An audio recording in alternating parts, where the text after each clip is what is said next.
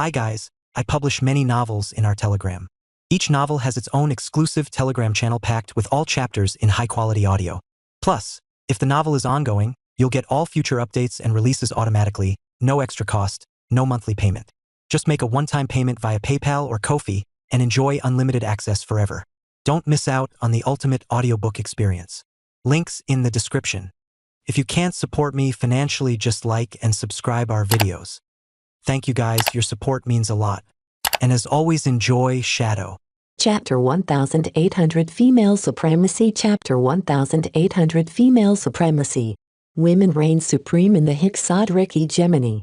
Founded by an extremist group exiled from the more prosperous parts of the galaxy, the hegemony stood strong as a testament to the indomitable will of its citizens.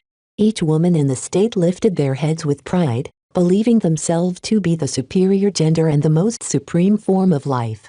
Unlike the rest of the galaxy, the Hexers believed that their state was the only one that was governed properly. With only the wisest matriarchs at the helm, the hegemony was infinitely greater than the states where equality reigned. True equality didn't exist. Males and females were undeniably different, and of the two, the latter were clearly better suited to rule the galaxy. What happened when boys gained power without restraint? They abused their might like children shooting a gun for fun.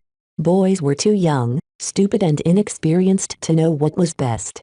In the long history of the human race, males always played an indispensable role.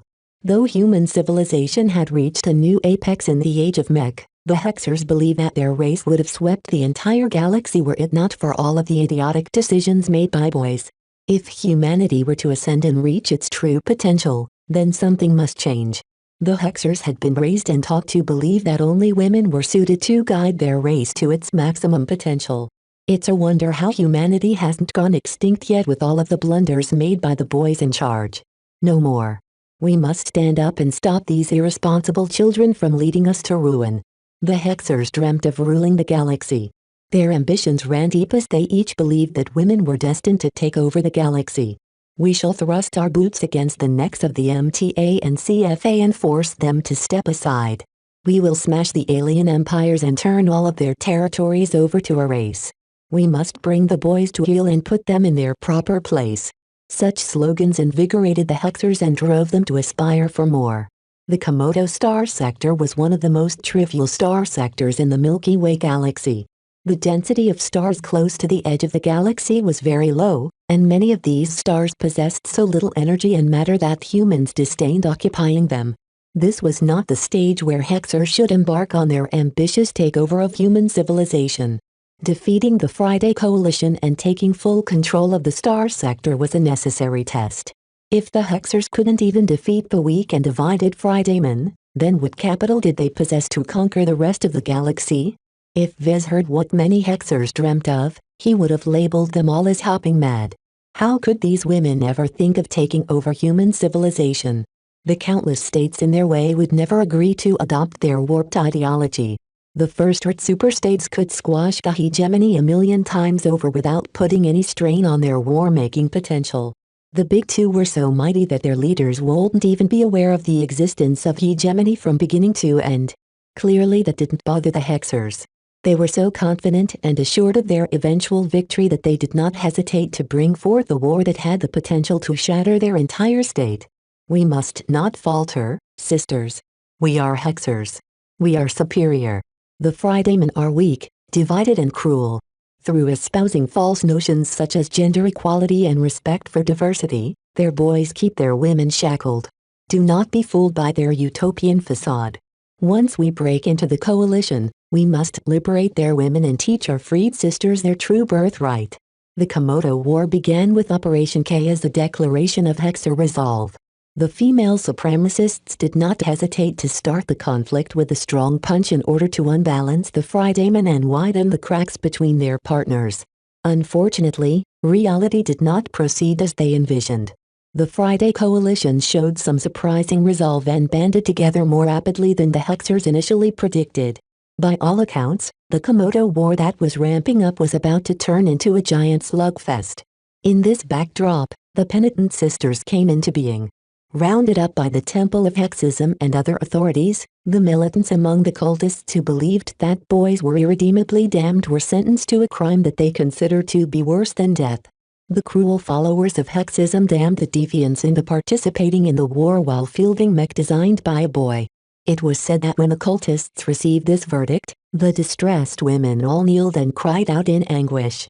It was said that when the penitent sisters came into being, each of their members slit their palms and let the blood drop onto the deck of their flagship, a century-old relic mothballed by the Hex army, and swore to wash the shame of piloting a mech made by boys by seeking death on the battlefield. None of the penitent sisters wanted to survive the war. All they wished for was to kill as many Fridamen as possible until they died. When Calibus described the character of the penitent sisters to her partner, Vez frowned in confusion. This doesn't sound like a mercenary corpse at all. It's a religious death corpse. That's an apt way to describe them. The former spy nodded. The combatants of the penitent sisters all consist of radical followers of Hexism. Think Gloriana, but much more fierce and trained for combat. And they're all willing to accept this punishment?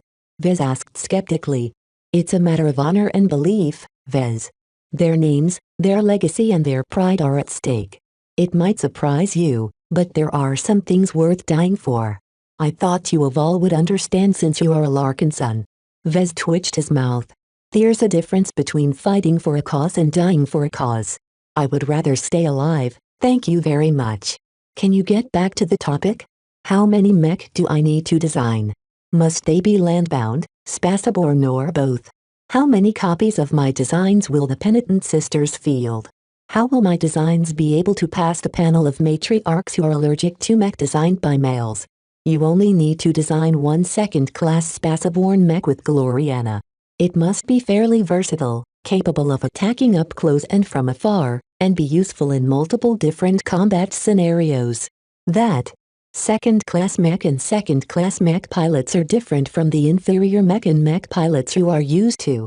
Don't mistake the mech pilots of the penitent sisters as the dregs of the hegemony. Each of them are highly trained and possess at least basic competences in both melee combat and ranged combat. That made things a lot easier for Vez.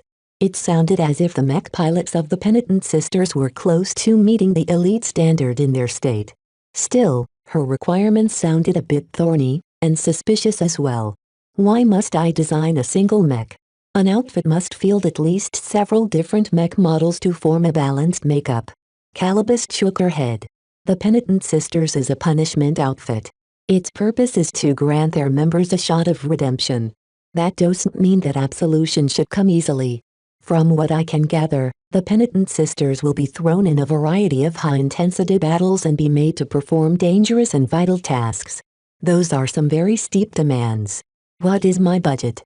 The mech can't be too expensive, so you can assume your mech must cost around the same as a mid-range mech. He winced. If they were talking about third-class mech, then Vez would have rejected this commission without hearing Calibus out. The demands issued by the client were too much. Not only did the client expect the mech to be able to fight at various ranges, but also wanted the mech to be versatile enough to fight in many different settings. In addition, since the Penitent Sisters were expected to be employed in many desperate situations, the mech had to be robust as well. Vez might have found this commission to be tolerable if he was given a generous budget, but he seriously doubted if he could check all of the boxes if he could only design a mid-range mech. You're misunderstanding something, Vez. Calibus smirked and tapped her cheek with her finger. The hegemony doesn't expect you to design a good mech. Both the Temple of Hexism and the Penitent Sisters expect little from a male mech designer. In their eyes, it's impossible for a boy like you to understand the essence of proper Hexer mech design. In other words, the client didn't even want him to succeed. Vez became indignant. How could his professionalism be tarnished by such low expectations? He couldn't stand the thought of Hexers ridiculing his mech design and disparaging it as a failed product. It should never be a punishment to pilot his mech. Each and every mech pilot fortunate enough to experience his mech all submitted positive feedback. His mech were a joy to pilot and trustworthy enough to depend on their performance. Throughout his entire career, Vez never encountered a situation where the majority of his customers became dissatisfied with his products. He clenched his fists. This entire commission insulted him and he hadn't even heard the final details. What is the point of designing such a mech? What do I get out of it, exactly? You will gain some favor from the Wadden dynasty, who will take some credit for the success of this commission. This will help offset some of the debts and favors that Gloriana accrued to assist you. Calibust smiled. You don't want her to owe too much to the Waddens, do you? Vez sighed. Calibust knew him too well. I see. So I won't be able to gain market access to the hegemony? I advise you to dispense with such fantasies.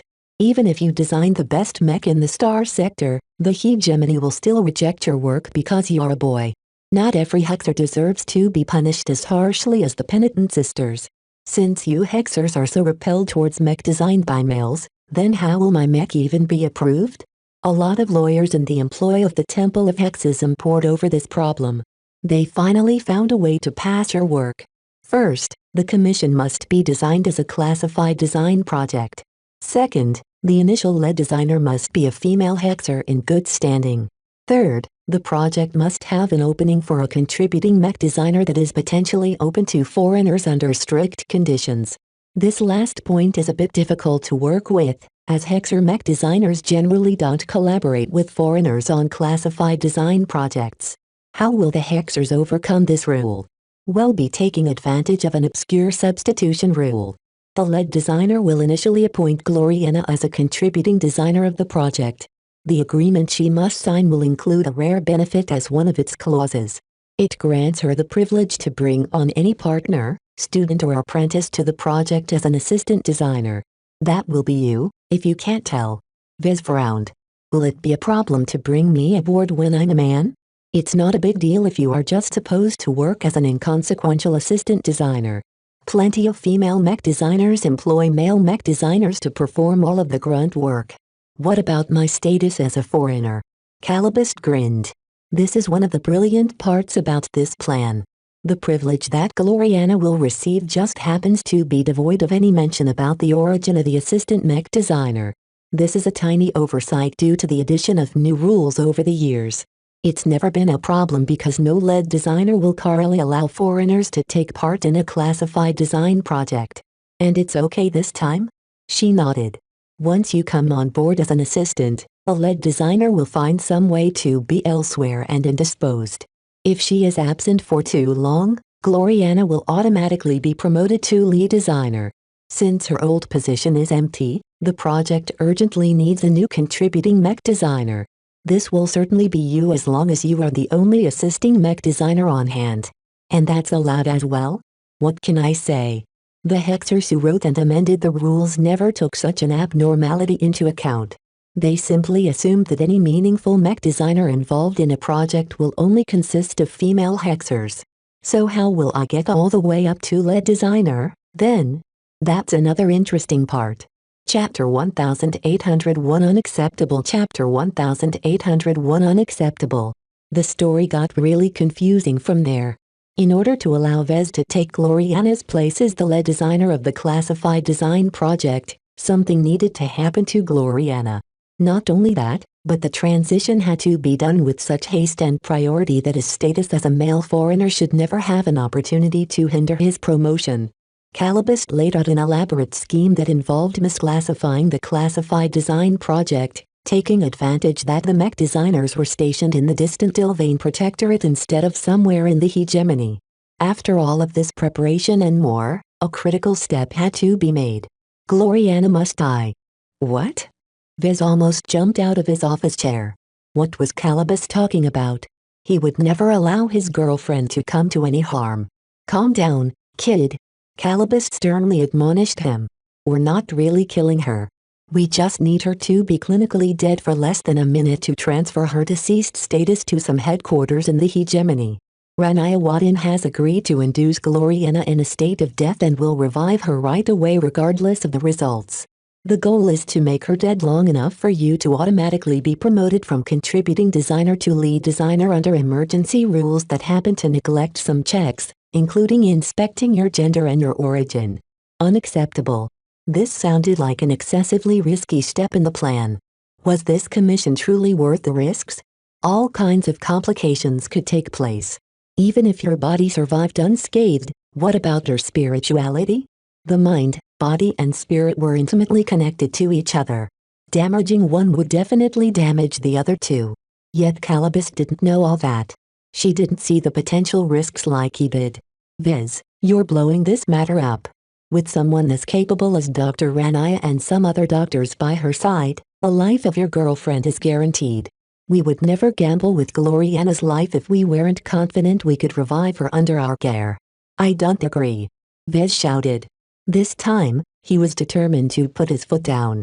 I'll refuse this commission if you need to perform this harebrained scheme for me to take over the design project. The two argued back and forth about this topic until Calibus finally accepted that Vez would remain unreasonably stubborn. Fine. She spat out. We'll just have to resort to the backup option, then. You're lucky I anticipated your stupid objection to this step in the plan. What is the backup plan? Calibus regained her poise all of a sudden. If we want to make things easier, we need to do something about your status as a boy or a foreigner. As long as we amend one of these two traits, it will be a lot easier for us to pave the way for you to take over the project. He had a bad feeling about this. What are you proposing? Why, turning you into a hexer, of course. She grinned and waved her arm. Aren't you rather divorced from your home state recently? There's little point in sticking to your identity as a brider. As long as you are willing, we can arrange hexer citizenship for you.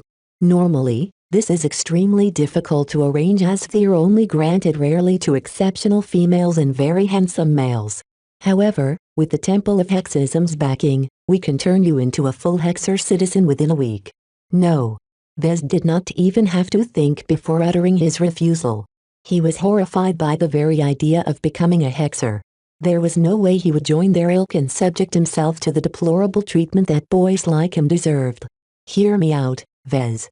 It's not as bad as you think. Once you become a hexer, you will enjoy the backing of our entire state. This is useful as the backing of a second-rate state is very useful and affords you a lot of protection whenever you are in a third-rate state. In addition, once you become a citizen, you will enjoy all of the other rights a hexer is entitled to, such as access to institutions, permission to buy and sell property and so on. You can't imagine how good it is to be a second-class citizen. He sneered at Calibus. Did she think he was stupid? Well, she probably did, but right now she was outright insulting his astuteness. I'm already a galactic citizen, which already affords me enough of a status to protect me against certain abuses. Even if it's not as good as the support of a second-rate state, at least my galactic citizenship doesn't come with many strings attached. Once I become a hexer, I'm not only gaining a lot of rights, but also a lot of obligations.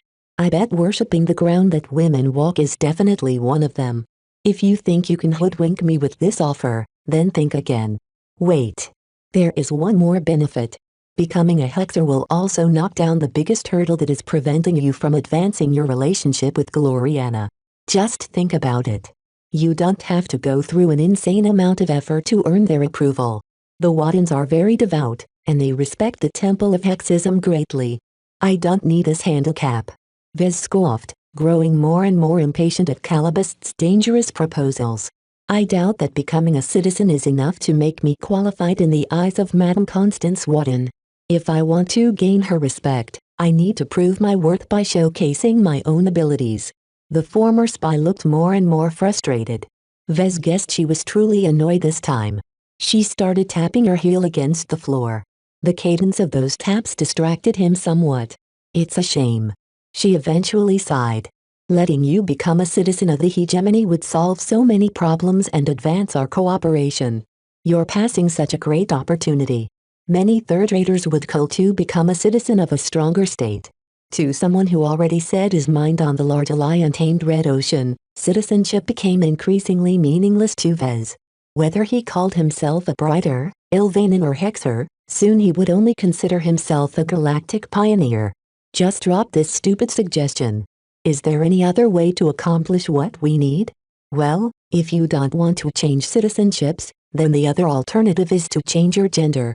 While gender change operations won't change your status within the hegemony, we can make use of certain exceptions that. Stop. Vez interrupted her explanation. No further nonsense from you. My name is Vez Larkinson, not Veronica Larkinson. You'll never turn into a woman, even if it's just a trick. Calabist looked incredibly sour now. Being stifled over and over by a boy was not something she was used to. It wasn't as if she was kidding. Sadly, Vez was too proud and touchy to accept her suggestions. With her last backup plan shot down, Calabist found herself without any alternatives. She directed a glower at Vez. It seems we've hit a snag. You've rejected all of my proposals. We won't be able to proceed if we don't overcome this hurdle. Don't look at me like that. You're asking way too much. In fact, I'm half suspecting that this is some sort of scheme for you to turn me into a hexer. Feh. Keep dreaming. I'm happy with the way I am right now. I highly suggest you stop thinking about imposing all kinds of unreasonable conditions on me and find another solution. Without his cooperation, this plan couldn't proceed, and the calculations of Calabist would certainly fall through. Vez smelled that there were a lot of interests involved in this commission for some reason, so his partner should certainly work hard to salvage this situation. Vez believed that Calabist was more than capable enough of solving this problem. She wouldn't be so formidable if she was easily stumped by setbacks. Fine. Have it your way. She spoke acidly at Vez. She was truly annoyed, and she had no desire to hide that from him this time. You're being a big oof, Vez, but I guess that's why you need someone like me. I'll be around for the being. Not only do I have to fix this mess, I'll also be busy with keeping tabs on nearby Fridayman movements. Right now, the biggest risk to your safety is the threat of meddling or more direct action from the coalition. Now that they moved away from the previous topic, Vez subsided a bit. There was no need to show any further attitude towards someone he was likely going to be stuck with for the rest of his life. Will the Fridayman assassinate me or something? Unlikely. Calabist shook her head. The Friday Coalition sends assassins against targets that are worth their notice, such as matriarchs or valuable researchers. A kid like you is not worth risking its assets, especially since you are partially enjoying the protection of the Glory Battalion. Then what will you be guarding against? I think you are already aware that the Friday Coalition might grow desperate and induce the surrounding states to invade the Ilvain Protectorate. I believe the possibility that this will happen isn't great, but we can't rule it out. This is why it's important to keep an eye on the movers and shakers of the Bright Republic, the Star Faith Collective, the independent state of Pilis, and so on. Since these states directly border the Protectorate, one of them will definitely be involved in a possible invasion attempt. Vez agreed with her caution. He had been worrying about this possibility many times. You won't get blindsided this time, right? Relax. I've learned from my lessons and have expanded my intelligence organization to a point where it's possible to infiltrate the government institutions that govern a state. While it's difficult to touch the top level of any state, it's no problem to keep tabs on the middle layers of an administration. It sounded as if Calabist had everything well in hand. Vez wasn't really interested in hearing the finer details. You're not going to disappear soon, right? Vez tentatively asked. Not this time. I'll be residing elsewhere in the city for a couple months until I'm urgently needed elsewhere. At least someone has to babysit you. Who knows what you'll get up to when you act without restraint on this planet. Last time, you almost got executed by the Ilvanan Inquisition. Vez shrugged. I managed to come out better in the end. Without going through that ordeal, I would have never become their bright martyr. Be careful with that, Vez. Don't abuse your status as a martyred follower and don't accept any invitations from the Ilvanans. You'll be safe if you stay at home or work quietly in one of your new facilities. Why? Though Vez agreed with her advice, he was surprised she wanted him to avoid taking advantage of his fame and status in the Protectorate. You don't want to become too attached to the Ilvanan people. She pointed her finger. You also don't want to make the Ilvanans become attached to your personal identity. If something bad happens to one of you, the other will certainly suffer. Therefore, to avoid as many unnecessary entanglements as possible, I highly recommend you deny any offer from the Ilvanans to attend a public gathering or do something else that will close the gap between you and the state. He understood her argument and had no objections. He agreed without another word. After discussing a few security-related matters, Calabast finally adopted the persona of Madame Cecily Curran and calmly stepped out of his office as if they had just concluded an important business negotiation. Vez watched her go, his gaze inadvertently glancing towards her pencil skirt, before turning back to his own priorities. He briefly studied his agenda. I guess enough time has passed for me to settle the Larkin sons. We can't keep calling ourselves the new family. Chapter 1802 Weight of Responsibility Chapter 1802 Weight of Responsibility. A few days went by as Vez continued to hold meetings and get all of his balls rolling. Since he had already addressed the most acute issues preventing his organizations from going forward, he began to spend an increasing amount of time on an issue that was very dear to his heart. The Larkin son family, at least the branch that followed his departure from the Bright Republic, needed to transform. Now that Vez tentatively managed to gather hundreds of true-blood Larkin sons and their dependents, he needed to take care of them and provide them with a new structure. Right now, the Larkin sons were numbly residing on Kesseling VIE without a clear idea of what they should do. This was not necessarily a problem, but it would definitely lead to cracks if the confusion persisted. For this reason, Vez paid an increasing amount of attention into forming a new structure for the new family. He already thought long and hard about this subject during his travels aboard the Scarlet Rose.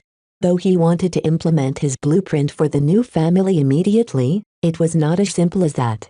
While he deeply desired to grasp total control over the new family, Vez could not afford to alienate his relatives. For this reason, the Larkin sons who followed him were granted a say in how to shape their future structure as a collective entity. The elders and other notable family members formed an assembly to discuss and vote on the proposals that would permanently alter their branch of the family. Some 30 middle-aged and older Larkin sons all gathered in a conference hall at the Freidhold estate, which housed all of the members of the Larkin son family. The Freidhold estate was almost as boisterous as the old Cloud estate to Vez. Each time he attended an assembly meeting, he passed through the grounds where numerous young children played with each other. Their laughter and joy always seemed to refresh his mood and remind him of what was at stake. He was fighting for their future. The changes to the Larkin son family should not only advance his interests, but also the interests of his other relatives. His children and their children must benefit from the sacrifices made by their parents. Only such a cohesive family entity would be able to stand the test of time. Vez did not wish to preside over a family that allowed selfishness and infighting to run rife. Perhaps other families believe that internal competition was the key to maintaining their internal vitality, but Vez never believed in this nonsense. The original Larkin son family may have failed to live up to its potential, but its stability and harmony provided every Larkin son with a comfortable living environment. He did not wish to lose this harmony. If their children grew up in a competitive environment where each of them had to fight and learn to be cruel to each other, then they might grow stronger out of it, but at what cost? Family is important. This must never change. Fortunately, most of the other Larkin sons agreed with this principle as well. There were very few objections towards maintaining a harmonious structure within the family. The Larkin sons ought to foster cooperation as opposed to competition, and contests for attention and resources should be minimized as much as possible. It's not possible to do without competition entirely. An ambitious elder Larkin son stood up. He had been one of the proponents of introducing more reasons for the younger generation to fight each other. If every Larkin son can breeze through their youth with a silver spoon in his mouth, then how will he end up when he grows up? I bet you that he won't be able to endure any hardship. Will you have our children beat each other up, then? I'm not saying that. I am just suggesting that we should introduce some incentive programs. Didn't we already hold a small search some time ago to determine which lucky young Larkin sons get to intern at the LMC's design department? All of the seats we've chosen have all demonstrated their intelligence and talent. Since it worked out this time, why not hold multiple programs set up to cultivate our brightest talents? And what of the Larkin sons who fall short or bloom late? Will you deprive them of their share in the resources provided by the family? They will still get their share. The LMC is prosperous enough to support the upbringing of millions of children, let alone a couple of hundred. Rather than see it as taking away from the majority, we are instead concentrating our most potent means on cultivating a small number of elites. Only through these means will we be able to raise qualified successors for our family. That's a waste of money.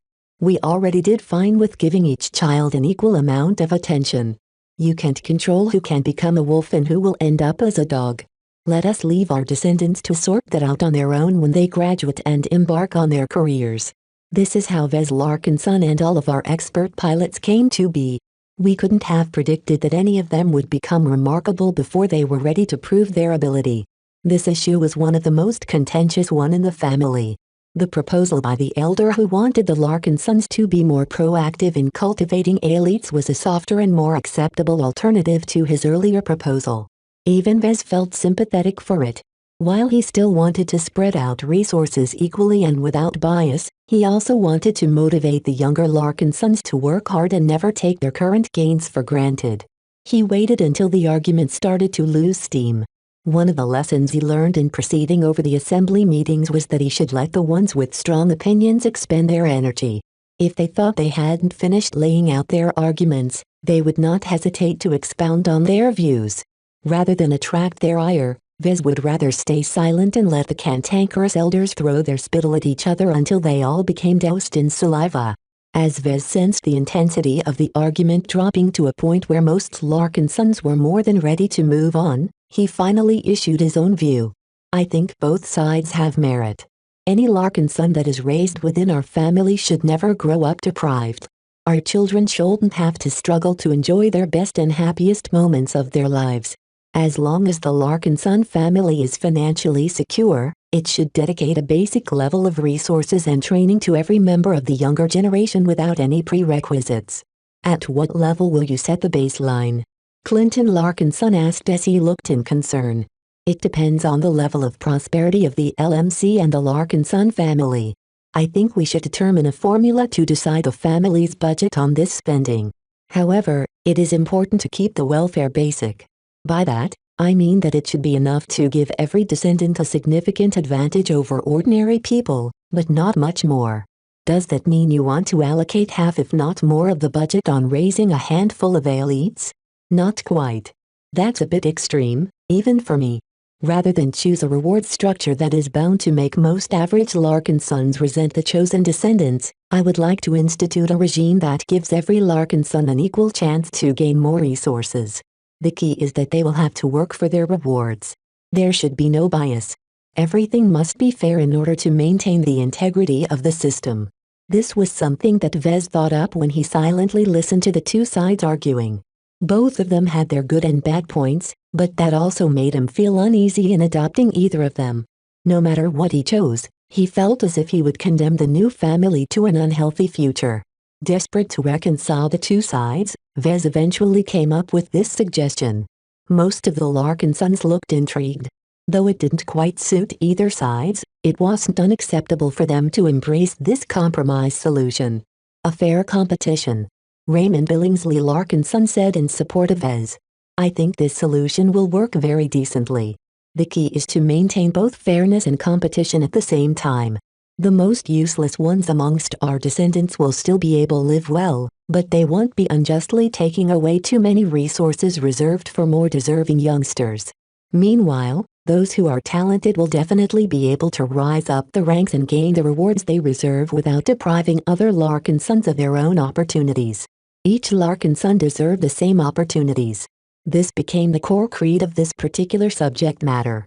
Every elder had already tired of this discussion. They already heard the two sides out and were more than willing to embrace a decent-sounding proposal that just happened to be acceptable to most. Vez felt very pleased when he managed to resolve this matter in an acceptable direction. While outcomes like these didn't happen all the time, at the very least he managed to enhance his prestige and prove his ability to lead the new family. He not only showed his ability to listen to the opinions of others, but also impressed everyone by showing he was creative enough to come up with novel compromises. While Vez found these assembly meetings to be tedious and not very efficient, he persisted through them. Not only did he wish to convey himself as an acceptable leader, he also wanted to guide the future direction of the family. After another long assembly meeting that lasted for an entire afternoon, Vez stepped outside the conference hall and took in the grassy gardens and the children, some of whom were playing with mech figurines. He couldn't help but smile at the sight. Even after a very abrupt departure from Cloudy Curtain, the youngest of them quickly adapted to life at the Friedhold estate. However, Vez did not wish for these children to attend Ilvanan schools or become friends with Ilvanan bears. The Larkinsons never needed to pray for victory. They earned it themselves. That was what a true Larkinson should be in his eyes. Depending on others was for the weak. Determining where to settle the Larkinsons and how to shape their growth environment was another contentious subject that Vez did not look forward to discussing. "What are you thinking, Vez?" Clinton Larkinson asked. The old man was chewing some kind of minty stimulant that stirred Vez's nose. "Nothing much. Don't lie." "Well, we still have a lot of matters to settle," Vez said. "Some of them are bound to leave many Larkinsons unhappy.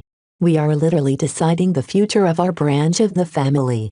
Decades, centuries and even millennia from now, our family will continue to be shaped by the assembly meetings held over a couple weeks. Don't you think that is frightening?" Clinton slapped his aged and skinny hand on the younger Larkinson's back. "That's responsibility for you, kid. This is nothing compared to leading your company or the issues you need to deal with in the future. The fact that you are uncomfortable with holding so much responsibility is a good sign. It tells me that you're not letting your power go through your head. It also tells me that you care enough about us that you don't want to make a mistake." That was quite insightful of the elder Larkinson. Power, huh? One of the main reasons why he wanted to split off from the old family was to embrace greater power. Yet now that he was wielding more influence over the Larkinsons than in the past, he had become timid all of a sudden. Why didn't he feel this way when he led the LMC? Why was he much more willing to take risks with his mech company but not with the future of his family? Chapter 1833 Hexers Chapter 1833 Hexers. Ranaya, Brutus and Gloriana all gathered together aboard the Serendipity. The sleek light frigate hovered above the city of Krent like a watcher in the sky. From the observation chamber, every structure and monument on the ground looked like a collection of bricks. Every person was like a speck of dust. All of the mech and vehicles moving about resembled a colony of ants. "These Ilvanans are so small and narrow-minded," Ranaya dismissively said as she idly watched over the city while sipping a glass of wine. "Their so-called prophet presumes to foretell the future of both humans and aliens. Declaring us kin to the barbaric aliens who used to dominate the galaxy is ludicrous. They're kind of cute, in a way," Gloriana said while she was cuddling with Clixie while lying on a sofa. "Some of their beliefs aren't so much different from ours, and their hearts are in the right place. They're unenlightened brutes following the words of a delusional boy. It is one thing if their great prophet was a woman. It's unfortunate he's of the wrong gender. I'm not surprised the Ilvanan faith encountered so many problems and setbacks. We'll have to enlighten them properly once the Friedaymen are dealt with. I really can't stand how they pay so much respect to boys. Including my boyfriend." Gloriana paused her cuddle session to glare at her cousin. Before an argument could erupt, her brother held up a hand. The change in the air instantly caused the two women to subside. "Peace, please. It is not up to us to determine what must happen to the culture and religions of the lesser states. Any change we wish to implement will likely happen over decades, if not centuries, in order to minimize backlash and disruption. Besides, it is not wise to meddle too much in the affairs of these lesser states even if we eventually achieve dominion over our star sector." There were many rules, some of them unwritten, that governed the relations between a lesser state and a greater state. The big two rarely intervened in the affairs of a state, but they were certainly keeping score of every significant event. As soon as a state crossed an invisible line, they came under intense scrutiny, which was not a very pleasant experience. It was mostly better for greater states to encourage lesser states to change on their own accord. As long as a state became dominant enough in a star sector, cultural osmosis would take place where a third-rate state increasingly adopted the customs of a more powerful state in order to curry more favor and foster trade. The third-rate states that aligned the fastest to a powerful state would gain a lot of advantages compared to those who were more reluctant to embrace the changes. This was very bad as the lack of favor and trade income would certainly weaken these recalcitrant states. This made them vulnerable to the predations of the states that grew stronger by hugging the thigh of a mighty patron. This has happened in many star sectors in the past. Vicious Mountain, for example, was home to a very powerful second-rate state called the Garland Empire. Due to the empire's dominance, Garland's martial culture and extreme emphasis on mech pilots bled over to the surrounding states. This caused the latter to turn into partial copies of the former. The hegemony wanted to replicate this phenomenon in the Komodo star sector. It should have been able to spread its distinctive culture if not for the obstacle in its way. The existence of the Friday Coalition counterbalanced the Hexadric hegemony's attempts to turn the rest of the star sector in its image. One of the reasons why the Coalition Reserve Corps dispatched monitors to the lesser states was to gauge their willingness to embrace the values and customs of the Coalition or the hegemony.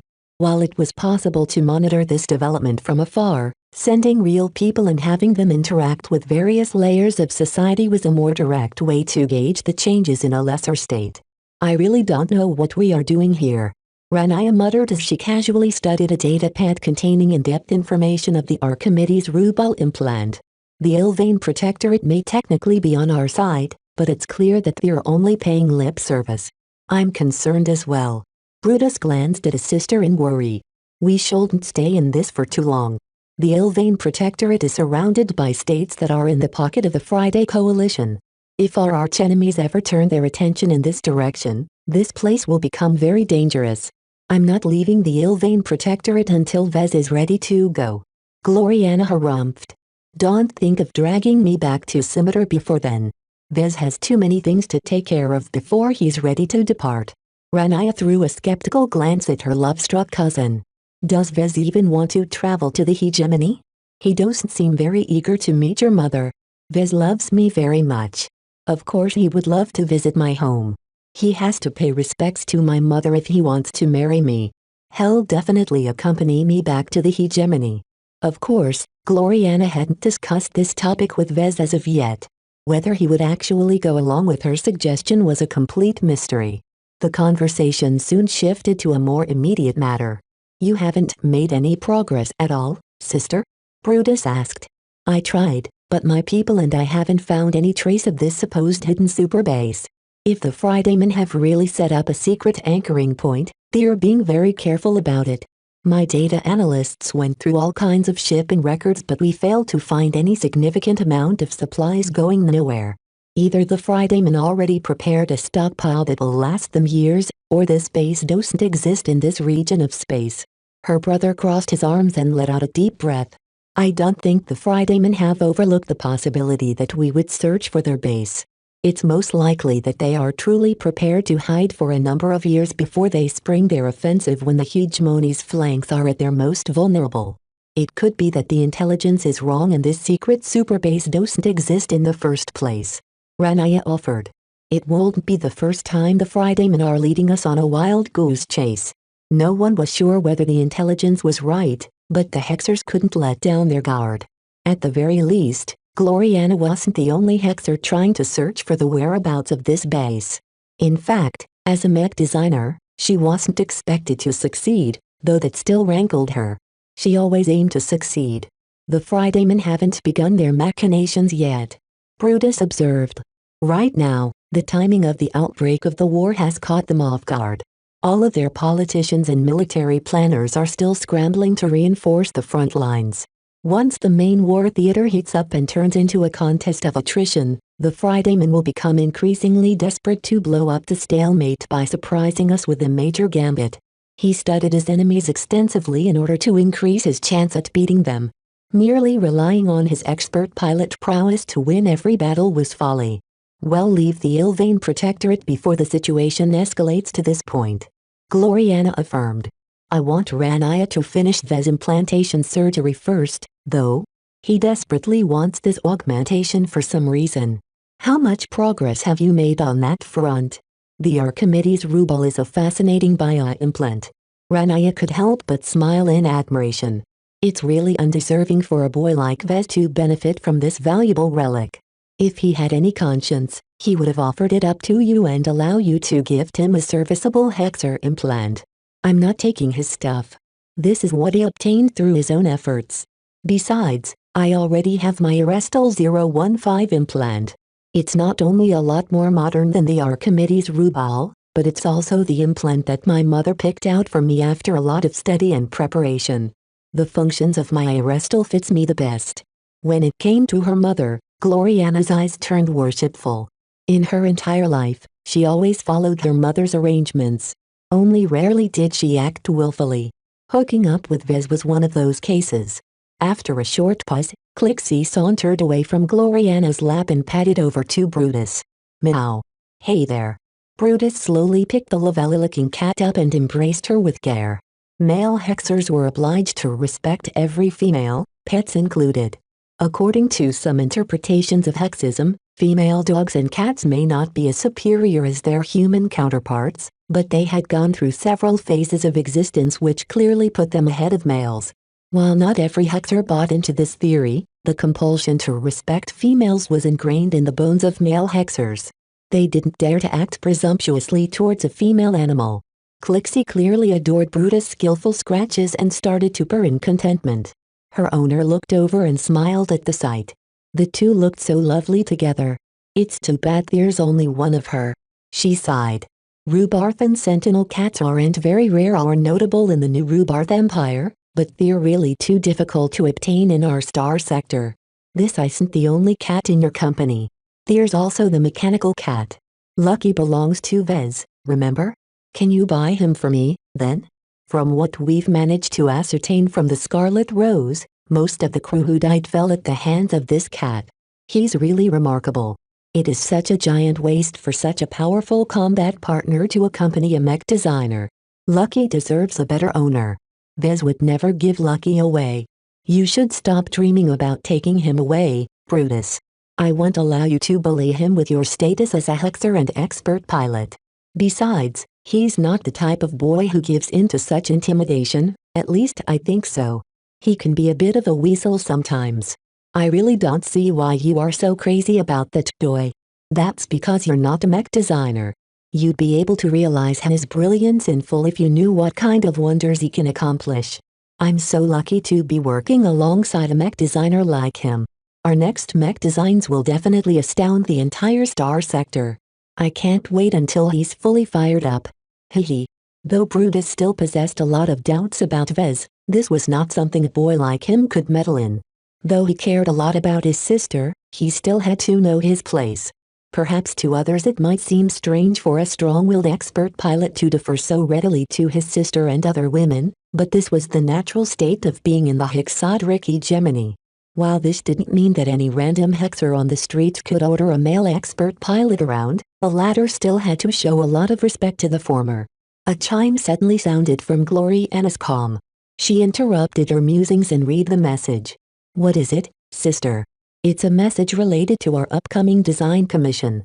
It seems like Vez is up to his old ways again. She sighed. You should really rein in your boy toy, cousin. Ranaya spoke. It's a bit odd that he is showing so much attitude. What would other hexers think? Keeping your boys obedient and well-behaved is an essential responsibility for women like us. If I was in your place, I would have rid him of his attitude by now. You don't understand. Gloriana impishly smiled. It's exactly because he's so wild and uncontrolled that he's so great. Whether professionally or personally, his boldness is the main reason why he's so much better than the boys back at home. I'm in no hurry to temper his attitude. You will pull back his leash eventually, right? Ranaya frowned. Maybe. Chapter 1804 Compartment G13 Chapter 1804 Compartment G13 Vez took a rare excursion to orbit. A hefty guard force consisting of both Avidar and Kronon mechs surrounded his heavily armored shuttle as it climbed from the surface. Neither the Avatars nor the Ilvanans were complacent when it came to the safety of Vez. Past events had already shown that his life was far from secure. With over 100 mech acting as an honor guard, every other traffic automatically made way as they received new instruction from traffic control. The shuttle eventually docked with an orbital shipyard. Though it wasn't particularly large or impressive, it was the best that Vez could hire in the castling system. After Vez, Lucky, Nita and a lot of other guards emerged from the shuttle, they moved to the heart of the shipyard. A director met them on their way. "How long will it take to complete the overhauls to the Scarlet Rose?" Vez asked. 4 months at the very least." "That's too long." Vez frowned. "From the size of your shipyard and the amount of people who work here, a typical overhaul shouldn't take more than 2 months. The proposals offered by your men are very difficult to work with, Your Excellency," the director nervously admitted. "Our engineers and shipwrights have never worked on a ship so advanced. Just the issue of shipping the rare exotics and other materials to us is a significant burden. Both the Sand War and Komodo War have disrupted the supply and transportation of many critical materials." Vez remained unmoved. "I didn't come all the way up here to listen to your excuses. Trade may have disrupted, but it hasn't stopped entirely. I think there should definitely be a way for your shipyard to obtain the materials you need. Perhaps you can correspond with the Curins, starting with Madame Cecily Curin. I'm sure they'll be able to expedite the necessary procurements." "Thank you, Bright Martyr. Please don't call me that." They finally entered the massive dry dock hall where the Scarlet Rose rested in the very center. The hall was designed to accommodate much larger ships up to massive freighters and cargo haulers. The Scarlet Rose looked fairly compact for this reason, but only from afar. Once they came close, the grandness of the mobile supply frigate became evident. Though a frigate was a fairly small class of starship, the Scarlet Rose still towered over humans as well as mech. The tonnage of the starfaring vessel was astounding, and the materials that made up her structure and armor layers could all be used to produce enough second-class mech to form a full mech company. The value of the Scarlet Rose was inestimable to Vez. She became an essential asset to him ever since he managed to steal her from the Fridayman. The sheer utility and prestige he gained from owning such a potent vessel was enough to make Vez ecstatic. The potential infinite rare alloy production loop skyrocketed the Scarlet Rose's value by at least 100 times, if not more. There was no way Vez could afford to neglect the Scarlet Rose. The constantly renewing mysterious escape pod had become an absolute point of focus for his future plans. Due to the extremely sensitive nature of the mysterious escape pod, only his most trusted subordinates were allowed to approach the mech workshop and the surrounding compartments. The shipyard engineers and technicians were only allowed to work on the periphery of the ship. Everything else that Vez and his underlings deemed sensitive could only be accessed by the battle criers. While this slowed down much of the work, Vez would rather be safe than sorry. Perhaps it wasn't unreasonable that it would take at least 4 months to complete the renovation of the ship. She was worth the wait, Vez thought as he looked up and admired the half-exposed ship. Plenty of workers and bots crawled over the Scarlet Rose's surface in order to remove the damaged armor plating. If the damage was light, then the holes and other damage could still be reversed to some extent. If the damage was too deep, then the shipyard had no choice but to send the broken parts to a recycling plant in order to recover some of the materials needed to build replacement parts. As Vez was technically literate, he understood most of the processes that had to take place to renovate the Scarlet Rose. The main goals of these overhauls was to increase the security of the ship and to remove as many Fridayman systems as possible that possessed a high risk of containing backdoors. Michael Crichton played an essential role in reforming the security systems of the ship. He also became the main person in charge of cordoning off and increasing the security of the production loop. Vez met with this Kinner security expert near the original compartment which held all of the escape pods. The structure already looked much different from here. New bulkhead had been erected where there was previously empty space. Access to the site where Cassandra Breyer's escape pod appeared over and over again became a lot more difficult. "I'm glad to see at least some work has already been done," Vez commented with satisfaction. "Meow. Go ahead." Vez sighed. Lucky instantly raced off and phased through the bulkhead in order to access the small stockpile of Breyer alloy in the next compartment. "Tell me what you've managed to accomplish." "We directed most of our Kinner technicians to rearrange the layout of this deck." Crichton explained and swept his arms towards the new lighted structural components. "We have cut off almost every path between the side of importance and the rest of the ship, including the mech workshop. In order to maintain and increase the loop, we've cleared out all of the escape pods in the original compartment. This provides us with enough space to add the forging machine as well as an independent power supply to keep the machine going without drawing a suspicious amount of power elsewhere. This meant that a bot programmed to haul the mysterious escape pod to a forging machine didn't have to cross through multiple compartments and corridors anymore. The process of retrieving the escape pod and chucking it into a forging machine happened in seconds now that the distance between them had shrunk. Vez left behind most of his guards and only brought Nida with him as he entered the area known as Compartment G13. G13 here not only offers enough space for the forging machine and a power supply, but also some storage space, but not that much. Crichton waved at the stacked bars of alloy. Naturally, Lucky was already there and munching on his first bar as if it was made out of chocolate. What if this space runs out? There is an exit there leading to adjacent compartments which we have also cleared out for the sole purpose of storing the brayer alloy.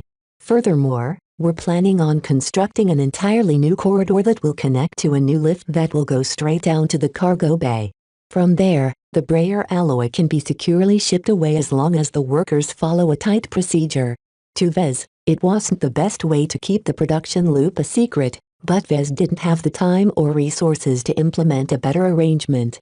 If Vez wanted to keep the production loop absolutely secret, then he would turn the Scarlet Rose into a massive vault and replace most of her structure with the densest sensor-blicking exotics he could find. Then, he would stash it deep underground in a chamber made of even more sensor-blicking materials. However, that was not only prohibitively expensive, but also made it difficult to move a ship if some kind of emergency took place. Therefore, after a discussion with Crichton, Vez decided to hide the brayer alloy production loop in plain sight by operating the Scarlet Rose as his new flagship. Vez and Crichton had already planned ahead to explain the supply of brayer alloy. They would simply dispatch the Scarlet Rose to an undisclosed location. From there, the ship returned with a batch of brayer alloy. They didn't have to explain anything further. Those who watched the movements of the ship would conclude that the Scarlet Rose had been dispatched to pick up a shipment from some trader or black market organization. The latter was much more likely because the conventional supply of brayer alloy was very limited. In other words, those who questioned where the brayer alloy came from would simply fill up the gaps with their own guesses. Since the Scarlet Rose was a very fast ship, it was extremely difficult for most watchers to keep up with her. Those that were able to do so would definitely be noticed by the Scarlet Rose. All of these arrangements meant that there was a high possibility this ruse might work. As for how Vez could possibly pay for all of those valuable exotics, that was another matter that he intended to keep in the dark. Perhaps he paid with all of the cash he earned from the LMC. Perhaps he designed secrets mech for insanely lucrative rewards. Perhaps he made a connection with a very powerful organization. In this way, Vez and Crichton set up a strong but not too complicated ruse that explained where all of the brayer alloy came from. People would never suspect the alloy was actually being produced right inside compartment G13. Vez inspected the loop in action. After the forging machine underwent a round of tests and self-diagnostics and found nothing amiss, it became open for business again. Once the inner chamber heated up, a specialistic bot remotely lifted the mysterious escape pod from the tube, which had been completely blocked on the other end, and dropped it into the forging machine. A strange shockwave of discordant spirituality suddenly swept Vez's body. He became alarmed, especially when he figured out that the shockwave originated from the forging machine. "Did you feel that?" Vez warily asked. "I did not experience anything unusual, sir." "Did you feel as if a wave of energy crashed through your body? Did you feel a spark on your body as if you were being shocked by static electricity?" Crichton shook his head in confusion. "I have not experienced any of those sensations." Vez turned to Lucky. "What about you, buddy?" Meow. His cat only had eyes for his brayer alloy. Lucky was already starting to devour a second bar. "What a gluttonous beast. How is the rest of the overhaul going?" "We've learned a lot from our prior overhaul of the Barracuda, sir. We aren't groping in the dark this time because we are already aware of which ship parts we have to alter or replace. Your partner has also been helpful in pointing out what needs to be changed, particularly on the software level. Without this additional help, we would have been forced to hire extra security experts or downgrade the ship. All in all, It sounded as if his men had the Scarlet Rose well in hand. While they weren't capable of fulfilling all of his wishes, at least nothing went wrong. The only concern that plagued Vez was any changes relating to Cassandra Breyer. What if she worked to free herself from this loop? What if she intended to exact revenge when she finally became free? Just the spiritual shockwave emanating from the forging machine upon the mysterious pod's destruction was enough to prove that the situation could change. Perhaps Vez couldn't be as hands-off as he wanted. Was it really necessary to look into Cassandra Breyer? As Vez stared at the forging machine decomposing the escape pod into its constituent materials, he had a hunch that Cassandra had to warm up and show her might. What if she was able to exert more power? Vez would definitely have to endure some sort of spiritual attack, one that might be beyond his means to solve.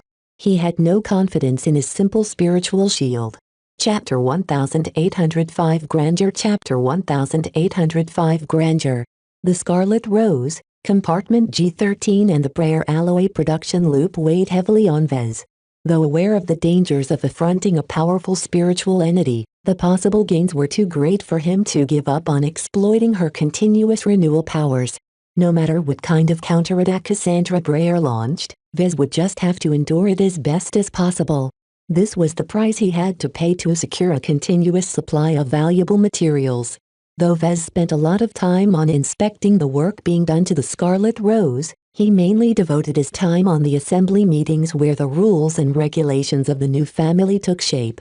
The Larkin Sons would soon be part of a new and more ambitious entity than the old Larkin Son family. After several weeks of discussion, Vez and the other elder Larkin Sons finally reached an agreement on how to run the new family. They came up with an ambitious structure, and that was partially the fault of Vez. He was looking towards the future. Rather than start with something modest and add more rules ad hoc, Vez wanted to implement a solid framework that could scale as the Larkin Sons grew in numbers and power. Therefore, even if some of the reforms seemed excessive, Vez believed the Larkin Sons would definitely be thankful a few decades from now on. With all of the rules they drafted, his family would be able to come up with an answer to most situations. After voting on and finalizing the rules, the time had come to announce the changes. To signal a new start and make the separation between the old family and the new family permanent, the announcement had to be done in public and with a certain amount of ceremony. The Larkin Sons booked the best auditorium in Krent while Vez spent some time to fabricate some props. Once the fateful day had come, the Larkin Sons all traveled to the auditorium in downtown Krent via aircar or airbus. Even the local authorities got in on it by sectioning off the street and stationing some holy soldiers as an honor guard along the main avenue. The avatars of myth and the living sentinels didn't want to be left out. Dozens of desolate soldiers and other LMC mech flanked the main avenue that led straight to a temple-like auditorium. The classical Elvanan architecture of the circular building exuded a sense of class and tradition. In order to obscure its religious theme, many banners and symbols related to the Larkin Son family covered up all of the murals, paintings and statues dedicated to the Elvanan faith. It was as if the Larkin Sons converted a temple of worship into a temple of war. As curious, fancilidrist Larkin Son children holding the hands of their parents walked up the stairs to the auditorium, they became engrossed by the refined martial atmosphere. The Black Beaks, Crystal Lords, Aurora Titans, desolate soldiers and other LMC mech placed around the auditorium each flooded the area with their distinctive glows. Though blending so many glows in a relatively concentrated area made it difficult for people to experience their individual charm, something unique came into being. The avatars and sentinels were already familiar with the blending of different glows. They often fielded multiple LMC mech side by side or stored them in a single ship or facility. It's like, we've entered paradise. A martial paradise. This is the power of our family. The Larkin Sons are made to be heroes. Our Larkin Son mech are destined to raise a storm. If this is what Vez can accomplish in less than a decade, what will his mech become a century from now? We are at the cusp of greatness. Every Larkin Son, both old and young, became enamored by the majesty of the LMC mech and the glory of their family's heritage. The various banners each marked the participating of a major battle, of which the largest stood for one of the many wars between the Bright Republic and Vija Kingdom. Various projectors silently depicted dramatic footage of Larkin Son mech pilots in battle. Many of these depictions looked familiar to many Larkin sons, but when displayed at this time and place, they gained a lot more significance. The feats performed by the Larkin son expert pilots of the past attracted the most attention. If there was one common element that made every Larkin son member proud, then it was the fact that they always managed to nurture expert pilots in every generation. Over the course of 4 centuries, the Larkin son family never failed in their duty to protect the bright Republic and contribute to its strength. The expert pilots in the family always served in the Mech Corps for their entire lives or until they no longer became capable of piloting an expert mech. Such a rich heritage was something that neither Vez nor the Larkin sons ever wanted to throw away. Therefore, Vez completely ignored the objections of the old family and shamelessly drew upon this glorious past. As hundreds of true-blood Larkin sons and their spouses entered the auditorium, they calmly took their seats. Only Larkin sons were allowed inside, mostly. Aside from the press and some other necessary people, the family did not allow entry to the public because this event completely centered around their own people. The local Ilvanans, who had already gathered in a crowd of hundreds of thousands, were kept well away. All of the Mech as well as a security cordon arranged by the planetary guard kept the onlookers well away. This was not an Ilvanan show. It was all about the Larkin sons today. Underneath the turbulent clouds that hinted at rainfall, Vez walked along the entire avenue flanked by Gloriana and their cats. Both of them dressed at their best this time. Vez wore his full Pride of Dusk ensemble, though it appeared more regal and awe-inspiring this time. The Larkin sons sent the entire outfit to the best tailor in Krent in order to turn it into a regalia that matched the new status of their leader. Aside from a mech designer, aside from the owner of a prosperous mech company, Vez was about to add on a new formal identity. Vez wanted to smile, but he kept his face solemn and impassive. Various journalists recorded the entire event for posterity.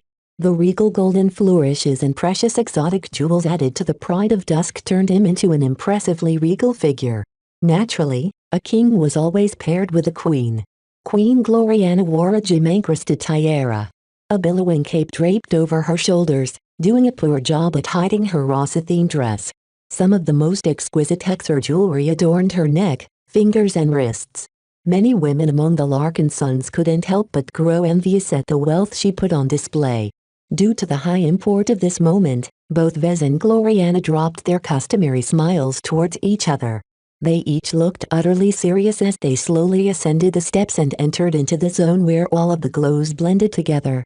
Vez closed his eyes and basked in the mixed sensations. There was a complexity to the mixture that led to a spontaneous new spark of inspiration. What would happen if he inserted multiple fully fledged design spirits in a single design? Would some sort of resonance take place? Would the design spirits be able to amplify each other just like Vez and Gloriana enhanced each other's strengths? Vez sensed that there was a lot of merit in exploring this idea. Though a lot could go wrong, the reward may be worth the risk. You're thinking of another idea related to mech design, right? Gloriana whispered. Yeah, though I don't have the time to explore it in depth. I'm already juggling several research topics. I don't have the time to add another one to my long list. The two stepped forward after their pause. Their cats trailed alongside them while remaining remarkably well behaved. Both of them walked in cadence and matched the speeds of their owners like dutiful attendants. Meow. Meow. What are they talking about, Vez? Lucky wants to run ahead while Clixie threatened to disembowel him if he ruined this moment. Wow. I don't think Clixie can harm Lucky, but at least he's behaving. Oh, I think you're still underestimating what Clixie can do. She's not a regular kitty. The two stopped talking once they finally reached the grand entrance. Once they stepped inside the tall and cavernous lobby, the pillars and frescoes that used to sing the praises of Prophet Ilvain and the martyred followers had made way for decorations that glorified the history of the Larkin son family.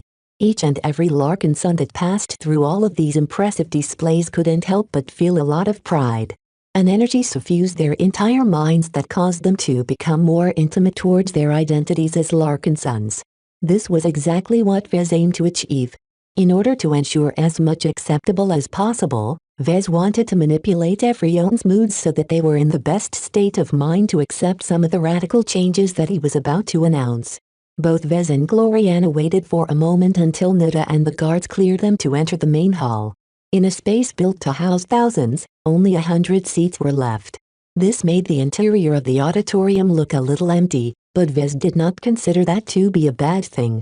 As someone who considered himself to be an artist, Vez was aware of the concept of negative space.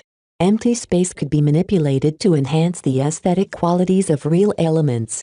The huge hall had been designed to convey a lot of formality and grandeur by exaggerating the dimensions and raising the ceiling to an incredible height.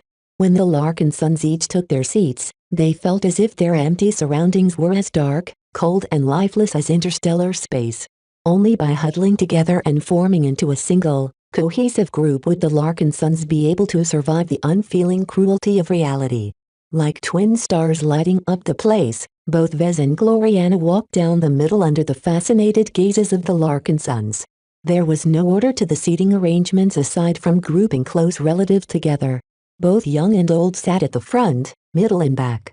The Larkin sons should not pay too much attention to status. At the very least, it shouldn't dominate the interactions between one Larkin son to another. Vez and many Larkin sons disliked the stratified hierarchy that formed in many different family groups. People such as Senator Tovar were so far away from the younger generation of the Tovar family that many of their members never even met the old man in person. Perhaps the Larkin sons might eventually evolve in this direction as well, but for the time being many of them would do their best to flatten the power distance between the strongest and weakest Larkin sons. All of these subtle details each conveyed something important. The more astute Larkin sons managed to decipher the unspoken messages, while the more straightforward ones simply carved their subliminal thoughts and feelings in their memories. Even if the younger Larkin sons weren't aware of all of the symbolism, they had already been indoctrinated without knowing it. A ceremony was nothing more than a highly formalized show, and Vez happened to play the main character this time.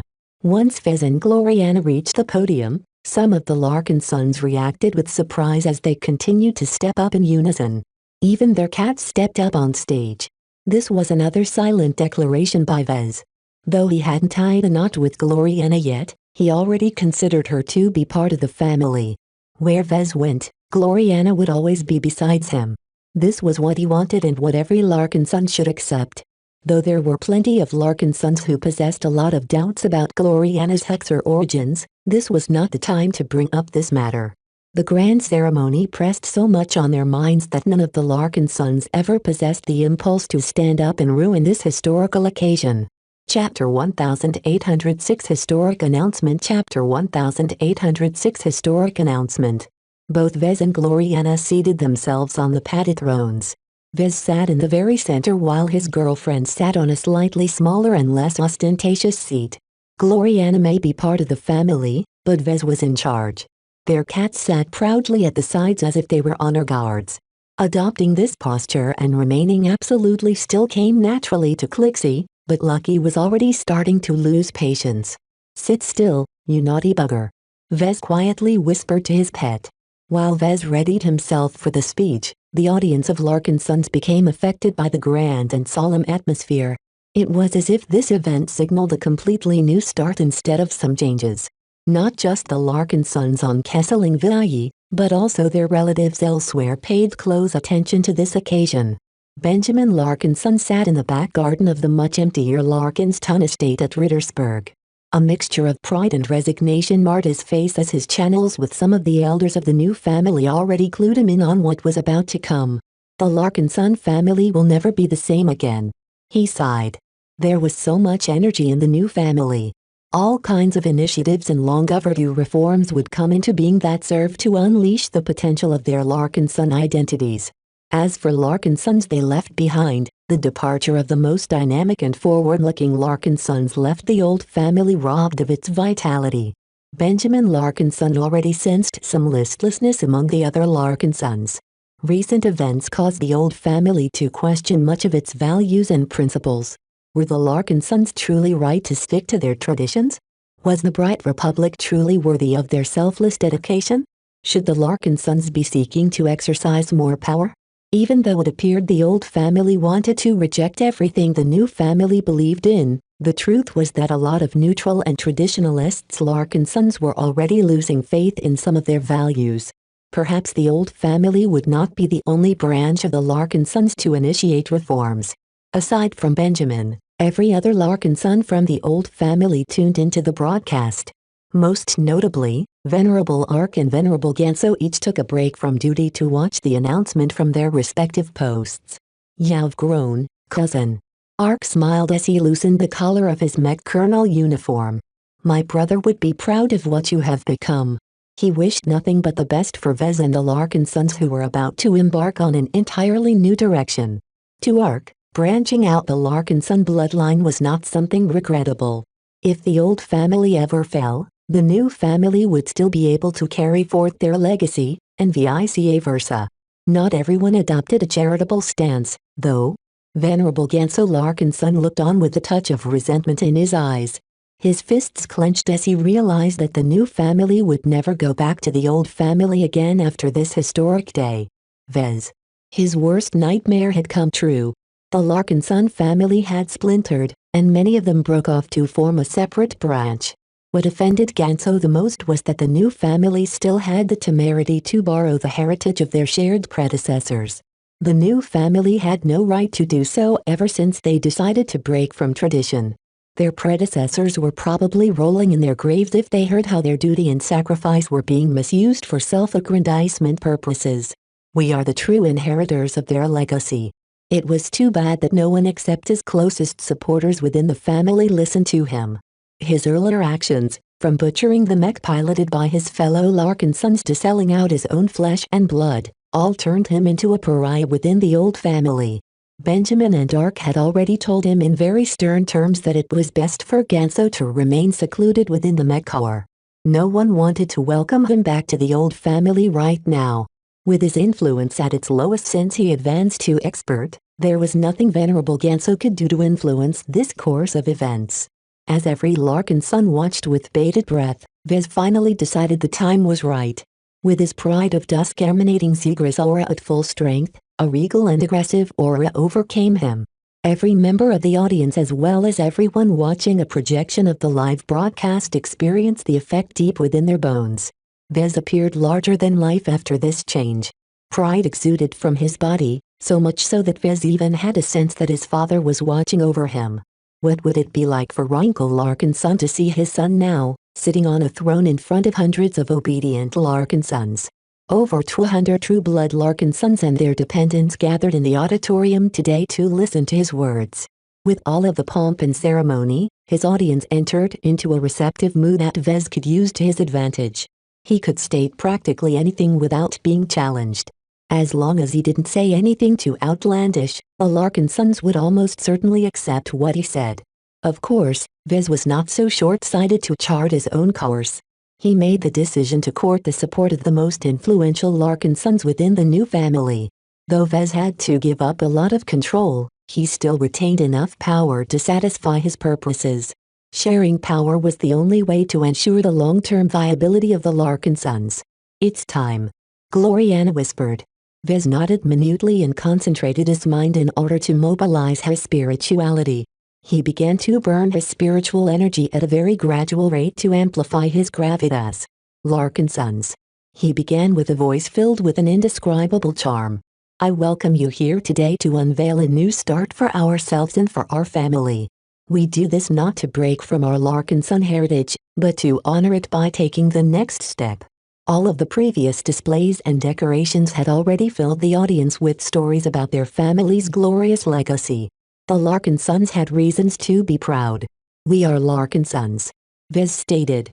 "No matter how we develop in the future, we must never forget our shared past with our fellow Larkin sons who chose to remain in the Bright Republic. It is because of the centuries of accumulation that we have gained the opportunity to step out of the corner of the Bright Republic and enter a wider stage." Many Larkin sons, particularly the older ones, reacted with approval. Though no one clapped, through his spiritual senses, Vez clearly sensed positive emotions emanating from the crowd. It was in these kinds of settings that crowds all shared the same emotions. If they became strong enough, then some kind of collective resonance occurred where the emotions of the whole bled through the minds of everyone present in the group. Starting from the Larkin Sun ancestor, his descendants have diligently inherited his mission and fought on behalf of the Bright Republic with unfailing distinction. Over the centuries, our name has become synonymous with honor, loyalty and dedication. One of our greatest contributions to the state was to supply the Mech Corps with a continuous supply of expert pilots, each of which have never failed to answer the call for duty. The amount of Larkin Sun Mech pilots and Larkin Sun expert pilots who served in the Mech Corps could take up an entire book. Vez clasped his hands on his lap. Our Larkin Sun family has many grounds to be proud of our heritage and ourselves. The honor we have accumulated over the years has turned us into one of the greatest role models of the Bright Republic. With all of these accomplishments, perhaps you are questioning why we have decided to break with tradition. What is our reason to separate from the original Larkin Sun family? Every Larkin Sun had their own answer to this problem, though for some, it wasn't very articulate. After giving the audience a few seconds to sort their answers, Vez raised his arm and clenched it into a fist. Our main goal is to grasp more power. His blunt admission was much more direct than the audience expected. It sounded a bit crass considering the current context, but the shock value emphasized their new route. The galaxy is dangerous and filled with threats. Vez spoke, speeding up his cadence to lend a warlike momentum to his speech. Countless states exist that could pose a threat to the Bright Republic, and by extension the original Larkin Sun family. Some states are so powerful that even the aftershocks of their fighting can ruin everything our family has built.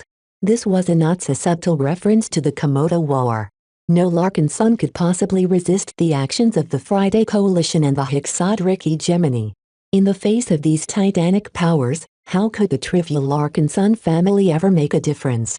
The helplessness of the old family stemmed from their lack of power. No matter how much honor and reputation the Larkin Sun family accumulated, the Fridaymen and Hexers still considered them as ants.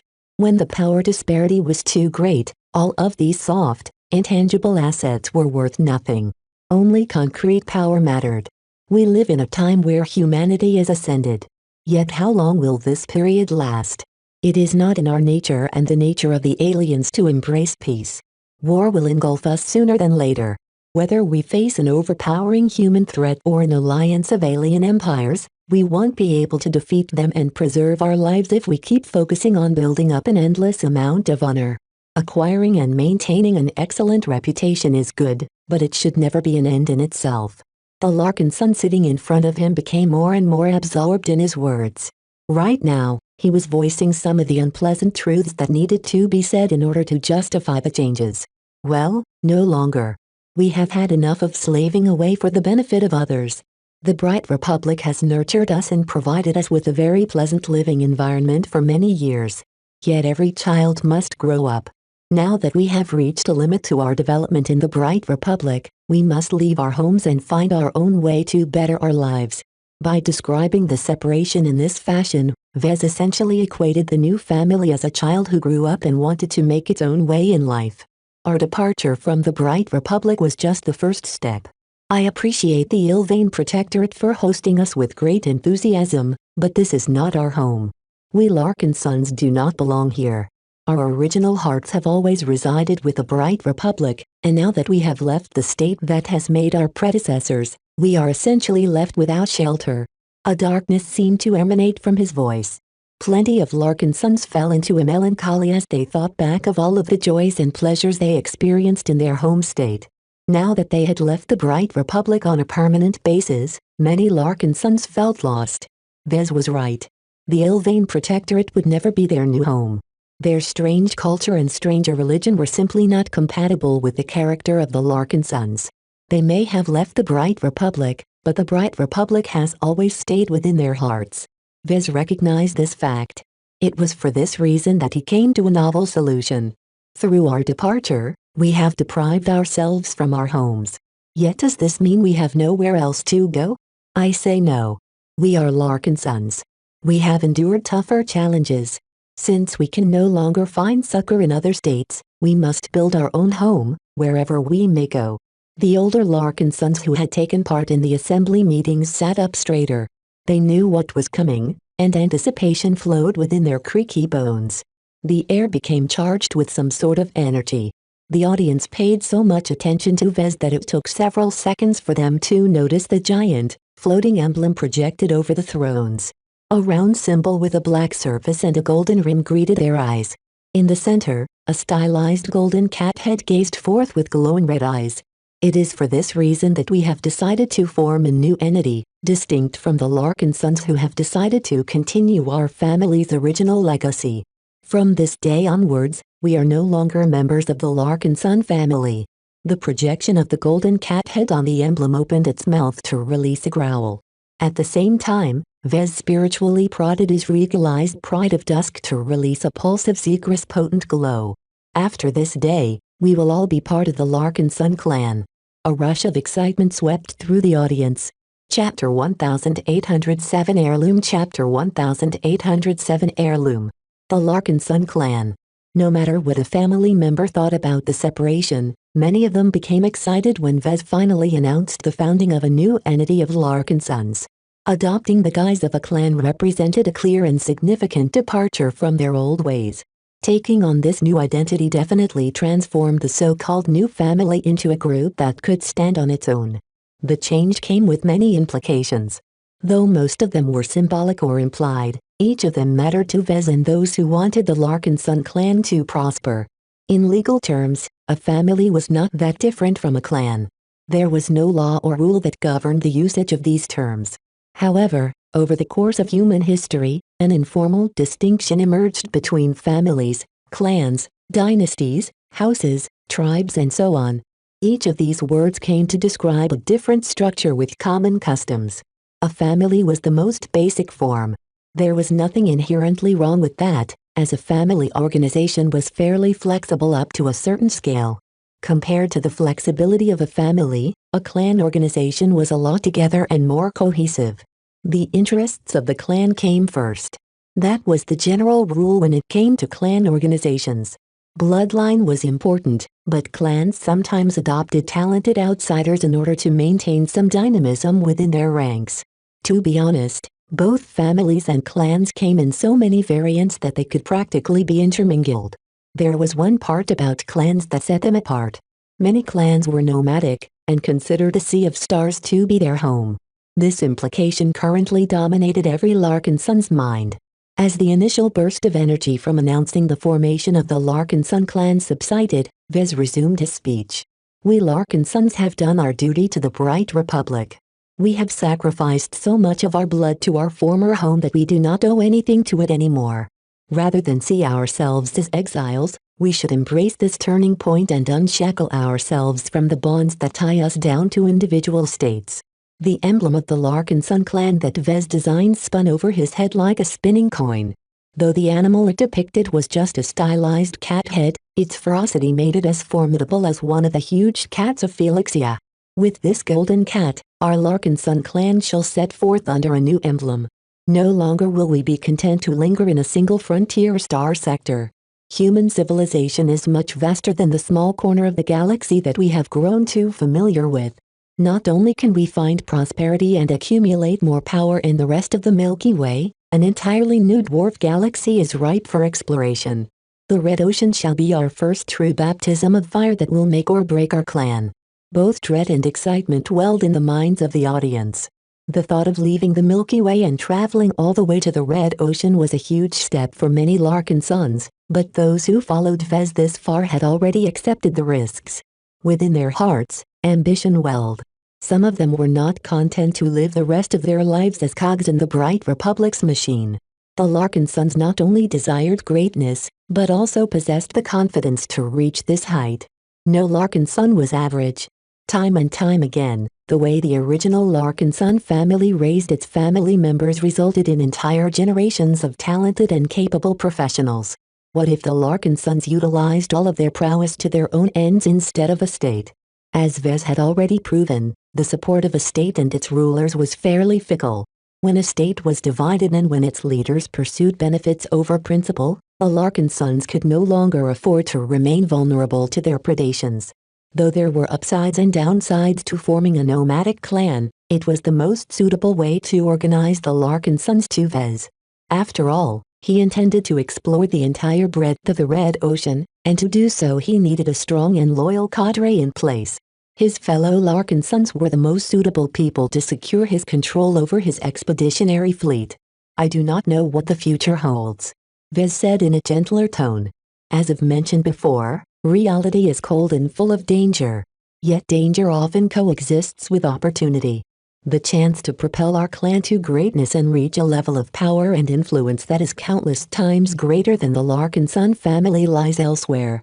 We only have to venture out of our comfort zone and fight for our benefits. We must do this not just to benefit ourselves, but also our children and their children. This is what it means to fight for our clan." His words along with the projection of the Larkin son clan emblem both caused the Larkin son sitting in front of him to identify with the new clan. Excitement and ambition sparked in the minds of many Larkin sons, particularly the younger and more energetic ones who yearned to be the protagonists of their action dramas. Naturally, the risks were plenty and dangerous. Vez only emphasized the rewards so far. He deliberately mentioned little of the price they might have to pay in order to reach greatness. There was a very good reason why the hierarchy of both human and alien civilizations were shaped like pyramids. Only a handful of winners got to enjoy the benefits after stepping over the corpses of the losers. Vez could tell that the older and wiser Larkin sons who already fulfilled their initial ambitions understood this truth as well. Though it seemed reckless for them to go along with this risky new direction, in fact they all made a careful consideration beforehand. First, they believed in Vez. He was an exceptional mech designer who had already reached journeyman at a relatively young age. He had proven his competence in his profession over and over again. Anyone could tell that Vez was bound for greatness. For someone like him to lead the Larkin son clan meant that he was willing to share some of his gains. This furthered the interests of other Larkin sons, especially those who wished their children and grandchildren to live more meaningful lives. Second, a Larkin son heritage was not at risk. No matter what kind of calamity might strike the clan in the future, at least the old Larkin son family in the remote Komodo Star sector would still continue their original legacy. To the members of both the Larkin son family and the Larkin son clan, the separation between the two groups was not as total as it seemed. Even when brothers who grew up under the same roof yet separated and embarked on their own lives, they still shared a strong familial connection with each other. It was due to this that the Larkin sons present in the auditorium adopted a devil-may-care attitude. No matter what ills they suffered, a Larkin son name would still continue. Founding a clan is a significant event. Vez resumed after no objections came from the crowd. Since we are splintering from the Larkin son family we grew up in for our entire lives, we must take advantage of this opportunity to implement a changed regime. Old traditions which have held us back for all these centuries must go. If we are to propel our clan to a greater height, then we must not blindly follow our old ways. Questioning every assumption is the first step to reform the very structure in which we govern our clan. Vez raised his arm and snapped his fingers. The snap exaggeratingly rang throughout the entire hall. A butt appeared from behind the throne. The hovering contraption held a single object the size of Lucky if he was squished in a uniform rectangular shape. It was a book. A hardcover book. He designed and created it himself. Its ornate, eye-catching metallic cover depicted both humans and mech, each of them impressive in their own way. The entire cover was made out of brayer alloy mixed with other metallic exotics for the embellishments. No words marked the cover, but Vez embedded its center with a solid medallion depicting the Larkin son clan emblem in full glory. The emblem was made of the same valuable materials as the rest of the cover, but Vez made an interesting adaptation for the eyes. Instead of inserting synthetic or exotic gems in the eye sockets of the golden cat, Vez placed two identical gems produced by Lucky in their places. Their effects were fairly poor since these gems were one of Lucky's earlier products. Rather than waste them on a mech, he might as well apply them to the medallion as their appearance possessed a subtle charm despite their weak effects. All in all, the book was a labor of love to Vez. He spent days fine-tuning its design. For a small object that was much smaller than mech, that was a significant time investment. Vez picked up the heavy tome without a problem. Due to thick application of materials that made up the cover, the book possessed a considerable mass. Fortunately, its weight was well within his tolerance. Once he held the book, He raised it up and displayed its ornate front cover to his audience. Every Larkin son became fascinated by this ancient book. Many Larkin sons never even encounter a physical book in their entire lives. Vez had to thank Aisling Curver for giving him the inspiration to employ a physical tome as a prop. To modern humans, the appearance of such an object made a very great impact. "This is the Larkin son mandate," he revealed. His grave tone mainly conveyed the symbolic weight of the book as opposed to its physical weight. Its contents are split up in 3 parts. The first part contains the annals of the Larkin son ancestor as well as the deeds and honors of the original Larkin son family from which we came from. This is a written record of our glorious heritage. Though Vez already expounded on the heritage of the Larkin sons many times, it was never enough. If the Larkin sons forgot their past, then how could they maintain the essence of their character in the future? Though Vez despised the traditionalists for stubbornly sticking to the old ways, their behavior also taught him the power of heritage. Vez did not wish for his newfound clan to go off the rails.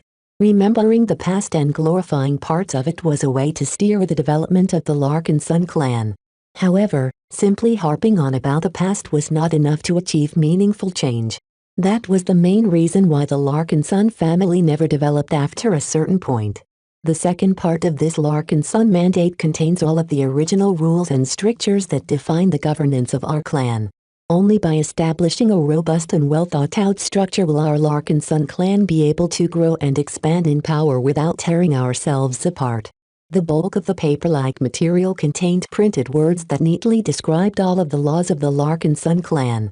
While it was already assured that the rules of the Larkin son clan would change over time, the original rules would always be immortalized in the pages of the book without change. The Larkin son mandate was not a book of laws. Vez designed it to be the defining heirloom of the Larkin son clan. The Larkin son family had the valiant, the ancient, heavily-imaged mech of the Larkin son ancestor. Vez did not insist on claiming this exceedingly precious relic. It was truly too fragile to endure frequent movement. Even if the clan did its best to shield the valiant from shocks and other environmental changes, only one mistake could lead to irreparable damage. In lieu of such a powerful heirloom that could unify the Larkin sons, Vez simply decided to make his own version. The Larkin son mandate was the product of his ideas. There was more to it than met the eye. Chapter 1808 Larkin son mandate. Chapter 1808 Larkin son mandate.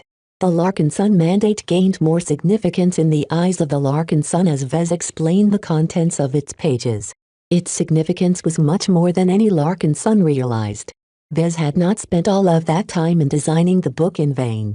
Not only was the Larkin son mandate an attempt to create an heirloom for the Larkin son clan, it was also an experiment of sorts.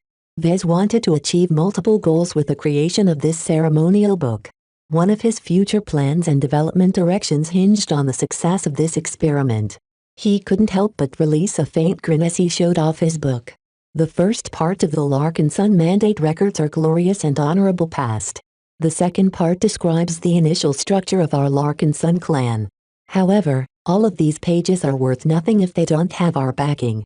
He thumped his palm against the heavy surface of the book in emphasis. Written words are merely smudges on a surface while spoken words are nothing more than hearsay. In order to give the contents of this book the meaning it deserves, we must consecrate this tome and mark it with our blood and names. A mild shock went through the crowd. Vez did not tell anyone about the Larkin son mandate. This was an initiative he conceived entirely on his own. While it was not quite proper, the sheer impressiveness of the ornate book was enough to stifle any objections. I mean this literally, Vez emphasized. The third and final part of the Larkin son mandate consists of pages that each bear your marks in the form of your signature and a drop of your blood. Only when every Larkin son who is present in this hall has left their marks will this object transform into something greater than a very fancy and expensive book. This latest announcement truly surprised both young and older Larkin sons. However, the latter soon comprehended the significance of this ceremony. Participating in this ceremony would forever leave their names in the book that carried the identity of the Larkin son clan. If their ambitions came true and the Larkin son clan achieved greatness, then it would be a supreme honor to every Larkin son present to have their name and a part of themselves immortalized in a supreme heirloom. This was truly history in the making. Vez became more and more satisfied with the increasingly enthusiastic response to the offer to leave their marks in the pages of the Larkin Son Mandate. He was not a natural leader. He was never hands-on in running the LMC and did not consider himself to be the best manager of the Larkin Son clan. Each person had their own strengths and weaknesses. While Vez did not claim to know himself from inside out, he knew what he was good at and where his passion lied. Vez was a creator. He was a mech designer, to be specific, but his accumulated knowledge also turned him into a very good engineer or creative artist. He could design and build objects other than mech. Creating something like the Larkin Son Mandate to unify the Larkin Sons and center the newly founded clan was well within his means. As a mech designer, he had learned to gauge the influence an ornament or symbol could exert over people. Every object had the power to manipulate the people that interacted with it in some way. An ugly object elicited disgust, while a beautiful object inspired admiration. Vez designed the Larkin Son Mandate to elicit all of the right emotions and associations towards the Larkin Son clan. In secret, he also shaped the ceremonial book in a way that vaulted him to an eminent status. He was not only the initial catalyst to the founding of the Larkin Son clan, he was also Everyone's principal backer. This was enough to describe him as primus inter pares within the clan, but Vez wanted more. He wanted to be venerated like the Larkin Son ancestor. He wished to be respected by the Larkin Sons beyond a mundane level. He desired to remain relevant no matter how much the clan evolved or changed over the years. As the creator of the Larkin Son Mandate, Vez would always be significant no matter how much power he held in the clan. This was a consideration that was not immediately relevant in the present, but enormously valuable in the distant future. The greater the success of the Larkin Son clan, the greater Vez weighed in the minds of its clan members. Not only was the Larkin Son Mandate related to Vez because he was its maker, some of its visual elements also bore the mark of his touch. The clan emblem, for example, was typically Vez. He was a cat person through and he couldn't resist drawing another cat for the emblem that stood for his clan. The dog lovers, bird lovers and lizard lovers probably objected to his choice, but their opinions didn't matter this time. If Vez had his way, he would turn every Larkin Son into a cat person. Once Vez had made the latest announcement, some shuffling took place as the Larkin Sons began to leave their seats in a predetermined order. Each of them began to form a row that led up to the steps that brought them to the stage. From there, the Larkin Sons had to wait their turn until they were called to the front of the throne. Vez continued to remain seated on the raised platform while Gloriana continued to sit diligently while remaining silent. This was his show from beginning to end. It was very important that nothing related to Hexer spoiled this sacred ceremony. Vez started off by marking the very first page. The same bot that brought the book extended a pen. He grabbed it after opening the thick book to the first blank page.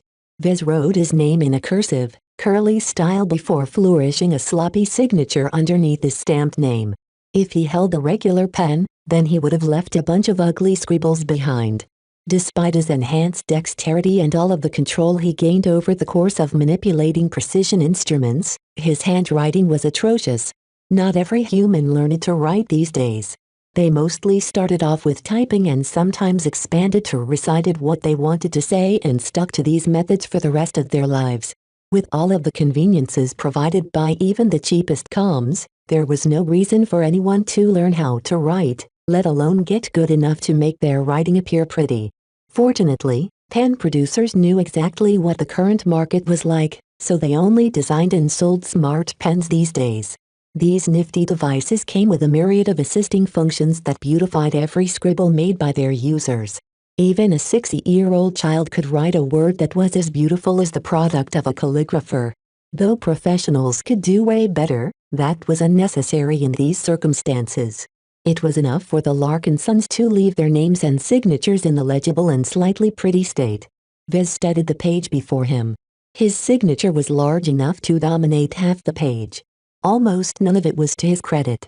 The smart pen had automatically beautified as they drew the lines, causing the end product to appear especially compelling. To be honest, Vez had cheated by designing and programming the impressive into the smart pen beforehand. He hadn't actually signed something on the spot. His fingers were merely following the motions of the smart pen as its integrated intake rev modules move the pen back and forth. It's time to shed some blood for the clan. This was important for multiple reasons. The main intention was to emphasize the importance of their shared blood. Vez envisioned the Larkinson clan to revolve completely around those who shared the blood of the Larkinsons. By turning one's bloodline into a critical factor, the clan wouldn't be very welcome to adopting outsiders. This would definitely hinder the adoption and integration of extremely talented individuals who were never a part of the clan. However, the internal cohesion of the clan should be very good. Just like the old Larkinson family, the bonds between its members were very warm and tight due to the relative scarcity of outsiders. Even the spouses that married into the family were considered Larkinsons in most aspects. While they themselves did not share the Larkinson blood, their children definitely would.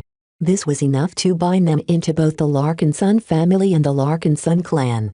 Vez set an example by shedding a drop of blood. Naturally, he didn't resort to a low-tech tool like a knife to slit his finger.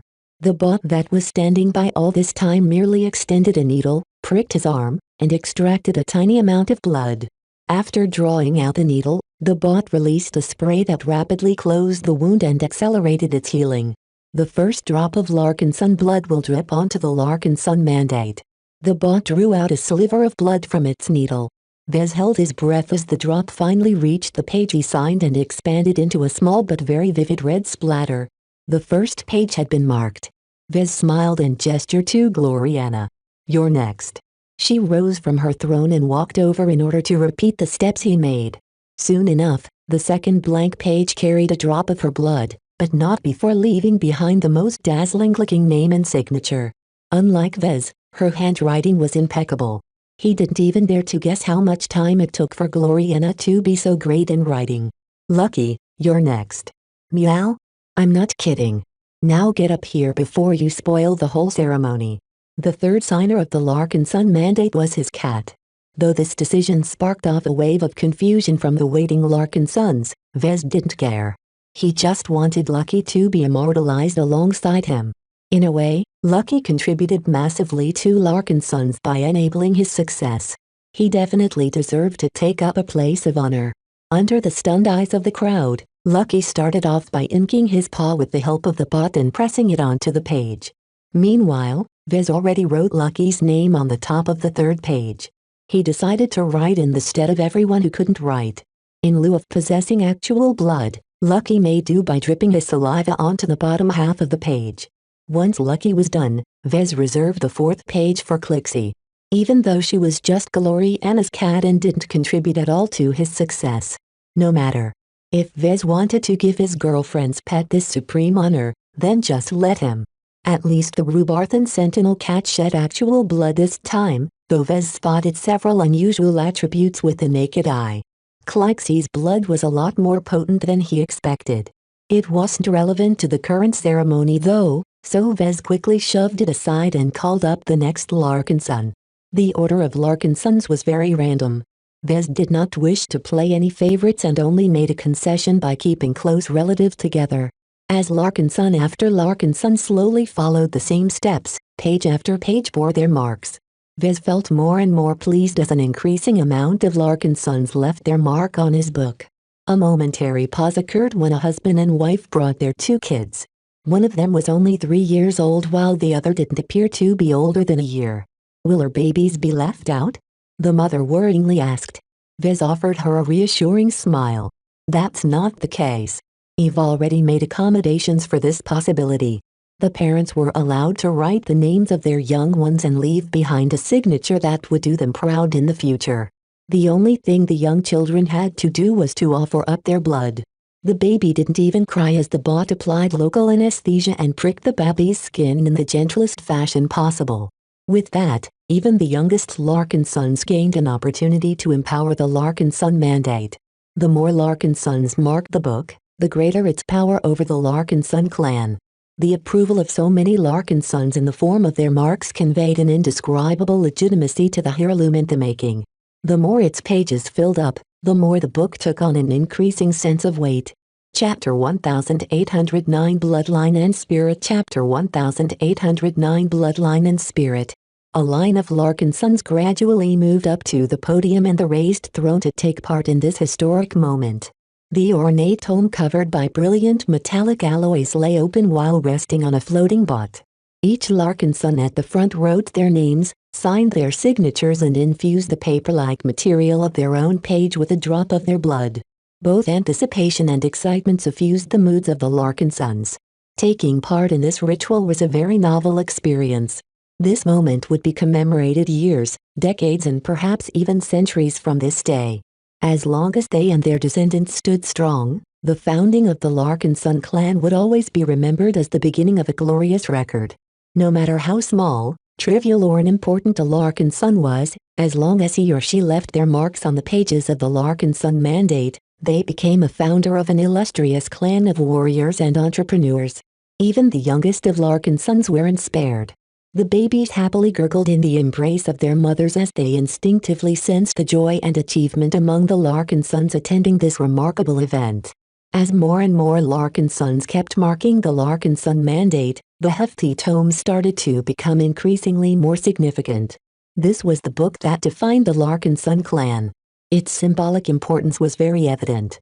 By recording the annals of the original Larkin son family as well as holding the original rules and strictures of the clan, it instantly became an heirloom beyond compare. Not a mech, but a book. Only a creator like Vez could develop an object and make his relatives accept it as an artifact without question. The Larkin son who held this heirloom ruled the clan. Its significance to everyone meant that only the clan leader had the right to bear this sacred relic. The weighty ceremony and the close exposure to the Larkin son mandate caused every Larkin son to form a myriad of associations to the newly founded Larkin son clan. The more his relatives became invested in the clan, the more the heirloom became charged by their energy. This was not a symbolic description to Vez. It was something that took place before his very own eyes. As Vez remained seated on the throne, he maintained a reserved smile while observing the ongoing ritual carefully with his spiritual vision. Each time the blood of a Larkin son dripped onto a page, a minute amount of spiritual energy empowered the surface.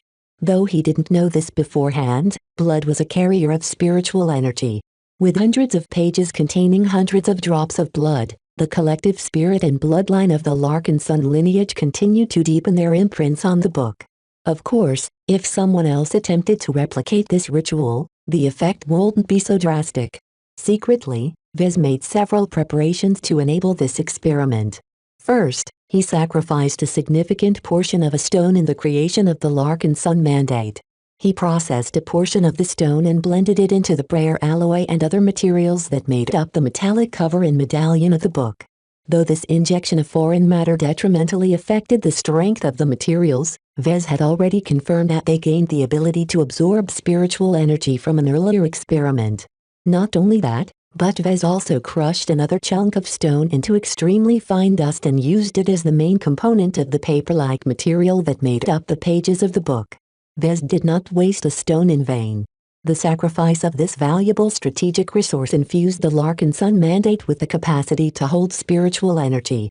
Technically, it was a waste since breaking up so much stone and processing them in various ways reduced their total efficiency. He should have been able to store more spiritual energy for the amount of stone he invested into the book. It didn't matter, though. A stone already possessed a generous capacity. What mattered more to Vez was if he could leverage this added capability. From what he had observed so far, the book functioned exactly as he intended. Of course, the Larkin sons who walked up and marked the book weren't capable of separating a portion of their spiritual energy and infusing it into their blood. Vez had to manipulate this procedure in the dark. This took quite some effort. Though Vez appeared to sit idly on the throne like a figurehead, in truth he was exerting his mind and spirituality. Each time a Larkin son interacted with the book, Vez swooped in with a spiritual projection that gently coaxed a tiny mote of spirituality from the unsuspecting individual. Performing this operation in a matter of seconds was a great test of his fine control. He not only had to harvest the mote of spirituality quickly, but also minimize the harm of the Larkin son as much as possible. Predictably, his initial attempts were a little rough, though it got better over time. Practice made perfect, and as Vez repeated the same procedure over and over again, he became more refined in his spiritual manipulation. Most of the Larkin sons that stepped up did not possess spiritual potential. Their spiritualities were so small and insignificant that Vez could only harvest the barest of spiritual traces from their minds. Fortunately, Vez harvested so little from them that they only experienced some loss of energy or mood. Though they would definitely become affected by his actions, Vez figured the ends justified the means. He was doing this for the good of the Larkin Sun clan. Strengthening the Larkin Sun mandate by infusing it with the spiritualities of so many Larkin sons not only increased its spiritual quality, but also built up to another outcome. He became more and more eager to proceed to the next step of this experiment. Though none of the Larkin sons were aware of what he was actually trying to do, their reverence towards the Larkin Sun mandate continually increased. Those who approached the tome all sensed its increasing presence. The impact of the object on the Larkin sons at the end of the line couldn't be described. It was as if the Larkin sons were basking in the presence of a sacred relic, one that had been created for the sole purpose of serving their clan. With such a fine heirloom in their possession, the Larkin sons looked forward to what they could do in the future.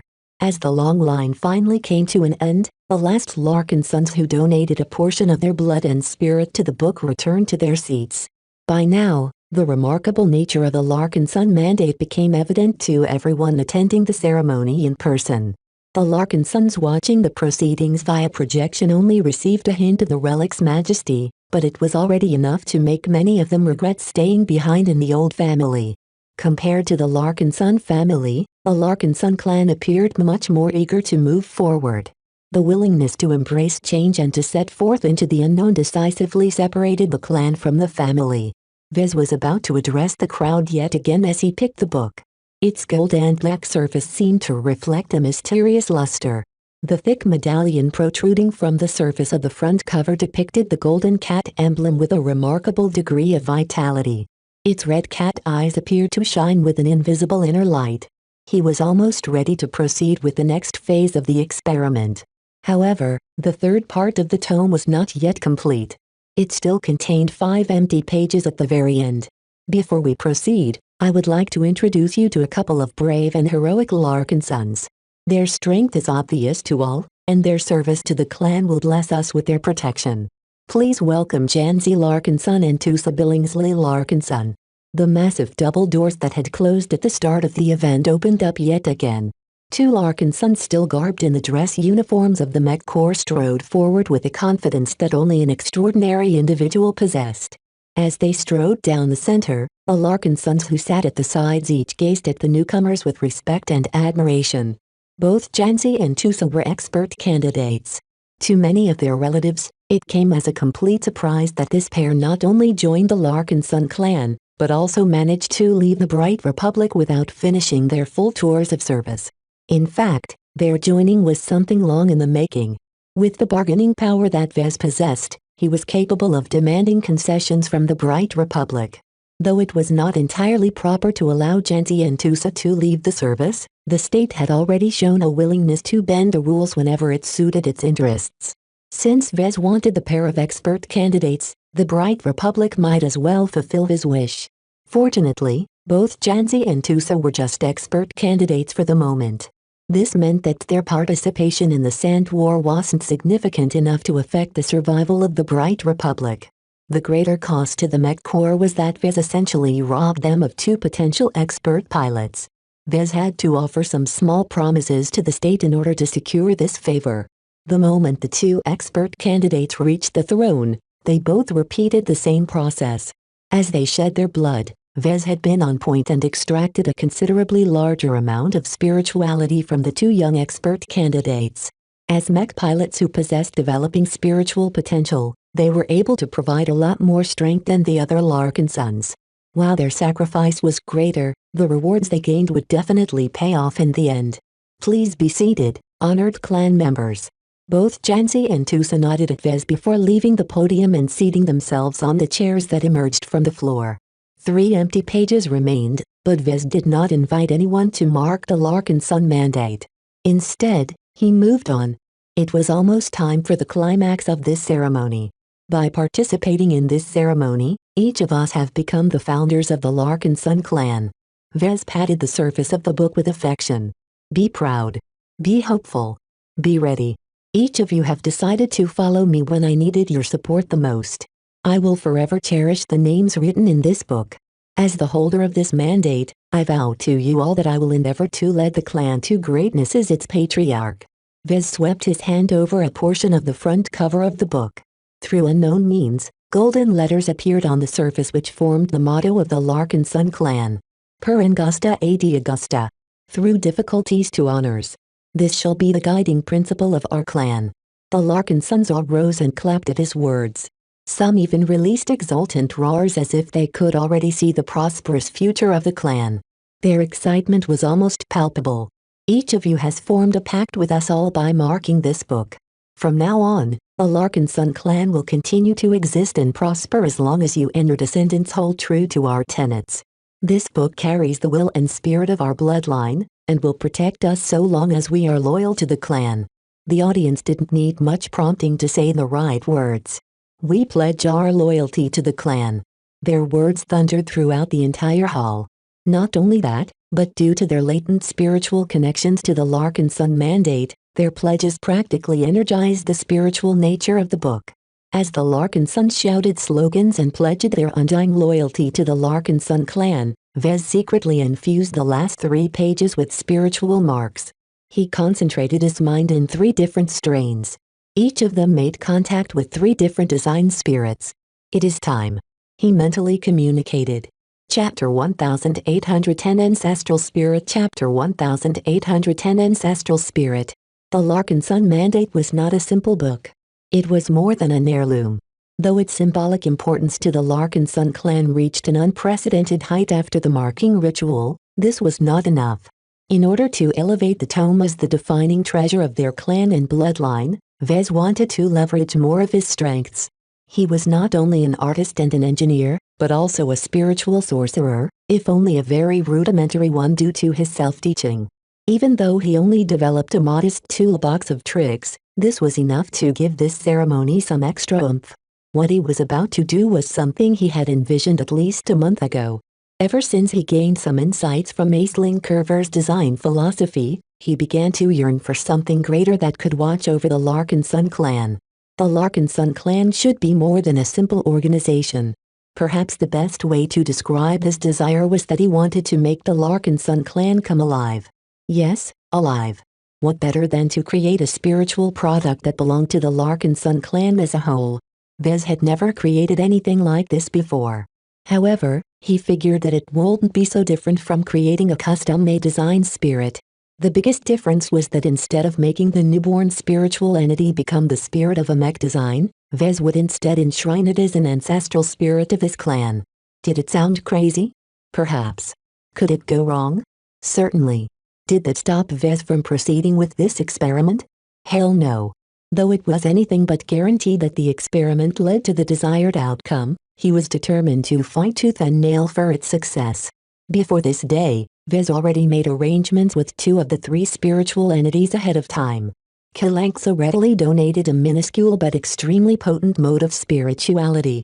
The Solemn Guardian painfully separated a larger spiritual fragment from its whole.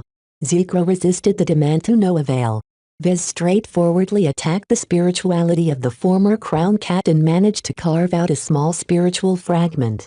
Vez collected all 3 spiritual traces and infused them in the last 3 pages he prepared beforehand. He had already prepared each of their pages with their names and a lively sketch of their appearances. Kalanx's page depicted the sacred god in her prime when she was still alive. The Solemn Guardian's page showed a humble desolate soldier as it drifted silently through space. Zegra's page displayed a ferocious crown cat roaring furiously at an invisible challenger. No matter if they were willing or not, Vez had appointed each of them as the clan's inaugural guardian spirits. In other words, Vez turned all 3 spiritual entities into honorary members of the Lark and Sun clan. He considered his options carefully before deciding on this selection. Each of them brought something unique to the table. With Kalanxo, the Lark and Sons gained a spirit of protection and nurturing. One of the main goals of the Lark and Sun clan was to protect its members.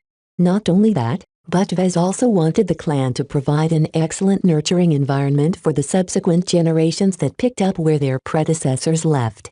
A clan without descendants was a clan without life. The original Larkinson family had always placed an immense amount of importance to the well-being of the young and old, and Vez wanted the clan to inherit this emphasis. The addition of the solemn guardian served to remind the Larkinsons of the importance of duty. For centuries, the Larkinsons answered the call of duty and defended the Bright Republic and its citizens against the aggression of the Visians. With the founding of the Larkinson clan, Vez sought to retain this noble calling. By selecting the design spirit of the iconic Desolate Soldier, the clan gained a simple but formidable guardian spirit that neatly kept the compulsion of duty alive. There was one important difference. This time, the clan members no longer pledged their duty to other entities. Instead, Vez intended to steer this calling towards the clan. After separating from the old family, the clan members should only fight on their own behalf if he had his way. As for including a furious and resentful spiritual entity like Zigra, Vez hesitated many times before settling on this final choice. The former crown cat never forgave Vez for his involvement in its slaughter. Even though he managed to salvage the huge cat's spirituality after death, no one liked to die. Though a lot of time had passed since the completion of the crown hunt, Zigra still hated his guts. The spiritual entity's unwillingness didn't matter. Vez was strong enough to manhandle Zigra, and he managed to do so without any complication. If the unwilling beast resisted more powerfully than he anticipated, then Vez was more than ready to draw upon the strength of the stone he stored in a hidden compartment of his throne. Fortunately, it didn't come to this point, allowing Vez to preserve the exotic's precious charge.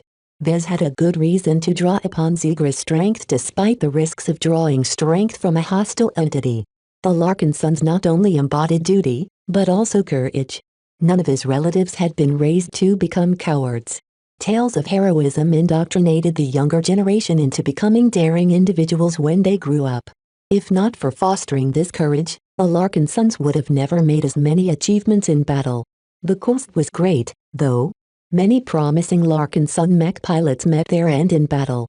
When Larkinsons continually took risks, eventually they suffered a bad roll. There was nothing Vez could do about that.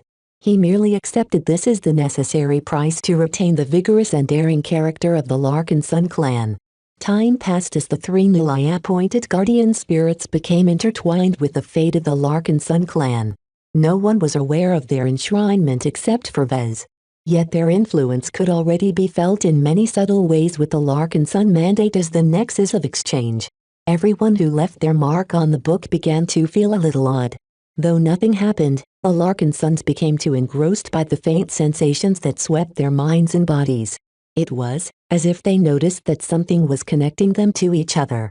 Even Gloriana, who had also left a piece of herself, experienced sensations that reminded her of the Aurora Titan and Desolate Soldier models. As someone who played an integral part to the next step, Vez already clued her in on his intentions. She threw a pointed glance at him while whispering a final request. Make it female. Vez had no time to contemplate her last-second demand, as the book in his hands heated up in a spiritual sense. With the hidden empowerment of the final 3 pages, a Larkinson mandate appeared charged with energy. The infusion of the last 3 foreign elements in an already crowded mix seemed to spark to an energetic reaction. This was the time for Vez to make his move. In order to distract the crowd, he quickly addressed the crowd that he neglected for the last couple of minutes. Now that we have formed our clan and given our pledges, let us hear from the Larkinson family that has decided to continue its original legacy. Even though we separated from the old family, we will always share some ties to our brother and sisters residing in the Bright Republic. Vez waved his hand, causing the projection of the emblem to make way for the visage of a respected member of the old family. His uncle, Colonel Ark Larkinson, appeared in view, gracing every Larkinson with his splendor. My fellow Larkinsons, it saddens me to see you leave, but it gladdens me to see you chasing after your dreams. As my nephew has alluded to, there is more to the galaxy than this tiny corner. The expert pilot's innate charm soon drew the attention of the entire audience. In the meantime, Vez stopped paying attention to anything else but Gloriana and the book resting on his lap. Normally, If someone brought a bunch of spiritual energy and fragments together from completely different sources, they would always clash or at the very least stay as far away from each other as possible. It was not in the nature of spiritual energy to blend and mix with each other if their attributes were incompatible. Trying to merge them together did not result in anything except a violent reaction in ordinary circumstances. Vez knew of a way to merge so many different spiritual elements. He simply performed the same steps he used to make a spiritual product. The first step was to shatter the fragments and any self-contained spiritual entities. This was fairly simple as he formed a powerful spiritual projection and infused it with a considerable portion of his spiritual energy. He then proceeded to smash the motes and fragments donated by Kalangso, the Solemn Guardian, Zigra, Genzi, Tusa and even himself. Once he shattered everything into minute spiritual shards, he began the lengthy process of merging them back together while infusing the whole with the spark of life. This was a very draining and burdensome procedure, especially when he had to do it while he was seated in front of hundreds of Larkinsons while his uncle was giving a speech. Nonetheless, none of his manipulations were visible to the naked eye or any sensors present in the auditorium, so Vez proceeded without fear of exposure. "Gloriana," he said. "Get ready." She furrowed her eyebrows and tensed up as Vez turned his empowered spiritual projection from a hammer into a knife. He then proceeded to cut a spiritual fragment from her mind, causing her to wince in pain. Vez moved quickly once he obtained his prize. He stuffed it inside the mix of spiritual elements and quickly shattered it into shards. Just as he finished, Gloriana's spirituality acted on her own and formed a spiritual projection that reached straight down at the soup of spiritual elements where Vez hid her stolen fragments.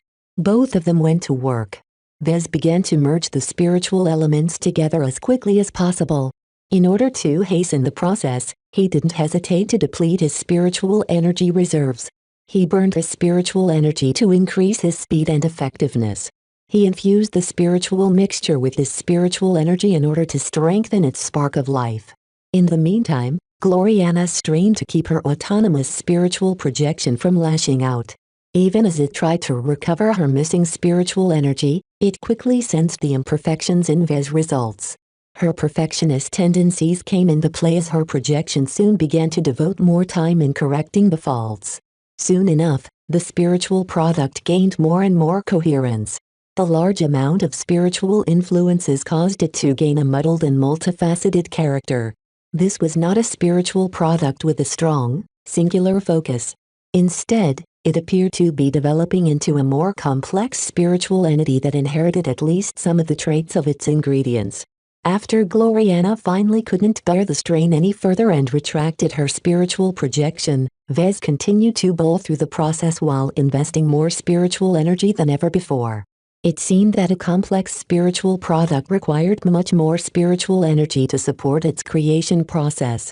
Fortunately, Vez had already been prepared for this outcome. He expended as much energy as needed as he continually drew upon the stored reserves of the stone he also hid inside his throne. After 10 minutes of effort, the process finally came at an end. The spiritual products came to life when Vez finally fit the final pieces in a very unique puzzle. The Larkinson mandate released a spiritual shockwave that momentarily shocked every member of the audience and even took Ark aback for a sliver of a moment.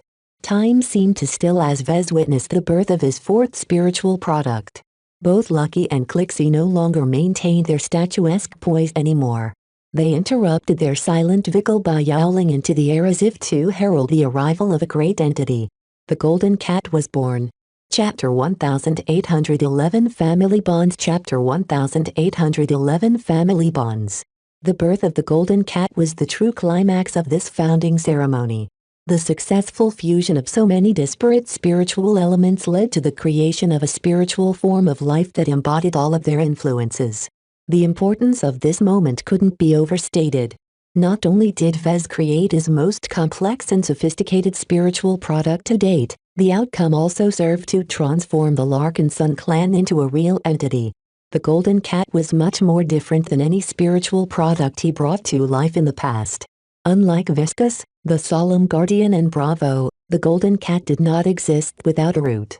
Instead, from the moment of its birth, it possessed a strong and intricate tie to the Larkinson mandate. The golden cat was born in its stone-infused materials and would continue to reside here unless Vez made other arrangements.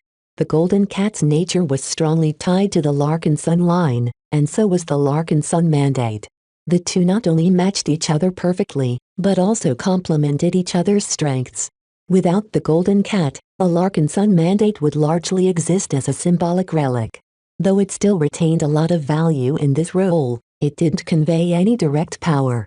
Symbolism on its own was just as useless as honor and reputation in a battle or crisis situation. Without the Larkin Sun mandate, the golden cat would not be able to bond so much with the members of the clan.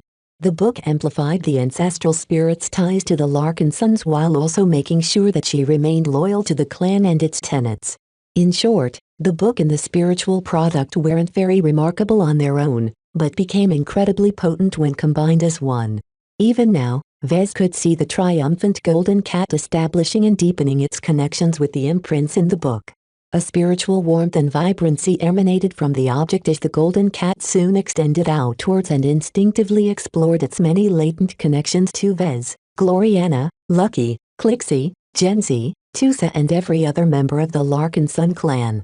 Though Colonel Ark Larkin Sun soon resumed his interrupted speech, many people in the audience did not pay close attention to his words anymore.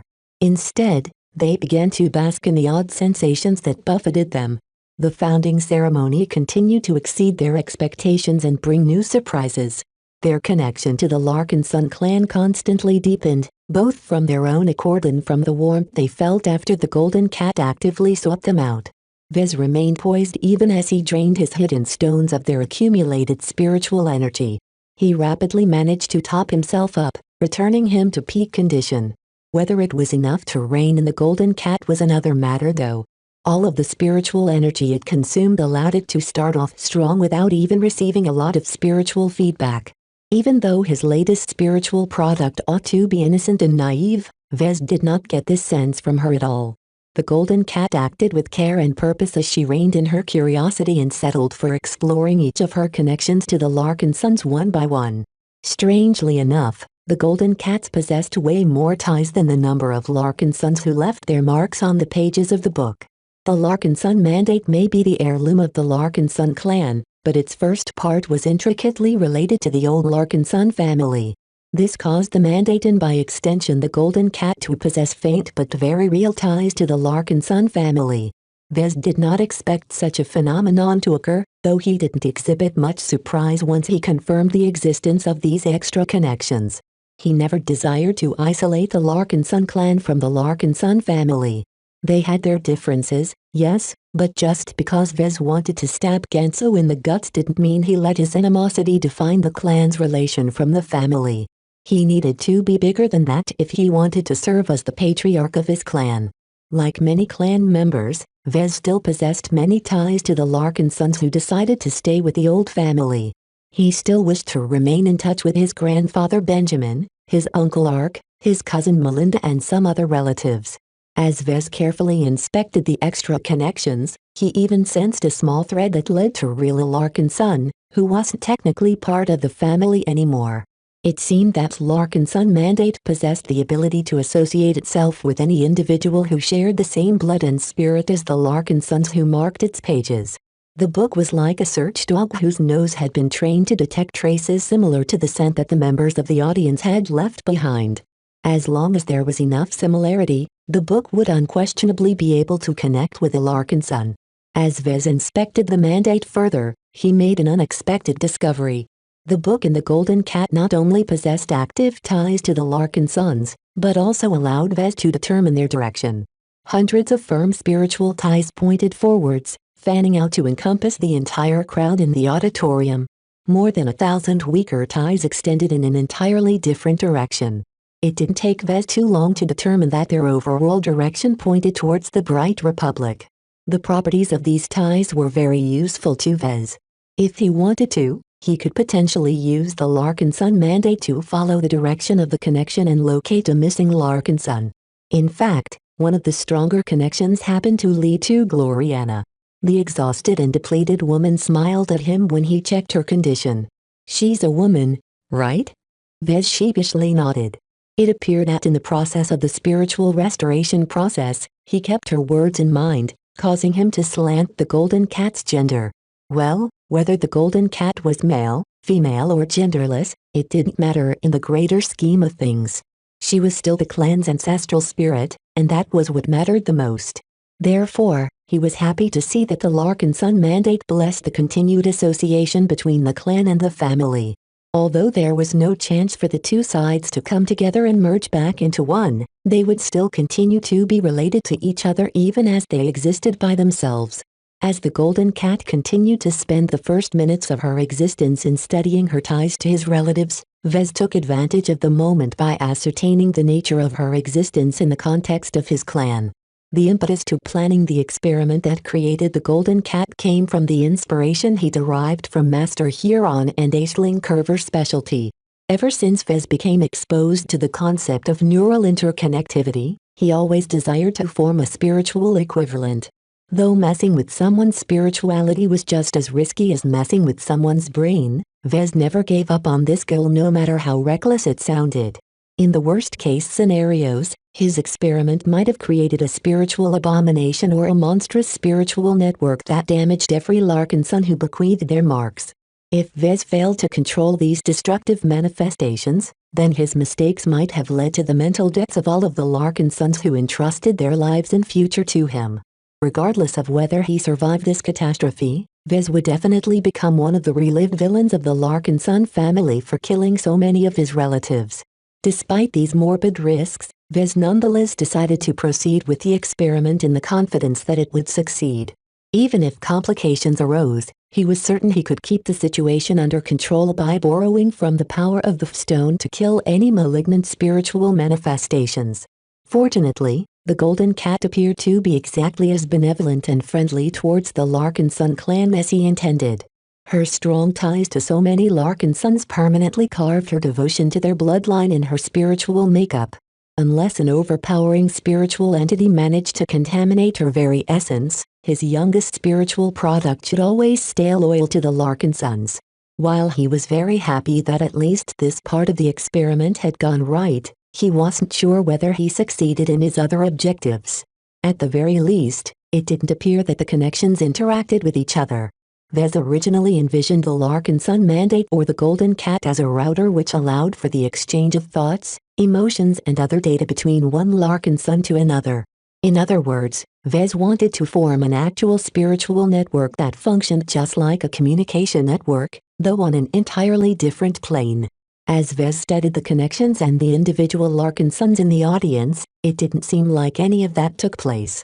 Vez experimentally tried to transmit a spiritual message to Gloriana using the mandate as a hub, but the only thing that happened was that the golden cat started to turn her attention to her creator. "Can you relay the spiritual message I sent to Gloriana?" he mentally asked.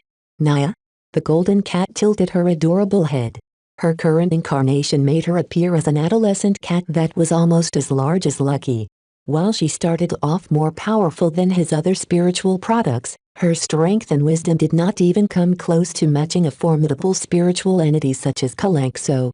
As it was, the golden cat mostly functioned as a mascot to the Larkin Sun clan. Aside from making the Larkin Suns feel warm and connected to their clan identity, she didn't really offer any other uses. Vez did not let that squander his mood. The golden cat was a living ancestral spirit whose life and death was intricately tied to the state of the Larkin Sun clan. When the clan grew and prospered, the golden cat would definitely benefit as well. Even without this feedback, its nature as a living spiritual entity meant that it could grow and develop in ways unique to this type of life form. It was not impossible for the golden cat to acquire other abilities in the future that would serve the Larkin Sun clan well. Anything that benefited the clan and increased its cohesion was something to be celebrated. Therefore, Vez did not feel bummed when he definitely concluded that he failed to establish a spiritual network. Just because it didn't exist today didn't mean it would never emerge in the future. If the golden cat still didn't facilitate the formation of such a transcendent network in the future, then no harm was done. He could still attempt the creation of a spiritual network through other means, or he could drop this research direction entirely. He already had his hands full with other pending priorities. For now, He was much more interested in creating imaginary mech than forming a spiritual network. The latter may be useful in increasing the cooperation or coordination between mech pilots, but the former had the potential of empowering his individual mech to an entirely different height. Both of them seemed to lead to entirely different directions. Whether Vez sought to increase the strength of a group or an individual, in the end he wanted to find new ways to express his design philosophy and increase the value proposition of his products. In fact, the Golden Cat formed an intrinsic part of a follow-up experiment. One of the reasons why he wanted to create the Golden Cat was to employ it as the spiritual component to one of the mech he intended to design. Ever since he left the Bright Republic and took some of the Larkin sons away, he wanted to empower his dependents by providing them with a mech that belonged exclusively to his own orbit. In short, he wanted to design a mech that possessed a glow that only belonged to the Larkin sons and those he approved. Chapter 1812 Governance Structure Chapter 1812 Governance Structure. After the birth of the Golden Cat, the founding ceremony wound down. After Colonel Ark Larkinson finished his address to the new Larkinson clansmen and cut off his projection, the separation between the Larkinson clan and the Larkinson family became permanent. This was not an unhappy divorce. Vez could clearly tell that many if not all of the clan members in the crowd were happy, hopeful or eager of their future. The influence of the Golden Cat mellowed out after the newborn spiritual product grew tired and began to rest within the book. The Larkinson mandate still glowed with warmth, protectiveness and familiarity in his hands. Out of all of the spiritual products he made, only the Golden Cat bore his affection. He intended to create an ancestral spirit that not only watched over the Larkinson clan, but also himself. He felt a little less alone now that he sensed the clear spiritual bond to the ancestral spirit. The other Larkinsons all experienced the same sensation but to a lesser degree due to their decreased spiritual sensitivity. The norms among the Larkinsons would probably not pay conscious attention anymore as they slowly filtered out the bond as background noise. Perhaps the expert candidates might notice something. Vez observed Jansi and Tusa carefully and figured that Tusa was considerably more sensitive to the new bond from the way he tried to look around. As for Jansi, Kilangso already claimed her. She probably wouldn't allow the Golden Cat to maintain anything more than a cursory bond. To go further would encroach on her territory. All in all, the Golden Cat's influence on the clan was very minor for the time being. Except for making the clan members feel more warmth whenever they thought about the clan or their fellow relatives, the ancestral spirit didn't possess the power to do anything more. Vez did not underestimate this effect, though. Positive feedback, however minor, was a powerful tool to reinforce certain kinds of attitudes or behavior. If his new clan members experienced warmth whenever they thought well of the clan, then their mentalities would slowly reprogram in a way where they continued to seek the same reward. Any attitude or conduct that lessened the frequency of rewards would unconsciously signal the Larkinsons that they were heading in the wrong direction, thereby encouraging them to return to the correct path. This was something that Vez considered crucial to his nascent clan. Despite all of the pomp and circumstance which Vez used to create a lot of strong associations in the minds of his clan members, the Larkinson clan was not as strong and established as he would like. It was barely better than a typical mercenary corps in terms of cohesion. Therefore, Vez had to resort to stagecraft, symbolism and outright spiritual manipulation in order to reduce the gap between the Larkinson clan and the Larkinson family. As long as he could manage to maintain the illusion of a strong and vibrant Larkinson clan, his relatives would naturally fit the desired mold. Once they internalized their new identities as clansmen, then Vez did not have to exert so much effort anymore. At that point, the illusion became real. Vez wrapped up the ceremony by summarizing the governance structure of the Larkinson clan. 3 organs will govern our clan for the time to come. First, a Larkinson Assembly will be the platform where notable clan members can offer proposals to be discussed and voted upon. Any notable clan member, including elders, are eligible to join the assembly. The assembly highly resembled the steering committee of the old Larkinson family. The details and the overall roles of the 2 organs different. The assembly was supposed to be a legislative body with the power to restructure the entire clan as long as enough proposals passed. The downside was that it only held its meetings a couple of times a year. The clan needed another body to run the affairs of the clan, especially if it grew and expanded in size. To govern the day-to-day activities of the Larkinson clan and enact any new proposals, we have decided to create a smaller Larkinson Executive Council that consists entirely of the most suitable Larkinsons that can lead the clan. Any issues that aren't worth bringing up to the assembly will be dealt with by the council. Do note that the council always governs at the will of the assembly. To reinforce this relationship, the assembly had the power to appoint or dismiss any of the 9 members of the executive council. An assembly member could not occupy a council seat and vice versa. Aside from the position of patriarch, a concentration of power had to be avoided at all costs. If something happened that neither the assembly nor the council could resolve, then another institution was needed. Disputes and violations are inevitable. In order to resolve these issues, a Larkinson court is formed out of the most esteemed Larkinsons among us to mediate or pass judgment, whichever is necessary. Every higher-ranking mech pilot or mech designer will automatically become a member of the court, though they will only take part in the most severe cases. The 3 organs resemble the typical division of power of states, and that was on purpose. Vez envisioned the Larkinson clan growing from its modest beginnings to a huge behemoth over time.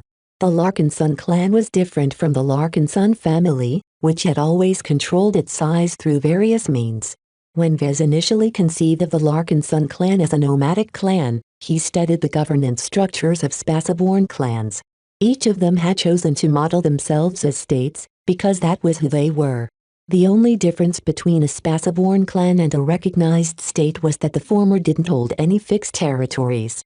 In many other aspects, a spaceborne clan did not differ substantially from a state. While it was a bit premature to treat the Larkinson clan as a formal state, the 3 governing bodies that he and elders put into effect should be able to accommodate the clan from the beginning. The Larkinson Assembly consisted of 50 members in total. The Larkinson Executive Council was made up of 9 capable council members. The Larkinson Court only held 3 permanent judges, but any high-ranking mech pilot and mech designer could also take part if needed. That left only the most supreme position.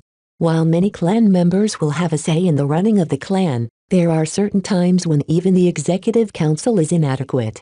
To lead the clan during a crisis and represent us all to external parties, a position exists which stands on top of the aforementioned organs.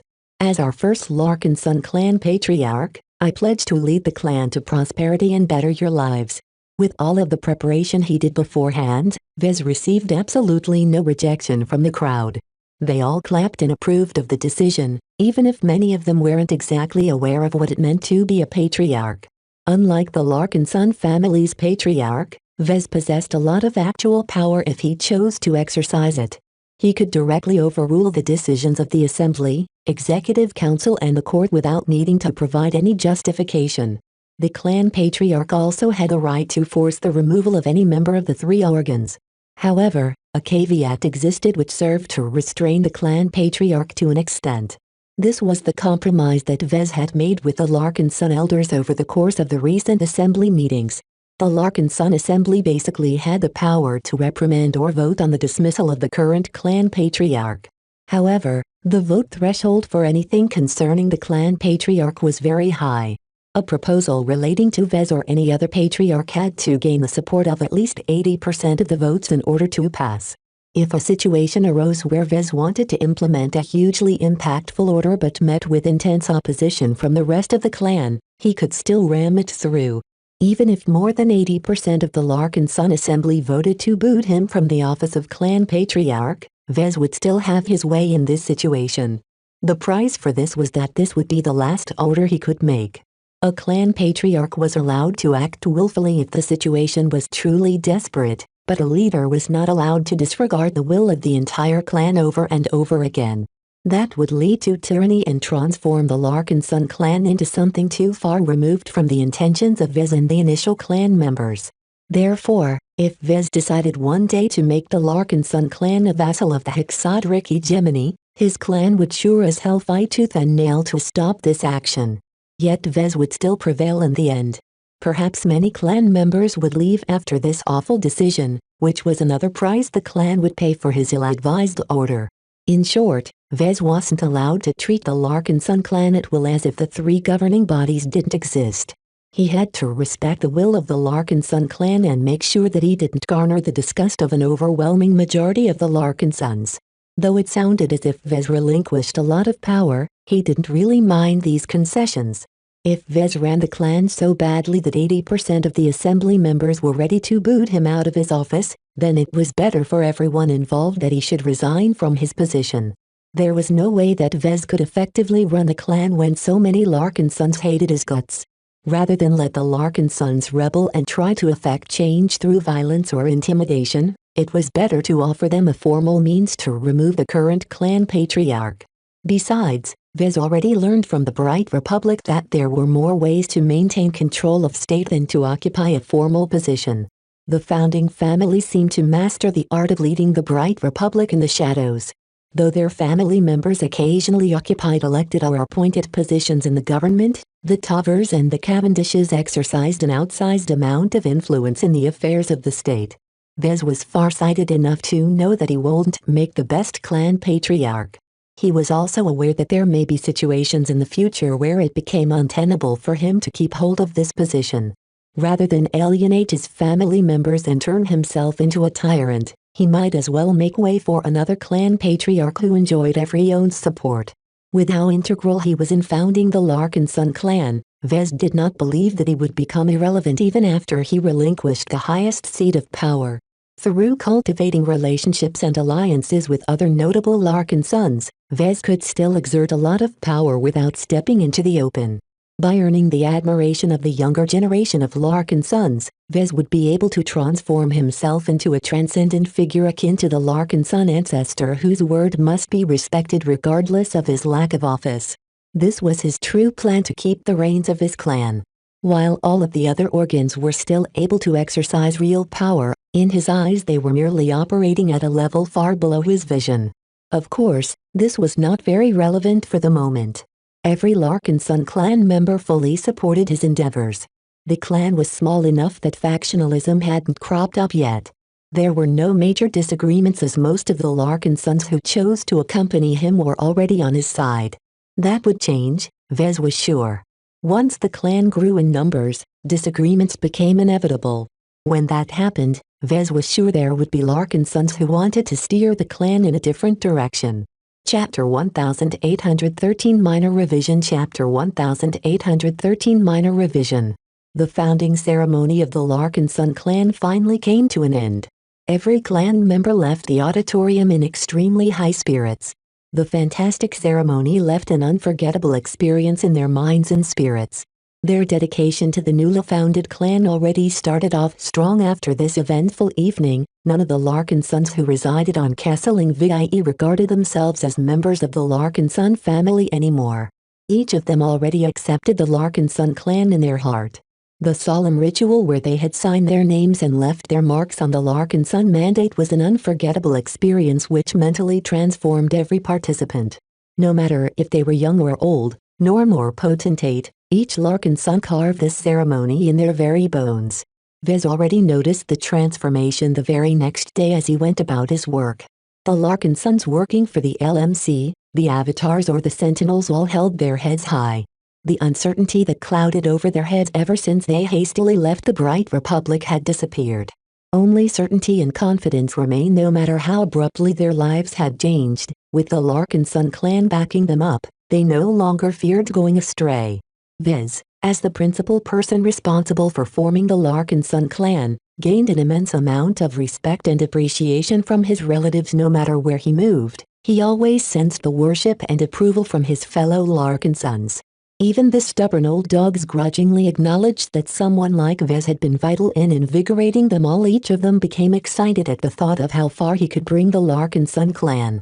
As long as he grew the clan as fast as he grew the LMC, then each of them would be able to experience greater glory than they had ever earned back in the original Larkin Sun family. The day after the founding ceremony, Vez mainly held meetings with various members of the clan. The Larkin Sun Assembly, Executive Council and Larkin Sun Court all had empty positions which needed to be filled over time. For now, the clan wasn't big enough to require all of the empty positions to be filled. In fact, Vez wasn't entirely sure if all 50 seats at the assembly could even be filled. In any case, it was fine if the clan took its time to grow. Even if the assembly only consisted of 20 members, it could still perform its role as the main deliberative organ of the clan. That was all that mattered. Perhaps the brightest moment of the day was when Vez met with the two most prominent members of the Larkinson clan aside from himself. "Janzi Tusa, please come in and take a seat. I've been looking forward to meeting the two of you for a very long time." Vez studied the two expert candidates as they approached his desk. Despite their slim but athletic body structures, both of them exuded strength and confidence that only the extraordinary possessed. Even though neither of them managed to take the critical step and trigger apotheosis, both of them were fairly close to doing so. They just needed the right chance and opportunity to transform their lives. He briefly activated his spiritual vision to brush their spiritual states. As expected, Jen's close association with Kalanxo shaped her immature force of will into something that was strongly aligned towards protection. There was a lot more to it than that, though, but Vez did not have the time to figure out the subtleties in her mind. Tusa, on the other hand, was a little rougher, but not that much weaker. Vez had not met with Tusa in recent times, so this was his first good look at Raymond Billingsley Larkinson's grandson. The male expert candidate's force of will was very interesting to Vez. It did not lean towards protection or aggression, which was the two most common flavors he encountered in expert candidates and expert mech. Instead, there was a flighty aspect to his force of will. Vez recalled that Tusa specialized in piloting aerial light skirmishers, though he was also proficient in their Spaceborne equivalent in a pinch. All of this meant that Tusa's force of will centered around speed and mobility. From the way Tusa impatiently fidgeted on his seat and repressed the desire to pace around and explore the office, the expert candidate likely possessed an obsession for speed. What a speed demon! Vez definitely knew what kind of mech he had to design for Tusa once he broke through to expert pilot.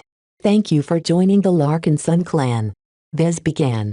"I know it must strain your conscience to bid farewell to your old mech regiments and depart from the Bright Republic while the Sand War is still going strong. The Bright Republic no longer deserves my appreciation after what it did to you." Tusa impulsively stated. He was a lot less hesitant than Raymond, that was for sure. "I don't feel any guilt for leaving the mech corps with snakes like General Cavendish and Venerable Ganso. The service has no need of me. They can fight the Sandmen on their own, especially since your new deliverer mech have made their presence felt. I always believed in you, Vez," Janzi remarked in a calmer tone. "The difference your deliverers have made has relieved a lot of pressure on the armed forces of our old state. No one in the mech corps is unaware of your contributions. Though a part of me still yearns to fight alongside the Apocalypse Heralds, I can make a bigger difference to the lives of our family members and the citizens of the Bright Republic by staying by your side." This was the result of all of the success he achieved. Both Janzi and Tusa acknowledged that Vez had done more to protect the Bright Republic than several expert pilots and mech regiments put together.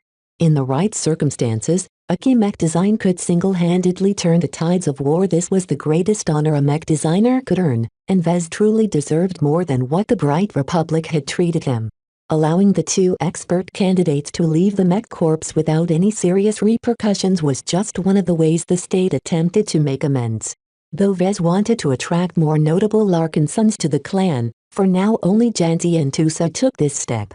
The rest were much more aligned with the neutrals or the traditionalists and could not bear to abandon their existing duties and responsibilities. Vez was already happy with what he got. He half expected the mech corps to be stubborn about retaining the two expert candidates, or that the both of them wanted to keep fighting until the Sandmen no longer posed a threat. "Will we be getting new mech now that we work for you?" Tusa impatiently asked. "I had to give up my old service mech. I really miss that machine. None of the mech here are good enough. No offense, Vez, but your desolate soldiers are too slow and low specs to keep up with my needs." "I understand." Vez plainly nodded. The Desolate Soldier is a cheaper product meant to accommodate all of the melee and landbound mech specialists who were forced to pilot an entirely different type of mech than they were used to in order to fight the Sandmen. They are not meant to accommodate skilled and exceptional mech pilots such as you. The other mech designs aren't very suitable for you either. I'll address this problem eventually, but for now I'll instruct the avatars to procure a high-spec light skirmisher to tide you over. Is that acceptable?" Tusa nodded. Sure. I heard you have a lot of money, though, so make sure Melker buys an expensive one. I don't want to pilot another machine that cut too many corners in the name of cost savings. Vez grinned. If you want to satisfy your craving for speed, you can borrow one of the mech if captured from the Friday Coalition. The Fliskin is an exceedingly fast and mobile spaceborne light skirmisher with atmospheric capabilities. I'm sure you'll enjoy taking it out on a spin. You might as well take part in the training program meant to elevate third-class mech pilots into second-class mech pilots. I heard about that mech of yours. Tusa instantly became enthused. I've watched the footage during my journey to the Ilvain Protectorate. I can't wait to get my hands on that mech. Though Tusa wanted to claim the Flishkin for himself, Vez rejected this suggestion.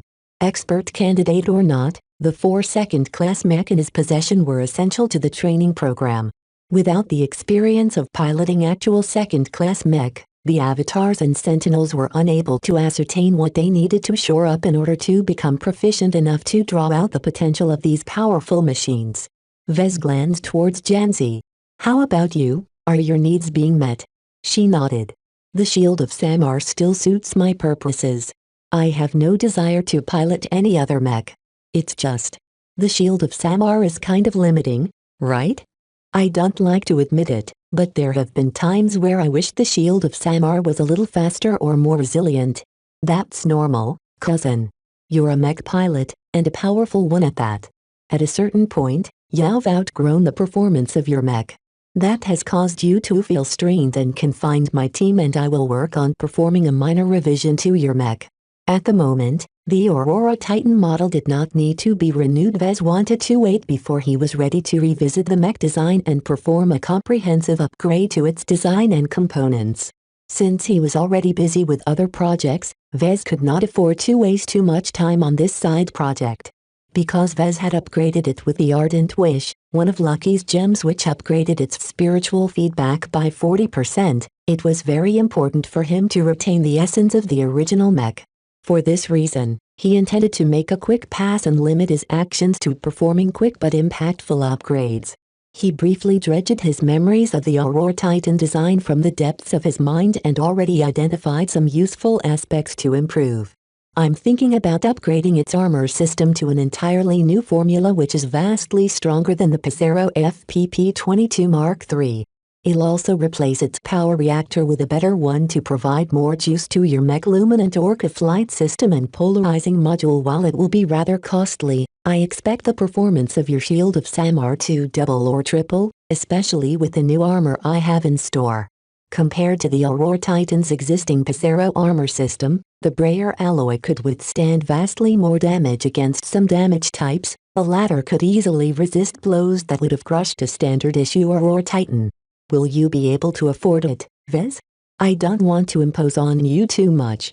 The LMC has sold over 1 million mechs since the start of the Sand War. Don't worry about our finances.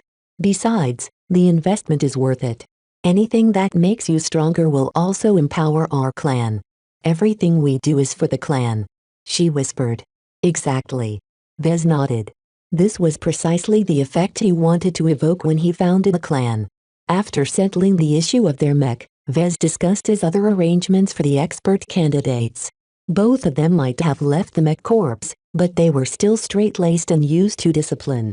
This made the avatars of Myth the only suitable home for their abilities. Not only would the avatars welcome their exceptional skill, it also provided the best growth environment for highly talented mech pilots. Vez hoped that Commander Melker and the rest of the avatars would be able to stimulate the 2 expert candidates into taking the critical step. Only after they advanced to expert pilots would they truly begin their extraordinary careers. And this time, the Mech Corps wasn't here to steal his people from his possession. Chapter 1814 Too Many Issues. Chapter 1814 Too Many Issues. After meeting the Larkin Sun expert candidates, Vez continued to check up on various people. His orbit had grown so much that he needed to keep tabs on dozens of different people and initiatives. He had to settle the issue of Silent William. He had to do something with the pirate designers captured by the battle criers. He needed to find some way of making Davia Stark move forward from her devastating trauma. All of these issues required his personal attention due to their sensitive nature. He could not delegate these matters to anyone. With so many issues on his plate, Vez had no choice but to address them one by one and hope that nothing burned down in the meantime. At the same time, he not only had to prepare some new design projects, but also guide the Larkin Sun clan as it started to settle all of the questions that emerged as a result of its founding. Where should the clan reside? What assets must the clan procure? What must the clan be working towards? All of these questions needed to be answered one way or another. Vez involved himself at the start, but soon pulled back once he determined that the clan was on the right track. The Ilvain Protectorate might be hosting the Larkin Sun clan as well as the headquarters of the Living Mech Corporation, but Vez did not intend to settle down in the state on a permanent basis. I think we are in a consensus that we shouldn't increase our entanglement with the Protectorate, Vez explained to the two Larkin sons who attended this meeting. The Ilvainans have been nice to us, but that does not oblige us to convert to their faith. He tapped his finger against the embellished surface of the Larkin Sun mandate resting on his desk. Lucky meanwhile curiously tapped the spine of the book with his paw. Vez already forbid his pet from taking a bite out of the book, though it didn't seem necessary. His pet was actually playing with the golden cat. Both of them possessed a fairly substantial bond, and Lucky seemed to be able to sense and interact with the newborn spiritual product. Was it because they were cats? Whatever the case, Vez was glad that the golden cat had someone to spend her time with. Due to the nature of her existence, she was only able to reside within the book. Her only outside interaction aside from observing her immediate surroundings was to explore one of the many spiritual bonds she formed with the members of the Larkin Sun clan. Vez could tell that the golden cat was rapidly absorbing quite a lot of information from those bonds. It won't take too much time for the golden cat to mature, at least from a mental aspect. We've been thinking about buying an ark ship or some other vessel that can house our clan in space, Avrin Larkin Sun mentioned. We'd like to hear your opinion before we explore this proposal any further. As Benjamin Larkin Sun's brother and an esteemed elder in his own right, Avrin was one of the more prestigious elders to join the clan. It didn't take much time for the newly recruited Larkin Sun assembly to vote Avrin to the position of speaker. This essentially made Avrin the head of the assembly, and one of the main people Vez needed to call upon if he wanted the assembly to do something. It came as a surprise to many that Avrin decided to leave his comfy retirement and join the clan. Vez half suspected that his grandfather dispatched Avrin to the clan in order to keep tabs on its development or guide its evolution in a certain direction. Even if one of these possibilities were the case, Vez did not mind them. Ulterior motives couldn't be avoided, and Vez believed that everyone's commitment to the Larkin Sun clan was strong enough for them to do what was right. If that didn't turn out to be the case, well, Vez could always exercise his power as clan patriarch and remove Avrin from his position as assembly speaker. I believe we should wait before procuring any massive ships. Raymond Billingsley Larkin Sun spoke. We number only a couple of clan members for the moment. A single medium-sized passenger vessel is large enough to accommodate us for the moment, though such a ship won't provide us with the facilities we require to develop ourselves. Ever since his grandson Tusa Billingsley Larkin Sun joined the clan, the COO of the LMC had become a lot more energetic. Raymond fully believed in the ventures that Vez and the clan had started. If Tusa remained committed to the Bright Republic, then the most he could look forward to was to several decades of service. With the uncertainties surrounding both the Sand War and the Komodo War, there were very serious questions whether Tusa was fighting for the right cause. Instead of sacrificing his talents for a state that never treated the Larkin sons too well, Tusa was much better served by joining the clan, which would definitely invest in his development. In fact, the Billingsley Larkin sons were doing extremely well in the clan right now. Due to his important position within the LMC, the eldest of this family branch also became a part of the Larkin Sun Executive Council. Though Vez questioned whether Raymond had enough time to run both the LMC and the Larkin Sun clan, for the moment the latter didn't actually require that much attention once it got up and running. There was only so much work to do to govern a clan of several hundred Larkin sons. Perhaps Raymond would be forced to relinquish his council seat if the clan grew by an order of magnitude. Of course, Raymond was already at an advanced age and growing older every year. This was the main reason why Vez did not mind the concentration of power. He had nothing to fear from someone who would die anyone in a decade or two. No matter what achievements Raymond managed to make, it was out of the question for him to receive life-prolonging treatment. The best he could do was to pave the way for the rise of his grandson and the rest of his family branch. The starship market is too turbulent, Vez noted. Prices are vastly inflated due to the huge and persistent damage of large-capacity passenger and shipping vessels. Supply has also dropped to a various precarious level as the Sandmen have destroyed many ship-producing states and forced everyone else to reserve the remainder of the production to themselves. In other words, this was the worst time to buy a starship, particularly a subcapital arc ship meant to provide a complete long-term spaceborne living environment for humans. They were already incredibly expensive due to all of the amenities and protection they offer to their permanent occupants. With prices ballooning by as much as 500%, Vez would have to be crazy to order such a vessel at this time. Then where does that leave us? Ovrin asked. Raymond is right. We have enough ships to migrate elsewhere if necessary. We can even live on them on an extended basis if we truly don't have another choice. I hope it won't come to that, though. I'm open to procuring an arc ship to provide our clan with a permanent base, but the vessel has to be good enough to take part in a possible expedition to the Red Ocean. That is even more expensive and difficult to obtain. Raymond frowned. Second-class arc ships are even more extravagant than the ones that used to be sold in this region. Even with our current finances, we can only fund a small portion of the total cost. This doesn't even go into all of the ships and mech we have to procure as well in order to protect such a valuable prize. If we parade a fancy arc ship without protection, I'm sure that every pirate gang in the Star Sector will be climbing over each other to steal her from our hands. These were all very grave concerns that only Vez could solve. He pressed one hand against his forehead while keeping his other hand on the reassuring warmth of the Larkin Sun Mandate. Touching the book always made him feel less stressed and more reassured with all of the responsibilities he assumed as clan patriarch. The Golden Cat herself trusted Vez with every fiber of her being, which wasn't a surprise since most of her spiritual energy originated from his spirituality. Both Vez and Gloriana sacrificed much to create her. While Vez managed to mitigate the cost by exhausting his reserves of excess spiritual energy, his girlfriend was not as well. She had to regenerate her spent spiritual energy the old-fashioned way. Fortunately, she could double her recovery speed by holding frequent prayer sessions. Vez expected her to recover in a month or even more. Let's leave aside the issue of ship procurement for next year or later, Vez declared. The local situation will change drastically by then, so it's no use speculating what we should do so early. Makes sense. Agreed. They moved on to discussing another contentious topic. A new issue has cropped up, Ovrin said. Our hosts have become increasingly more persistent in joining us or integrating our clan. Raymond sighed. The LMC is facing the same issue. The Ilvanans are practically trying to tear down our doors in order to apply to work for our company. We've been suppressing the intake so that only the most essential positions are being filled.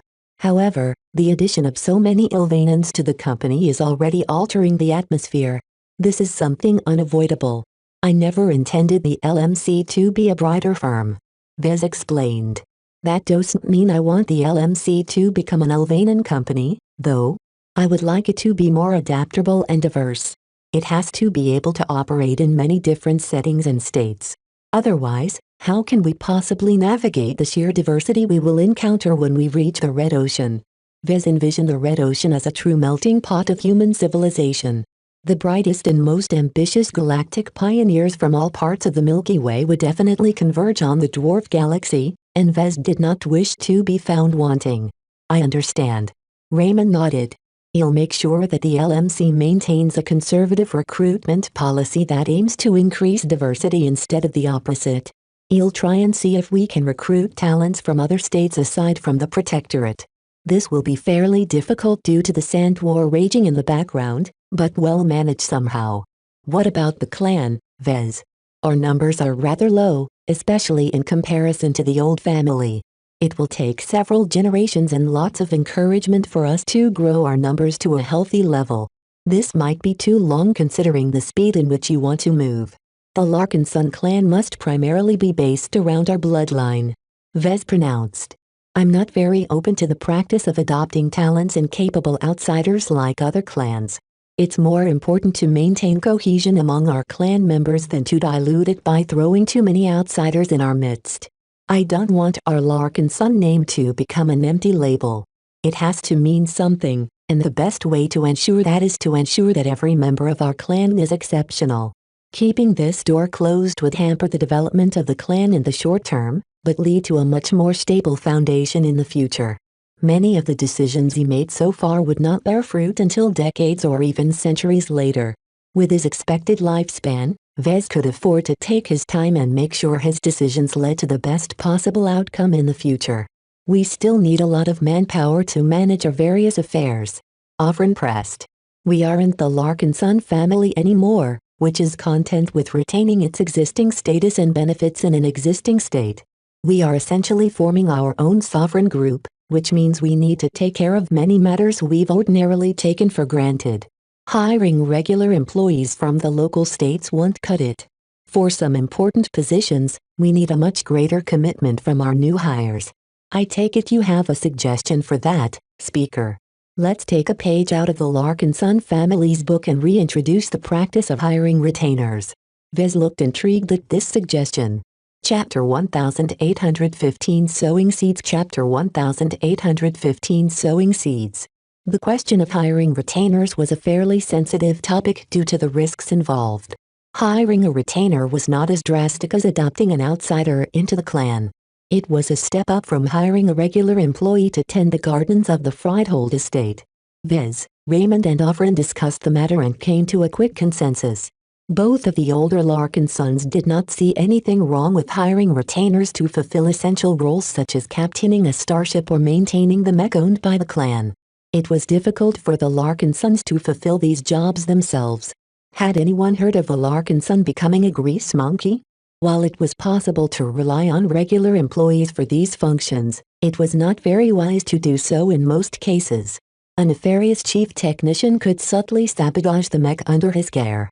A ship captain might make the wrong maneuver during a space battle that left a ship vulnerable to the enemy. A bodyguard might turn his weapon at his own charge after receiving a hefty bribe. All of these examples and more happened to many people over the course of history. The Larkinson family wasn't stupid.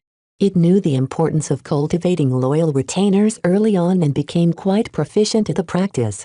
Much of that expertise and know-how transferred to the Larkinson clan.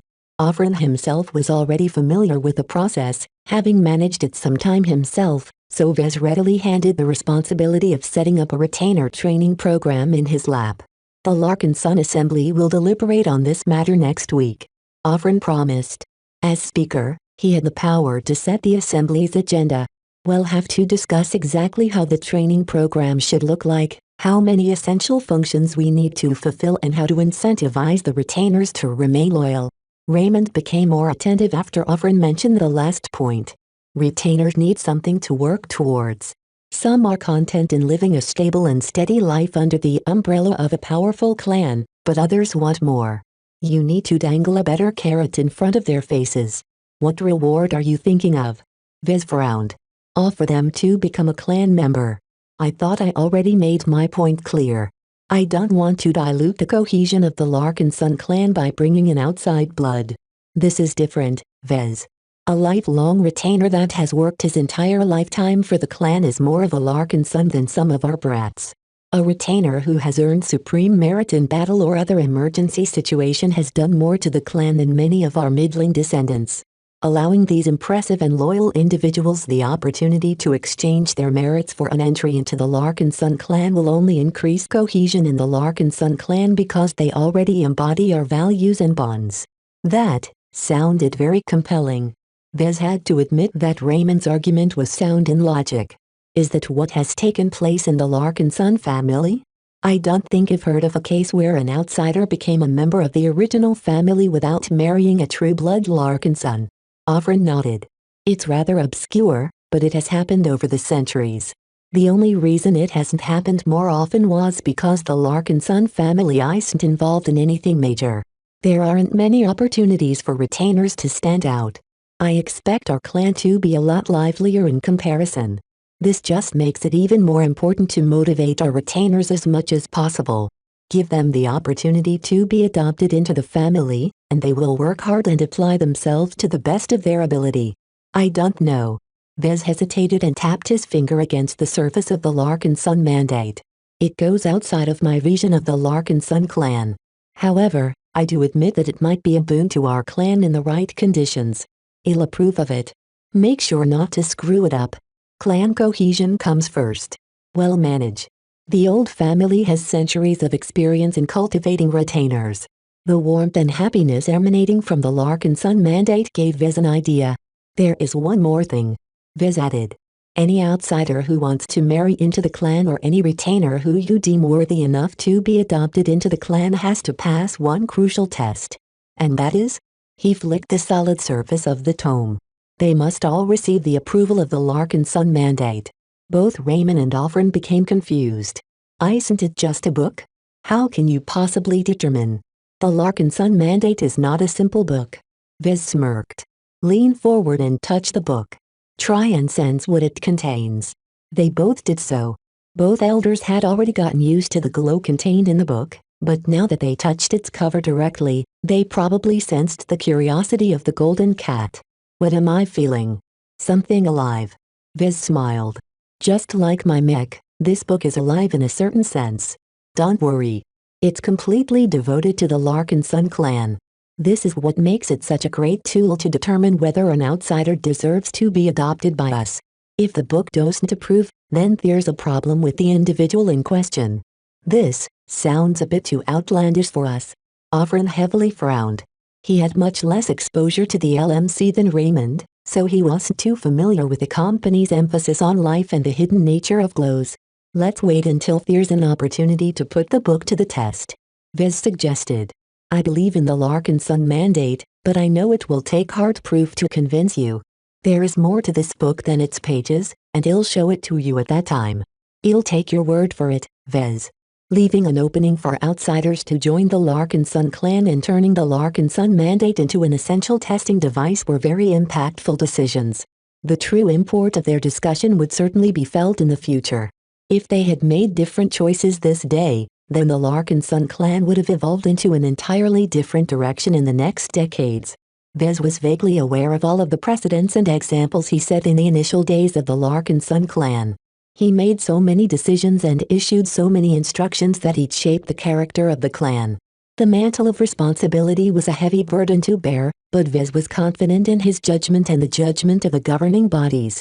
The Larkin Sun Assembly and the Larkin Sun Executive Council were already at work, taking over much of the load after Vez set their overall direction. He had deliberately set up the governance structure of the clan to keep him in charge, but remained as far removed from the day-to-day routine of running it as much as possible. As a mech designer, he had better things to do than manage his own relatives. This was why he never objected to delegating a lot of power to the governing bodies. They took on his responsibilities as well, which left him free to spend his time on more fruitful pursuits such as designing mech. While Vez was more than ready to get back to designing mech, he still had to handle some other affairs after this meeting. As Vez waved Alfred and Raymond goodbye, his next appointments dealt with other personnel matters. He met with Commander Melker and Commander Magdalena to discuss the gradual expansion of the avatars and sentinels. He summoned Dr. Lupo to discuss his progress on preparing for the upcoming implantation surgery as well as his progress on his projects. He called in Davia Stark and ascertained her condition. So far, her mental scars barely healed from before, which frustrated Vez a little. It wasn't as easy as he thought to salvage an expert pilot from a human husk. Once he dismissed her, Vez leaned over his desk and pressed his fingers against his forehead. All of these meetings were exhausting in a way that was difficult to describe. All this time, Lucky kept playing with the golden cat that resided in his book. You're quite a handful, are you? Vez sighed as he pulled Lucky away from squatting over the Larkin Sun mandate like a brooding penguin. Meow. Even if you consider her to be your kid, I don't want you to press your bottom against my book. Meow meow. I don't want you to influence the golden cat with your naughty ways. Meow. Vez threw Lucky over his shoulder, causing him to desperately catch himself in the air. He picked up the book from his desk and took pleasure in studying his own handicraft. He was very proud of the culmination of his experiment. The Larkin Son Mandate's visual appearance fully conformed to his idea of a clan heirloom. He not only crafted a cover that could last with all of the brayer alloy and other strong materials, but also embellished its appearance with artful reliefs of mech and human heroes modeled after the Larkin Son expert pilots of the past. Nailing the appearance was already half the battle. The strong spiritual presence of the Larkin Son Mandate did the rest. Even without the golden cat, it had already gained a strong innate foundation that corresponded highly to the Larkin Sons. Naturally, the golden cat deserved most of his attention. He made sure to interact with her carefully in order to steer her development in the right direction. The Larkin Son clan is your home. You're going to watch over our clan members like a guardian angel, won't you? The golden cat cautiously poked her intangible head over of the medallion on the front cover. Nya. Oh, you're so cute. Vez grinned and stroked her head by employing a gentle spiritual projection. These simple bonding sessions continually reinforced the golden cat's already strong affection towards him. Gaining her appreciation was one of the hidden means he devised to retain control over the clan in the event he lost his position as clan patriarch. In the event he was forced to retreat, Vez could still exert a considerable amount of influence on the Larkin Sons by influencing the clan's ancestral spirit. Out of every Larkin Son, only he could do so. No one else aside from Lucky, Clixie and maybe Gloriana could perceive and interact with the golden cat. Everyone else simply couldn't tell he was real, including Offren and Raymond. For now, it was not very wise for him to reveal the existence of the golden cat. While there were many benefits in doing so, Vez valued his secrecy even more. It was highly unwise to paint the golden cat as something more than an application of his glows. One day, you'll become known to every Larkin Son, golden cat. This I swear. He whispered. He envisioned a time where he no longer had to keep his secrets hidden. He imagined he gained a position of power where he could comfortably reveal his methods and work with his spirits openly. Though that time was unimaginably distant, Vez couldn't help but dream how glorious it would be to earn recognition for his accomplishments.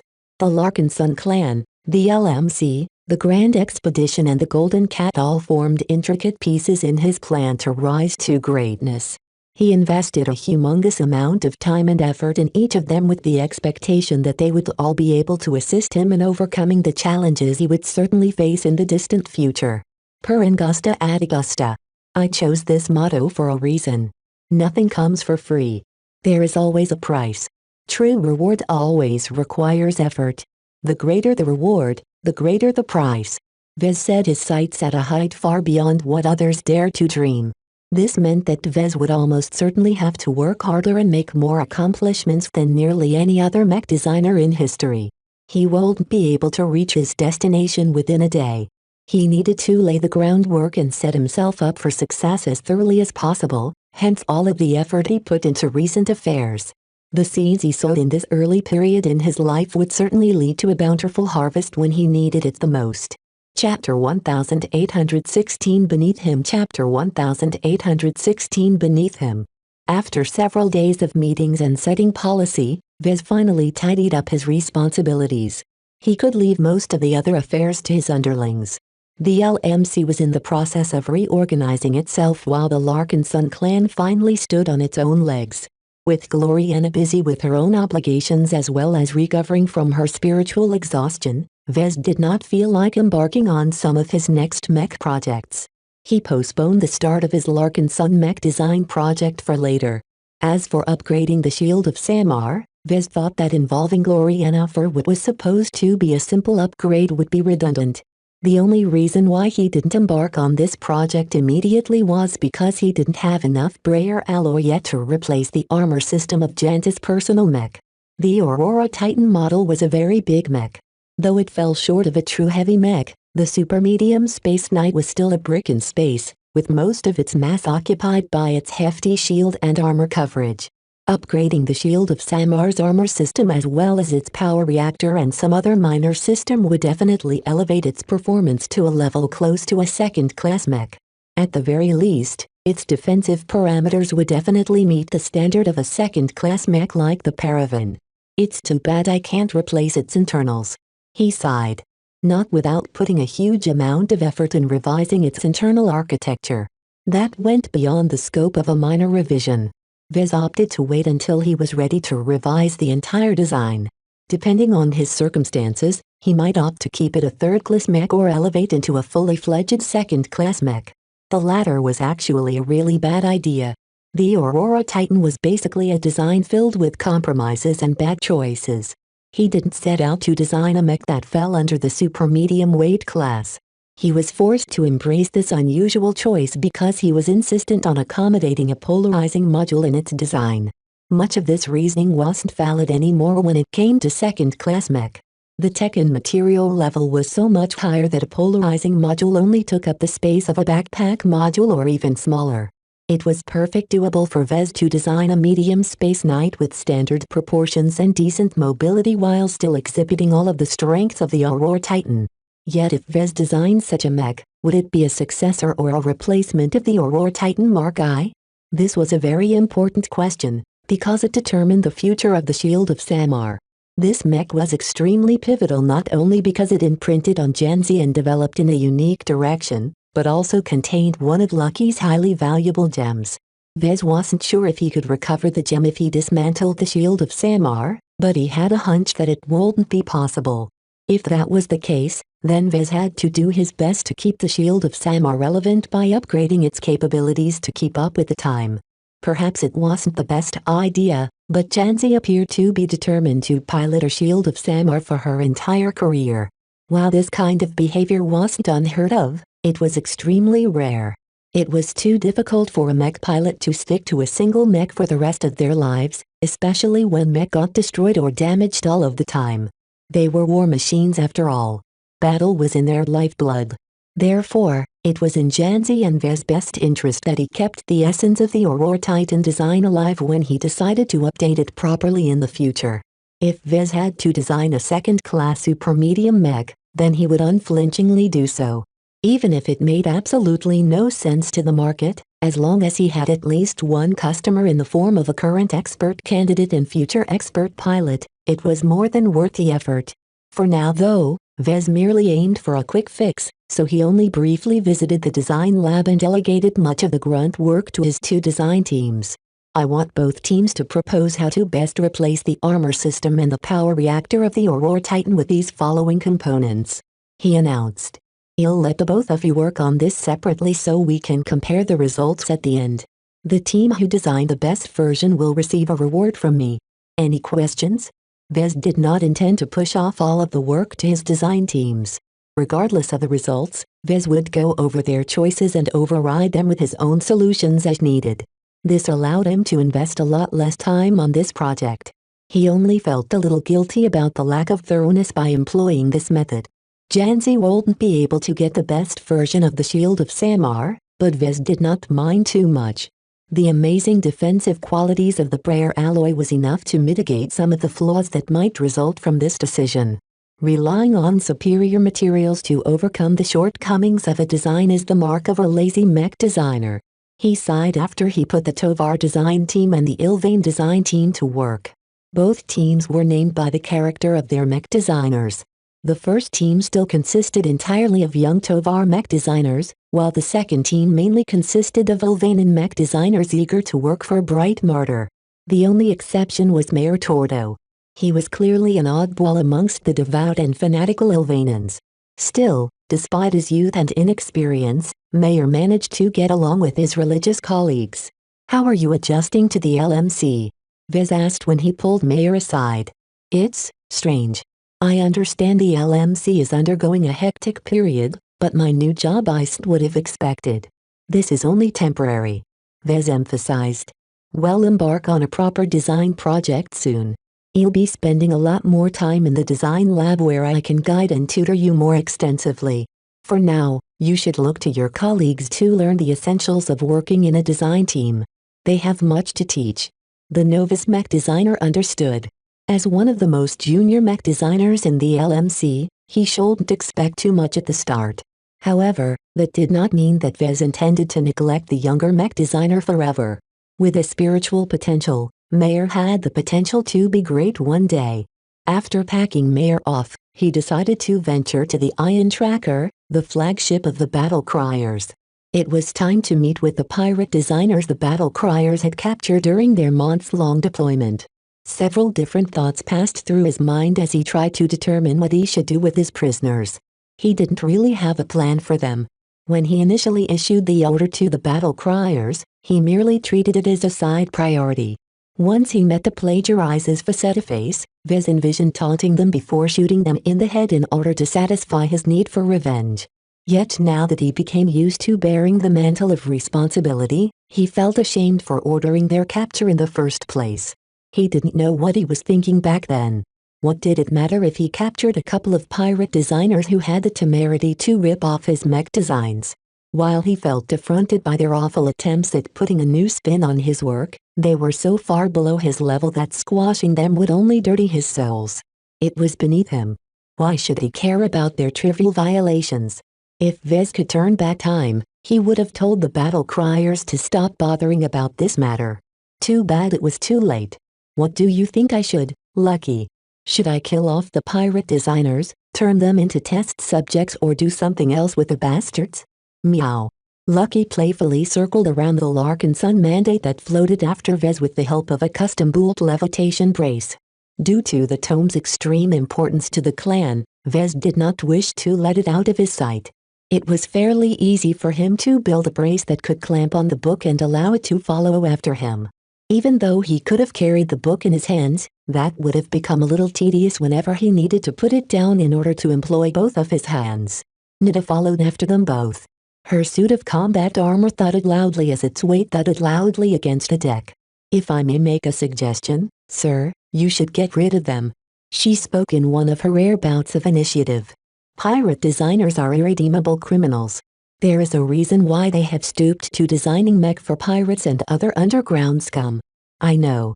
Vez actually feared becoming one as well if he ran afoul with the MTA or the CFA. Even now, the possibility continued to loom over his head. He already violated so many of their taboos, and only managed to get away with them because he managed to hide his misdeeds. There was a risk in associating with pirate designers, that was for sure. However, he could not bring himself to kill them off, at least for now. He intended to make a decision after he met with the prisoners and gained a better idea of their character. They eventually reached the brig. Though Commander Cinnabar wasn't there to meet him, Vez nonetheless smiled as he greeted a familiar figure. Dietrich. How are you doing these days?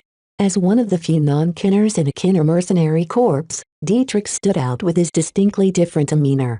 Vez carefully inspected his friend and found that his fellow Cloudy Curtainer seemed content with his new lot in life. He'd managed to fit in with the Battle Criers, though not completely. Dietrich readily said. They're a good bunch of people, though why they are so dedicated to loyalty is a mystery to me. I like it, though. After the whalers let me down after my old man died, it's reassuring to serve and fight alongside buddies who I can trust in the heat of the moment. Vez slapped Dietrich in the back. That's great to hear. Please let me to the prisoners. How well behaved are they? Some of them are more feral than we like. It's like they're not really human when their mood swings in the wrong direction. We've been forced to activate some of the restraint mechanisms of their cells in order to prevent them from bashing the cells and such. That sounded a bit strange to Vez, but then again the people born in the frontier were never right in the head. He expected better from mech designers who grew up in civilized space, though. He recalled that Ronnie Blast used to come from the Bright Republic according to the intelligence he accessed. Here he is. Ronnie Blast. Dietrich smiled and waved his hand. The energy screen in front of them winked out, revealing a bare white cell with nothing but a bed where Ronnie Blast was lying bored out of his skull. Finally, the young, blonde-haired man instantly perked up. I was going crazy here. There's nothing to do here. Can you please let Emmy go? I haven't done anything. Whatever you think you've done, I'm innocent. Vez unconsciously leaned back from the man's screams. Was this Ronnie Blast? Yeah. Dietrich remarked. Ronnie here is always like this whenever we show up. We have to put some sense in him whenever we want him to act normal. You. Ronnie exuberant pointed at Vez. You're in charge, right? Please let Emmy go. There's no reason for you to keep Emmy captive. I'm just a mech designer. Vez slowly began to glower. Perhaps Nida was right. Chapter 1817 Scum of the Frontier Chapter 1817 Scum of the Frontier. Whatever he expected from the infamous Ronnie Blast, it wasn't this. The shouting brat who continued to yell at Vez to free him was different from his expectations. He imagined a cowardly, craven bottom feeder who became a pirate designer out of desperation. He believed that Ronnie Blast was a mech designer of poor mental fortitude who would crack the instant he came under pressure. Instead, he encountered a loudmouth with poor volume control and a penchant for whining. A lot of whining. You're a mech designer, right? I can tell that from you. You have that smart air about you that reminds me of some of my colleagues in the past. Was it you that kidnapped Emmy? Why did you ever pick Emmy up? I was well on my way to. Shut up. When Ronnie Blast shouted, he came across as a blabbermouth. When Vez shouted, he commanded attention. There was a drastic difference between the two. Their life experiences, successes and training all shaped them in ways that led to drastically different directions. No matter how obnoxious Ronnie appeared to be, his mouth instantly shut the moment Vez uttered his words. It was at this time that Ronnie realized that Vez appeared less than pleased with his conduct. He looked sheepish, but quickly regained his bravado. He thrust out his chest as if he deserved to be treated like an equal. Mr. Stranger, as a fellow colleague, could you please release me from this cell? I am not a danger to anyone. I'm just a mech designer. Vez couldn't help but jerk his mouth when he heard this phrase. He uttered these words so many times that it felt strange when someone threw it back into his face. Though Vez felt inclined to oblige Ronnie's request, he quickly stamped it down. Though Ronnie came across as a fool, who knew what he was truly capable of? Anyone who uttered the phrase "I'm just a mech designer" should be highly suspect. We'll be keeping you here for the time being, Vez unapologetically declared. You are Ronnie Blast, a pirate designer of ill repute. What? That's uncalled for. I was driven from civilized space for something I didn't do. It wasn't my choice to go pirate. Vez wanted to palm his face. He also wanted to activate the sound modulator in the cell in order to make Ronnie shouting less grating on his ears. Don't lie to me, Ronnie. I know this is not your real name, and I know you aren't native to the Ferris Star region. Why did you capture me? Ronnie demanded. I've never done anything to you or any other mech designer for that matter. I always kept to myself while I was trying to survive in the frontier. Did you, now? Vez huffed and leaned his shoulder against the cell wall. Does your blue Paradiso design ring a bell? The pirate designer frowned. You mean my Spaceborn laser rifleman mech design? Your design? Vez glared. Do you have the temerity to claim that your poor excuse of a rip-off is your original work? I know who you are. A light bulb finally lit up in his empty head.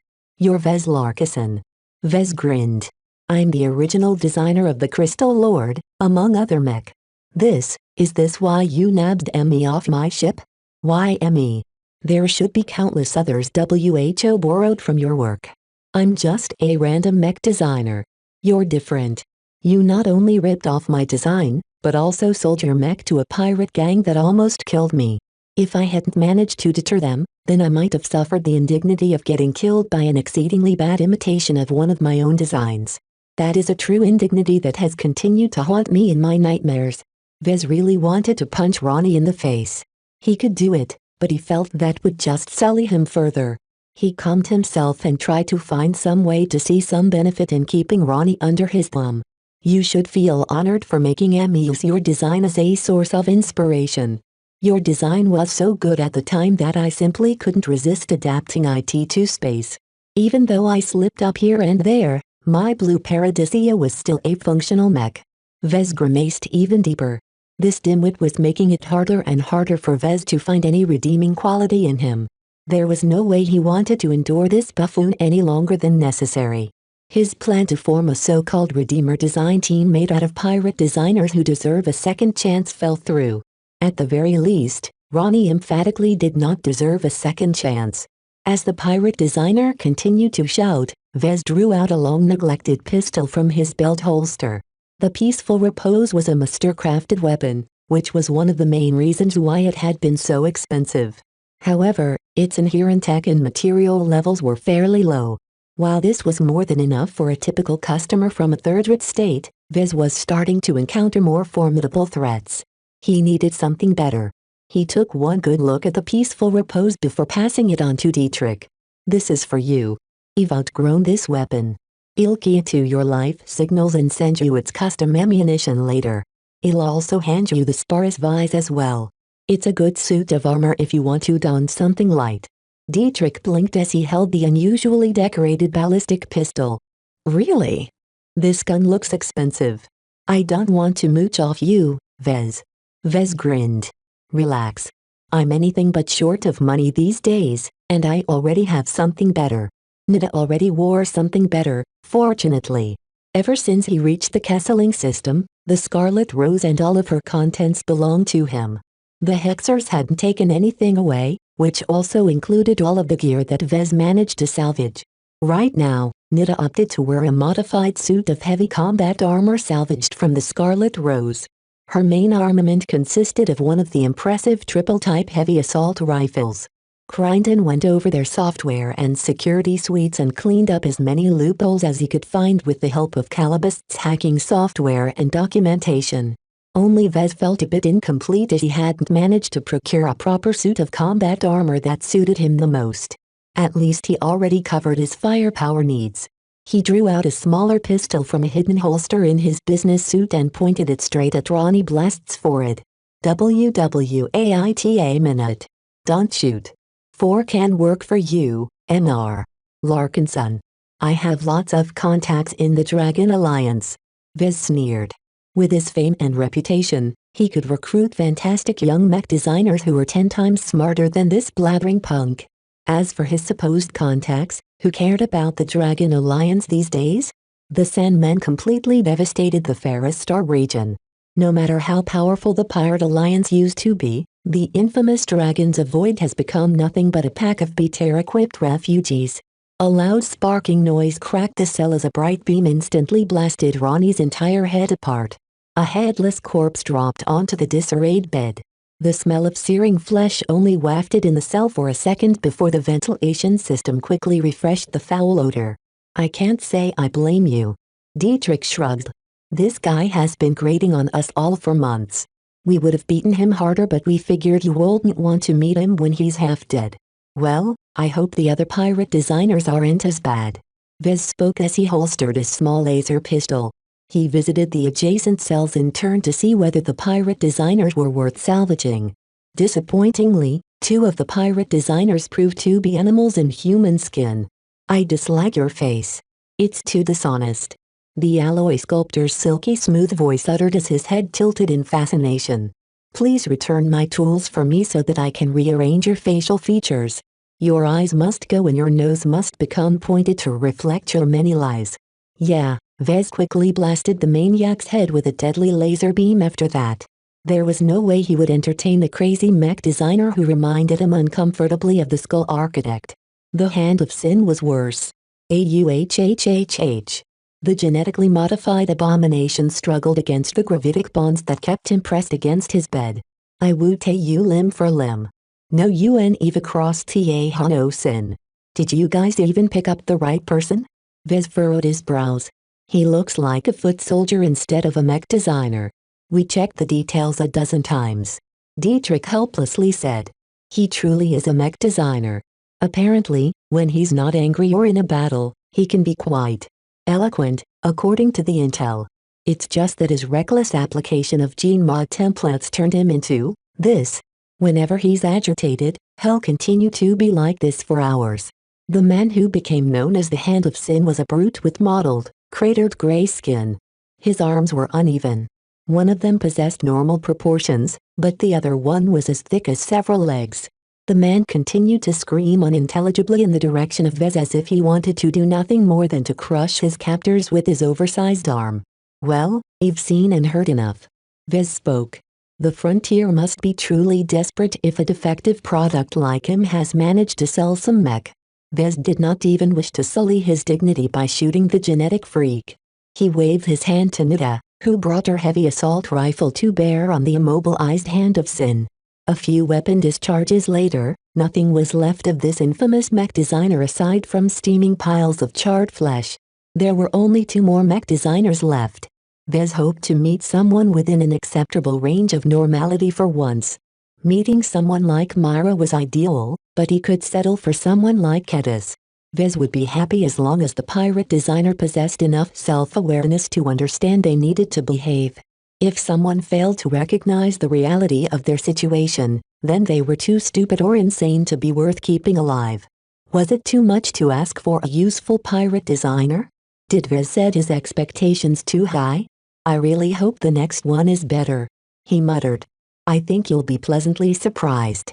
Meryl is the best behaved captive we have so far. She hasn't given us any flack in the months we kept her captive. When they entered the next cell, Meryl turned her gaze from the romance drama projected by the cell.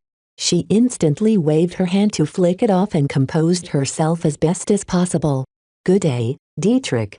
Good day, Meryl. This is Vez Larkinson, my boss. He's the one who decides your fate, so I suggest you be on your best behavior.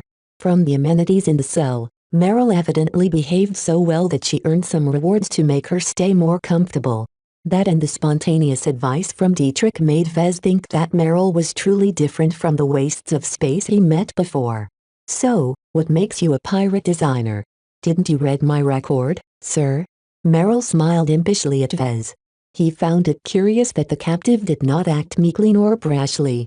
Instead, she adopted a comfortable and confident demeanor as if she was his friend rather than a captive. He had to admit that it had an effect on him. After dealing with the likes of Ronnie Blast, the alloy sculptor and the Hand of Sin, it was surprisingly refreshing to deal with someone who conformed to his expectations of a mech designer.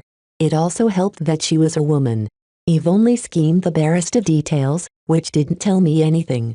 Is any of it even true? Good question. Meryl's smile turned devious. Chapter 1818 Meryl Truman Chapter 1818 Meryl Truman. I must say, compared to the other pirate designers my men have captured, you are remarkably well behaved. Meryl Truman offered Vez a modest smile. I never intended to become a pirate. I was forced into this life. She had given him a very plain story of her background. According to her words, she was born and raised in the Rapo Principality. After graduating from a good mech design university from the Principality, she attracted the attention of a senior who mentored her. Over the course of her duties, she went on some sort of assignment that brought her close to the frontier where her entire life upended. A gang of ruffians ambushed her ship. Our escorts were too weak and stood no chance, so they ran. Meryl growled. After that, the pirates took possession of our passenger ship as well as everyone inside. It seems you didn't suffer too much in their care. I'm a mech designer. She shrugged. No matter how stupid pirates can be, they recognize the value of a properly educated mech designer. I managed to impress the pirate captain with my wit and intelligence. What happened after that? I got put to use. A mech designer is useful in many ways. By the time I gained a measure of status within the loose pirate community, I already developed a reputation for myself. Even if I found a way to get rid of the pirates who protect, it was too late for me to go back. They deliberately tarnished my reputation and tainted my name to cut off any possibility of going back to civilized space. How horrendous. Vez replied mildly. Those pirates truly deserve death. She grinned. They did. The Sandmen destroyed half of their mech. Your battle criers did the rest after they limped their way into civilized space.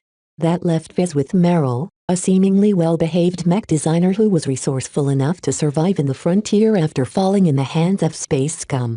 Vez had no doubt that Meryl left out plenty of details in her story. The fact that a mech designer with so little bargaining power managed to survive and thrive in the brutal frontier was very exceptional. This was especially so because Meryl was a woman. The frontier was not kind to women. Civilization had gone backwards in this lawless region, and men dominated the fairest star region. The Hexadric hegemony possessed absolutely no influence here, and alpha male outfits like the Sword Maidens were the exception rather than the rule. All of these adverse conditions made Vez regard Meryl in a different light. Since Vez was short on capable subordinate mech designers, he could not bear to throw away a talent regardless of how much dirt she accumulated. Of course, Vez did not forget to maintain his basic vigilance. Anyone who managed to navigate the perils of the frontier ought to be suspect. When Vez studied Meryl's calm appearance, he finally found out the reason why he sensed a familiar vibe from her. She gave off the sense of someone with tight control over her emotions, just like Patricia. This was quite remarkable, as Vez hadn't met too many rational mech designers. His interest in Meryl increased even further after Vez ascertained that she possessed spiritual potential.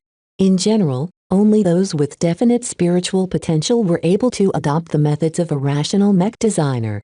There were definitely some shenanigans involved with regulating their spiritualities and spiritual energy reserves.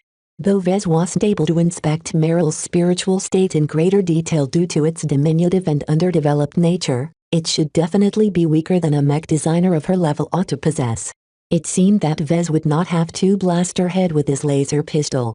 As long as she was useful to him, he did not mind offering her a second chance. He still had some questions, though.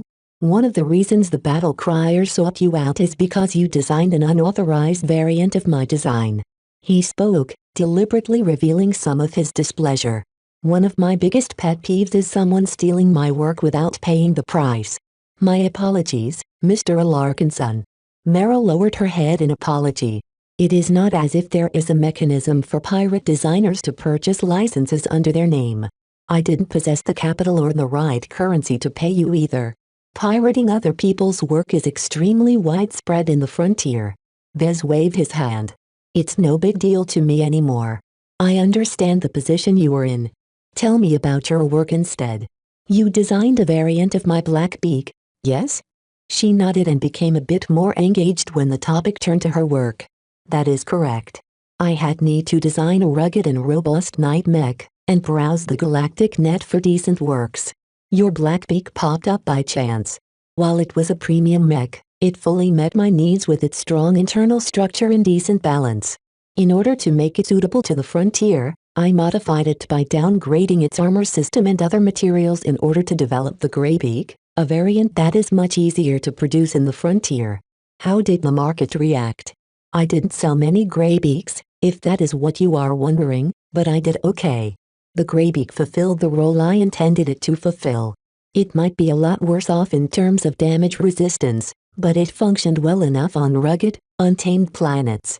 I've also applied my specialty to it to increase its burst power and mechanical strength. It can deliver quite a punch in the right conditions. Vez had briefly studied the design of the Greybeak beforehand and noted several unusual modifications that he suspected to be part of her specialty. They were very interesting modifications and additions that increased the force exertion of a mech at the cost of accelerating its wear and tear. What is your specialty? Is it related to the musculature system? Not exactly, though I won't fault you for making that guess. My actual specialty is imbalance. It's a more abstract design philosophy that is related to introducing deliberate imbalances in a design in order to generate temporary mechanical advantages that can be employed to increase a mech mobility or empower its blows. Meryl possessed a Class I design philosophy, the same as Gloriana. Class I design philosophies usually centered around abstract principles and often encompassed an entire mech. They were very challenging to develop due to this reason. Vez respected Meryl for pursuing such a different research direction, though he wasn't quite aware how well she could balance her difficult ambition with a rational approach towards mech design.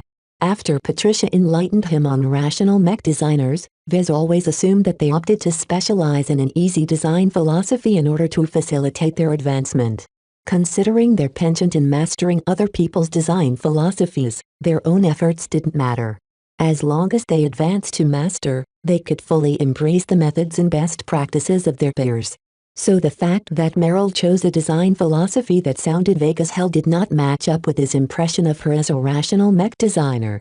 Vez silently rubbed his chin. Maybe he made the wrong assumption. Rational and passionate mech designers existed on the extreme end of a spectrum. There was plenty of room in between. Vez guessed that Meryl was only slightly leaning in the direction of a rational mech designer. In any case, Vez made a decision. Her Greybeak design wasn't half bad. It was a far cry from the travesty designed by Ronnie Blast. Would you like a second chance? Meryl looked at him with hopeful expectation. You do not mind my background? You have potential. You're wasted as a pirate designer. While I can't promise you freedom, I can give you an opportunity to redeem yourself. As for the matter of your identity, that is no problem at all. With the Komodo star sector in disarray, it is trivially easy to forge a new identity for you. No one is inclined to inspect people's credentials during this crisis period. Vez turned to Dietrich and passed on some instructions. The battle criers ought to be able to settle this matter by themselves. There was no need for Vez to arrange this matter in person. Work with Crichton to check Meryl's background as well. As long as he approves, he'll allow Meryl to work for the LMC on a provisional basis. Well, do your best, Dietrich said and threw him a sloppy salute. The two left the cell and visited the final captive. Compared to Meryl, Timothy Moriarty was a lot less interesting. He possessed a similar background to Meryl but wasn't nearly as remarkable as a mech designer. Vez did not say anything else to Timothy after he asked his questions. Instead, he left his cell without announcing his verdict. What do you think about Timothy? Dietrich asked. He's too dull. Just like Meryl, he's just a mech designer who was unlucky enough to get captured. Unlike Meryl, he's barely an apprentice who failed to adjust as well to the frontier. I don't need someone useless like him in my employ. Does that mean? No. Vez shook his head. I only killed the other mech designers because they are either animals or a disgrace to our profession. Removing them from existence is a boon to the mech community. That's not the case here. Timothy managed to maintain his sanity after ending up in the frontier, and that's ultimately good. Just send him to the border of the Ilvain Protectorate and dump him in a random star system. He can make his own way from there. Killing Ronnie Blast, the alloy sculptor and the Hand of Sin left a very foul taste in his mouth. He wanted to end this round of visits on a better note, so he decided to free Timothy Moriarty back into the wild. After that, Vez and Dietrich along with their escorts walked back to the shuttle bay. Along the way, Vez told Dietrich what he intended to do with the battle criers. The avatars of Myth and the Living Sentinels both have very defined purposes in my force lineup. They're too straight-laced to perform certain assignments, though. They are also meant to stay close to my orbit. This is why I'm developing the battle criers into an outfit that can perform missions that will take them far away. You'll all need to learn how to take care of yourselves in situations where help is very far away. Does that sound to your liking? I like it. Dietrich smiled. Staying on guard every day is boring as hell, and I don't think I'm cut out to be an Avidar. As I've said, I like hanging out with the Kinners. They're the only people around who I can trust with my life. Since you seem to be getting along well with the battle criers, I'll let you stay here despite the fact that you're not a Kinner. As long as you continue to prove your loyalty and your capabilities, I won't have cause to remove you. Understand? No need to warn me, Vez. I know the score. I used to help run the whalers with my father, remember? I know a thing or two about bossing around people. Vez did not take Dietrich's words too seriously. After all, for Dietrich to have lost the whalers due to internal rebellion was a very poor indicator of his leadership capabilities. As Vez, Lucky and Nita were about to step into the shuttle, Dietrich passed one final message. Thank you for giving Meryl a chance. She really deserves better. I'll tell her to do her best to be of service to you. She would have been a great person if she didn't end up in the hands of pirates. His words caused Vez to smirk. Are you interested in her? Is Rila not enough for you anymore? Dietrich winced. Please don't mention Rila. We already moved on. Last I heard, she's doing quite well for herself. I see. Well, hold your horses for now. I want Crichton to clear Meryl first before I allow her to work for the LMC. Until then, she stays in the brig. I get it. I'll wait for the good news, then. Please go to https://www.novelupdates.cc/themech touch/ to read the latest chapters for free. Chapter 1819 First Bath. Chapter 1819 First Bath. After dealing with the pirate designers captured by the battle criers, Vez returned to his headquarters and resumed his duties. It took several more days to wrap up his appointments and put his organizations on the right track. He directed some attention to the Vez Larkin Son Foundation for Wounded Veterans, which had lost its hospitals and most of its doctors. Only a few were willing to accept Director Clinton Larkinson's offer to accompany what had now become the Larkinson clan. "We need these doctors," Clinton stated. "I'd like your permission to offer them to become our retainers." Vez idly rested the Larkinson mandate on his lap while Lucky was dozing on its surface for whatever reason. "You don't need to ask me for permission. The Larkinson Assembly is still discussing the details of our clan's retainership program. It will take too much time to hammer out a consensus, and I can't afford to wait that long. Some of the doctors haven't been adjusting well to life in the Ilvain Protectorate. If I don't offer them something solid, they're bound to leave. I don't want to lose these doctors, especially since they have proven to possess the right heart and motivation to work for the Foundation." Vez couldn't be bothered to evaluate the doctors in person. If Director Clinton said they were all right, then that was already good enough. "Fine. I'll give you permission to do so. Just remember that as their guarantor you're also responsible for their good behavior. I'll keep the docs, nurses and other personnel in line. We have our own doctors now. As long as I seek a couple more specialists, we don't have to depend on our host states to deal with any medical emergencies." After departing from Cloudy Curtain, the Foundation turned into a homeless charity. While it lost much of its doctors and personnel, it still retained all of its medical equipment and other sophisticated hardware. As long as Clinton managed to attract new doctors, the Foundation could get back on track. To adjust to the new situation, Clinton proposed to base the Foundation on a ship and operate from there. This way, the clan would be able to receive advanced medical treatment regardless of where they traveled. Vez approved Clinton's proposal. The expeditionary fleet he intended to build would certainly require a robust health service that could take care of many patients and treat many different ills. After meeting with Director Clinton, Vez quickly wrapped up his remaining meetings and finally cleared his agenda. "Is there nothing else that requires my attention, Benny?" "Well, there's always something that could use your attention," his assistant dutifully responded as he glanced at his datapad. "If you ask me, though, you already did enough.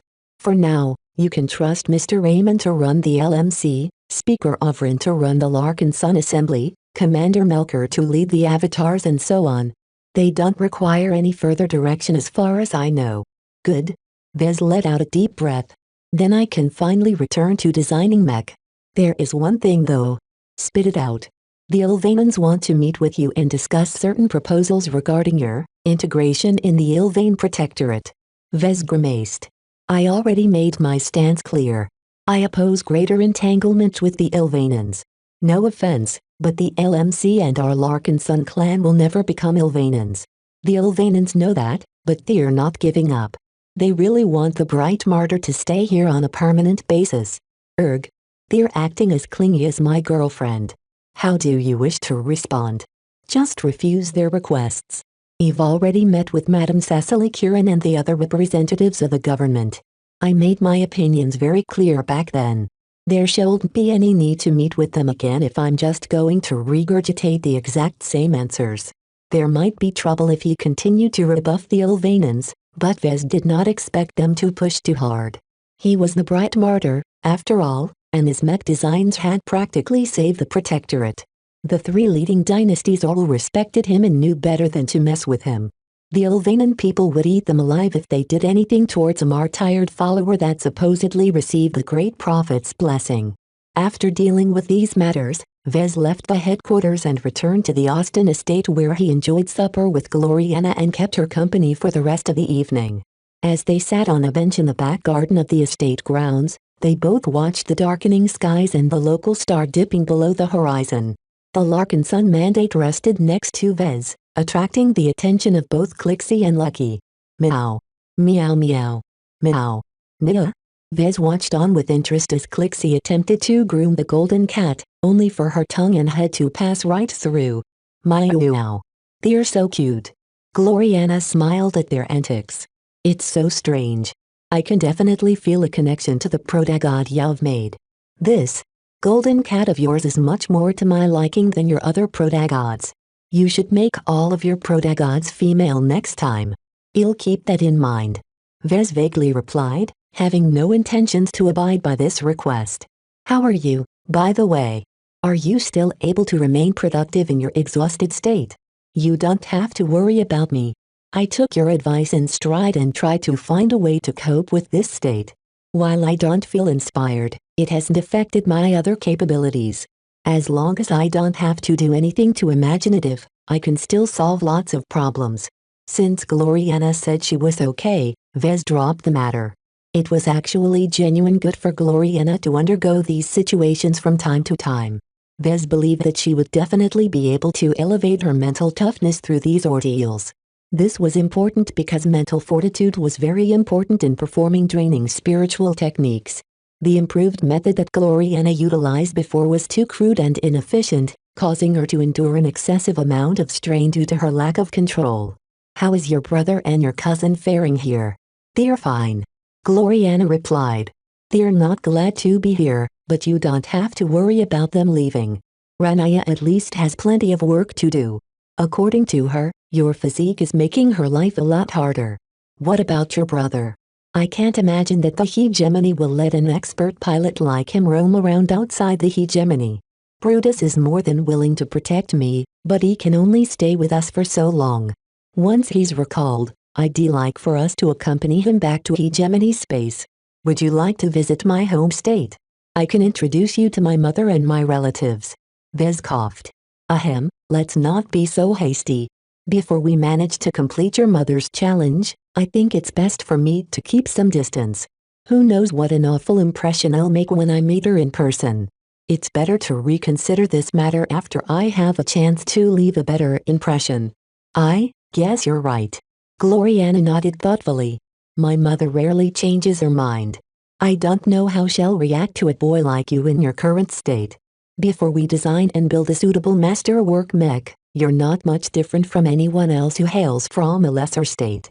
He objected to her evaluation. I'm already standing out a lot from my peers. None of the other journeymen I know of has managed to swing the sand war with their mech designs. It took an entire team of seniors to introduce the Dawnbreaker line and steal some of my thunder.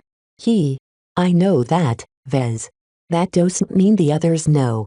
Our Wadian dynasty doesn't have a tradition of raising mech designers, it doesn't really understand the nuances of mech design, especially at the higher levels. You'd think they would take the advice of someone knowledgeable in this field, such as you. She shrugged. I'm not enough. They paused for a moment and enjoyed each other's body warmth. Gloriana's lavender scent continued to tickle Vez's nose, causing him to bask in her presence. In the meantime, the three cats each attempted to interact with each other, to mixed results.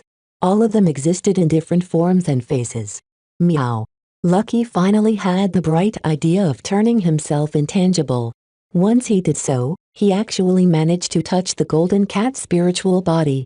Meow meow meow. He immediately grew excited and pounced on the golden cat, much to her distress. Lucky soon gave the juvenile spiritual entity her very first bath. Nya. Nya. Nya. Meow. Clixie practically begged Lucky to teach her how to turn intangible, but it was not to be. The circumstances where the mechanical cat gained this ability couldn't be replicated. You wanted to use the golden cat you made to design a mech exclusive to the Larkin Sons, right? Gloriana spoke up again. What have you come with so far? I've developed some ideas. Vez carefully replied as he organized his recent deliberations. The mech I wanted to design has to serve several different purposes. First, it has to remain relevant for at least a couple of years. I don't want to spend all of this time designing a mech that will grow redundant just a year later. Understandable. Second, I wanted to play a useful role in my attempt to elevate the avatars, battle criers, sentinel and other Larkin Sons into second-class mech pilots. I think I can make the transition easier if I design a mech that straddles the line between the two classes. A twoned half-class mech, as it were. It will basically have some of the capabilities of a second-class mech without the accompanying complexity. How will you do that? I have some ideas. Brayer alloy played an essential role in that. Vez wasn't ready to reveal this, though. What else do you have? The third priority is to design something that can suit most of my mech pilots. I've recently ordered Benny to perform a survey, and he listed out all of the piloting specialties my warriors possess. They run the gamut, but most of them specialize in either light mech, swordsman mech, knight mech or rifleman mech. There are huge differences in their underlying designs. You'd have to design at least 3 mech to cover most of the bases. I can't afford to waste too much time on this project. Vez stated. I only want to spend 2 or 3 months at most on this project before I move on. That's not enough to design an entire suite of mech for my mech pilots, so I decided to take a different approach. Gloriana was smart enough to guess his solution. You're designing a modular mech platform? That's bold. She didn't sound too enthused by the idea, and for good reason. A modular mech platform was basically a mech designed to accommodate different roles from the ground up. It did so by incorporating a certain degree of modularity in their designs. This enabled customers to swap the loadouts of the mech in the field. For example, to convert a knight mech into a rifleman mech, the arms as well as the weapon had to be changed. Though this sounded incredibly useful, in practice a modular mech platform consisted of a huge amount of compromises. What it gained in versatility, it lost in many performance aspects. The core structure of the mech had to accommodate way too many roles, which prevented it from excelling in any single area. This stood in stark contrast to specialized mech, who aren't nearly as good in adopting different loadouts and fighting methods. For Vez to state that he would take 3 months at most to design a fully featured modular mech platform sounded crazy. A modular mech platform design was an incredibly burdensome investment that didn't always pay off. An ordinary mech designer took at least a year to design such a formidable project. What gave Vez the confidence he could complete it in 3 months? Please go to https://www.novelupdates.cc/themech-touch/ to read the latest chapters for free. Chapter 1820 Desolate Gloriana Chapter 1820 Desolate Gloriana. A modular mech platform was the catch-all term for mech designed to accommodate multiple roles. Unlike the multi-purpose mech common in first-class mech designs, modular mech platforms weren't designed to fulfill multiple roles at the same time. Instead, they consisted of a very broad and adaptable base which could be outfitted in several different ways. Need a ranged mech? Then slap some precision arms to the torso, add some targeting systems to the internals, and equip the resulting mech with a rifle. Need a knight mech? Rip off the gear previously added onto the platform and instead add some heavier arms as well as extra layers of armor. Add a sword and shield and voila, a knight mech. Such versatility was very useful to outfits and forces that expected to face a variety of threats. The ability to convert a lot of mech to a different mech type was incredibly valuable to some customers. Some of the more famous modular mech platforms were able to turn into at least a dozen different mech types. From light skirmishers to artillery mech, as long as the design was good enough, the choices were limitless. Naturally, the trade-offs were also significant. There were many flaws associated with modular mech platforms that limited their popularity. The most important one was that modular mech platforms couldn't match the performance of a specialized mech. A force that fielded a company of specialized mech would always beat an equivalent force of modular mech platforms. The gap in performance was simply too noticeable.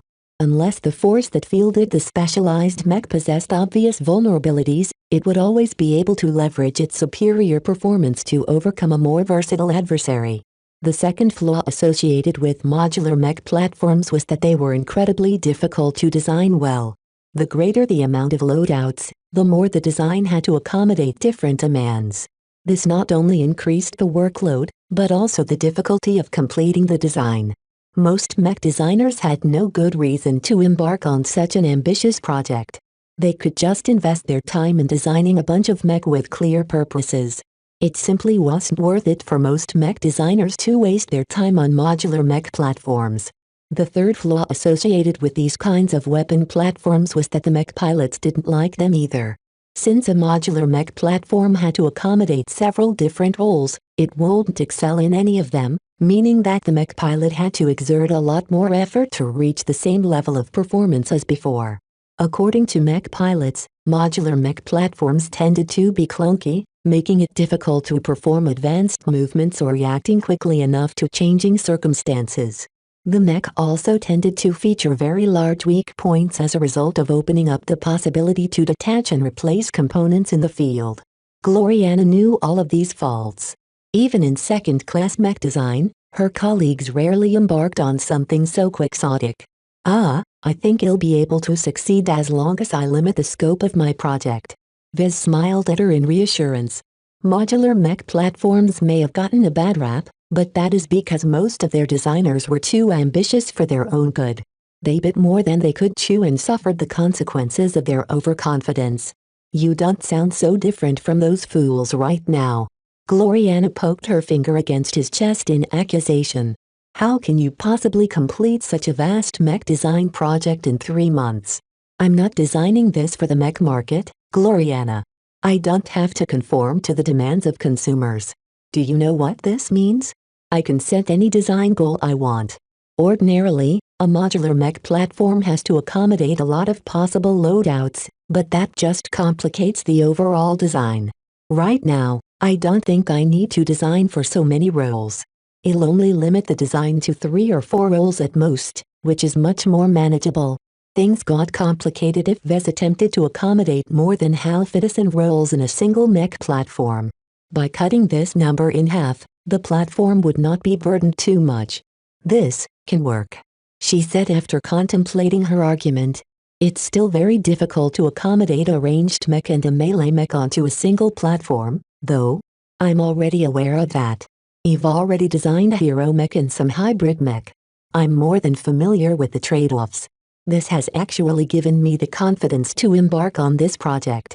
I know what I'm dealing with and I'm confident in both of our skills. What about the lowered performance? This won't be a problem either as long as I throw enough resources and money at the problem. I've recently came across a source of highly valuable exotics. I also have a lot of money at my disposal. It's no problem for us to overcome this downside by relying on the superior attributes of expensive materials. You're usually not like this, Vez. His girlfriend frowned. Usually, you always emphasize the need to be more frugal and efficient in our designs. This is a departure from your normal design direction. Vez shrugged. I guess I'm becoming more of a second-class mech designer. It's still a fairly bad idea to adopt this approach if I intend to design a commercial mech, but I'm not competing with anyone this time. Since I'm designing a mech for myself and my forces, I can accept a bad deal as long as I can fulfill my other goals. What are they? He patted the book their 2 cats were preoccupied with. The golden cat needs some exercise. As the Larkin Sun clan's ancestral spirit, she needs to be able to exercise her power and responsibilities more directly than lazying around in her book all the time. Giving her the ability of a design spirit will allow her to bond deeper with the mech pilots of our clan and take on more of their traits. This was very important to the development of the Golden Cat and the Larkin Sun clan. Both of them were intertwined, and using the medium of mech to increase their dependence to each other ensured that neither of them drifted apart. I see how that can be important. The Golden Cat will watch over your clan for a very long time. You don't have to resort to a modular mech platform to achieve this goal, though. You can just design a single mech type to fulfill this purpose for now and design other mech types later on to expand the available choice. Vez shook his head. It's too slow. I'm only designing this mech to strengthen my clan and mech troops. It's not worth it for me to spend time on multiple designs when one broad project will do. We only have a limited amount of years left before we begin our grand expedition. By the time, I hope to convert most of our potentates into second-class mech pilots by offering them a training mech that can facilitate their training. She recalled the priority he mentioned earlier. I see. Your goal is to design a training mech. The reason why you want to give a third-class mech some second-class capabilities is so you can give all of your mech pilots a taste of what it is like to pilot an actual second-class mech. This will narrow the gap and make it easier for them to gain the needed proficiency to pilot more advanced mech. That's right. This is why it doesn't matter if my mech is more costly and less efficient than my other work. They still have to be effective in battle and exceed the performance of our existing mech, of course, but my primary intention for designing a modular mech platform is to offer most of our mech pilots a bridge to second-class mech design. She accepted his decision after she heard his reasoning. His decision was quite logical and not as burdensome as she thought. As long as Vez limited the scope of this project and possessed enough money and resources to produce such expensive mech, then it was actually viable. You care a lot about cultivating second-class pilots from your own people, she remarked. Don't you think you're being a bit too excessive, though? The amount of time, money and resources you invest in elevating the quality of your own people is out of proportion. If you want, I can hook you up with some hexers who can be persuaded to work for us as long as we offer them enough incentives. Vez grimaced. I'm not too keen on hiring hexers, especially since your culture will clash with ours. I don't want our Larkin Sun clan to depend on others to defend itself. If we follow your suggestion, we'll just be creating a lesser version of the Glory Battalion. Despite being founded in your name, you're not actually in control over it. I'm trying to remedy this problem. We can't depend on your mother or the Weddens forever. His stance caught her aback. She studied him carefully with remarkably clear eyes. He was not facing Gloriana in her prime at this time. Instead, he was facing a tired but more perceptive and rational version of her. Now that she became accustomed to her spiritual exhaustion, she had become quite sharp in some ways. You never intend to go to hegemony, are you? You're afraid. You're afraid of my culture and my people. Vez silently cursed himself. He never wanted to clue her in on this. Can you blame me? I'm a man, not a boy. How do you think I would feel if I entered a state where I am forever being marginalized and belittled? We had a plan. That's not good enough, Gloriana. I agreed to gain your mother's approval because that is what you desire, but I have needs as well. No matter what I do, it's impossible for me to feel at ease in the Hexadric hegemony. I feel more at ease in the Ilvain Protectorate than your home state. Doesn't that tell you something? Gloriana looked upset. You've never been to the hegemony. You don't know how good it is to be a hexer. Hexer culture and beliefs don't mesh well with me at all. The same goes for my clan. Unlike your people, we Larkin Sons highly value our men.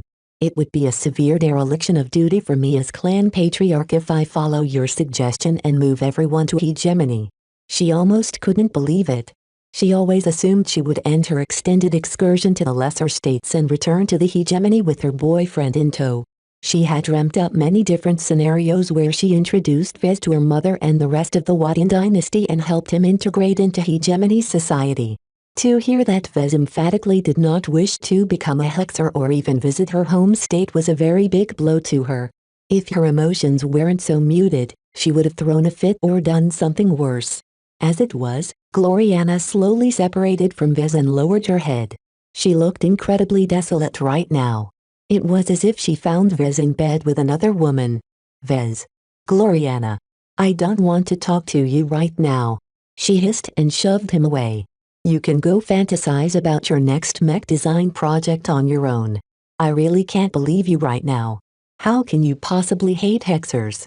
They're my people, Vez. I love you, but I don't love your people. Vez admitted. He decided to come clean. Don't try and integrate me into your society. It won't work. I'm not a boy to be bullied around by every woman in your state. My clan won't accept such treatment either. If you can let go of your delusion of turning me into a hexer, we can make our relationship work. If you can't, then I'm sorry. A crack had formed in their relationship.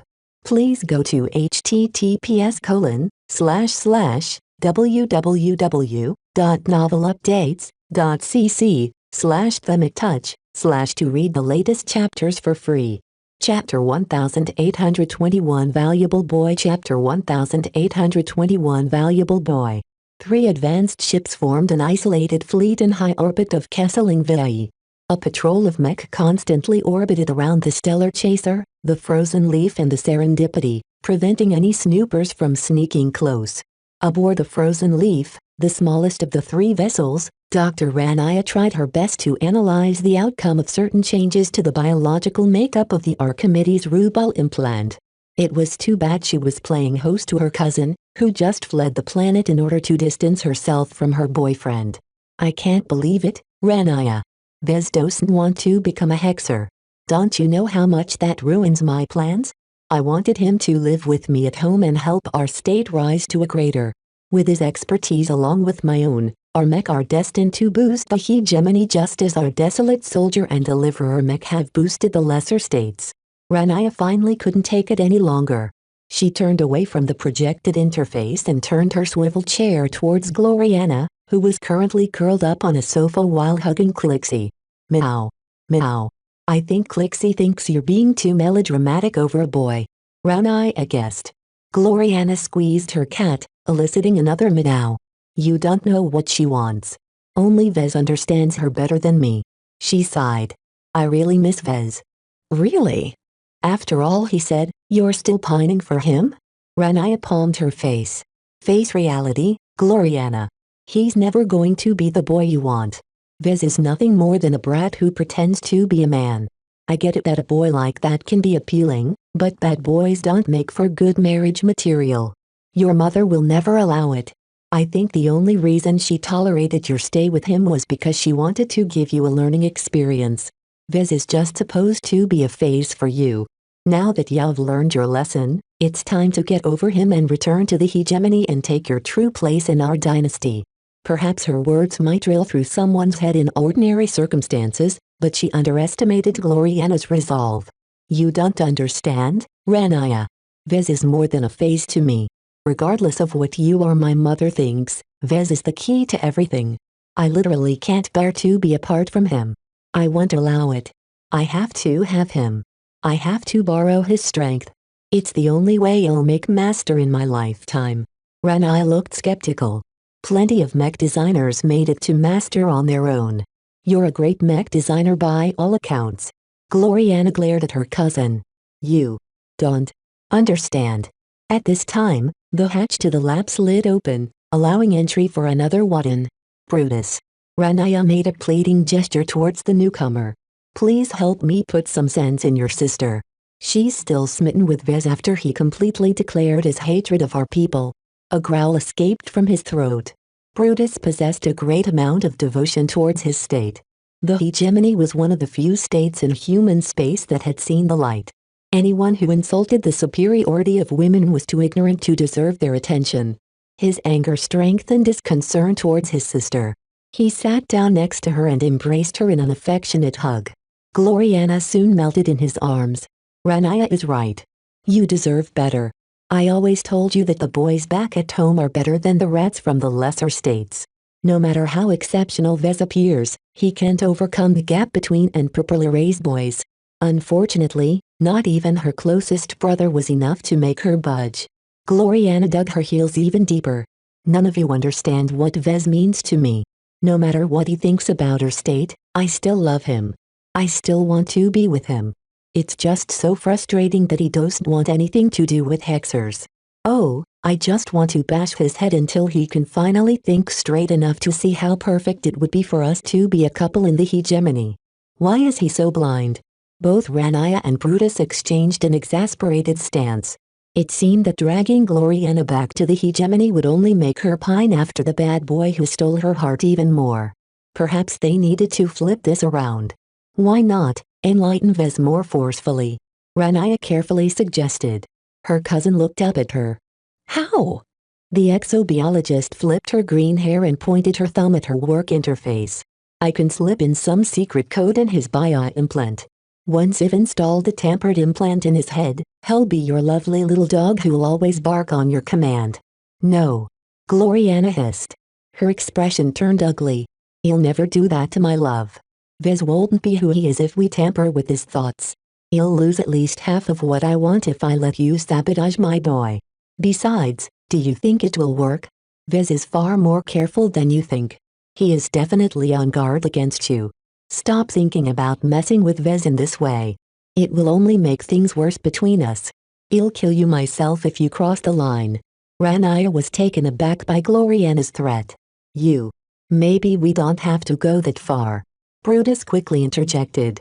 Since Vez doesn't acknowledge the greatness of our state, we'll have to invite him to visit our home and experience our superior culture for himself.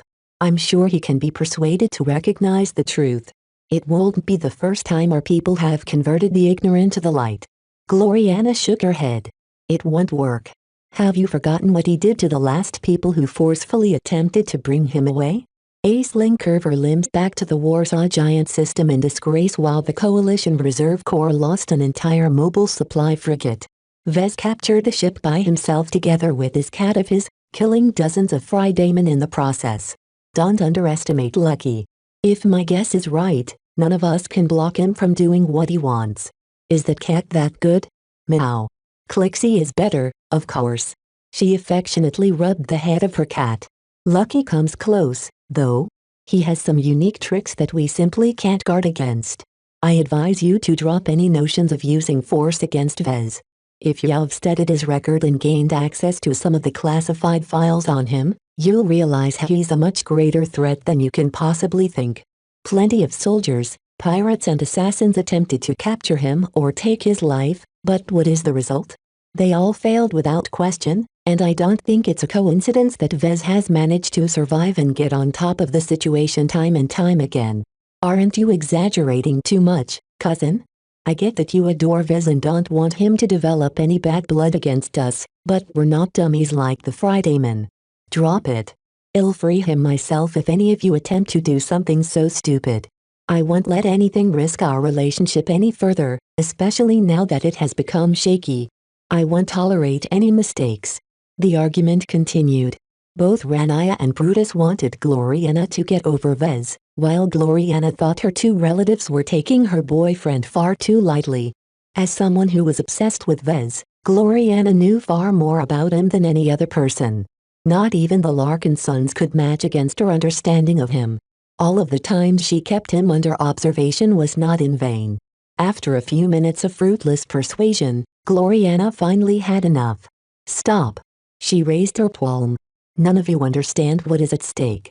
Vez is more than a boy to me. He is my best possible partner and the key to produce truly great mech. I won't allow you to do anything that jeopardizes my relationship. Perhaps it will help us if you tell us exactly why Vez is so great for you.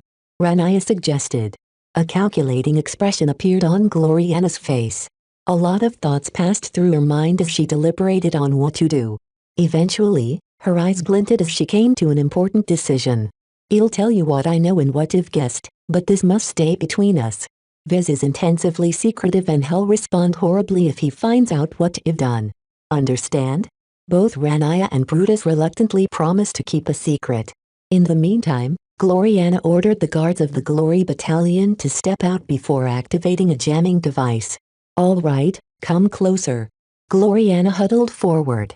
I don't want this conversation to be leaked. Clixie, can you keep watch? I'm depending on you to warn us if he's near. Meow.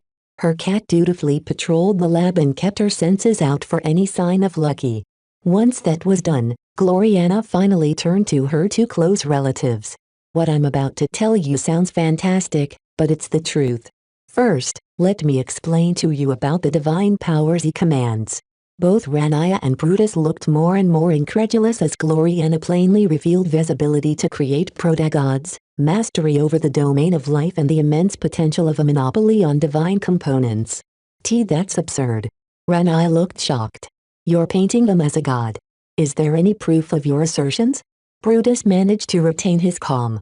It's not that I'm doubting you, sister. It's just difficult for me to suspect that he's been deceiving you all this time. It sounds too improbable that a random boy from a lesser state is capable of so much. You've been here for a while, Brutus. Haven't you ever studied the mech he designed? Haven't you experienced all of the desolate soldiers, holy soldiers, deliverers and other mech up close?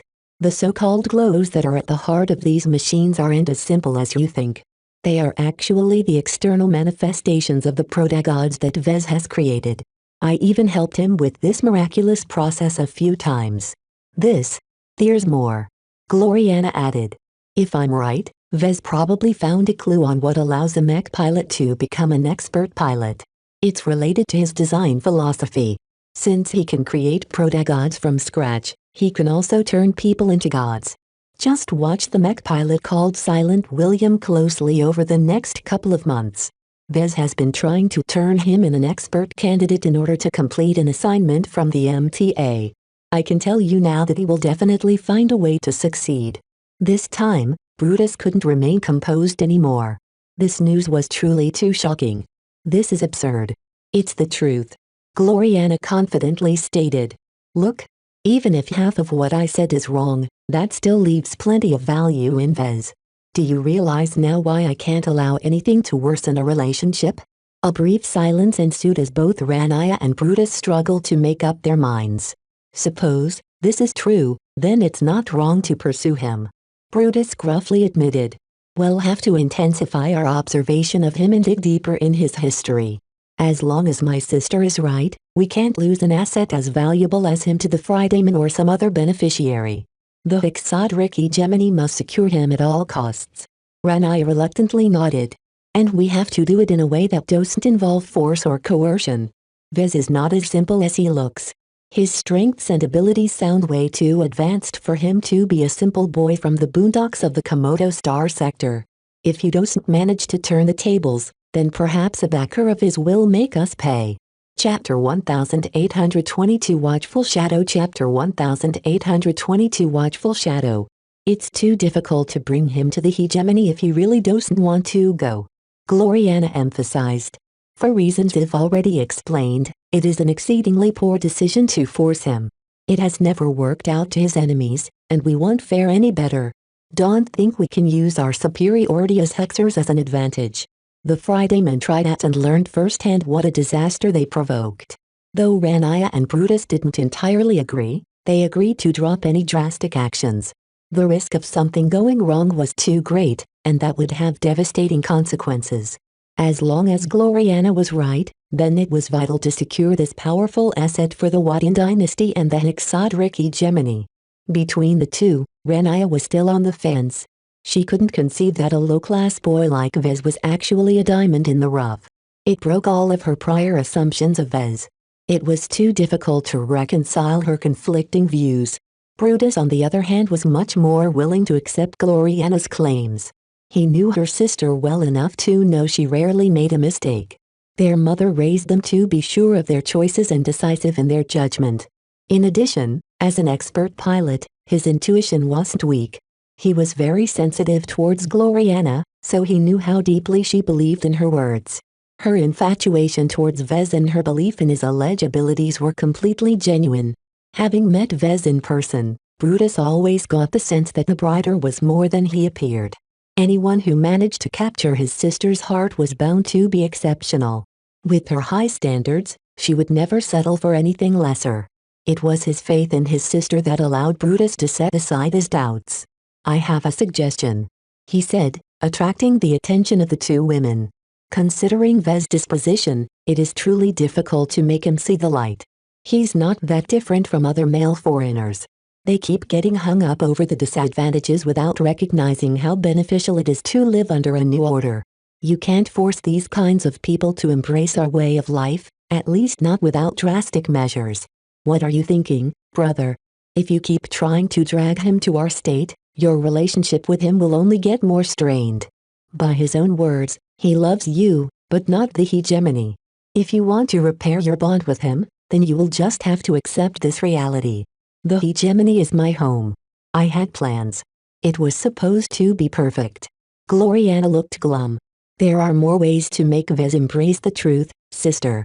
Rather than drag him to the hegemony, why not drag the hegemony to him? Hexers like us shouldn't be confined to this star sector. Aren't you planning to embark on an adventure to the Red Ocean with him? He'll need a lot of help. Outfitting a full pioneering fleet isn't cheap or easy, especially in a short time frame. As Brutus made his point, Gloriana began to see some hope. I see. Vez wants to leave in less than a decade for some reason. No matter how many well he does, he definitely needs our help to outfit his fleet. This is our chance. All of the ships provided by us will have to be crewed by hexers.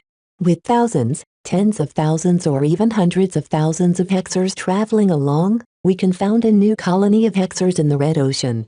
Home will never be far away in this case. It's perfect. This entire situation sounds too far-fetched. Ranaya spoke. Isn't the Red Ocean supposed to be accessible to the very best? I believe in Vez. He will succeed in becoming a galactic pioneer. Once that happens, will you finally believe that he is better than all of the boys at home? Maybe. Ranaya grudgingly said. It all sounds like a fairy tale. How can you be sure of everything you said? It will take more than this to make me trust your word. Just stick around and see what we can accomplish in the next couple of years. I can guarantee you that Vez will definitely impress you all. Under Gloriana's persuasion, Ranaya seriously considered staying around. It wasn't as if there were any great opportunities at home due to the Komodo War. In addition, Gloriana had been generous in providing Ranaya with some of the funding she needed to further her research. This gave her another incentive to stay, though it was hard for her to get used to the appalling foreign environment. The hegemony was a utopia compared to the poor and barren states like the Bright Republic and the Ilvain Protectorate. Ranaya missed all kinds of luxuries back home, and she almost couldn't stand the way that boys in foreign states thought they were equal to women. Brutus studied the expressions of his sister and his cousin. He had made his own calculations. His first priority was to ensure the well-being of his sister. As long as this was assured, he wanted to do what was best for the Wadins, and after that the hegemony. Ensuring the expeditionary fleet possessed a strong Hexer influence would definitely be beneficial in multiple ways. No matter how amazing Vez appeared to be, he was just one person. While he was making a good effort in elevating the LMC and the Larkin Sun clan, to Brutus they would never be on par with true Hexer organizations. The Wadins discussed what they should do. Of the three, Gloriana was the most content of all. Though she had betrayed Vez's trust by revealing some of her secrets, she no longer had to worry about Ranaya and Brutus acting against her interests. Instead, they could become her strongest two helpers. I would really like to observe Vez more closely and see whether he is truly as great as you describe, but I won't be stay for long. When will you leave, brother? I originally planned to escort Ranaya back to Hegemony after she is done with her assignment here. If she wants to stay, then he'll have to return regardless. The Fridamen are growing bolder every day. Gloriana hummed and rubbed her chin. You should go. We might as well take advantage of your departure by letting you pass on Vez's secrets to Mother. I'm sure she'll be much more inclined to support our relationship. He'll do that, but I don't know what Mother will eventually think. Brutus cautioned. In any case, he'll make the best of our remaining time by facilitating the training of Vez mech pilots. I've noticed that some of them are trying hard to pilot our class of mech. I have to turn away each time they take their stolen second-class mech out for a spin. That's great. Gloriana smiled and hugged Clixie against her chest. It'll be hard to make Vez think better of Hexers, but we can make a start by showing that our Wadin dynasty can be helpful to him. He's a lot more malleable as long as he gains some benefits. What if you're wrong? I can handle Vez. We still love each other. A few disagreements don't change that. I don't want any of you doing anything drastic. Vez isn't alone. Aside from the people around him and the allies he can call upon, he also has a partner I haven't told you about. Calibust is a former Diva agent. We're lucky she's not a mech designer. If she was, she would definitely claim him for herself. What? There is a Diva agent here? You should have mentioned this earlier. Brutus looked alarmed. What is her kind doing here? As far as I know, Calibust is no longer with Diva. That doesn't mean she lost her competence and her skill. She's very perceptive and guards Vez in the dark, so don't assume our actions won't go unnoticed.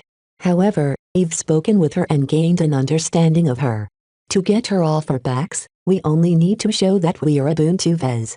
The revelation that Vez was entangled with a former Diva agent put credence in Gloriana's claims.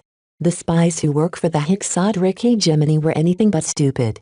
For an elite operative to resign from Diva in order to attach herself to a mech designer from a lesser state, that there was truly something special about Vez. Even Ranaya came around somewhat. Since another Hexer has managed to form a partnership with Vez, why not join hands? It doesn't sound as if she is competing for his affection, so there should be grounds for cooperation. Gloriana hesitated for a moment. I'm not sure if that's a good idea. I think Calabist made a different choice from us. From what I inferred, after she participated in a classified mission that caused her to bump into Vez, she not only walked away from Diva, but also separated from the Vraken dynasty. This caused Brutus to become even more vigilant towards this supposed former spy. The Vraken matriarchal dynasty was a lot greater than the Wadden dynasty. The former was one of the 6 most powerful rulers of the hegemony, while the latter was just a vassal. For someone to pay a huge price and separate herself from a powerful backer took an enormous amount of determination. The greater implication of these moves was that the Diva agent evidently served her own interests rather than the interests of the Vraken dynasty or the state. The existence of Calabist cast an ominous shadow over the Waddens. They were confident that they could manipulate Vez even when they were limited to softer means. Yet with a former Diva agent looming over their heads, they could not be too blatant in their actions. We need to investigate even further, Ranaya stated. We need to find out more and verify the claims you've made. I'm not comfortable with knowing so little about Vez and this alleged spy. Gloriana nodded in agreement. As long as her cousin and her brother found proof, then they would definitely be on board with her relationship with Vez. She still offered a word of caution, though. Our movements won't escape Calabist's attention. I'll handle her when she confronts me. We've already formed an understanding between us. As long as we don't trip her alarms, we won't encounter any hindrances. As the 3 Waddens plotted to grow closer to Vez, a certain former Diva agent looked up in the sky as she walked on the streets of Krent. A slight smirk grew on her face. Interesting. She shook her head and restored her original expression. After taking a few steps, she entered an alley, where she promptly disappeared in thin air. Meanwhile, Vez, who was ignorant of all of this, spent his time tutoring the Larkin Sun seeds at the LMC's design labs. All 4 of them had become a part of the clan. Each of them left their mark on the pages of the Larkin Sun mandate. This essentially turned the Larkin Sun seeds into his own property, causing him to value their development a lot more. Maisie, you're the oldest of your group. He addressed one of the seeds. Your studies have proceeded well and you've already picked up some of the rudimentary knowledge and principles of mech design. Have you considered where you wish to study? This is one of the most important choices you can make. Each mech design university is different. The young teenager looked uncertain. You told me that you'd recommend us to the Durham Center of Technology and Innovation, but... Vez grimaced. If you really want to attend the DCTI, then they'll allow it. Our Larkin Sun clan may have left the Bright Republic, but the Larkin Sun family will still stand up on your behalf while you are there. However, is this what you want? If you want something better, I'll do my best to get you in another institution. Do you have another choice? Well? Maisie took a deep breath before voicing her request. If it's not too much trouble, can I attend a Hexer University? Chapter 1823 Troublesome Choice Chapter 1823 Troublesome Choice. In the next couple of days, the Waddens made some quiet movements. Not only did they dispatch some people to snoop around, but Brutus Wadden also made a few more appearances. Ostensibly, he wanted to take a look at the 4 Fridayman mech that Vez had captured. While he was observing the ongoing training sessions with the precious mech turned practice tools, Brutus charitably offered a few tips. He was especially charitable towards the female pilots and quickly earned their appreciation. For a second-class expert pilot to grace them with his presence was an enormous honor. Though there was a lot of apprehension from the Larkin Sons, avatars and other mech pilots at first, Brutus consciously reined in his disdain and tried to blend in with the natives. While he wasn't a particularly good actor, his natural demeanor as an expert pilot helped a lot. Regular mech pilots always looked up to expert pilots, so Brutus only needed to speak a couple of words to make an impact. At the same time, Dr. Ranaya Wadden began to work more earnestly in preparing the bio-implant for surgery. She used to regard this task as a chore, but it was different now that Vez was more than just a mutt in her eyes. Her cooperation with Dr. Lupo deepened as she shared more of her insights. She even went out of the way to propose material upgrades to the bio-implant that could substantially improve its performance. Naturally, she abided by her promise and did nothing that would jeopardize Gloriana's relationship with Vez. She offered full explanations and answered every question, leaving no doubt that there was anything nefarious about her change of heart. All the while, Vez paid little attention to what went on outside. So long as his subordinates didn't inform him of anything important, he spent most of his time in the design labs. He not only supervised the two design teams in their attempts to upgrade the Aurora Titan model, he also devoted a fair amount of personal attention to each mech designer. He guided Mayor Tortoise development, helped Meryl Truman integrate in the second design team and imparted some fundamental lessons to the Larkin Sun Seeds.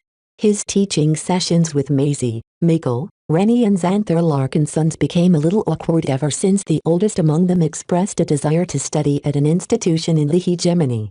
Her reasoning was sound. Vez was trying to transition to second-class mech design. Wouldn't it be a bummer for her to start off with third-class mech design? It would take a lot of effort for her to catch up to second-class mech design. The fact that Vez required a lot of time to climb up to this height meant that Maisie would certainly have to spend a lot of years to bring herself up to this level. Rather than go through all of that effort, why not attend a greater institution straight away and build up the right foundation when she was at her most adaptable state? Though Vez agreed with her argument, for Maisie to opt for a Hexer University was something else. He hadn't answered her immediately. He was far too conflicted about this issue to make a choice. This choice not only impacted Maisie, but also the clan and his own interests. If Maisie was a man, then Vez would have rejected this choice straight away. Yet Maisie happened to be a girl, which meant she would not encounter as much ill treatment as him. To women, the Hexadric hegemony was a utopia for their gender. They genuinely had it good in the state. However, Vez often heard about how poor brighter mech design students were treated in Lemur and other institutions of the Friday Coalition. The situation shouldn't be any different in the Hexadric hegemony. In fact, with the Komodo War in full force, the Hexers were probably a lot more suspicious towards foreigners.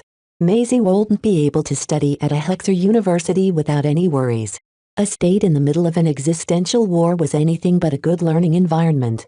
Despite all of these factors, Maisie still insisted on her choice. After several days of contemplation, Vez finally decided to take her aside and resume their discussion. Eve looked into the universities of the Hexadric hegemony and many of them do indeed offer superior learning opportunities. As long as you don't encounter too many hindrances, it is absolutely possible for you to pick up more than you can ever learn from the Ansel University of Mech Design or Rawlings University. I still recommend you choose the latter, though. What makes Rawlings better than my preferred choice? It's anything but easy for foreigners to attend Hexer schools. I don't have any friendships with them, so we'll have to approach Gloriana for help. Even if she can get you in, you'll definitely suffer a lot of discrimination. Your learning capabilities are also inferior to the native Hexers who possess much better genes and augmentations than you can ever dream of. Rather than go through all of these ordeals, I think it's a better idea to attend a school at your level like Rawlings. Rawlings was situated in the Sentinel Kingdom, which was quite removed from the ravages of the Sand War and the Komodo War. Though Vez heard that the state was currently undergoing some turmoil within Nixon Gap, this was merely a brush compared to the destructive firestorms engulfing the other parts of the Komodo Star sector. Sadly, his persuasion failed. Maisie looked more and more determined to study in the hegemony than ever. You always told us to be more daring and ambitious in order to succeed, Patriarch. That's what it means to be a Larkin son, right? I'm willing to fight tooth and nail to study and graduate from an institution in the hegemony. I won't regret my choice even if the Hexers bully me every day. I can take care of myself. I swear. To her credit, Maisie appeared certain of her choice. She weighed the pros and cons and made an informed choice. Despite the war, despite the class differences, Maisie still wanted to study at a Hexer university. This was because she was willing to do whatever it took to set her up to success. Vez admired her choice, and would ordinarily cheer her on if the circumstances weren't so dire. His relationship with Gloriana had also been put on hiatus, so it was not very convenient for him to bring up this matter to his girlfriend. If Vez had a choice, he would have tried to send her to Lemur or some other sensible Fridayman institution. Sadly, that was out of the cards. Should he send her to a mech design university situated in a different star sector? Vez rejected the choice. The Larkinsons wouldn't be able to provide her with enough support at such distances. Besides, Vez did not possess any means to facilitate Maisie's entry in those fancy institutions. He decided to look at this situation in another light. What is it you want? Why are you so desperate to attend a second-class mech design university? If I don't do this, I'll end up like the other mech designers in your design team. She spoke. I can see how you and Gloriana never pay too much attention to them. They're tools to you. Isn't that right? Vez blinked.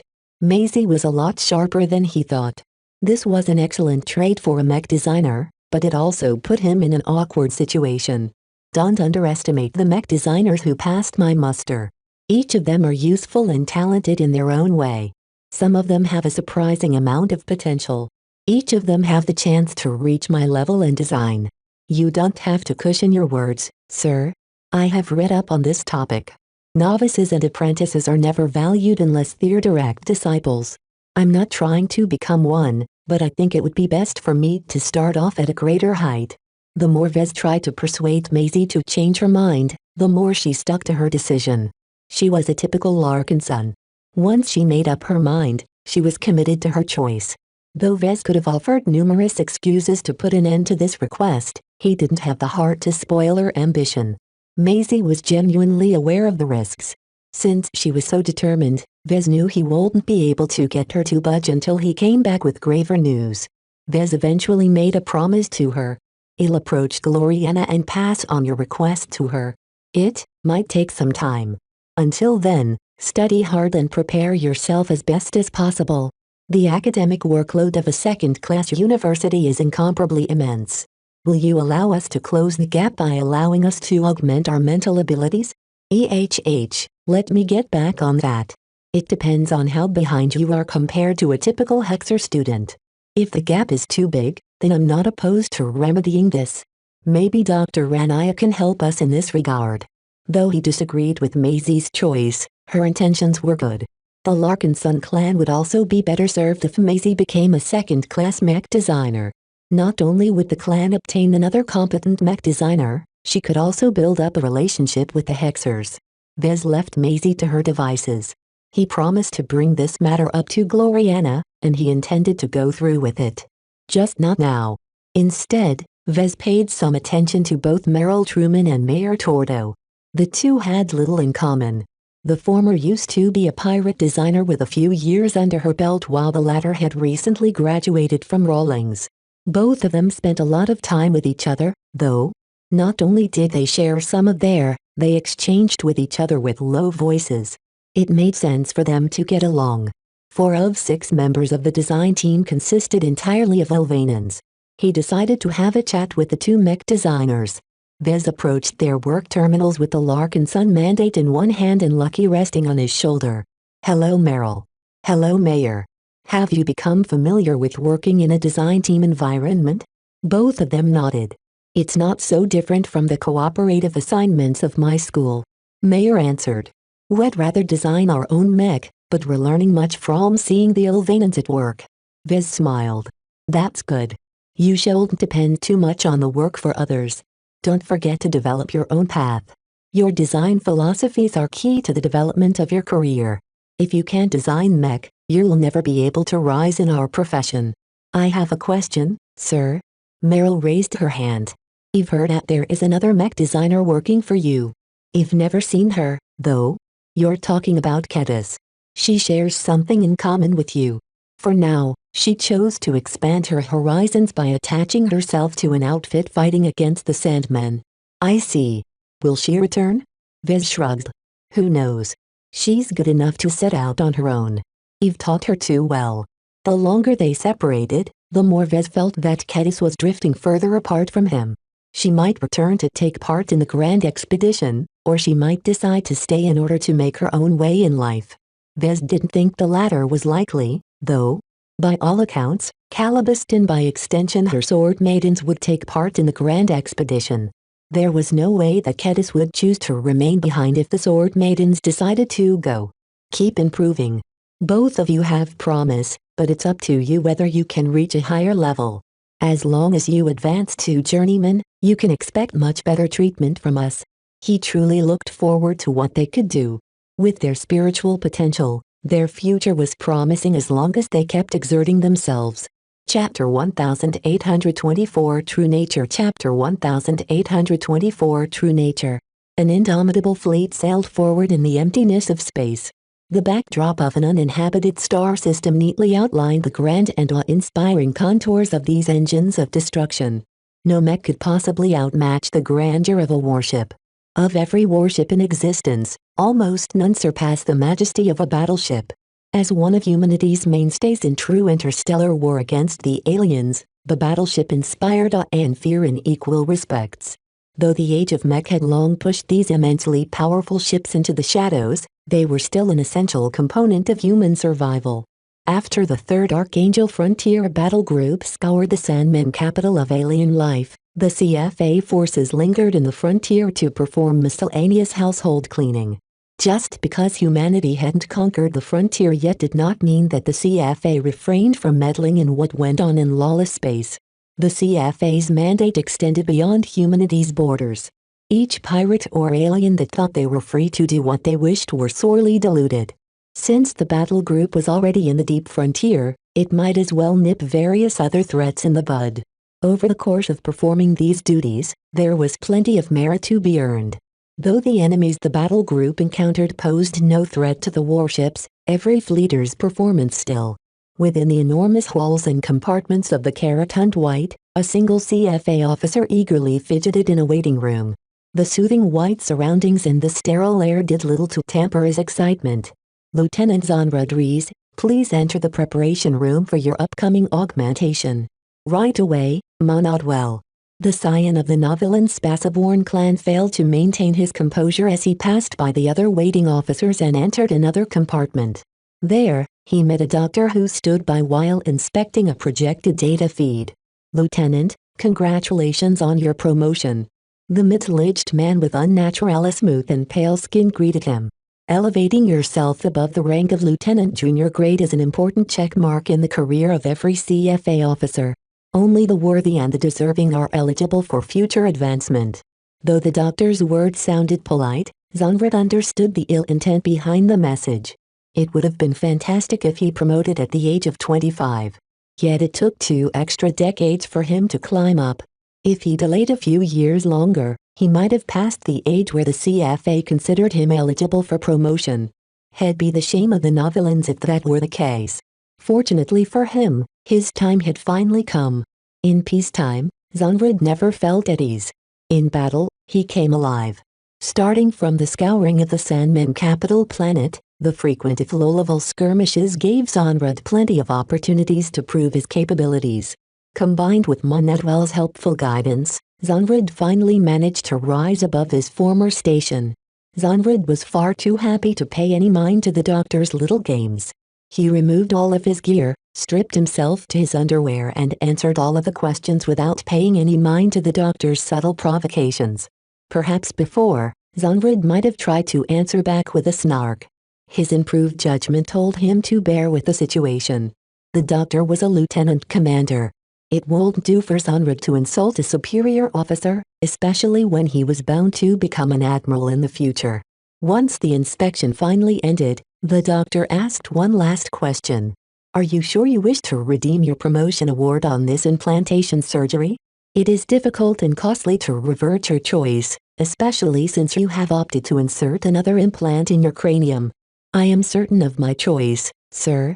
Zonred spoke with determination. "Very well, Lieutenant. While I cannot guarantee the surgery will proceed without complications, I can promise you that the operation will be performed by our best implant surgeon. Please proceed to the next chamber where the operation will proceed." Zonred moved on and lay down on a flat platform which smoothly molded to his contours. Energy restraints appeared in place which fixed Zonred's limbs and head into place. Various injectors pumped some chemicals in Zonred's bloodstream while some sort of misty gas filled up the chamber. The patient slowly felt woozy, and his vision started to blur. Soon, his consciousness faded, whereupon some surgery implements started to drop down from the ceiling.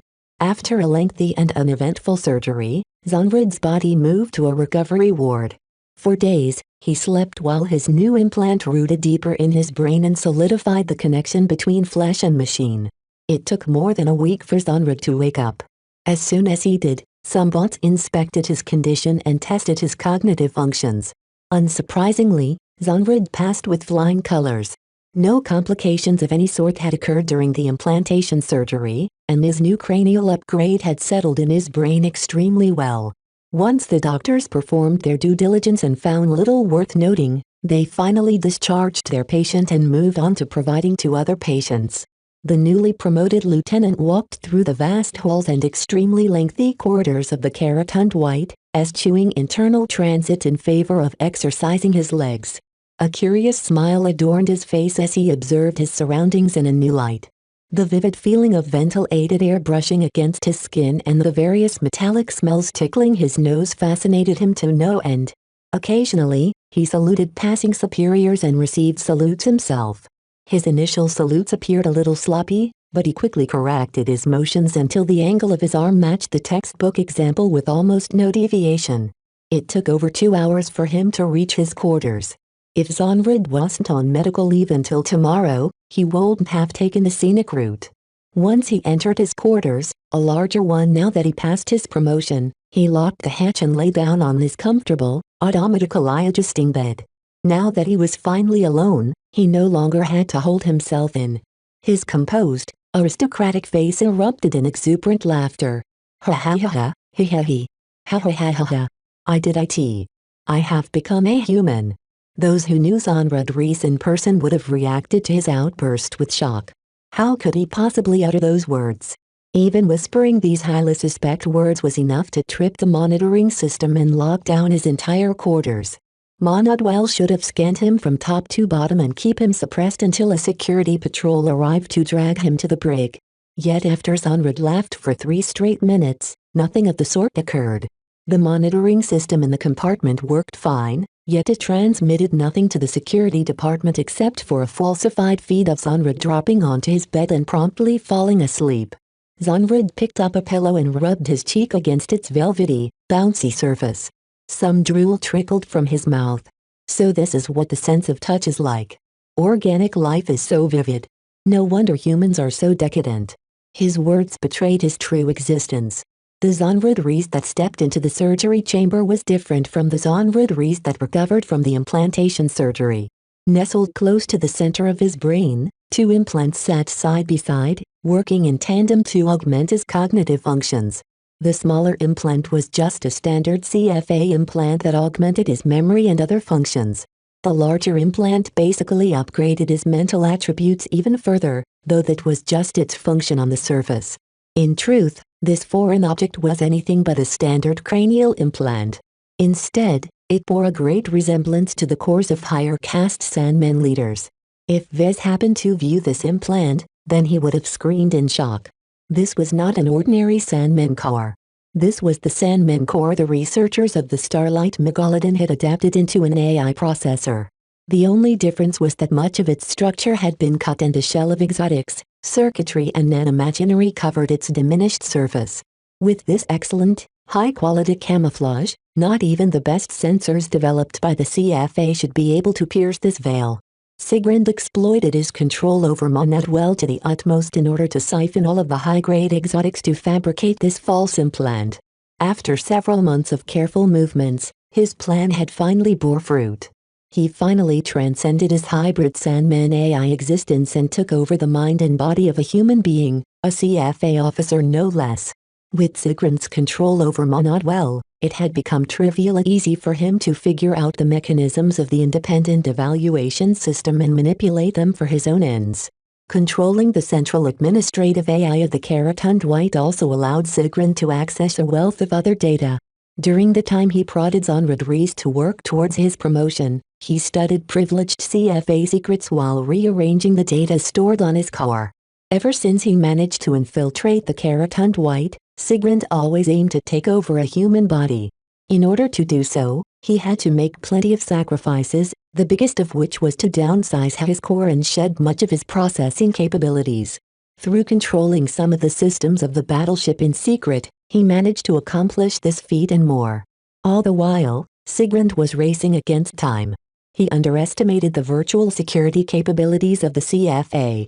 The security department had already detected a number of anomalies and suspect signs since the Archangel battle group took out the Sandman Emperor.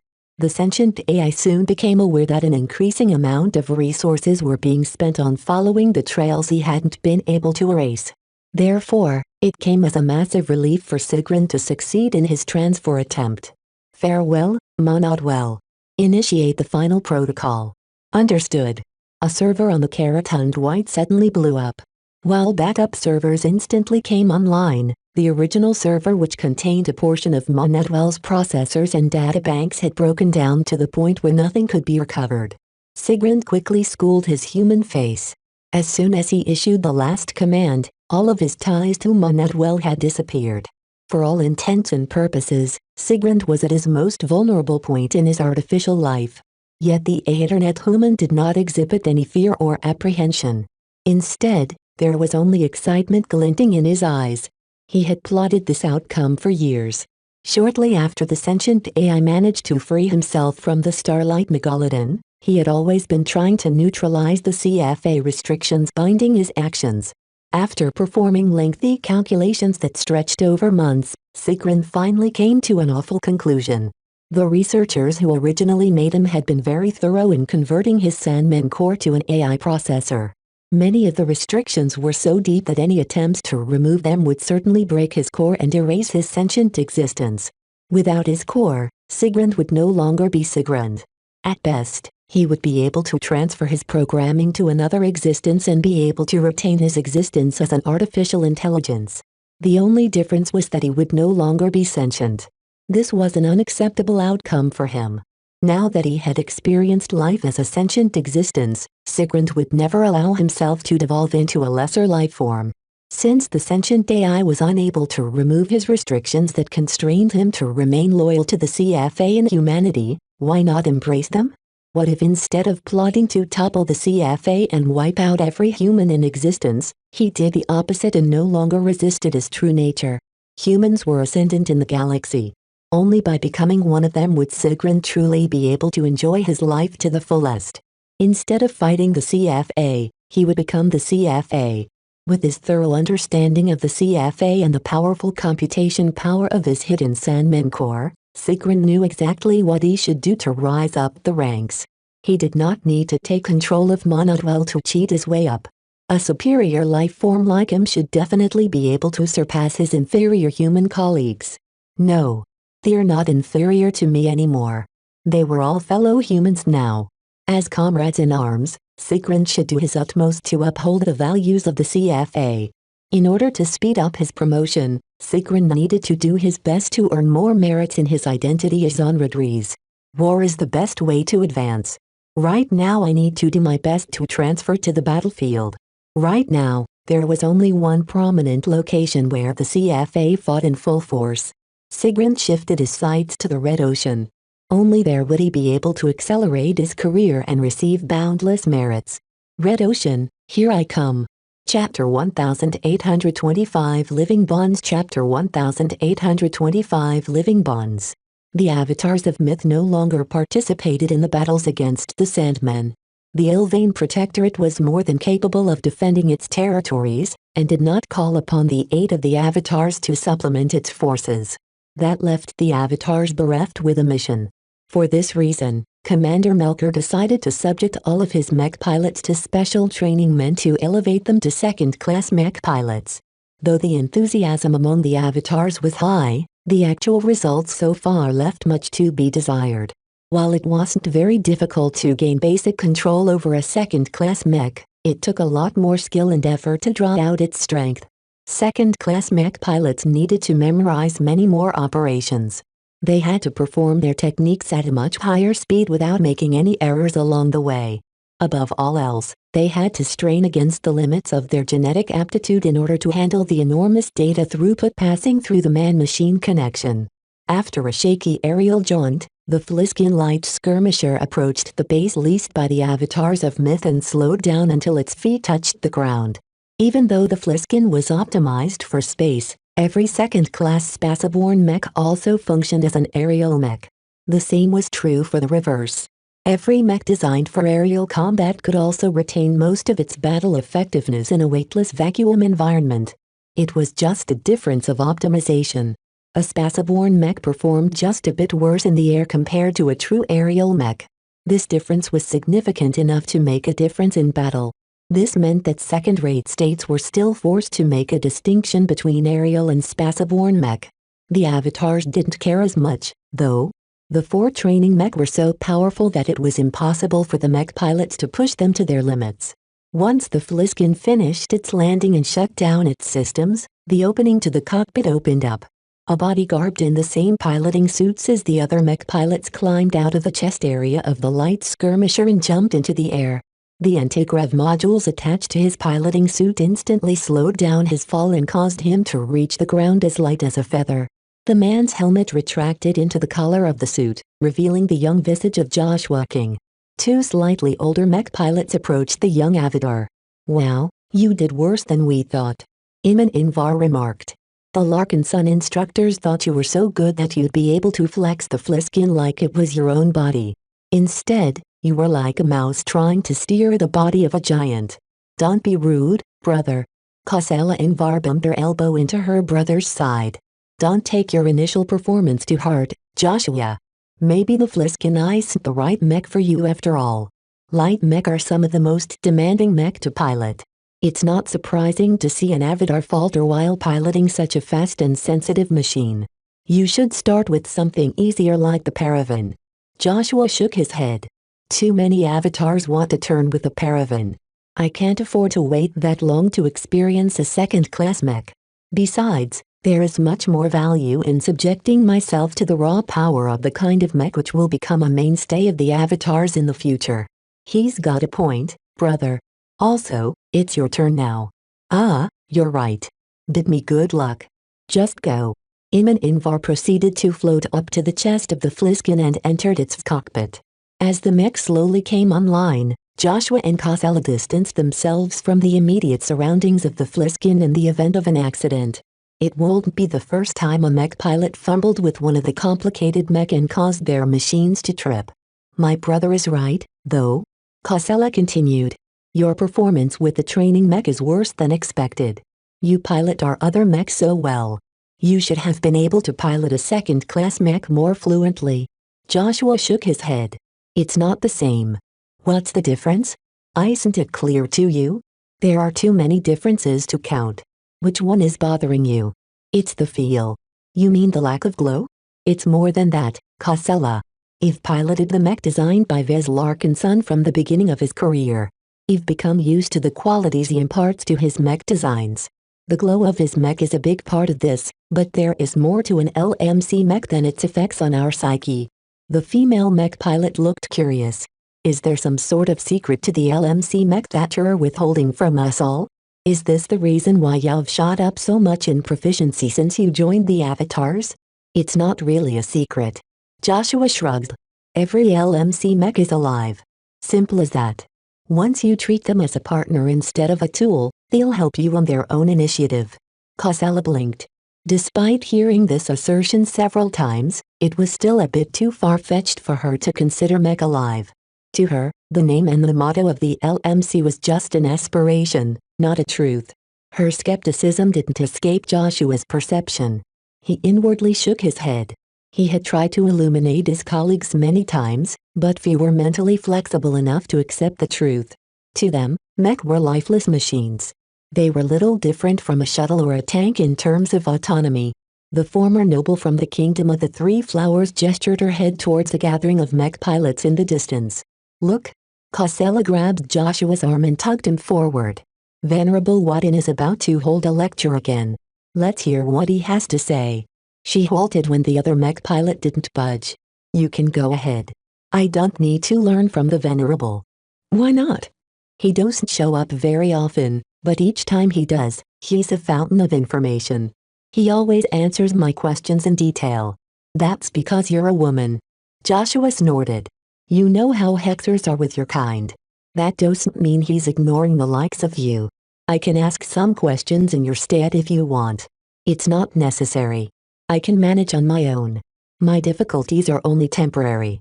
Once Mr. Larkinson gets around to designing a second-class mech of his own, he'll be able to adapt to it without fail. Those are some big words coming out of a mech pilot who barely kept the Fliskin from crashing. The Fliskin isn't alive. I would take a desolate soldier over the Fliskin any day.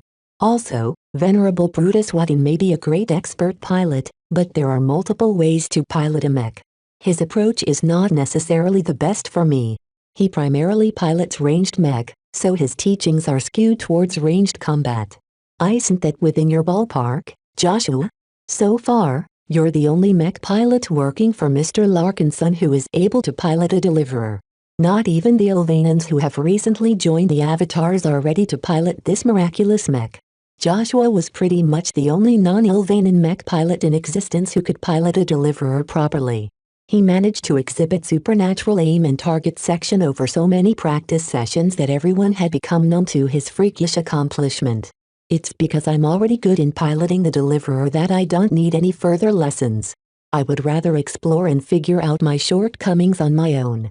That's how I trained with the other LMC mech in the past and how I've managed to address my shortcomings. Not everyone could learn as fast as Joshua. To the Invar siblings, Joshua was a monster in self-improvement. No matter what LMC mech he could get his hands on, he quickly mastered its operation like he'd been born to pilot it. Not even the older and more veteran mech pilots among the Avatars could keep up with Joshua's improvement speed. Some people already started to guess that Joshua possessed the potential to become an expert pilot. This was one of the reasons why Kosella invested her time to build up a friendship with him. Her judgment told her that Joshua was definitely someone she would look up to in the future. After a bit of chatting, Kosella finally couldn't resist the allure of learning from an expert pilot. An expert pilot from a third-rate state was already impressive enough. Those who reached this height as second-class mech pilots were even better. Not just the Avatars, but also the Sentinels, Battle Criers and Larkinson clan members flocked to Brutus. Familiar with the Hexer expert pilot's rules, the crowd automatically sorted itself in a semicircle with the women standing in front and the men standing behind. The male mech pilots already learned the hard way that Venerable Brutus was not very charitable to his own gender. Joshua just shook his head at the sight and turned around. He hated the Hexers. He wished that Vez Larkinson never hooked up with one of their kind. Sadly, it didn't seem like Gloriana and the Hexers would be leaving anytime soon. Joshua could only bear with the situation. He left the training grounds and headed to a mech stable where his deliverer was locked in place. He approached one of the feet of his mech and patted its surface with his hand. When will the promised mech come? No one answered him. The deliverer, while alive, never bothered to answer his questions. It didn't matter, though. Joshua was used to this. Just because a mech remained silent didn't mean it was devoid of life. One of the secrets to his excellent adjustment to LMC mech was his patience in building up a relationship with his machines. None of them were strangers to him. Not after he poured hours in deepening his bond with his mech. The deliverer was just the latest mech to form a bond with him. Out of all of the mech he piloted, the deliverer was by far the most foreign and pure. Due to its strong Ilvanan traits, it took extra effort for Joshua to maintain a cordial relationship with the mech. Will we ever battle against the Sandmen again?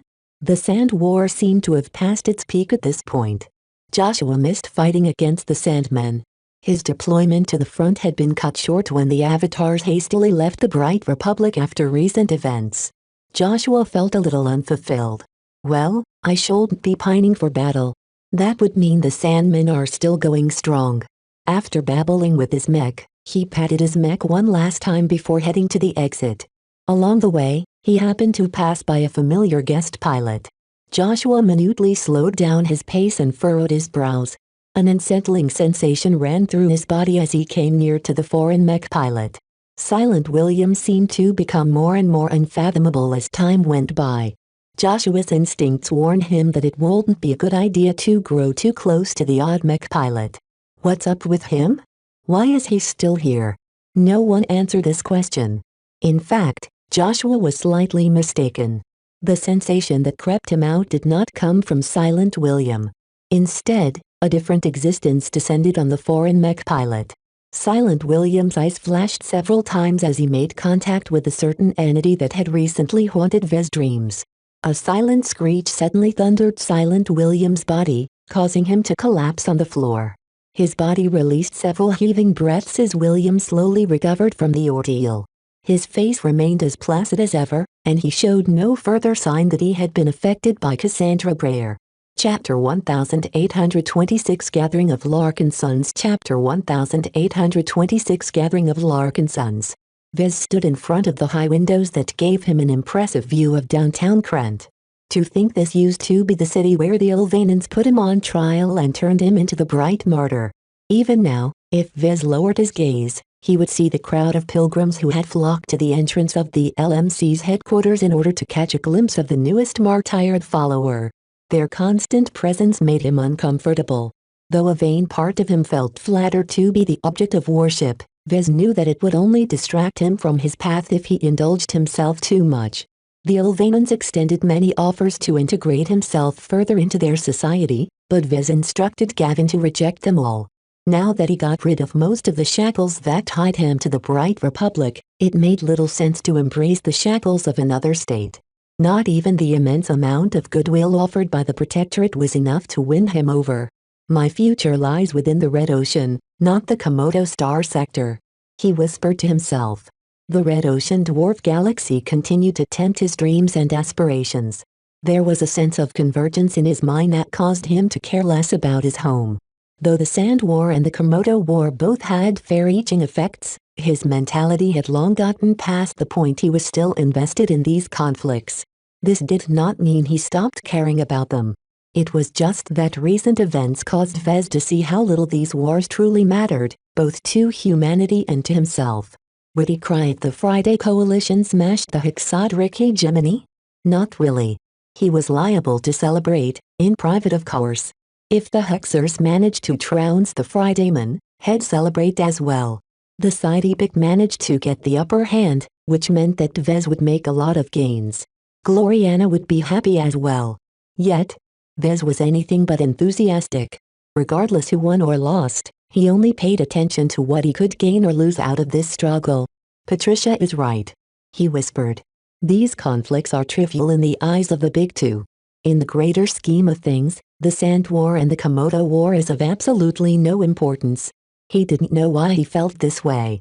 Was it because he became increasingly more occupied with his upcoming grand expedition? Was it because he was already mentally gearing himself up to participating in a conquest against the native alien empires residing in the Red Ocean? Whatever the case, Vez felt that his upcoming design project was his first true step towards preparing for his grand expedition. There was no way he could embark on his journey to the Red Ocean if he didn't prepare enough forces to protect his assets. Pirates would definitely swarm his expeditionary fleet if it attempted to set off with only third-class mech as protection. At minimum, at least half of his mech needed to be up to standard. Not only did he have to elevate the quality of his mech pilots, he also had to expand their quantity. It wasn't enough to field a couple of hundred mech. He needed much more mech in order to form an effective deterrent against any opportunistic raiders. The upcoming modular mech platform he intended to design played an integral part in his development plan. He believed that designing this so-called 2.5-class mech with an eye towards training purposes would definitely be able to speed up the development of his mech pilots. This wasn't the first training mech he designed. The young blood and the old soul already provided him with enough experience to know what he needed to look out for if he wanted to stimulate his mech pilots into expanding their limits. Of course, those two old designs were purely virtual and aimed at low-level mech cadets. The training mech he envisioned was going to be an entirely different beast. It was much more modern, much more powerful and much more expensive than the two virtual mech he designed so many years ago. The complexity of a modular mech platform exceeded almost anything he designed before. Even Vez shuddered a few times when he thought about tackling such a formidable concept. Plenty of mech designers failed to achieve their goals as they became swamped with the incredible amount of difficulties in reconciling different mech types in a single mech platform. Though he set some conditions to limit the scope of his modular mech platform, he was fully aware that he would still be pushing the boundaries of his technical prowess. If only he was still on good terms with Gloriana. She was much more proficient in tackling these technical challenges. While Vez was no slouch in this area, that was because he forcibly elevated his knowledge base through the system. In truth, Vez never possessed much passion in pushing the limits of what was technically possible with Mech. He was much more interested in exploring his own way of strengthening Mech. His methods just happened to have relative little relation with the technical and physical qualities of a Mech. Therefore, Vez wasn't very suitable to tackle technically sophisticated design projects. If not for his time constraints and his unusual circumstances, Vez wouldn't have embarked on such an ambitious design project. Hopefully, I can make it up with Gloriana. I really need her assistance.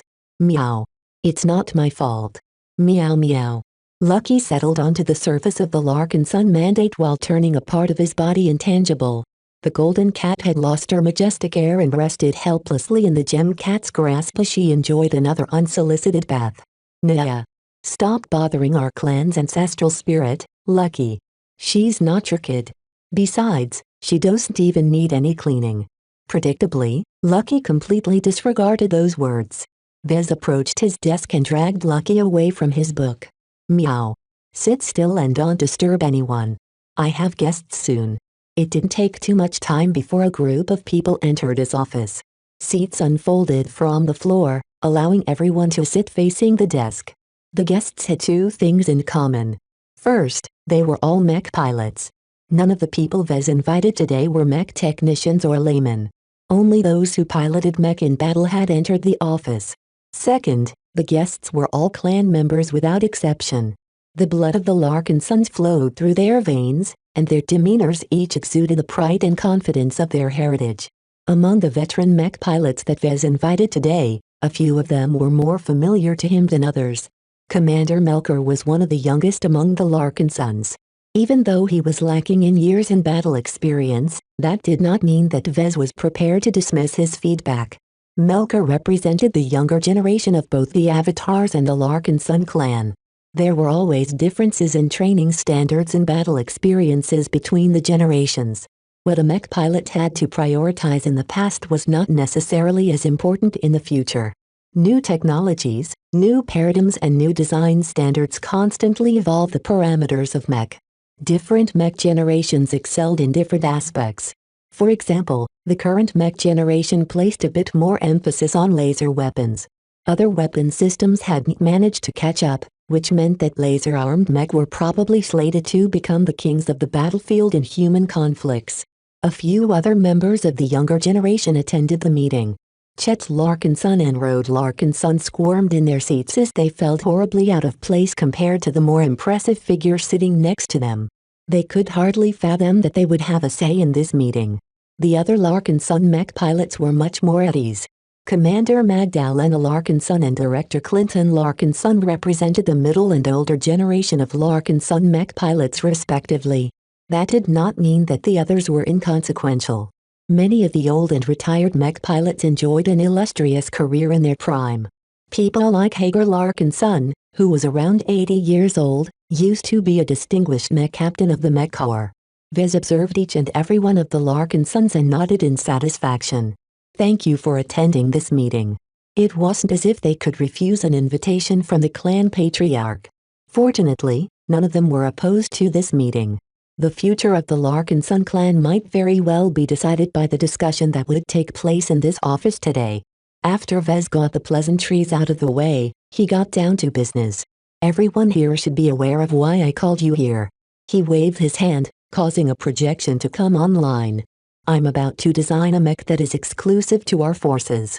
While I'm also placing this mech at the disposal of my avatars and other forces, make no mistake. My mech will mainly be a machine that is meant to strengthen our clan. The projection he conjured up showcased many successful modular mech platforms in history. All of the mech that appeared in view shared many commonalities with other mech of the same platform. Clear differences existed, of course.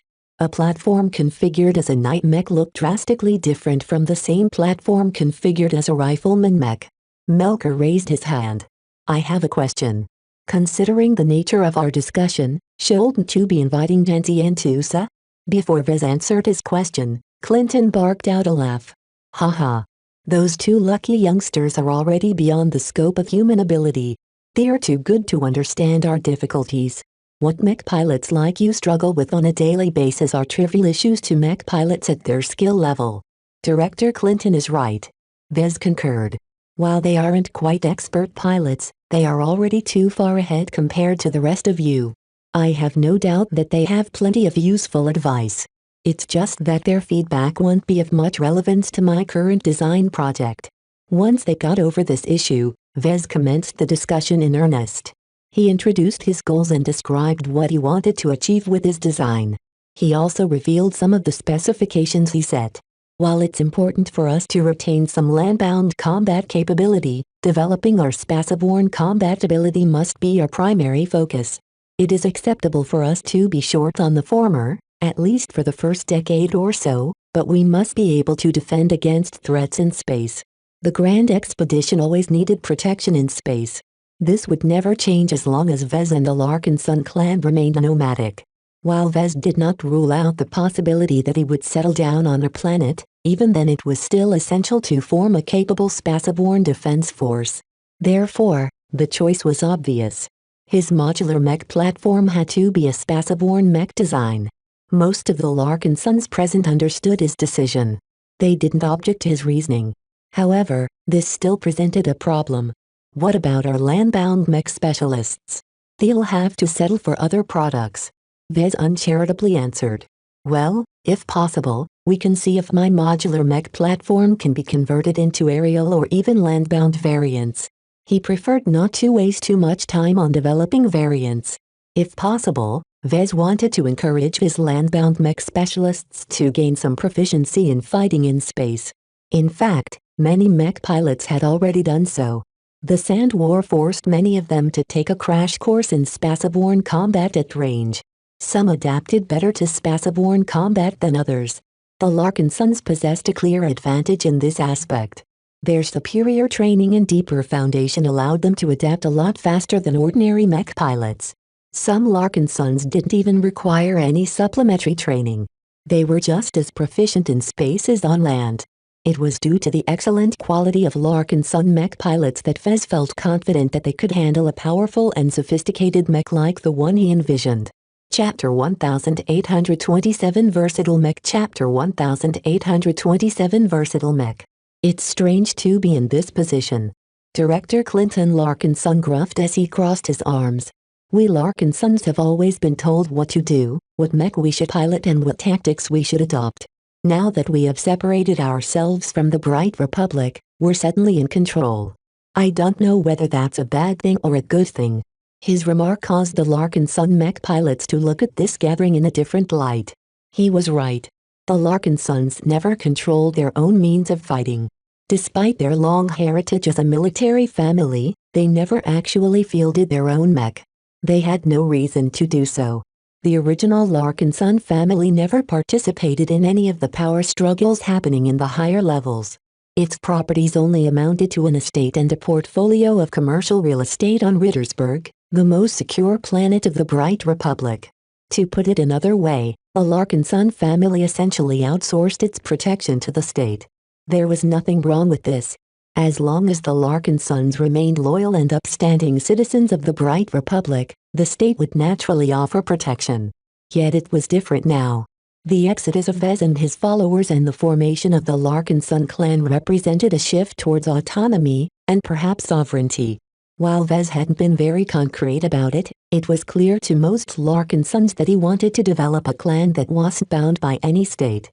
Though spaceborne clans weren't liked, it was undeniable that they had the strength to exist on their own. Their strong military might was the main reason why they were able to contend and even overpower entire states. Vez considered the decision to design a mech exclusive to the clan and his forces to be the first step towards this potential future. Just embarking on it already made the members of his clan view their situation in a different light. If they were still members of the old Larkin Sun family, they would have never thought of developing a mech for themselves. They would have been content to pilot anything the mech corps thought what was best. The privilege of choosing their own design excited the Larkin Sons. Everyone from Director Clinton Larkin Sun to Road Larkin Sun were starting to recall their fantasies of the mech they wanted to pilot. However, the rapturous Larkin sons quickly bumped into a problem. There was too much choice. Transitioning from a situation where the Larkin son mech pilots never had a say to where they could determine every detail down to the color of the coating was a huge shift. The problem was compounded by the fact that while the Larkin sons were proficient in piloting mech, they lacked the mindset of a procurer of mech. It was not so simple to search, evaluate and purchase a mech. Entire outfits lived and died by the choices they made when they sought and purchased their mech. And the opportunity that Vez gave his clan members was even more complex. He did not give them a choice of mech models, but instead gave them the opportunity to specify a complete design. Out of all of the Larkin sons present, only the Avidar commander and the Sentinel commander appeared to have a grip on the situation. That made sense, as Melker and Magdalena were already accustomed to shopping for mech to supplement their respective forces. However, that did not mean they were ready to rattle off a list of requirements they wanted to see in their mech. Neither of them were versed in the technical aspect of mech. Vez recognized that he needed to take a more direct hand in the discussion. Let's start with the decision of which mech archetypes or modular mech platform is able to express. The more choices, the more versatile we can be. However, this comes at an increasingly more severe cost as the base platform needs to accommodate more modular configurations. A light skirmisher is almost completely opposite to a night mech. Hager Larkinson nodded in understanding. Is it even possible to marry these two types in a single design? It's possible, but, Vez reluctantly said, let's just say the quality and performance of the platform will decrease to an extent. It'll also have to introduce more modularity to the design which will affect the integrity of the end product even further. So what types will we include? At the very least, we need a ranged and melee option. That makes two. That sounds simple. Just pick a generic rifleman mech for the ranged option and add 2 or 3 different melee mech types to round it all up. We can cover up to 80 to 90% of our mech pilots with this selection. Hey, wait a minute. There is a huge diversity in ranged mech. You can't just settle for a single ranged configuration and call it a day. At the very least, we need to make a distinction between physical damage and energy damage types. Both of them have vastly different properties and requirements. We need at least 2 ranged configurations to cover the needs of our ranged specialists. You have a point. Vez spoke. Ballistic rifleman mech and laser rifleman mech are different. While it's possible to design a single mech that can wield both types of weapons, I prefer specialization over adaptability. This is what most mech pilots are used to. However, versatility is also important. Commander Magdalena mentioned. Just like in the Sand War, sometimes we might face opponents who are immune to one damage type but vulnerable to another damage type. If we keep specializing our ranged specialists to a single damage type, then how well will they fare when their favorite method of dealing damage doesn't work? That caused the people who gathered in the office to fall silent. This was a very important point. Vez was glad that Magdalena recognized one of his concerns. While every Larkinson fell in thought, Vez placed his favorite object on his lap. Ever since he created and empowered the Larkinson mandate, he always felt a connection to it. The more time he spent with the book, the more he understood its depth. Of course, the presence of the golden cat also lifted his mood. Vez adored the spiritual cat's appearance and behavior. She was much more well-behaved than his naughty gem cat. Invisible to anyone but Vez and Lucky, the golden cat purred comfortably as Vez coated his fingers with his spirituality and massaged her golden fur. Nya. Nya. Meow. Lucky, jealous at the golden cat's treatment, rudely jumped onto the cover of the book and superimposed his body with the youngest cat. Nya. Meow. A strange situation took place. Vez was suddenly stroking the backs of 2 cats at the same time. In the meantime, the Larkinsons came to a reluctant consensus. Rather than adding 2 separate ranged configurations to the modular mech platform, they agreed to settle with just a single one. While the ranged configuration lost out in specialization, it gained a lot in versatility. With this solution, we can quickly swap between several different rifle types without burdening our support services. Melker spoke. As a ranged specialist myself, I'm most comfortable with laser weapons, but that doesn't mean I'm inept when it comes to handling physical weapons. The Sand War has already given me lots of practice in wielding the latter. Vez was glad they made this choice. He agreed with the premise that their ranged specialists should be able to handle both ranged weapon types. The expeditionary fleet would definitely encounter a myriad of opponents in the Red Ocean. This not only included human forces, but also remnant alien forces. Against these varied opponents, specialization wasn't necessarily the best idea.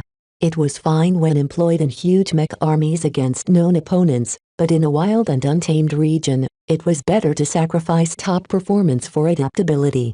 This applied not only to their mech, but also their mech pilots. What about the melee configurations? There is much more variability between melee mech, at least when it comes to the most basic mech types. We need at least a defensive and offensive option. A space knight and a swordsman mech. You're a landlubber, aren't you? Swordman mech aren't very optimal in space. Lancer mech are much more useful in space battles. No one is going to hover in place to fight a duel. Most melee mech are either charging at their enemies or meeting an incoming enemy charge. Polearms provide a much higher utility and can be used to a greater effect than swords. Vez had to admit that Lancer mech were indeed more useful in spaceborne battles. That said, swordsman mech had their merits. They were much more destructive once an enemy entered their reach. In addition, swordsman mech scaled extremely well with piloting skill. Don't forget our light mech specialists. Light skirmishers are indispensable, whether it's chasing down enemy ranged mech or closing the distance on a distant threat. Mobility is king in space warfare. What do you think, Vez? He rubbed his smooth-shaven chin. Light mech were indeed indispensable. He couldn't help but recall what took place during the battle against the mech of the Taranak. After sacrificing numerous mech, the Fridayman mech finally managed to escort their two light skirmishers to the Scarlet Rose. Once their opponents entered their reach, the light skirmishers rapidly dismantled the battlebots which had given them so much flak. This moment had been permanently seared in his mind. He admired and dreaded the lethality of those deceptively slim mech. Light skirmishers are indeed indispensable to us. Vez agreed.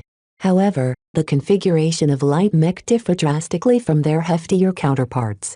All of the other mech types we've discussed fits the broad range of medium mech. This makes the modular mech platform more practical as I don't have to expand its mass range too much. Incorporating a light skirmisher configuration will drastically complicate the project. We have to consider whether it's worth it. How many light skirmisher specialists do we have, and are they okay with piloting something larger for the time being? Melker, Magdalena and a couple of other Larkin sons provided their input. Specializing in light mech wasn't very popular. The smallest mech were extraordinarily vulnerable to damage. In order to stay alive, pilots had to depend on the mobility of their mech and their skill in dodging and evading damage. It was a very stressful position to be in, and only those with daring and confidence chose to embrace this high-risk high-reward fighting style. This meant that while the light mech specialists absolutely shouldn't be neglected, there weren't that many of them. Perhaps only 10% of mech pilots consisted of light mech specialists. I can't justify the enormous cost of incorporating a light mech configuration in my design just to accommodate 10% of our warriors. Vez eventually decided. For now, it's best for them to adapt to piloting something heftier or settle with an existing light mech model. I might design a dedicated light skirmisher later on that can meet their training and acclimatization needs. I don't feel confident I can do them justice in this current project. Though a couple of Larkin sons looked like they wanted to argue further, Vez had made up his mind. Then, what should their melee configurations be? A knight and lancer configuration sounds too little. All of our swordsman mech specialists will be shafted. It's not that difficult to pick up spearmanship. Every qualified Larkin son mech pilot at least learned the basics. While it is too much to ask that they become spearmasters in a couple of months, don't forget that we have years before our journey to the Red Ocean begins. Even so, it is a massive waste to leave swordsman mech specialists out of the picture. Their skill in swordsmanship will grow rusty if they are forced to adopt another weapon for the foreseeable future. It might even regress, which is a disastrous outcome. That was true. Lancer mech were a lot more useful in space, but many Larkin son mech pilots, particularly landbound specialists, or much more proficient with swords. Vez briefly nursed his forehead with his fingers. How should he settle this issue? Chapter 1828 Larkin Son Mech Chapter 1828 Larkin Son Mech.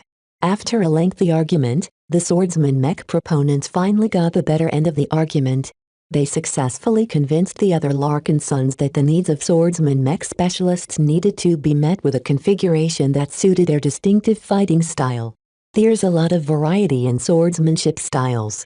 Hager Larkin son pointed out. There are duelists who rely on finesse, berserkers who like to hack their opponents with double swords. Let's not make this any more complicated. Vez raised his hand. Let's just settle for the most standard one-handed longsword as the starting weapon for this mech configuration. It might be possible to assign other kinds of swords to this configuration, but I'm not making promises at this point.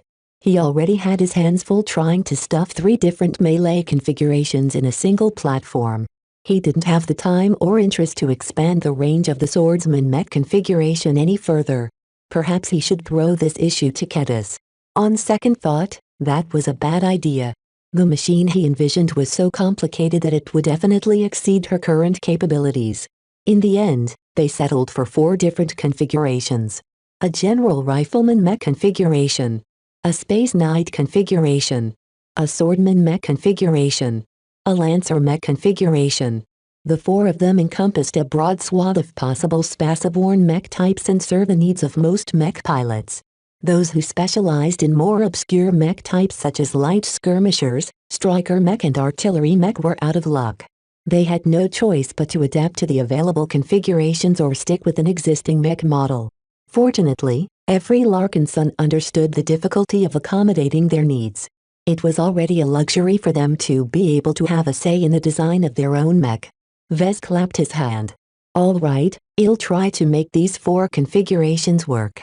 Combining 4 mech types in a single platform is a considerable challenge and I can't promise they will all perform equally as well. How extensively will we feel this upcoming mech platform? Magdalena asked. As the commander of the Living Sentinels, this was a very pertinent question. From what we know so far, you intend to design a very expensive and very complicated mech.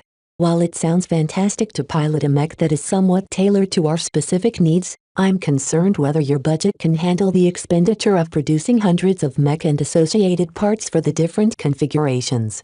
There is no need for concern, Commander. Money is not a problem to mech designers, and I've already secured an excellent supplier for rare exotics. Feel free to make demands. I'll see whether I can incorporate them into the platform or one of the configurations.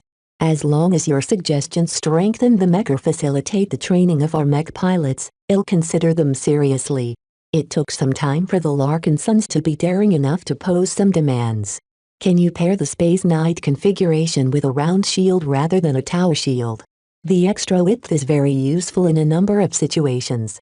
While this will make the mech more unwieldy, it is easier to form a shield wall with other Space Knights. Please make sure the swordsman mech are fast and mobile enough. They can partially take over the functions covered by light mech this way. In any case, swordsman mech rarely need to strike heavy blows in spaceborne combat. Large and heavy weapons are too unwieldy to keep up with the rapid pace of battles in space. One of my biggest pet peeves about Lancer mech is the disproportionately high casualties they suffer at the moment of impact or the period that follows afterwards. Everyone is always raving about how deadly they are if they can get off their charge, but not a lot of people pay attention to the risks the Lancer mech specialists incur. All of this feedback and more gave Vez a lot of information. Some of them consisted of general insights and best practices that he was mostly familiar with through his various studies and mastery experiences. The rest consisted of more specific demands, some of which Vez couldn't easily meet. He plainly voiced his opinion on whether he could incorporate a suggestion in his mech design or not. Over time, he formed a more specific list of requirements he should take into account when he embarked on his design project. What do you think so far, Vez? Magdalena asked. Are we asking too much? It shouldn't be easy to accommodate so many demands. Vez offered his clan members a reassuring smile. It's a challenge, but I'm up for the task. I wouldn't have chosen to design a modular mech platform otherwise. This is not only helpful to our clan, but also to my professional development. I'll let you know if I encounter any setbacks, but I don't expect to encounter one that's serious enough to block my progress. I'm not an average mech designer. I'm very confident in my skill. In terms of technical design skill, Vez might be a bit worse than Gloriana, but he had the benefit of a much broader knowledge base. He should have solutions for most technical problems as long as he worked on them long enough. Of course, Vez preferred to leave these thorny puzzles to Gloriana, who possessed a talent for offering elegant solutions. Both of them specialized in very different aspects of mech design. This was one of the main reasons why they fit so well as a professional couple. This temporary separation from Gloriana really took a toll on his mood. He was starting to miss her more and more. He was already starting to yearn for her brilliant smiles, her unique perfumes and her loving hugs. He regretted that he admitted his dislike towards the Hexadric hegemony and its culture. He should have lied instead of coming clean. Why he did so at that moment was a complete mystery to Vez. He lied many times without feeling any guilt. Why couldn't he do the same to his girlfriend? In any case, the damage was done. Vez could only hope that they could get over this bump in their relationship. If Gloriana truly insisted that Vez needed to become a hexer, then he might have to cut his losses. Despite the considerable damage to his interests, Vez wouldn't hesitate to separate himself from Gloriana if the costs started to outweigh the benefits. In any case, the hexers might be overlords in the Komodo Star sector, but Vez doubted their reach extended much further. We've been talking about the specifications all the time, but what about the glow of the mech? Commander Melker asked. That's your distinctive strength, right? What can we expect once we finally have our hands on your mech? That was an easy question for Vez to answer. He smiled and pushed Lucky from his perch before picking up the book resting on his lap. This will be our glow. The Larkin Sons all paid close attention to the Larkin Sun mandate. While their sensitivity varied, they still managed to perceive various sensations. A part of it came from their spiritual bond with the book and the golden cat. Another part came from the intrinsic glow and concentrated spiritual pressure emanating from the relic. Their reactions already showed that they viewed the heirloom as an important part of their clan. I thought that glows only appear on mech. Someone scratched his head. This assumption was wrong.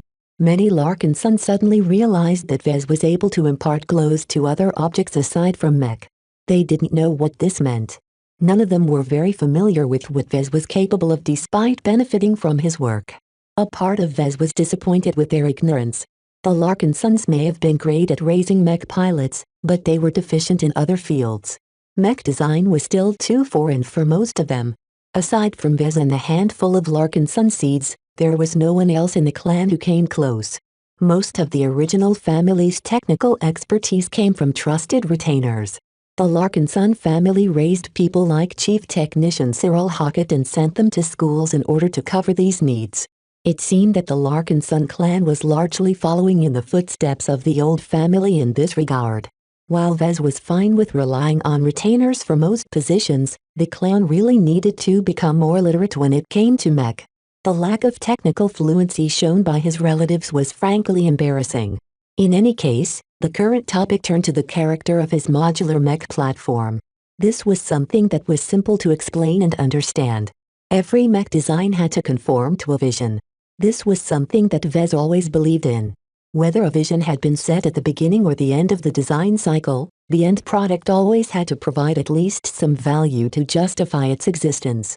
The central premise of my mech is simple, he said. If you push aside all of the complex technical concerns, my modular mech platform will basically become a mech that will define and exemplify our Larkin Sun clan. What do you mean by that? Rode Larkin Sun asked. The young mech pilot looked confused. I get that the mech is supposed to be tailored to our strength and skill, but what kind of advantage does that bring? You've already mentioned my goal in facilitating our mech pilots into promoting to a higher class.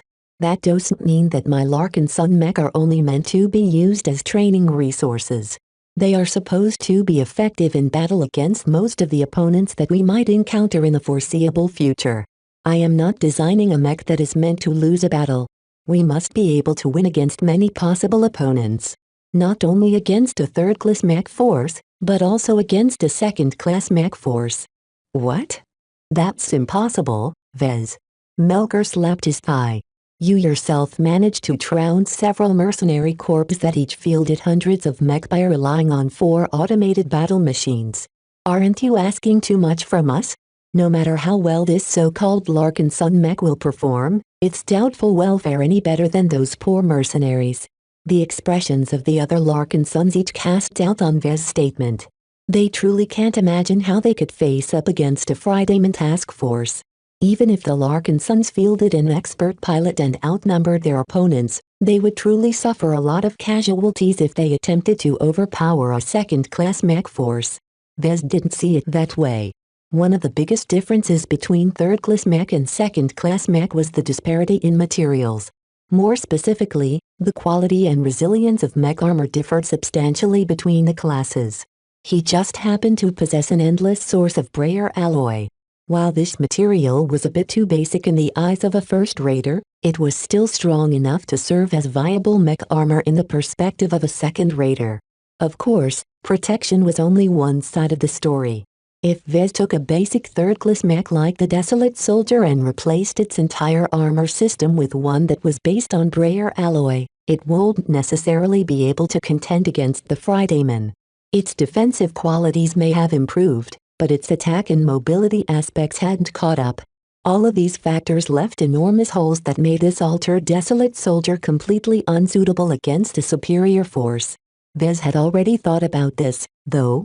He was willing to invest as much money as necessary to narrow these gaps and upgrade the other aspects of his Larkin Sun mech to a level that made it viable against second-class threats. He wasn't asking for much. He didn't need his mech to be competitive, but it should at least have a chance. He wasn't willing to rely on the Glory Battalion and Waddians to guard him against the Fridayman. Chapter 1829 Ominous Convergence Chapter 1829 Ominous Convergence. The so-called Larkin Sun mech, for lack of an official model name, served several purposes. Aside from the reasons that Vez already mentioned, he withheld a more profound and important reason from his fellow clan members. Though he already trusted them to an extent, it was far from the level where he was willing to reveal some of his more sensitive secrets. Even now, Vez harbored no intentions to reveal the true nature of glows. None of the Larkin Sons were aware of the existence of spirituality or design spirits and how they all tied to his design philosophy. It sounded a bit pathetic that Vez was more willing to share his secrets with Gloriana than his own clan members. Was it because he distrusted his family? Perhaps. The truth was that it didn't serve the Larkin Sun clan very much to learn his secrets. While it might improve their ability to pilot his mech, it wasn't worth a chance of exposure. When his secrets spread to dozens or hundreds of Larkin Sun clan members, only a single bad apple was enough to spill them to the public. Vez knew how much controversy and greed his secrets could generate. He had to avoid this outcome at all costs, and that meant that he needed to keep everything sensitive under wraps. He only made an exception for Gloriana because he trusted her.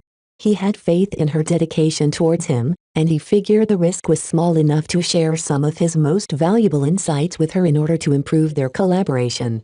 So far, it had been worth it. The Desolate Soldier, the Deliverer, and all of the variants in custom mech they designed together had achieved massive success. Part of the reason why they caught on so much was the synergies he formed with Gloriana. Vez wouldn't gain as much if he revealed the same secrets to the Larkin Sun clan. This meant that he was more inclined to keep his mouth shut regardless of the fact that he was snubbing his own family. In any case, Vez withheld information from the Larkin Sons for so long that it hardly affected him. Trust could be built over time. Perhaps his attitude towards the Larkin Sun clan would completely be different after a couple of decades. Vez rose from his seat and placed the Larkin Sun mandate on his desk. Make no mistake. The future of our Larkin Sun clan will be defined by the mech I'm about to design. I want you to realize that I am taking this responsibility absolutely seriously. No one is doubting your ability to design a good mech. Commander Magdalena responded. Each of us have faith in your skill. We all look forward to what you can make. I'm excited. This is the first mech made for our Larkin Sun clan, and one of our own is its lead designer. Vez is born and raised as a Larkin Sun. There is no mech designer in the galaxy who knows us better than him. If his other designs are an example of what he can do, then the mech he develops for his own flesh and blood will certainly be great. Many Larkinsons were optimistic about the Larkinson mech. Each of them believed that Vez would pull out all the stops to succeed with its design. They weren't wrong.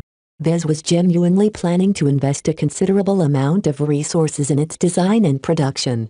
Even though it would probably become one of his most cost-inefficient designs, as long as he managed to strengthen his clan and obtain some self-defense ability against a second-class mech force, it was worth the investment. The meeting wrapped up shortly after that. The Larkinson mech pilots each bid goodbye to Vez and left his office. Vez was content with the discussion he managed to foster. Aside from gathering lots of information from the target audience of his mech, he also made them more involved in his activities. The fates of Vez and the Larkinson clan were intertwined. There was a time when Vez didn't want to involve any family members in his business. The Larkinson family never involved itself too deeply in the LMC, especially at the beginning. While Vez understood the family's original stance, within his heart he never really forgave it for lacking faith in his venture. Only his father believed in him. None of the other Larkinsons aside from his grandfather supported him in that early period. No matter what he felt about his family, now that he grew the LMC and his other organizations to this extent, he needed their help to retain control. It was better to rely on the loyalty of his family than complete strangers. Only the Kinners enjoyed his trust, but even then Vez still preferred to lean on his own flesh and blood. Vez spent some time to document the results of the meeting and write down his own thoughts. The Larkinson mech started to gain more shape in his mind. Its design would certainly be ambitious, so much so that its complexity might rival that of the Devil Tiger. A part of him hoped that he could finally make another masterwork mech with this project. Ever since he departed the Sentinel Kingdom, he never managed to replicate his success. Neither his Desolate Soldier nor its variants managed to get him close towards the amazing realm he reached that unforgettable day. He wasn't even within the range where he could employ one of Lucky Gems to cheat his way past the masterwork threshold. Vez felt as if he was doing something wrong when he embarked on his previous projects. After a lot of reflection, Vez figured that he simply wasn't invested enough in their design to form a strong and overpowering emotional attachment to them. While that didn't mean he was indifferent to his own work, he always considered them to be products rather than a creative work. There was a difference between the two. When Vez designed the Devil Tiger, he almost completely disregarded practicality in favor of designing an innovative, groundbreaking mech. The level of passion he maintained back then was incomparable. He came close to reaching this level when he started working on the Deliverer, but it still fell short for several reasons. No more. Vez was tired of failing time and time again. While it was normal for a mech designer to fail in creating a masterwork mech, Vez was different. Perhaps some of Gloriana's obsession bled over to him, but he was really starting to get annoyed at his continuous failures and lack of progress in this aspect. The Larkinson mech was his best hope of returning to the peak he reached when he completed the Devil Tiger project. Designing the Larkinson mech was not a regular commercial project to Vez. It was a project that involved his own clan.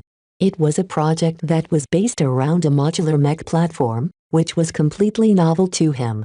It was also a project that Vez was willing to invest an unreasonable amount of resources to meet his goals. Perhaps the only resource he was being frugal about was time. A mech designer never had enough time.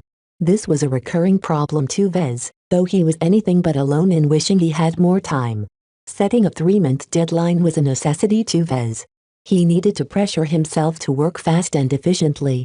Delaying the completion of the design not only affected his other interests, but also damaged his confidence. Vez never needed to spend an excessive amount of time to design a mech. Whereas others needed to spend years to design their work, Vez was fine with just a couple of months. Of course, allocating just 3 months to design a modular mech platform with 4 different mech configurations would certainly push him to his limits. Yet Vez banked on this urgency to keep his passion hot and his excitement at maximum. He worked best under pressure, and Vez believed he could leverage this trait of his to amplify his passion and maximize the chance of entering into an exceptional state when he was ready to fabricate the first production model. Would he succeed? Vez didn't know, But as long as he acted as if he was working on a passion project, he would probably get close. It seems as if I have to leave some of my other goals aside. He sighed. His current project was extremely difficult and would definitely consume all of his time and attention. This meant that Vez would not have the opportunity to further his research on imaginary mech. Next time, he promised himself. He'll wait for next time. Perhaps he would be ready to develop an imaginary mech when it was time for him to design a mech for the Penitent Sisters. Speaking of that, Vez wasn't sure whether this commission would still proceed. After Vez refused Calabast's suggestions, he never heard from her again. Was it that difficult to arrange a way for boys to be the lead designer of a mech design project in the hegemony? Time passed as Vez formed a timeline of his project and sorted out his schedule. As long as the Sand War or the Komodo War didn't spring any surprises on him, then Vez expected to be able to work wholeheartedly on his project. It was at this time that Gavin entered his office. He had an urgent expression on his face. "Boss, something has happened." Vez swiveled his chair towards his assistant. "What's the problem, Benny?" "It's the Sandmen. They've withdrawn." "What?" This was completely out of his expectation. Why would the Sandmen suddenly halt their relentless assault on human space? A sudden withdrawal would not only give the beleaguered states a valuable reprieve, but also negate many of the gains they have made. What had changed? Why were the Sandmen breaking their pattern? It's true. It's all over the galactic net. The entire third line of defense reports that the Sandmen have stopped throwing their fleets at human-occupied star systems. Not a single Sandman has launched an attack in the last 8 hours. The scouts that are tracking the movements of the enemy have all observed the Sandman fleets aborting their forward approach. Where are they going? Are they retreating back to the frontier? Gavin shook his head. That's the peculiar part about the changes in movement. The Sandmen aren't fleeing like scattered sand. Instead, all of their fleets have altered their route so that they are all converging on a single star system. This was shocking news. There was definitely an intelligence behind this change. Whether it was Sigrand or some high-caste Sandman leader, it was clear that the aliens were not content to perpetuate their losing trend. Where? We're not quite sure yet. More observation is needed to pin down the precise location. What we're certain of is that the convergence site is located somewhere in the territory of the former Coman Federation. That means that practically every surviving Sandman fleet will converge in a state that is situated straight in front of the Bright Republic. Vez quickly realized. This was a massive threat to his home state. If thousands, tens of thousands or hundreds of thousands of Sandman fleets all gathered in front of the Bright Republic's doorstep, what would happen once this convergence finished? Would all of these Sandmen form another artificial sand planet like the one that ambushed the CFA warfleet? Unless the Big Two came to the rescue yet again, this death ball might be powerful enough to smash through the entire mech core. The Bright Republic was prohibited from developing and fielding weapons capable of destroying planets. While this rule was meant to limit the damage in human conflicts, it also crippled the state's attempt to fight against aliens who were unbound by the rules imposed by the Big Two. The most important question now was whether the MTA or the CFA would move into action. Chapter 1830 Sandmen Calamity Chapter 1830 Sandmen Calamity. The Sandmen altered their pattern yet again. The aliens were slow to change their approach, but once they did, it always resulted in significant changes. After getting beat up by deliverers over and over again, the Sandmen reacted outside of expectation. Most analysts predicted that the Sandmen would have abandoned the swarm configuration that made their Sandmen admirals so vulnerable against sniping. Yet it seemed the Sandmen leaders still in charge had opted to skip a couple of steps and went straight for the final resort. It was difficult to estimate how many Sandmen fleets were left. The Sandmen drew out nearly their entire population from their territories in the deep frontier and committed them to the invasion. Even though the human states managed to defeat an incredible amount of fleets, more were still intact and on their way to invade human space.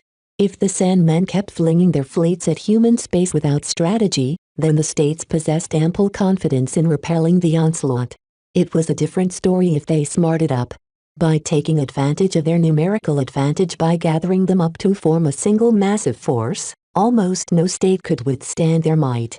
A sense of helplessness spread throughout the troubled states.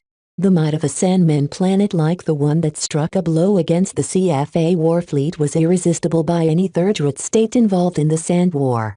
Perhaps they might stand a chance if they all joined forces and pooled their military strength into a unified mech army, but what were the chances of that happening? More information quickly poured in from scouts and observers.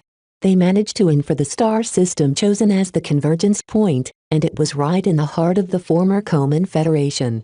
This was bad news for the Bright Republic. The state just happened to stand in their way if the Sandmen kept heading co-reward.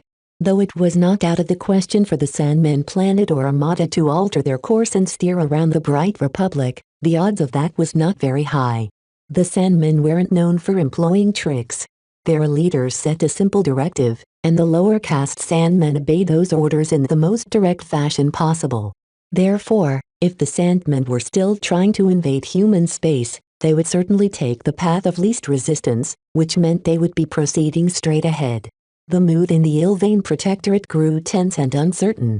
It only took a slight change in direction for the suspected Sandman planet to steer the Sandman planet towards the Protectorate. Not even the recent announcement from the MTA allayed everyone's worries. In the face of such a clear and present threat, the Mech Trade Association could no longer remain impassive. Failing to act against such an overpowering alien threat would certainly impact their reputation to an extent. Perhaps they were too lazy to deploy their forces throughout the entire front in the earlier stages of the Sand War. Now that the Sandmen were eagerly converging their forces in a single location, the MTA only had to dispatch a single powerful strike force to put an end to their invasion. The only question was how long it would take for the MTA's compliance department to muster up their troops and intercept the Sandman planet. No one knew what the future held. While many people believed that their state would no longer be subject to the ravages of the Sandmen, other people suspected that their enemy wasn't so simple.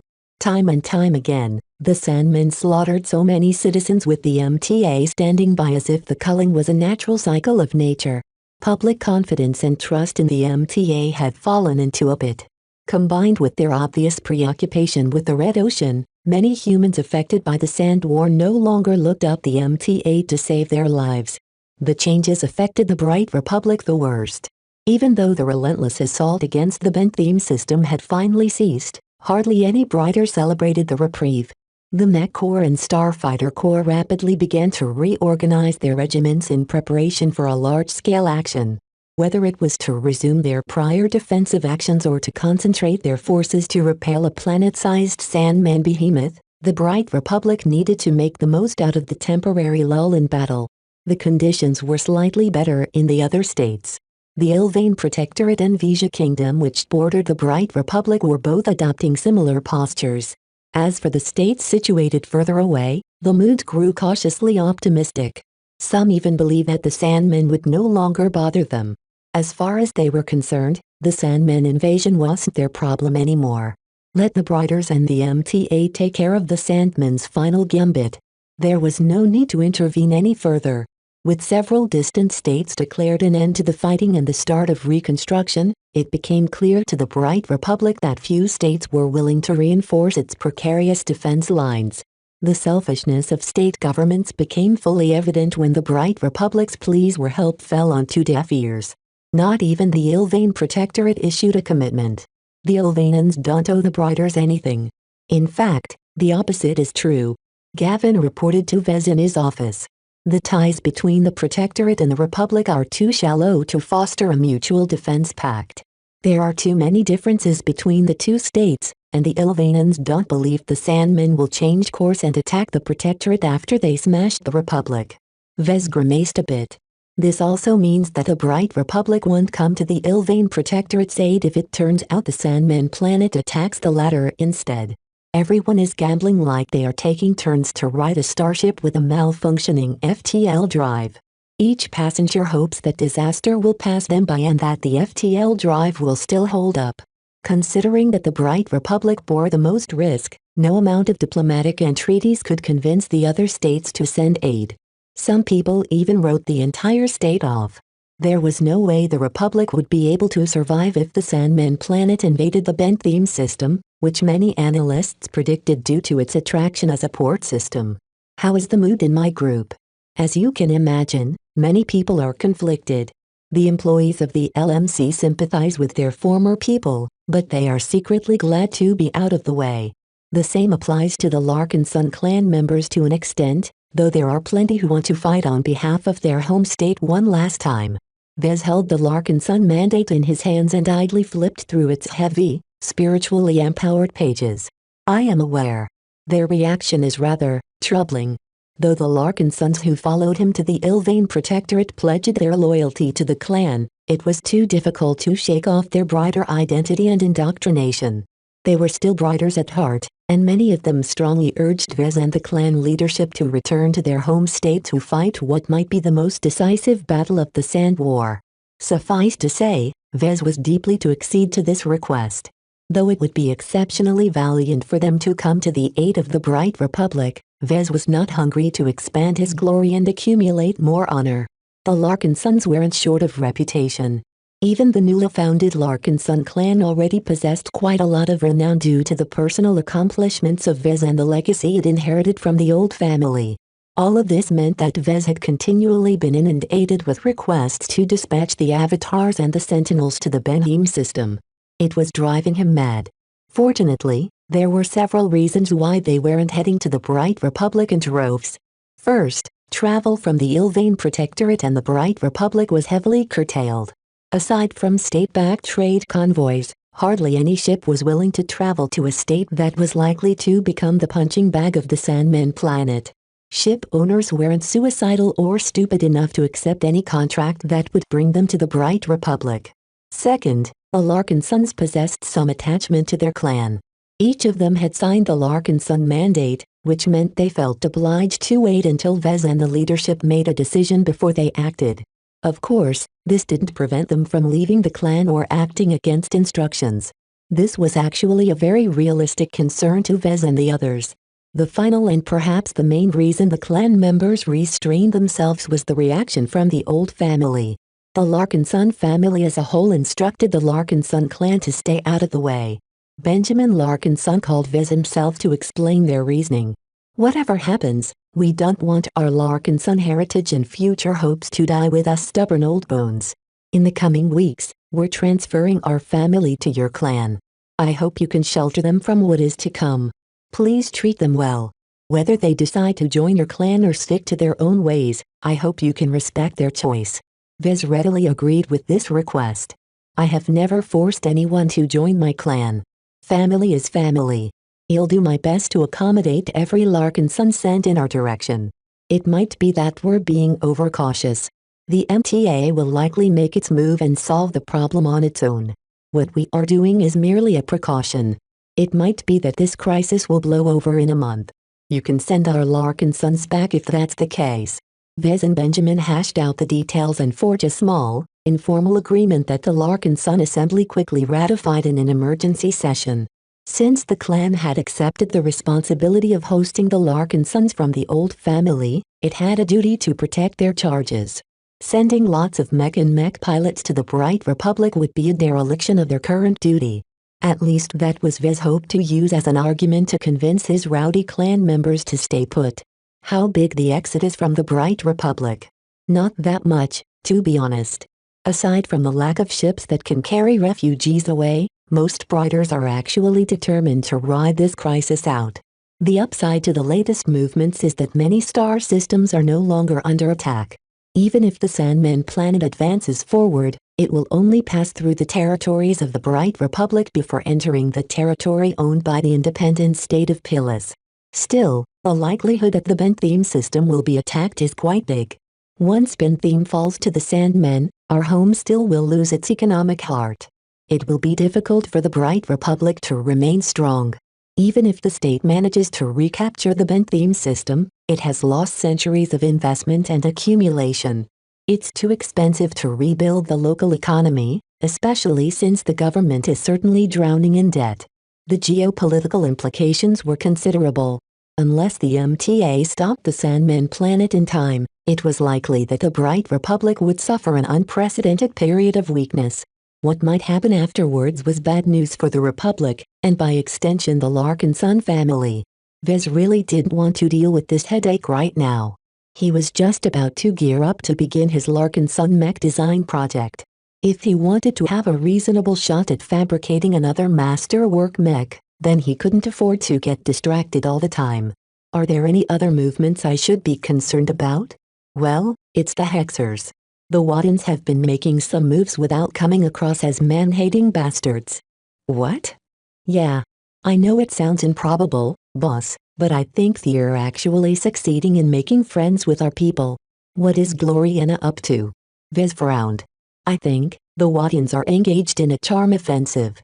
They are trying to ingratiate themselves in our group. Chapter 1831 Change of Heart Chapter 1831 Change of Heart. With the Sandman calamity looming over the rimward side of the star sector, Vez temporarily forgot about the Waddens. It turned out that the Hexers hadn't been keeping to themselves anymore. Initially, the Waddens largely treated others like air. It was as if interacting with third-raters was beneath them. Why should they spare any attention to their lessers? The change in attitude came as a surprise. Various Waddens began to show up more often at the organizations affiliated with Vez and the clan. Dr. Rania began to cooperate more extensively with Dr. Lupo and other medical specialists. Venerable Brutus and a number of mech pilots from the Glory Battalion tutored the Avatars and the Larkinsons on how to pilot a second-class mech. Even Gloriana showed up at the Friedhold estate and began to mingle with the Larkinsons. All of these movements did not escape the attention of the watchful. The Hexers didn't hide their movements, and their intentions were clear. For some reason, the Waddens wanted to improve their relations with their group.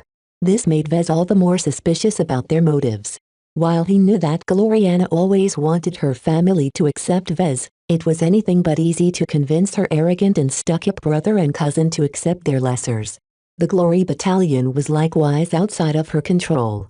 Aside from obeying some small requests, they mainly kept to themselves while performing their primary duty of protecting the Waddens. For some of their mech pilots to join Venerable Brutus in providing assistance to inferior mech pilots was rather astounding. There was no reason for the Hexers to lend a hand to the Avatars and the Larkinsons. None of them had shown any willingness to adopt Hexer values. This meant that the Hexers were out for something else. What Gavin had told Vez made the most sense. The Waddens were attempting to charm Vez people. They not only focused their efforts on the Larkinson clan, but also the people working for the LMC and other organizations. This told Vez that the target of this operation was him. The Hexers were only being helpful because of him. At some point, their opinions of him changed. Vez smelled something fishy was going. Regardless of what happened, Gloriana was definitely at the center of this change. It seems I can't avoid her any longer. The reason he didn't seek her out sooner was because he was afraid that they would only intensify their contradictions. As far as Vez was concerned, it wasn't easy to change their respective viewpoints. Vez abhorred the Hexadric hegemony. He didn't even really root for them to win the Komodo War. Gloriana was the opposite. She possessed a strong affection for her state and wanted Vez to support her views. She always encouraged Vez to change his mindset and accept that women were naturally superior to males. Not only that, but Gloriana always expressed her desire to bring Vez back to the hegemony in order to introduce him to her mother and relatives and gain their acceptance. While Vez was fine with trying to win over the Wadden dynasty, he very much objected to the need to travel to the hegemony.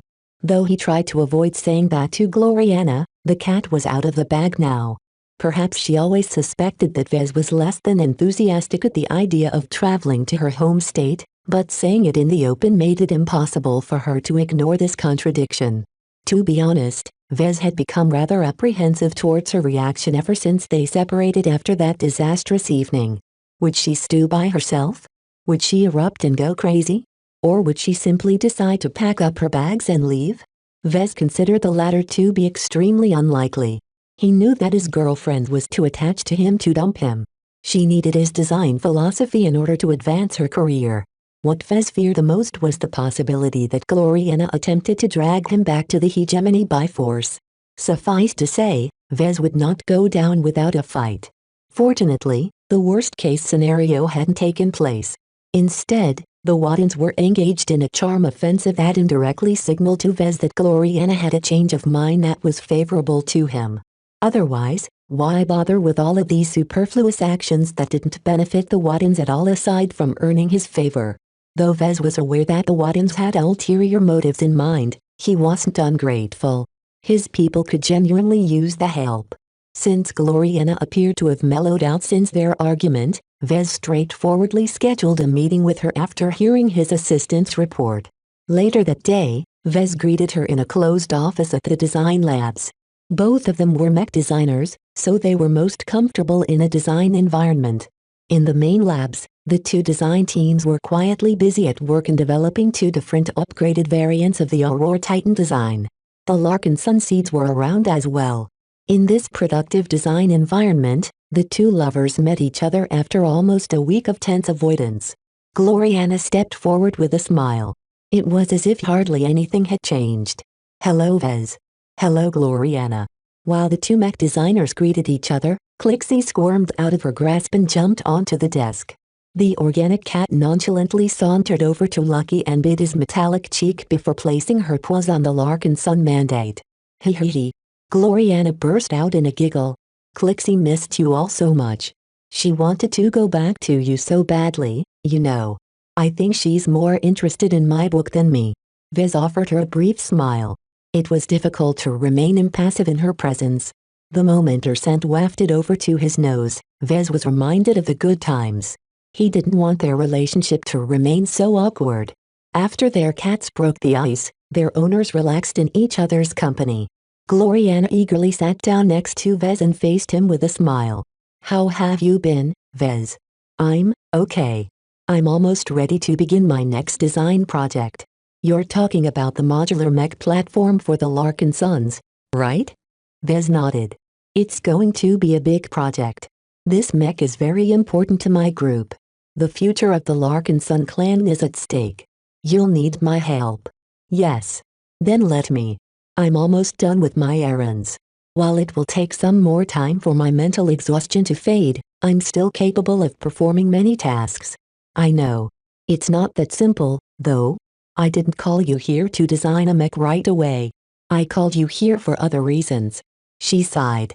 "Do we really have to, Vez?" Vez tried to look determined. "We can't ignore our problems forever. Let's settle our differences now rather than later." "Okay. First, let's talk about myself. I'm not a hexer. I will never become a hexer. I was raised as a brighter and a Larkin Sun, and that will never change. I'm very content with who I am. I don't want to do anything with hexers, and I especially don't want to embrace the hexer way of life.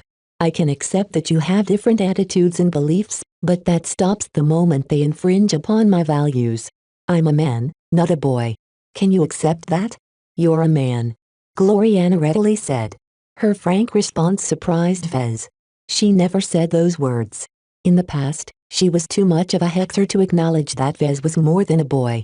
The implication was that she always considered him to belong to the inferior gender.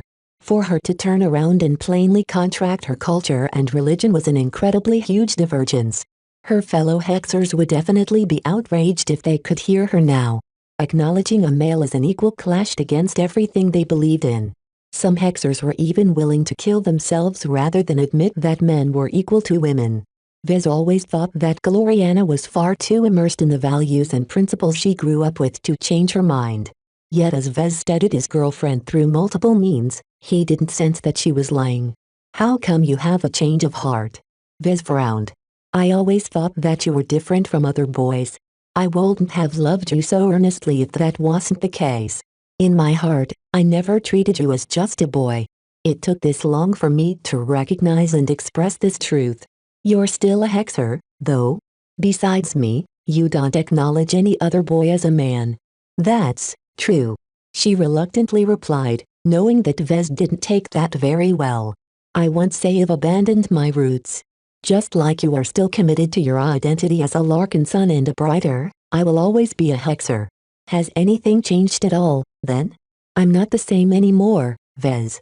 She placed her small and delicate palm over his hand. "I won't let anything get in the way of our relationship again. I was truly afraid that we would break up over this issue. I don't want to repeat this experience again. Therefore, after a lot of thought, I decided to do my best to ease any possible sources of tension between us. Can you blame a woman for doing everything she can to secure her boy, I mean man? Her silky touch and her warm body temperature quickly sent a surge of pleasure through his body. Vez tried his best to stick to his priorities. Is that why your relatives are moving about lately? What's up with that? The Waddens and the Glory Battalion have made it abundantly clear that they don't like me. What did you do to change their mind? She grinned and started to lean in his direction. I persuaded them. They're willing to give us more chances now. I find that hard to believe. They still regard me as a boy, right? It doesn't matter. She stated. They don't have to agree with me to support me. As long as we promise enough benefits, they're willing to close an eye. Vez still wasn't convinced. Ranaya had always treated him with disdain, and Brutus was insanely overprotective towards his sister. It was impossible for them to casually ignore some troubling details. Tell me the truth. What is going on? Why are you and the Waddens so accommodating all of a sudden? It is completely outside your nature as Hexers. She sighed. It's nothing complicated, Vez.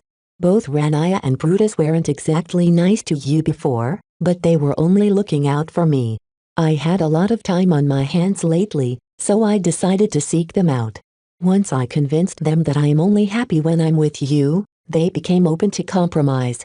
I managed to make a deal with them to bless my relationship with you in exchange for some promises. What kind of promises? Oh, it's no big deal. I only promised to give our Wadden dynasty a place on our grand expedition. How much? Nothing much. Just a couple of ships is fine. It'll still be our fleet, assuming we can scrounge enough MTA merits by ourselves. Though this sounded like a reasonable concession, Vez sensed it was anything but simple. One question stood out. What does your mother think? Gloriana released a nervous laugh. We didn't contact her yet. She is a bit more difficult to convince. Let's just follow our original plan and earn her approval through our excellent design work. Is that all right? So only the Waddens around Gloriana had a change of heart. What's the point, then? It's very helpful, Vez. It shows that we can win over the rest of my dynasty. We just need more time to prove our worth as a couple.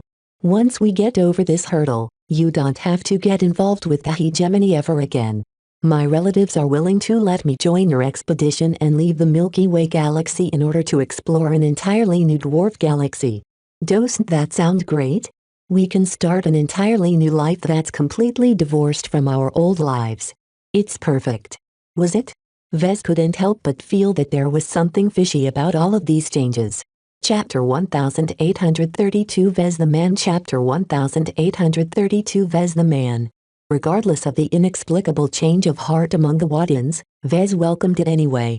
After all, it was better for him to forge some friendships with Gloriana's relatives considering how they played a central role in her life. It was a lot more difficult to sustain their relationship if Vez still couldn't get along with his in-laws. Once Gloriana expressed that she was willing to call him a man, Vez believed that they had finally achieved a breakthrough. He was glad that Gloriana managed to settle the contradiction from her end. Now that she was willing to acknowledge him as a man and no longer insisted so much on bringing him home, Vez no longer felt as constrained in her presence. They spoke frankly about their future aspirations. Once I leave for the Red Ocean, I don't intend to return, he said. Why? I never really understood why you're so eager to leave your home. Sure, the Komodo star sector isn't as prosperous as the other parts of human space, but it is still our route. Vez couldn't say he was eager to leave because the Five Scrolls Compact might be eager to get back their missing Holy Scroll. He had to use another excuse. Think about what humanity has achieved. Our civilization has managed to defeat some of the most powerful alien empires in the Milky Way, and after a hiatus that has lasted for 4 centuries, we are finally picking up where we left off. Gloriana tilted her head. I didn't think you were so broad-minded about humanity's position. This isn't our fight. The Big Two will take care of everything. The Big Two are a bunch of bastards, Vez retorted. Look at their track record since the outbreak of the Sand War. What have they done to help our states resist the Sandman invasion? A single half-hearted decapitation strike and a tardy response to the latest movements of the Sandmen inspires anything but confidence in their commitment to defend humanity. At best, they are swamped with so many priorities that their resources are spread too thin. At worst, they no longer care about common humans anymore.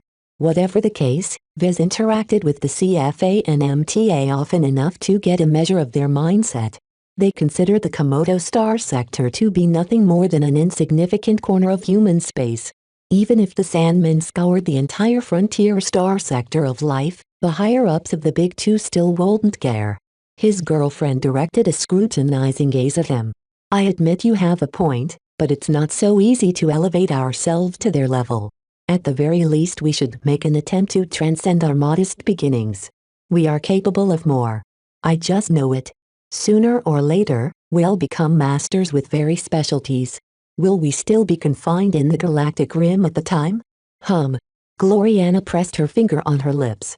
You're not wrong, but it's incredibly hard to reach master. How many mech designers have tried and failed? The chance of success is minuscule. We should be devoting most if not all of our efforts towards progressing our design philosophy. It's best to do so in an environment that best facilitates our work. And you think that environment is home? She blinked. Yup. Well, for you, that makes sense. For me, not so much. Has a boy ever advanced to master in your state? Do you realize how much damage you will do to my chances of advancement if you want to turn me into a hexer? You're more liable to snuff my future instead. This will definitely affect your chances of reaching master as well since you're so dependent on me to design your best mech. Considering this situation, it's in your best interest to keep me happy, and that means allowing me to decide where I want to go. I've always yearned to travel and explore the greater multiverse. The Red Ocean is a great opportunity to start my sojourn. What about me? She asked. Are you happy here? I'm always happy whenever I'm in your presence, Vez. You know that. Vez grinned. Then you'll be happy wherever I go, right? Do you need to return to the hegemony and your mother to be happy, or are you content to stay by my side even if I'm heading to an entirely different galaxy? His words caused her to fall into thought. Now that you put it that way, I think you're right. I feel a lot better about my decision now. While I won't lie to you and say that I won't be happier if I can be with you at home, I don't mind if you disagree.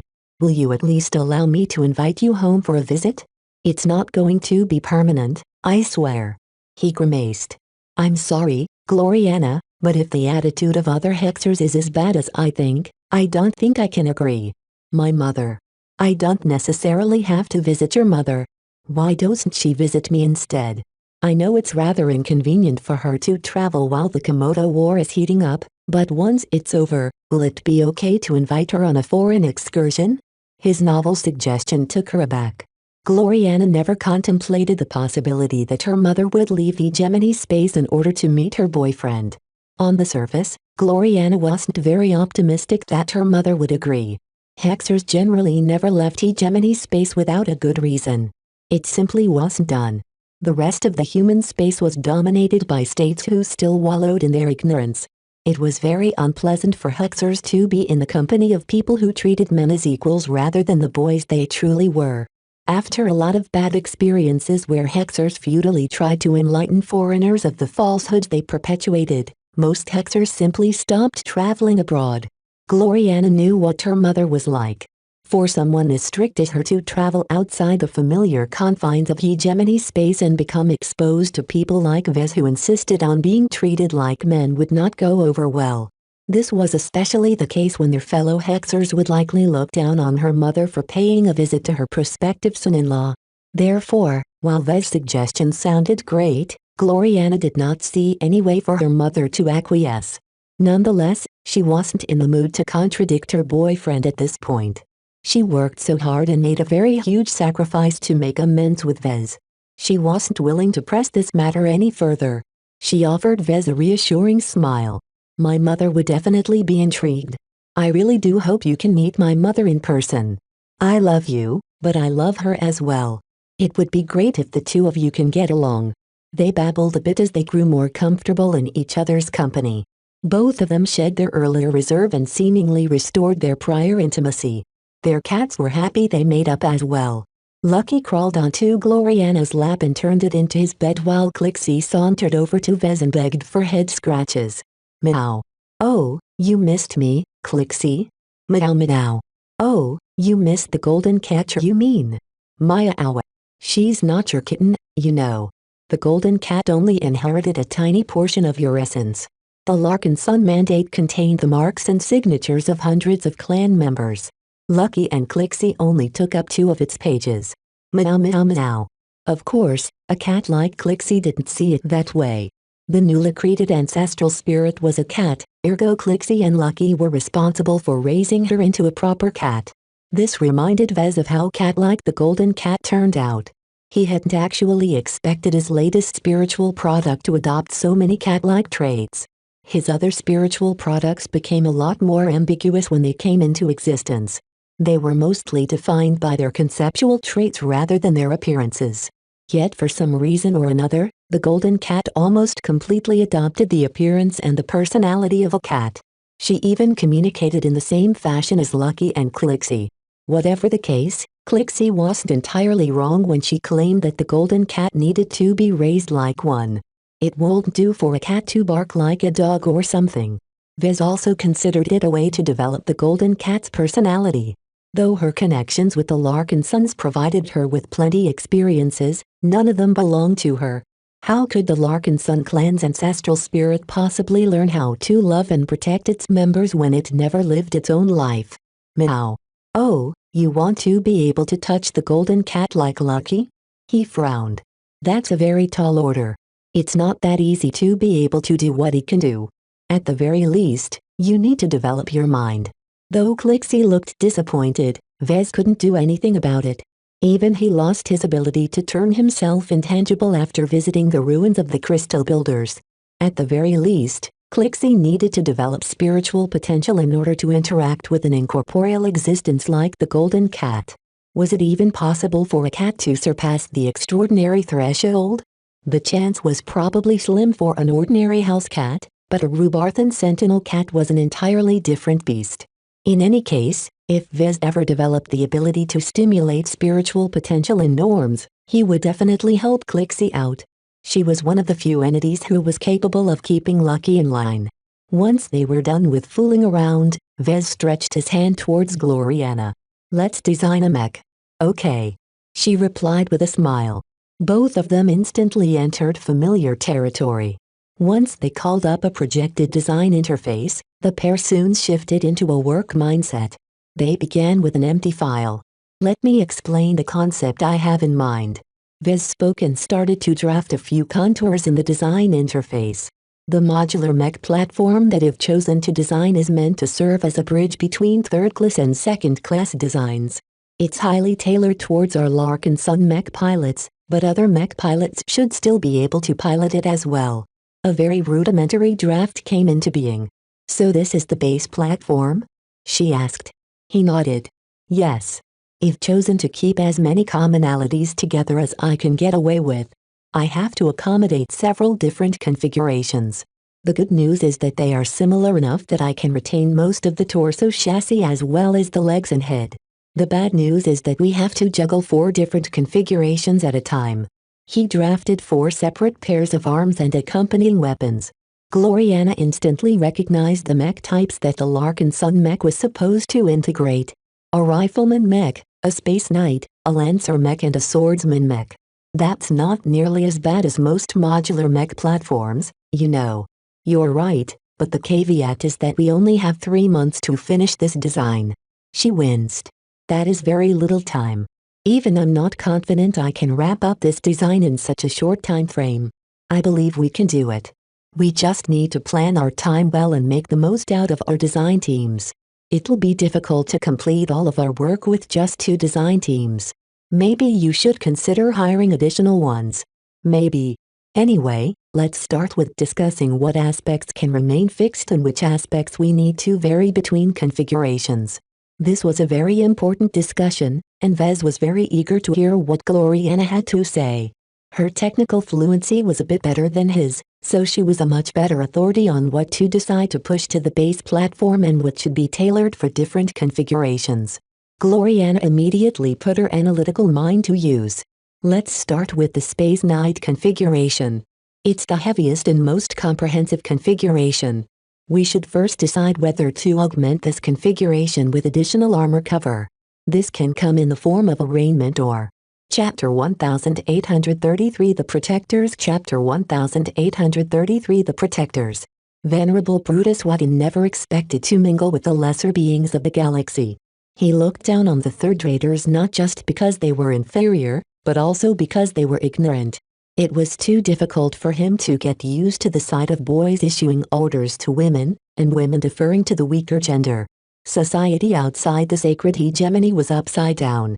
Either people believed that boys were equal to women, or they thought that boys were actually better. What a travesty. Nonetheless, his sister ordered him to smile and make nice with the aboriginals. Since she had been living among the unenlightened beings for years at Centerpoint and in the Bright Republic, she had long become accustomed to their heretical behavior. She freely shared her methods with him and gave him some tips to keep his disgust bottled up and out of sight. Right now, regardless of how much he wanted to throttle the necks of the arrogant boys and force them to treat women like princesses, he had to stand aside and pretend there was nothing wrong. Sometimes, the expert pilot wished he could just hole up in his serendipity and quietly wait until it was time to return to the familiar embrace of his home state. Alas, Gloriana wanted him to be out and about, so Brutus had to do what she asked regardless of his preferences. He soon became more uncomfortable than he had even been in battle. There had even been a handful of times where precocious women tried to order him around. They possessed a shallow understanding of Hexer culture and thought that men were universally conditioned to follow the instructions of any woman. Brutus wasn't offended by their attempts to extract favors from him. Instead, he was amused. "I am sorry, madam, but I am already in the service of the Glory Battalion. I only obey the instructions of my designed superiors." Just because he was a male Hexer didn't mean that any random woman could boss him around. He was a uniformed soldier, which meant he was already obliged to follow the orders of someone who had the right to command him. Civilians and bystanders only deserved his respect, not his devotion. Even if he wasn't in active service, he still wouldn't listen to the lesser women.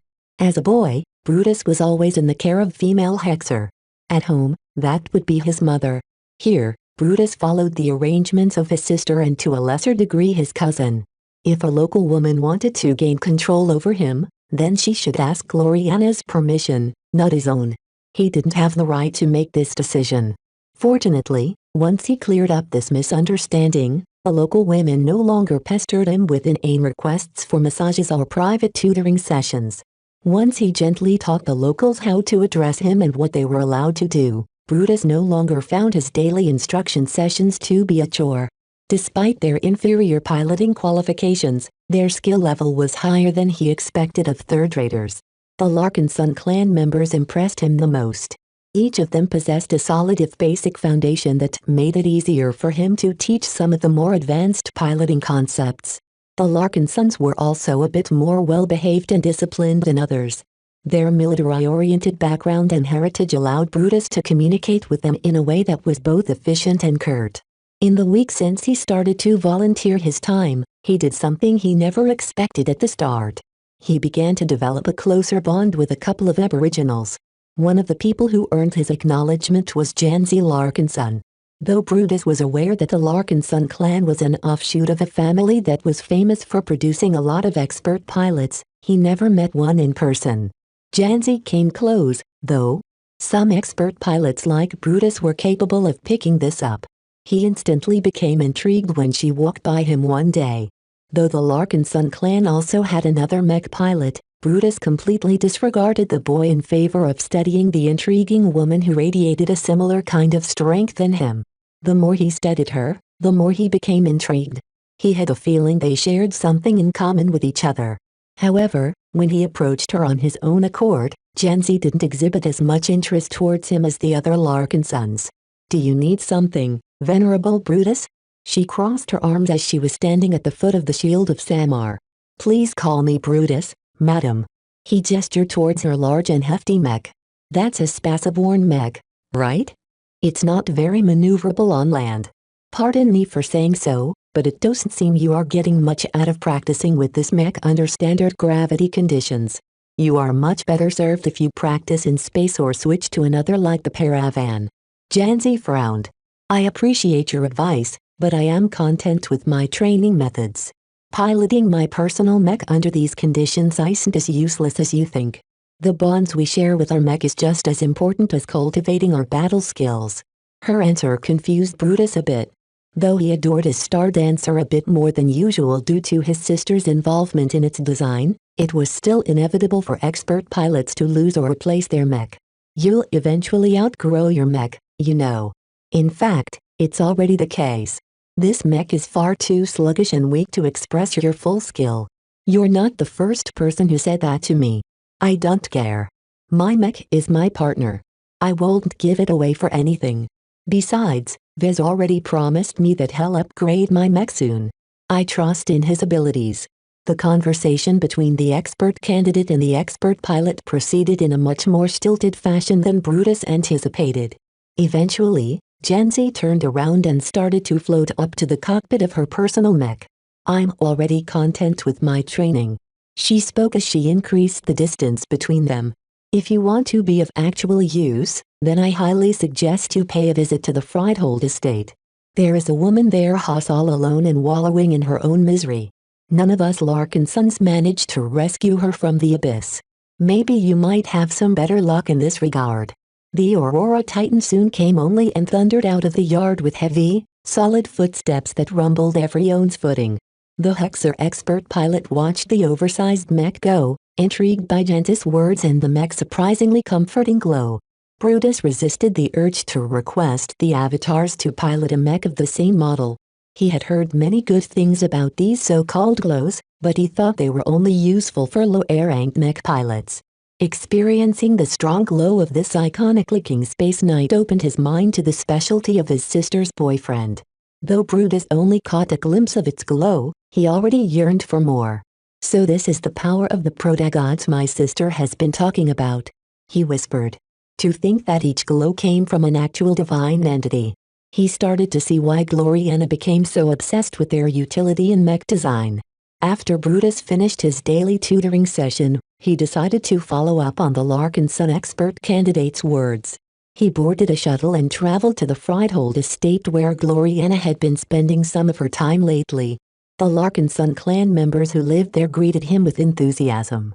He declined their offer to sit with the veterans and talk about old times and asked where he could find the so-called woman who was all alone. An elderly Larkinson matron quickly jerked her head towards an enclosed courtyard situated in the corner of the estate ground. You must be looking for Davia Stark. She's a poor little thing. She fought heroically against the Sandmen in the initial stages of the invasion, only to lose all of her comrades, family and state. The losses broke her. Even now, we have tried to introduce some cheer in her life, but it's like she is dead inside. That sounded ominous. Brutus followed the elder Larkinson woman to the courtyard and found the woman in question resting under the shade of an apple tree. A desolate atmosphere surrounded her. It was as if all of the cheer and pleasantry was being sucked into a black hole centered around her body. An instinctive response came out Brutus, yet somehow he failed to get a grip on the woman. Yet even as Madame Stark looked completely broken, Brutus sensed an inner strength within her that seemed to resonate with him. There was more to this mech pilot than met the eye. He stepped forward until he came up to her sitting form. It was as if she had collapsed against the tree. Her dull eyes barely noticed his approach and her body was completely devoid of strength. "Hello," he said in a gentle voice. He completely put aside his hexer demeanor. "You look like you can use a friend." Davia didn't even bother to look up at him. So many people had already tried to engage her in conversation. None succeeded. The Larkinsons only made marginal progress in mending her broken existence. Though Brutus failed to elicit the reaction he wanted, he did not show any disappointment. Instead, Davia's condition inspired more interest from him. Aside from pitying her condition, his intuition also hinted that she was much closer to his level of existence than she appeared. He sat down next to her while maintaining a modest distance. "You are probably unaware of my identity. Let me introduce myself. I am Venerable Brutus Wadden. I am an expert pilot serving in the Glory Battalion. Perhaps you have heard of us already. You've heard a little about your life experiences from the Larkin Sons. I'm sorry for your losses. Life and death is inevitable in war.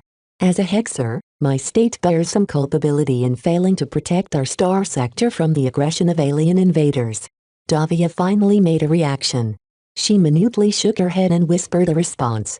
It's not your responsibility. Only I'm at fault. That, you should never think that way. You've heard how many fleets the Sandmen threw at the border states. None of your forces could have withstood so many Sandmen. Your states were already doomed the moment the Sandmen decided to invade. Sure, they might have fared better if your people made more preparations, but even then that will only delay the inevitable. Being reminded of the failures of the past only caused Davia to sink even deeper. Brutus noticed his mistake. He placed a hand on her back. Look, you survived. That's good. That means that at least one person is able to carry forth and keep the memories of your comrades and people alive. You have a responsibility to prevent their names and deeds from fading. If the records and memories of their existences have truly gone to dust, then you will have lost even more. Don't let them be forgotten. Find a way to make people remember. He was actually voicing a Hexer principle, though he was mindful enough to strip the Hexism aspects from his explanation. He already learned that it was not a good idea to persuade foreigners to the merits of Hexer culture. He succeeded in getting a reaction out of Davia this time. I came from a border state called the Vinmer Republic. Davia cracked her voice, as if she was unused to talking. It was a weak state, and life was anything but perfect so close to the frontier. It was my home, though. No one remembers Vindmar anymore. It is just a single mention in a long list of fallen states. Fewer people even remember the people who live there. This is why you matter, Davia. He encouragingly said. You are their legacy. The Vindmar Republic will always live on so long as you preserve your precious memories. You may not be able to bring them back, but you can help them move on by commemorating their existence. She started to draw herself out of her misery in order to contemplate his suggestion. She paid more and more attention to the mech pilot who visited her. Who are you? The expert pilot offered her a reassuring smile. I am a protector, just like you. Chapter 1834 Broadened Variant Chapter 1834 Broadened Variant. Two projections appeared into view. Each of them displayed a mech that bore close resemblance to each other. There were differences, though. Perhaps a layman might mistake them as identical, but there were many interesting divergences in the eyes of a trained professional. Both Vez and Gloriana acted as the judges of this unofficial competition. The two design teams of the LMC had been tasked with developing a minor revision to the Aurora Titan design that incorporated some specific upgrades. This was one of the ways Vez came up with to upgrade Jantis' Shield of Samar without spending an excessive amount of time on this chore. It wasn't as if Vez intended to neglect her. He simply thought that it wasn't necessary for him to be involved in every step of the way. Since he spent some effort into forming some design teams, he might as well make use of their capabilities. The results met his expectations. While none of his subordinate mech designers were as good as him or Gloriana, they hadn't been told to design a completely new mech from scratch. Working around the framework of an existing design was much more convenient as they didn't have to take so many variables into account. By issuing this assignment to them, Vez not only saved a lot of time, but also tested their individual strengths. What do you think, Gloriana? He asked. His girlfriend inspected the efforts of the novices and apprentices thoroughly by manipulating the projections and zooming in on many specific sections of the wireframe model of their work. They are both a little rough, but that is a given considering their level of skill and the amount of time you gave them. The best I can say about them is that they are both decent enough to be used as a base for further refinement. I believe that is one of your intentions. He nodded. Both of these designs have incorporated solutions that I can adopt in the final version of the minor revision. To upgrade Jantis Mech, Vez intended to adopt the implementations from both designs, picking and choosing whichever one was better. If there weren't any solutions that satisfied him, then he could always skip it or develop his own solution. In that regard, the designs produced by their respective teams already met a standard. It didn't matter if their implementation was lacking as long as the fundamentals were correct. He still had to provide some feedback and judge which one was better. One of the reasons for setting up multiple design teams was to foster friendly competition between his subordinates. As long as it didn't go too far, then the desire to upstage their rivals would push his mech designers to deliver better results. Let's begin with the variant designed by the first design team. He gestured at the slightly smaller of the two projected mech. The first design team consisted of 5 Kinner mech pilots. While they had one less mech designer, they all shared a common background and mindset while retaining their own identities. In other words, they were much like the Larkinsons in how well they cooperated with each other. Over the past months, they formed an increasingly cohesive team where each mech designer did their own part. The variant they submitted to Vez reflected the design philosophies adopted by the Tavers. It was a mech that not only fulfilled his demands, but also expanded on the concept of the base model. I see that this mech is a bit more mobile than what we are used to seeing in an Aurora Titan, he remarked. Miles Tovar stepped forward and nodded. As the leader of the first design team, he cleared every decision. Over the course of our design work, we decided to pay a visit to the avatars to see Janzi Larkinson and the Shield of Samar in action. We saw that she was spending a fair amount of time walking around with her mech. Though the Aurora Titan is technically a land-bound mech, with the vastly upgraded power reactor Yalv given us, we can strengthen our variant to such an extent that we can divert more power to its mobility. The Aurora Titan is primarily a spaceborne mech. Vez reminded them. I did not optimize it for land-bound combat at all. While it is capable of participating in a battle on land, that should only be reserved as a last resort. Miles already had an argument ready. This distinction is less strict when it comes to second-class mech, right? Miss Janzi is also almost certain to become an expert pilot one day. This means her future mech will be so powerful that it shouldn't be much of a problem to pilot her mech in multiple different environments. Just as how Venerable Gans's glittering comet can fly in space as well as in the air, we think that Janzi may be better served if she gains some practice with piloting her mech on land. I see that you have focused mostly on making the Aurora Titan viable on land as opposed to in the air, Vez pointed out. The mech is simply too heavy. Miles shrugged. We discussed how to add aerial capability to the Aurora Titan, but it's simply too inefficient because its flight system doesn't scale that well with increased power. Putting too much stress on them will increase the risk of catastrophic failure, and that is something we can never approve. For this reason, the Tavers decided to focus on adapting the Aurora Titan for land combat while retaining all of its spaceborne combat capabilities at the same time. They did so through implementing various solutions. First, they made the flight system detachable so that its wing structure wouldn't get in the way when they weren't needed. Second, they strengthened the legs and mech engine in order to increase the mobility and weight-bearing capacity of the Aurora Titan. As a spaceborne mech, Vez initially placed little emphasis on its legs.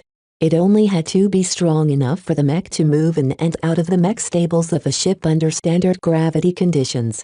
That wasn't enough to make the mech viable in land-bound combat, so the Tavers spent a significant amount of effort in strengthening their variant's legs. All in all, they succeeded in what they set out to do. Much of this had to do with Patch Tovar, who specialized in mechanical locomotion, and Gilbert Tovar, who was good in mass optimization. Their respective specialties was one of the main reasons why the first design team opted to choose this route. Overall, Vez approved of their initiative and ingenuity. He wanted his design team to be more than just a bunch of forgettable design bots. It can work on land, Gloriana admitted. The question is whether these changes are worth giving up other changes and if this version of the Aurora Titan stays true to your vision. Aside from Gloriana, pretty much every mech designer was unable to design a worthy variant of his mech. The moment other people started deviating from his original vision, they damaged the spiritual foundation of the mech. It also didn't help that they didn't adopt the right approach and often polluted the X-factor of the base model with scattered thoughts. Vez had already taught the two design teams to center their minds and minimize their mental distractions whenever they engaged in their work. While that wasn't enough to keep his mech designs pure after they got their hands on them, at least they didn't leave such a big spiritual mess behind. He once explained to Gloriana that he sometimes imagined that he was a cleaning bot assigned to a public lavatory. Every time, some kid or hooligan misjudged their aim and left some collateral damage behind. Vez had to go out and clean up all of the debris.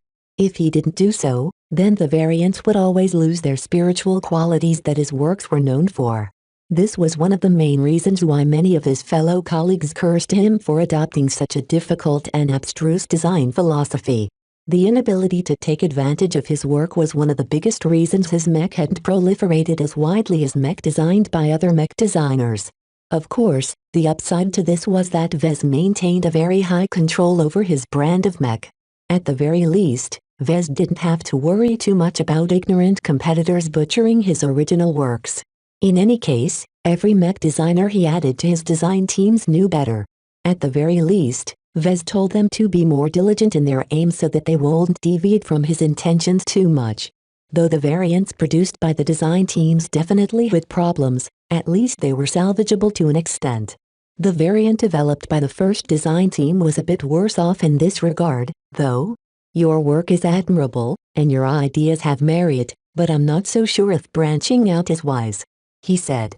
He recalled his original inspiration for the Aurora Titan. He designed the mech after an unforgettable mastery experience where he witnessed the apotheosis of Venerable Aloise Pelican and subsequently saw her evoke the rare state of unity of man and machine with an aged and worn-out Valiant Warden mech.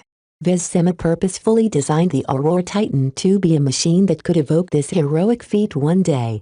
He wasn't sure whether broadening the scope of the Shield of Samar would hinder Janzi from reaching this state. Once Vez pointed out some other aspects and finished with his feedback, Gloriana expressed her own views. From a technical standpoint, I'm not very comfortable with some of the design choices your team has made. She pointed at several shaky aspects of the variant. Look at these sections. They're all weaker than they need to be because you're trying to reconcile both spaceborne and landbound requirements in a single mech. While it's true that it is not that big of a deal to expand the range of environments a second-class mech can operate, this only applies to the upper end of our mech. If the tech and materials aren't good enough, if the parts are too large to fit too many options in a frame, then the end product will always have shortcomings in both. The spaceborne combat capabilities of your variant has dipped, Vez observed. We knew this would happen, but we think we kept the drop in performance within an acceptable range, Miles said. Losing 5 to 10% in spaceborne combat performance to make the Aurora Titan viable on land is an acceptable trade-off in our eyes. What is acceptable and what is not acceptable is different to everyone, Gloriana emphasized. I will tell you now that this price is way too much in my eyes. You might not care, but have you ever asked us or Janzi Larkinson whether we approve of this price? We have been remiss in that. Neither Vez nor Gloriana looked amused. These kinds of changes are significant enough that you have a responsibility to solicit the feedback of the people who are directly affected by your decisions. At the very least, you should notify Janzi in advance so that she has an opportunity to lodge an objection. The Tavers looked suitably chastised, which at least showed they knew their faults. Vez understood why they slipped up. The Tavers were born with silver spoons in their mouths and always benefited from a lot of privilege. Their high background and status made it difficult for them to adopt the service mindset that was expected of a mech designer. Mech designers existed to serve mech pilots. This was a basic principle of the mech industry, and one that Vez still agreed with despite his skepticism towards the MTA. Though the changes the Tavers came up with looked fairly good in the perspective of a mech designer, the fact that they never took the interests of the end user in mind was a significant dereliction of their duty. Gloriana found other faults with their variant. Though she held herself back, the Tavers still took some heavy blows. Okay, that's enough. Vez put his hand on her shoulder. Their level isn't as high as ours. We can't expect them to do better on these fronts. It's already good enough that they managed to design a variant that works to this extent. She shrugged off his hand. They're not working hard enough. You did a lot better when you were still an apprentice. If you can avoid these common mistakes, then so should they. Vez shook his head. Gloriana was the same as ever. Chapter 1835 Criticism Chapter 1835 Criticism Once Fez and Gloriana finally finished the evaluation of the first variant, they turned their attention to the second variant. Whereas the Tovar design team sought to broaden the scope of the Aurora Titan, the Ilvain design team instead stuck to the original identity of the super-medium Space Knight. The mech looked a bit larger and heavier than before. Its armor layout featured significant changes as many plating sections had been thickened to offer even more protection. Evidently, the second design team wasn't afraid of increasing the total mass of the Aurora Titan despite the detrimental effects to its mobility. This was a very risky choice considering that Vez already designed the original Aurora Titan to the maximum acceptable limit to him. Making the mech any heavier would cause it to lose too much mobility for it to be worthwhile to field. We replaced and added a few more components to expand the mass limit of the mech. Oscar de Merton explained. Even though you told us you want to keep the changes to the minimum, we decided that it would do our variant some good if we replaced some older components with some of the newer equivalents corresponding to the new mech generation. Though he was a decade older than Vez, the Ilvanan still addressed the journeyman with utmost deference, because that was what they deserved. Though the second design team's decision sounded a little presumptuous, at least they were able to make good use out of the new components. Overall, the variant they designed increased many of the parameters of the base model without sacrificing too much in return.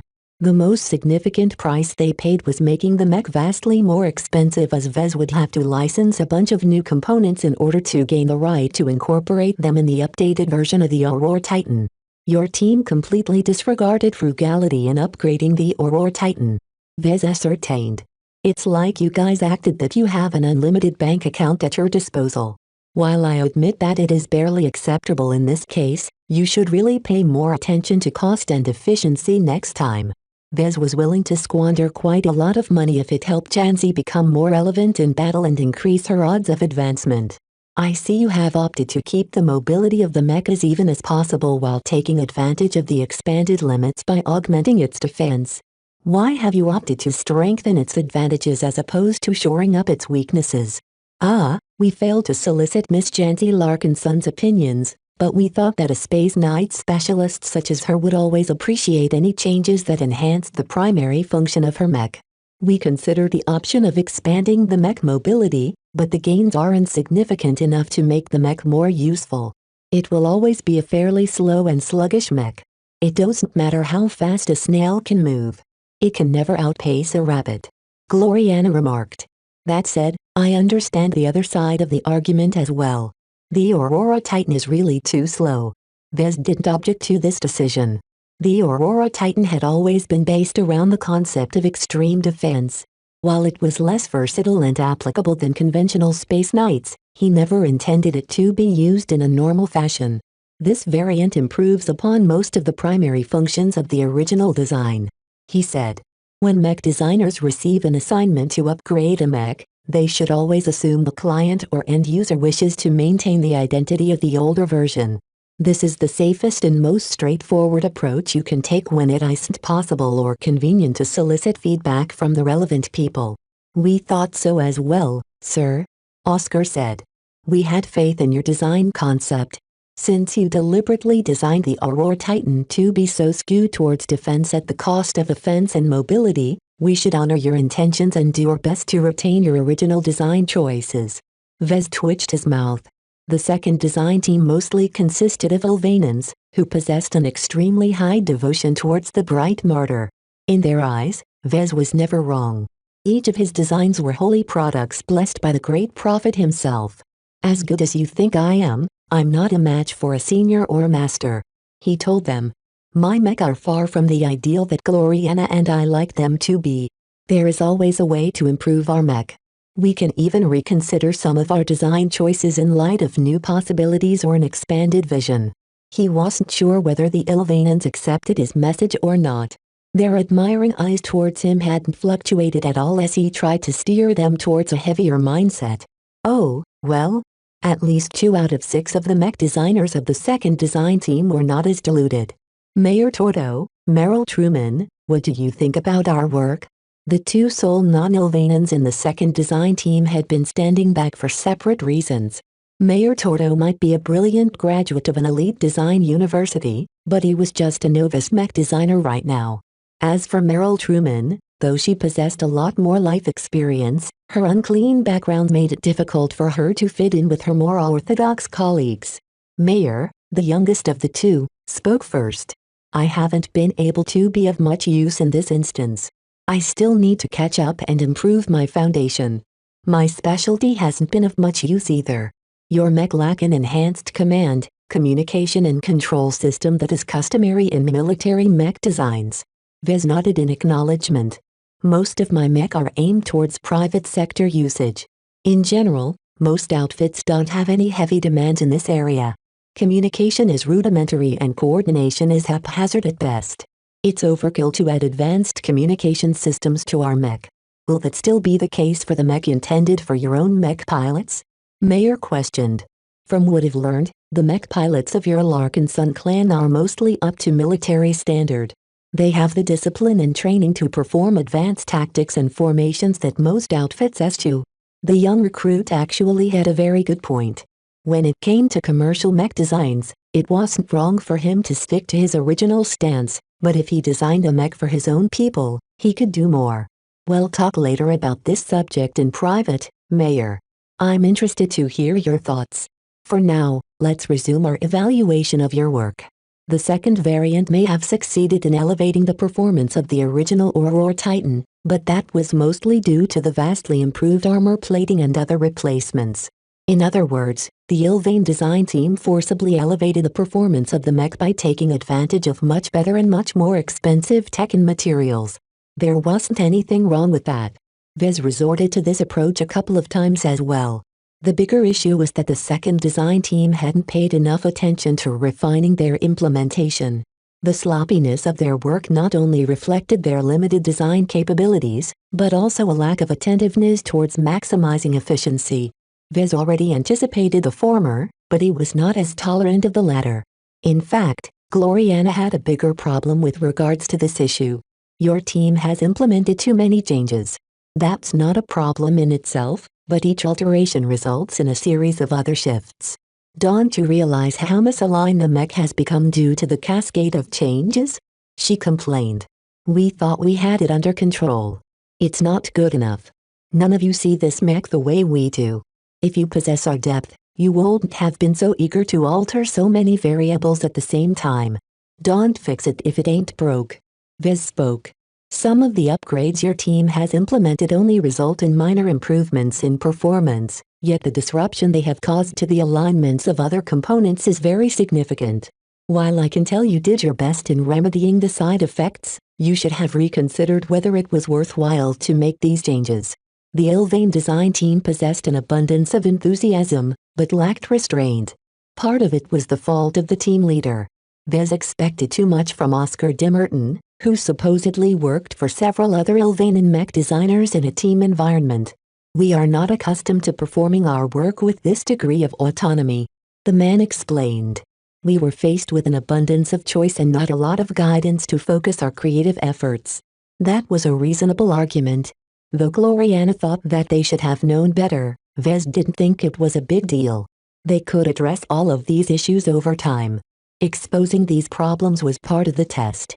It was better for Vez and Gloriana to find out about them now than later when they were in the middle of a crucial project. Overall, though the execution left a lot to be desired, Vez truly liked the second variant more. Instead of trying to alter his vision, the work of the Ilvain design team stayed true to his original intentions. Naturally, that didn't mean that Vez was ready to adopt it wholesale.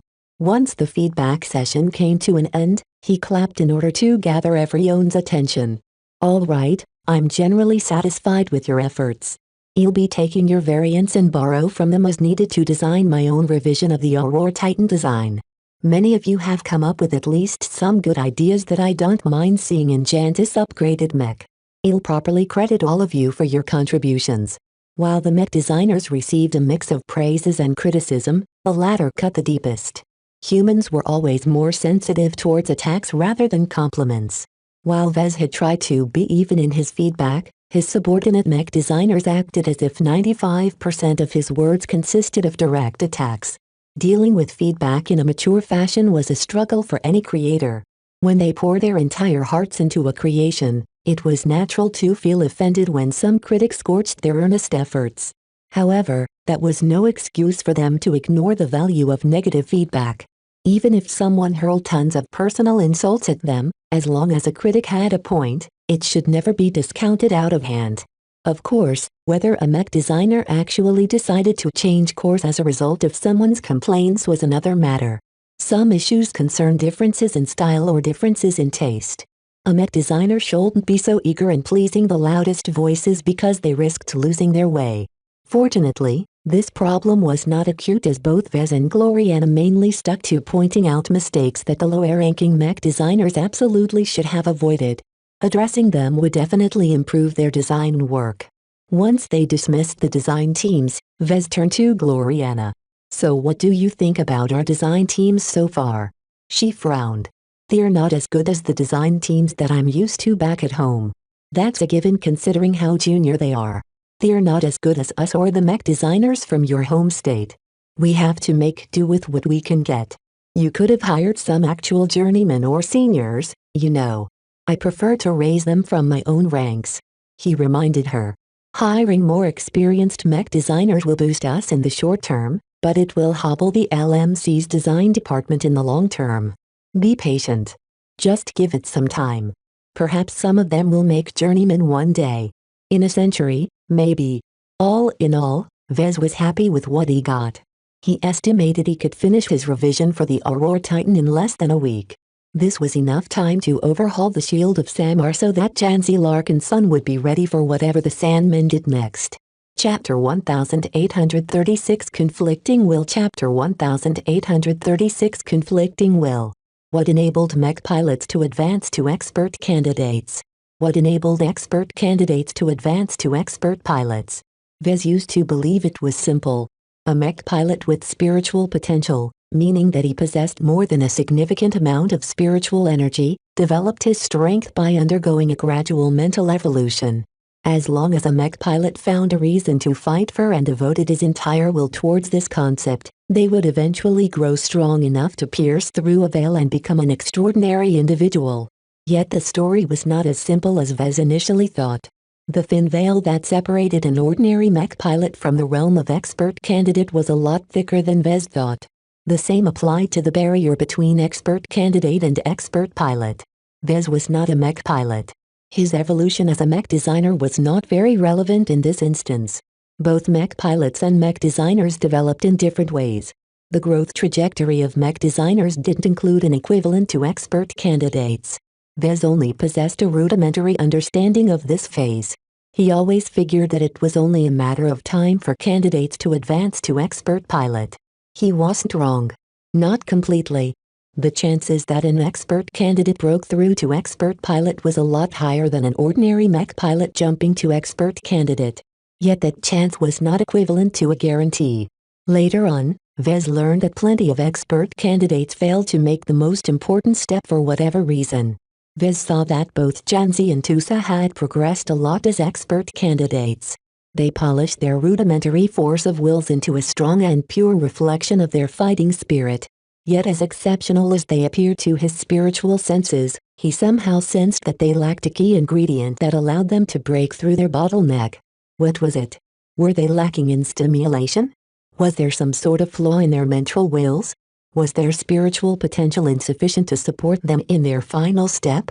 It made sense if someone like Tusa Billingsley Larkin's son took his time to undergo apotheosis. The man reached expert candidate at a fairly young age and rapidly improved his skills through sheer talent and hard work. Yet that wasn't enough. Vez purposefully dubbed the extraordinary by this specific term because they were beyond the ordinary.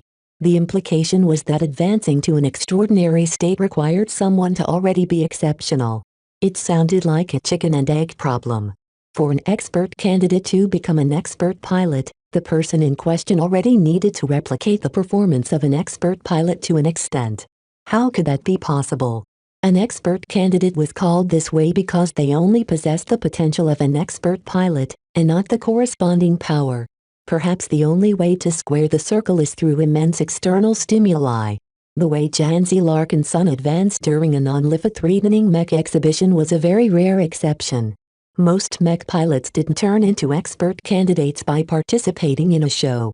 Most mech pilots also didn't enjoy the surreptitious assistance of a sacred god like Alexo. No. The key was external stimuli.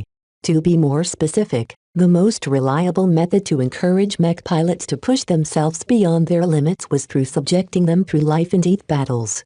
The more desperate the situation, the greater their need to reach beyond their limits. This was exactly how an expert candidate like Captain Foster broke through after being persecuted by a super force of flagrant vandals. Not only did the vandals inadvertently push Relia Foster into a corner, but also gave her the time to hone her force of will into a razor-sharp blade that was deadly enough to propel her to expert pilot. Maybe that is what Janzi and Tusa truly need. Vez muttered. Keeping them off the battlefield will only result in stagnation. Mech pilots existed to fight. If they couldn't perform their primary function, why did they need to advance?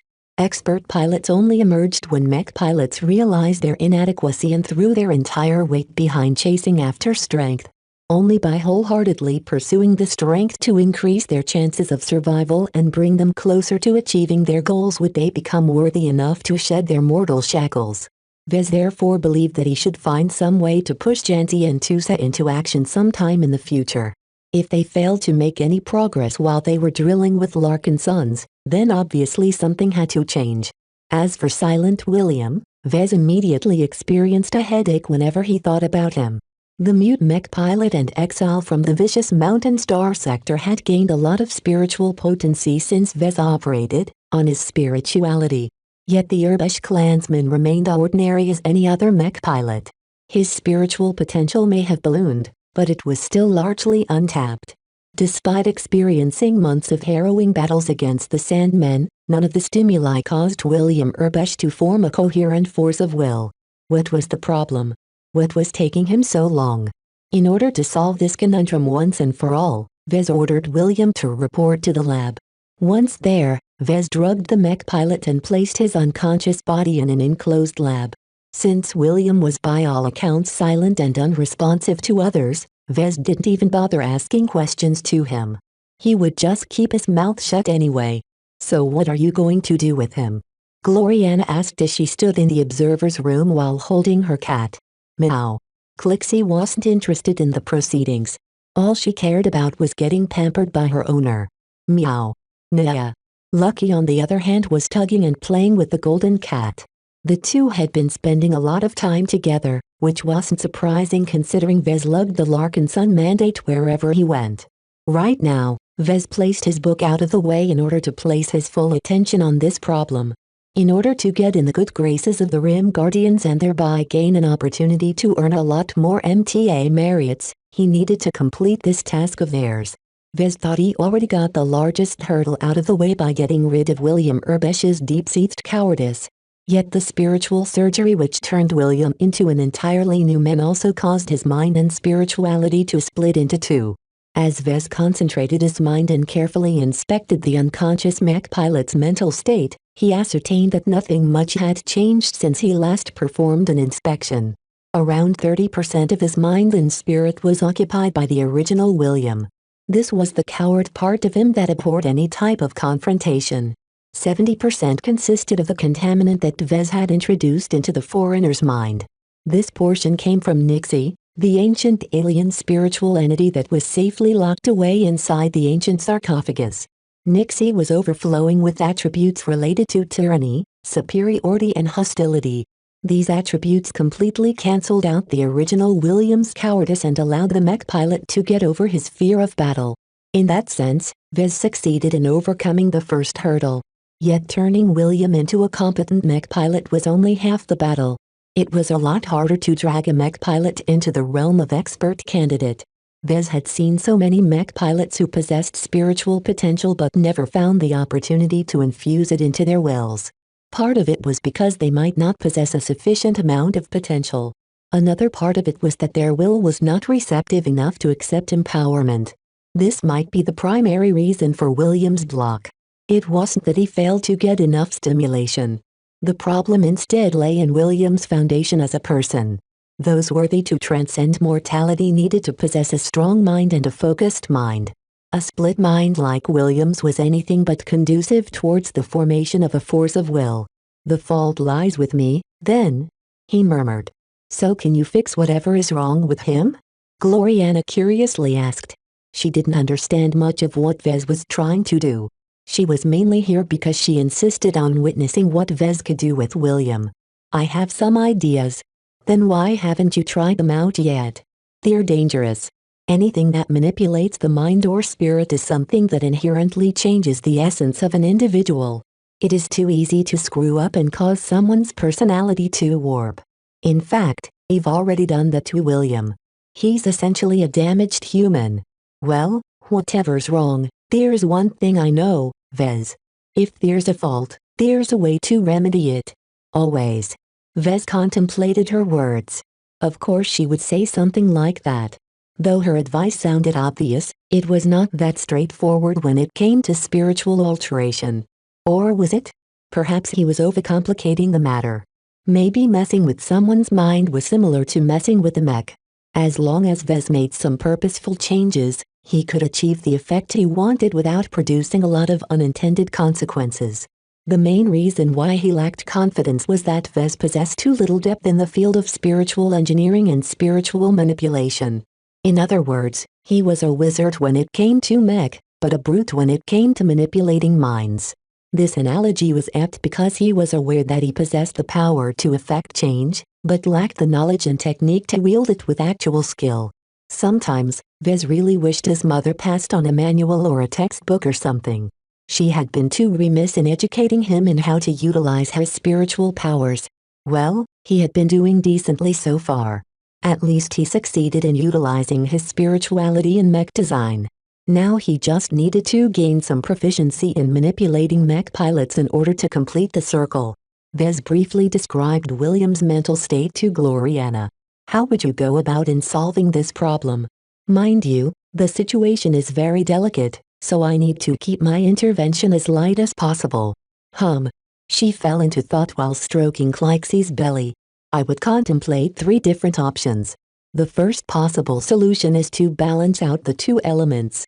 Instead of the 30-70 split you have now, I would find some way to weaken one and strengthen the other so that a 50-50 split will form.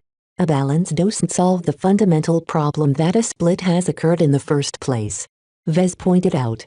"I suspect that this is the root of the problem." "I don't know, Vez. You're the expert on this matter.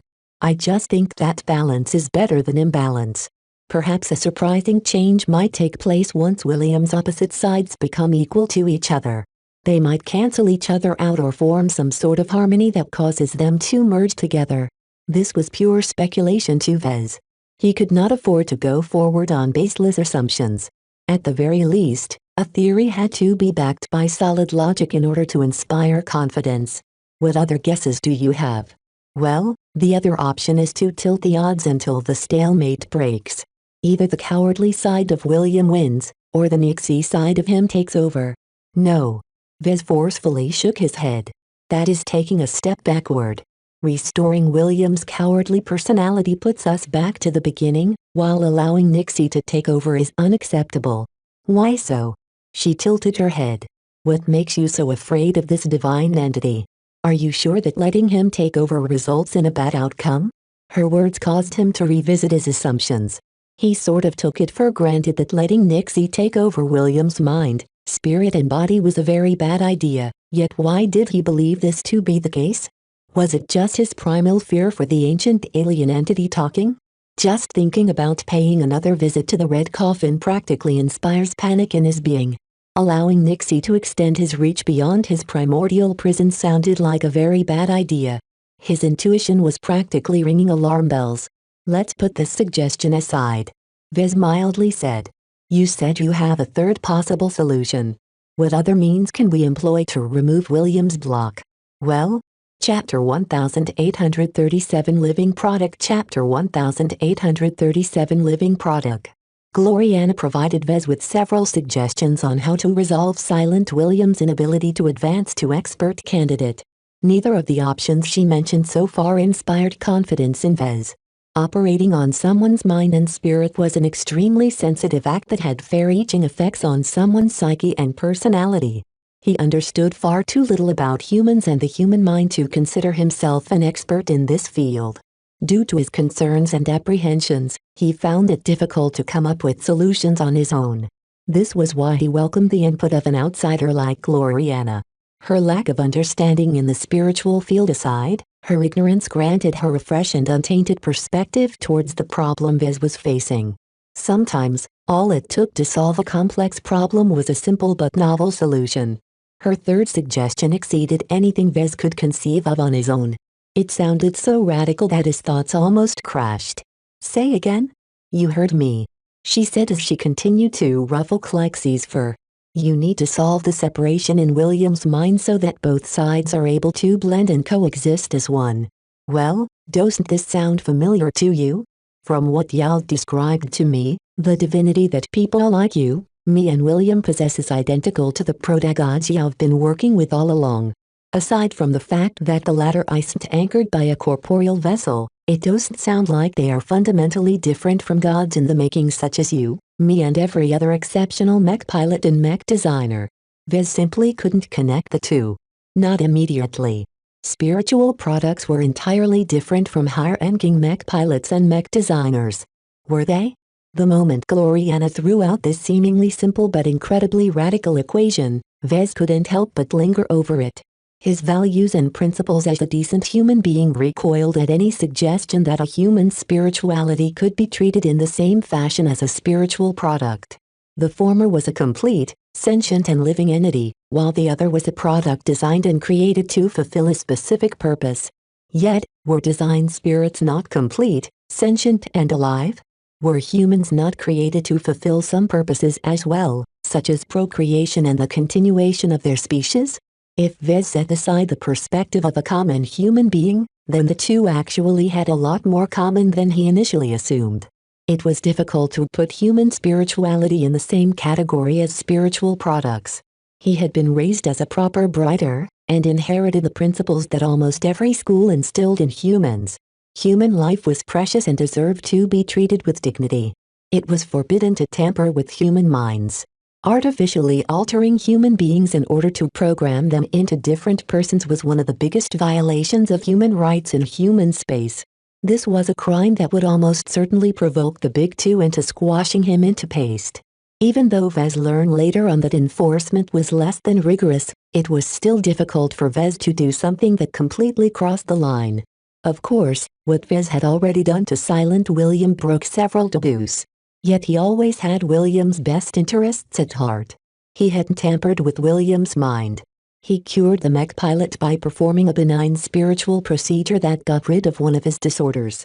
It worked, didn't it? William turned from an abject coward and a waste of space into a dashing, heroic mech pilot. Yet what Gloriana suggested was something that went far beyond curing William. If Vez followed the same methodology he employed whenever he created a spiritual product, then he would have to kill William's spirit before using the remnants to create a new version of him. A different version. The ethical problems resulting from such a crude and barbaric act were myriad and severe. Would Vez be erasing the original William beyond the point of no return? Would the spiritual product that represented the new William bear any connection or resemblance to his old self? What kind of bonds would the new William maintain with either Vez, Nixie or some other entity? How could Vez ensure that the new William still inherited the original William's memories, knowledge and piloting expertise? Above all, would the new William still bear some resemblance to humanity? This last question troubled him significantly. Vez inadvertently glanced towards the Larkin Sun mandate, which Lucky was using as an impromptu nest. The golden cat he recently brought to life turned into a wholesome feline despite being made from hundreds of different ingredients. This gave Vez some hope that he could control or at least steer the spiritual restoration process to an extent. As long as he added in enough supplementary ingredients, perhaps he might be able to retain the humanness of the resulting spiritual product. Vez began to consider the matter more seriously once he gained some confidence in his ability to achieve the outcome he desired. All thoughts on taboos and ethics went out the window as he was becoming increasingly more consumed by the unlimited potential of this ability. As long as he succeeded, He would be able to grasp a means of reprogramming human beings. This went beyond the level of brainwashing and indoctrination used by various unsavory and illicit groups. The only reason he held back from going wild with this idea was that it was largely untested. He didn't have a good grasp on the outcome because he never performed this method on a human before. He needed to test his theories. He needed to refine this method through practice and repetition. He needed to develop a more solid theoretical framework to gain a better grip on the mechanics behind the process. All in all, Vez was about to traverse headfirst into uncharted territory, and that meant that he could encounter all kinds of dangers in the fog. Instinctively, a part of him felt deeply repelled by what he was contemplating. The sheer inhumanity of it reminded Vez of the depravities the researchers of the Five Scrolls Compact were willing to commit. Vez shook his head. He needed to center himself and reaffirm his principles. The proper course of action was to reject Gloriana's radical but admittedly brilliant suggestion. Yet, the potential of it kept luring him back. Though he would never employ such a radical method on someone he cared about like the Larkin sons, it was a different case for a stranger like William Urbesh. What did it matter if he killed William and resurrected someone new and different in his place? Was it worth sticking to his principles if it was in his best interest to utilize this method to solve a problem that had been bothering for a while? "I'm not killing him if I do this," he whispered to himself. "I'm reconstructing him. Obviously, my patient isn't of a right mind right now. My earlier treatment failed to restore him to a healthy state. Obviously a follow-up treatment is required." Of course, Vez conveniently ignored the fact that he was responsible for putting William in such a divisive state in the first place. He also disregarded the implication that he planned to spiritually kill the original William and put a spiritual abomination in his place. He also passed over the fact that he would be violating the principles he was determined to uphold. Vez had a lot of practice in ignoring his principles when his interests were on the line. Perhaps he might have to pay a price for that later on. But Vez didn't care right now. The idea he formed was far too intriguing to ignore, and it seemed as if it was his best shot at advancing his relationship with the Rim Guardians. As long as he completed their mission, Vez would not feel any remorse.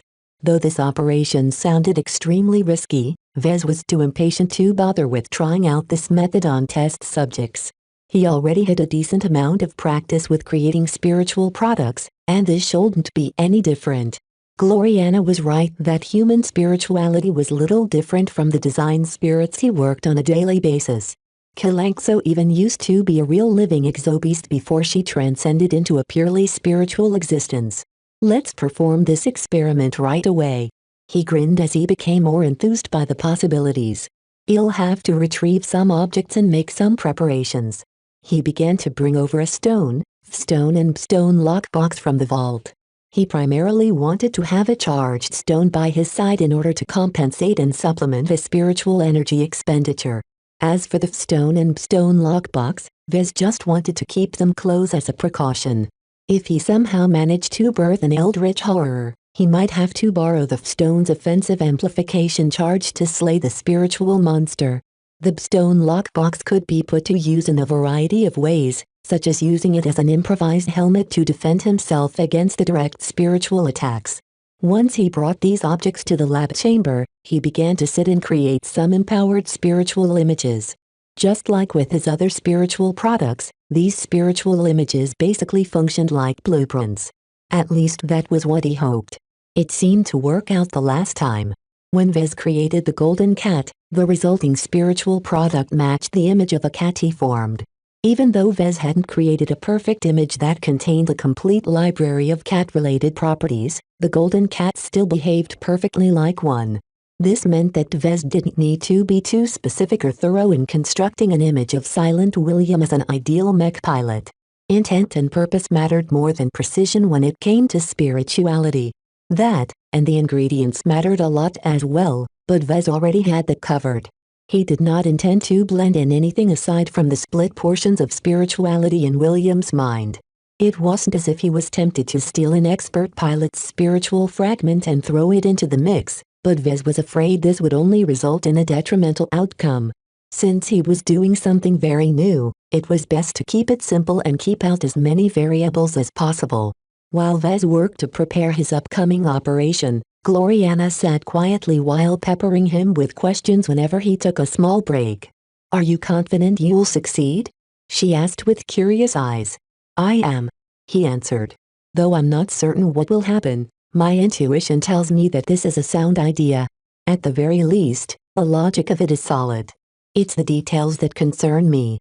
The added variable of manipulating a human's spirituality to such a drastic degree will doubtlessly result in complications.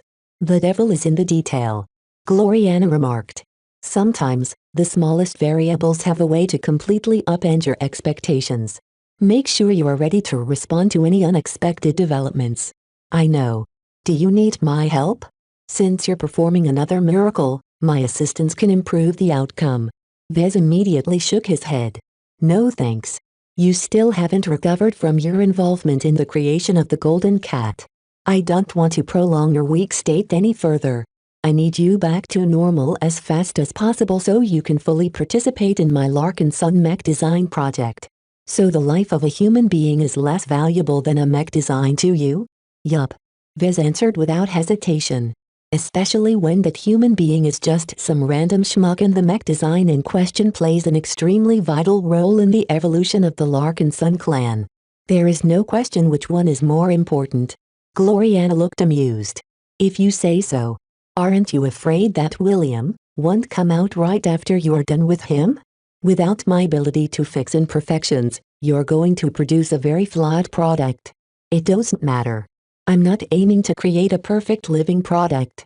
As long as the new William is human enough to pass for one and retains most of his skill and knowledge in piloting mech, then I have no complaints." Whatever collateral damage or side effects Vez produced over the course of his operation was not his concern. So long as they didn't impact the new William's advancement to expert candidate, then the operation was a success in his book. Chapter 1838 Correctional Surgery Chapter 1838 Correctional Surgery. Vez finished his preparations for his upcoming correctional surgery. He prepared all of his props, including the spiritually empowered images which would hopefully shape the development of his latest spiritual product. In general, Vez tried to keep them simple in order to minimize the occurrence of complications. "What can go wrong will go wrong," he explained to Gloriana. "While that doesn't necessarily translate well to single instances, it's best to minimize the damage by exposing as little vulnerabilities as possible." So You've decided to build off William's existing traits and personality rather than take a heavier hand in reconstructing his personality. "That's right. I'm reducing the difficulty as much as possible and making it so that I can let the process occur as organically as possible." This meant that his image of the new William corresponded a lot with William's current state. The new William should be mute and uncommunicative. The new William should be a calculating but also courageous mech pilot. The new William yearns for greater power in order to bring the Urbesh clan from the brink of dissolution. The new William ought to be a good team player in battle despite his lack of communication. All of this spiritual programming corresponded to either the original William or his Nixie side. Vez just wanted to emphasize the more desirable aspects in order to make sure they transferred to the spiritual product that took over his test subject's mind and body. He only introduced a couple of original programming in order to achieve some necessary goals. First, he added in an image which emphasized that William was a completely functional and normal human being. Even if he turned out to be a spiritual abomination, then at least he shouldn't behave abnormally. Licking other people's arms for no reason or developing a penchant for devouring human flesh was an instant giveaway that something was very wrong with William. The next set of programming was meant to keep William silent on matters that Vez didn't want to leak. Every memory related to spirituality, mind operations and all this stuff should hopefully disappear from the new William. Even if that wasn't possible, the spiritual product should at least keep his mouth shut. Vez believed he should be able to get away with these minor additions. He thought about adding some sort of compulsion to be completely loyal to him, but that was too much intervention. Such an alteration was too large and disruptive, resulting in significant complications that might warp the new William into an entirely different entity. It was also unnecessary. Every spiritual product if made so far is already predisposed to respect me and look up to me, he explained. They are all my children in a sense, and each of them regard me as their parent. A significant portion of my spiritual energy runs through their spiritual makeup, as it is necessary to provide them with the spark of life. I think I can rely on this interaction to keep William honest. If the new William really ends up like your other spiritual product, then he'll return to a newborn state, at least from a mental aspect. Gloriana pointed out. We'll just have to raise him over again. I intend to hand him over to the Larkinsons with the excuse that he suffered from some sort of weird mental trauma that caused him to suffer from amnesia. The Larkinsons aren't stupid, Vez. The Avatars have fought alongside William for months during the Sand War. They'll definitely start to wonder why he's completely different. I'll do my best to encourage them to cease asking questions. He frowned. As long as they know what is good for them, they'll stop poking into matters that aren't any of their business. Will the Larkinsons be able to train William to the point where he's both a functional human and an expert candidate in time for the deadline of your mission? Vez wasn't employing the new William as a design spirit, so he won't progress like his other spiritual products. This meant that the new William would likely take longer to mature, but Vez believed it was okay. He still had some time left before the deadline approached. What Vez cared more was whether William would be able to break through to expert candidate in time. There shouldn't be any problems related to his spiritual potential. It had already grown quite sizable after Nixie contaminated William's spirituality. The key and the point of this entire operation was to achieve a unified, coherent mind that was conducive towards the formation of a force of will. I forgot about this. Vez slapped his forehead. He didn't want to perform a very dangerous operation only to gain nothing in the end. If the new William failed to merge Vez's spiritual potential with his will, then Vez might have well not bothered in the first place. He halted and tried to think what kind of value, principle or emotion William should adopt as his raison d'etre. Perhaps it wasn't necessary for Vez to make this choice on his test subject's behalf, but he wanted to minimize as much uncertainty as possible. He couldn't afford his test subject spending years or decades to explore his true self.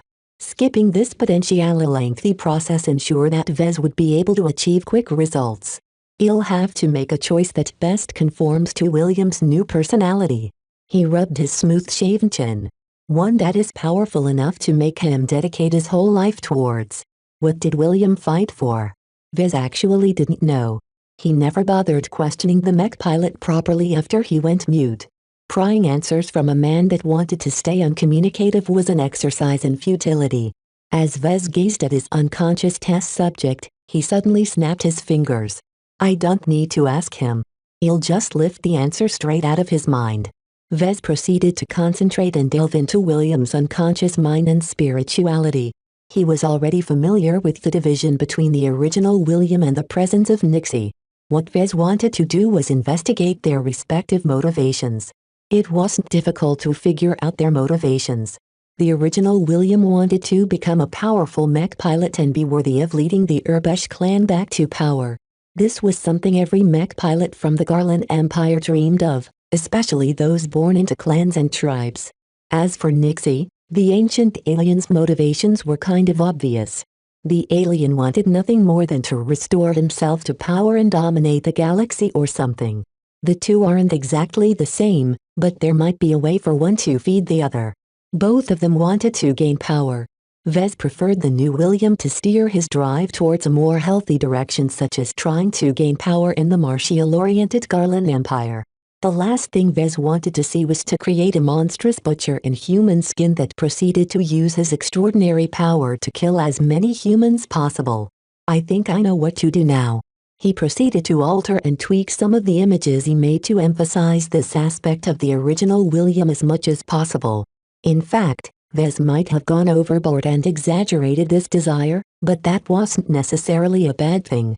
As opposed to mech designers who developed a distortion in their personalities as a side effect of their progression, mech pilots needed to develop a strong obsession before they took their first step to godhood. It was kind of odd how mirrored they were. Who came up with the methods to advance as mech pilots and mech designers? They certainly didn't appear out of thin air shortly after the formation of the Mech Trade Association. Vez shook his head. This wasn't the time to consider these matters. He had a spiritual procedure to perform. There. That should do it. This is as good a motivation as any for a gardener. He wanted to warp the new William into developing an obsession for power. The mech pilot's ultimate goal was not just to restore the Urbesh clan to power, but also advance to ace pilot and become eligible to succeed as the emperor of the mighty Garland Empire. With such an ambitious goal in mind, Vez did not believe that the new William would slack off in his advancement. "Do you think I've covered everything?" he asked his girlfriend. She shrugged. "I don't know, but I think you've covered everything that's necessary. It's up to you now to transform William into a mech pilot that can make his clan proud. Prove your worth as a god in the making and a giver of life." Vez directed an unamused expression towards her. "Don't be so melodramatic. I'm not a god and I'm not creating life out of nothing. I know you can do it. Go on. Make an expert candidate out of William." She cheered and acted as if Vez didn't say anything. He gave up on her and focused his attention on William. He made sure to check if the sedates would still keep him unconscious. The last thing he wanted to see was William waking up and screaming murder. Once he made sure that William was under control and the lab chamber was fully isolated and enclosed, Vez mustered up his spiritual strength and began his operation. First step. Shatter the ingredients. This was a hard step. Vez had to force himself to think of William as a spiritual product instead of an actual human being. The moment he did so, Vez felt as if he had crossed a point of no return. Once he took this step, he would never be able to regain the shred of innocence he lost today. It's for a good cause. He pushed aside all of his doubts and resolutely employed his superior spiritual strength to shatter the split spirituality of Silent William. Different from a partial and incomplete spiritual fragment, the whole spirituality of a living human being was intrinsically stronger and more durable. However, Vez was so much stronger that he could easily resort to brute force to shatter William's spirit. The moment he did so, William's unconscious and restrained body buckled as if it had been stabbed in the heart. An extremely essential part of him had perished. Though his body and mind were still sound and untouched, without a functioning spirit, he was no better off than a clone. Vez needed to move quickly to minimize the consequences of this crude operation. He shattered the spiritually empowered images he made before blending the pieces with the shards of Silent William's spirit. After that, he quickly proceeded to merge the pieces back together. It was just as if he was creating a regular spiritual product like Bravo or the Solemn Guardian. The fact that the process of piecing together a living human spirit was no different from creating a spiritual product disturbed Vez on a profound level. Was Gloriana truly bright? Were humans no different from products on a spiritual level? Whatever the case, the fact that there weren't any significant deviations in the process was also a blessing. The chance of complications should be low as long as nothing came and messed with the operation. Just as Vez started to relax and settle into a routine, he suddenly noticed a presence that wasn't there before. Vez honed his spiritual senses towards the new presence and realized that an unwelcome guest had butted into the process at some point. What the hell is this? What is it doing? The new spiritual entity was small but surprisingly concentrated. Not only that, it was doing something to the forming spiritual product that wasn't in his plan. Vez diverted a spiritual projection to shove it outside William's mind, only for him to fail. This tiny, concentrated presence was extremely difficult to deal with. Not only that, but Vez recognized its spiritual flavor. Cassandra Breyer. He uttered in shock, attracting a confused glance from his girlfriend. Damn it. Can't you just stay put like the mummy you are? Get out of my experiment. Chapter 1839 Spiritual Short Coup. Chapter 1839 Spiritual Short Coup. Cassandra Breyer. The strange undead woman interfered with William's corrective surgery at the exactly wrong moment. Just when Vez was making good progress in resurrecting and reconstructing his shattered spirit, the uninvited meddling of a third party threatened to ruin his arrangements. A small but highly concentrated spiritual projection was messing about with the shards and merged amalgamations, altering them in some indescribable fashion. No matter what she was doing, it was almost certainly bad. Vez wanted her to be gone. Get out. He paused his work in reconstructing William's spirit in order to bring his full strength to bear against the intruder. The longer Cassandra messed around, the greater the degree of distortion in the end product. There were too many cooks in the kitchen. This entire procedure was his show from the start, and he absolutely couldn't tolerate anyone barging in to mess with his creation, especially from a hostile witch like Cassandra Breyer. He tried to dislodge the intruding spiritual projection several times, yet all of his attempts failed. The frustrating part of this was that Vez knew he could bring much more strength to bear. Yet Cassandra's seemingly small and weak spiritual projection withstood his brute force attacks as if it was holding an umbrella against the rain. His heart sank as he ascertained the reason why he failed. Her spiritual application and technique was far superior to his own.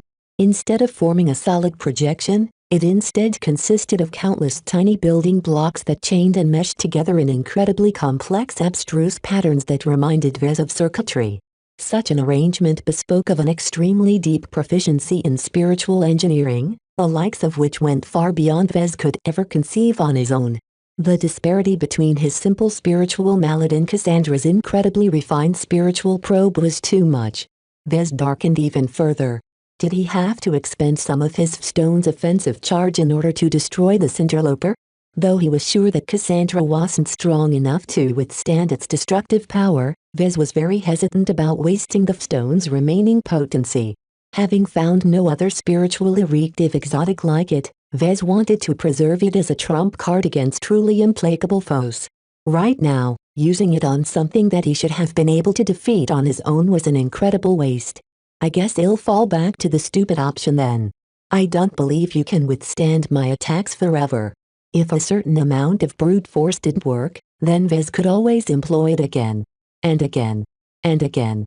Just like how mech armor designed to withstand laser fire would eventually succumb to a bombardment of lasers, Vez believed that Cassandra's defenses still incurred at least some damage with every hit. Total immunity didn't exist in mech, so it shouldn't exist in the spiritual arena either. His spiritual energy expenditure increased enormously as he kept hammering and stabbing Cassandra's unusually resilient spiritual probe like crazy.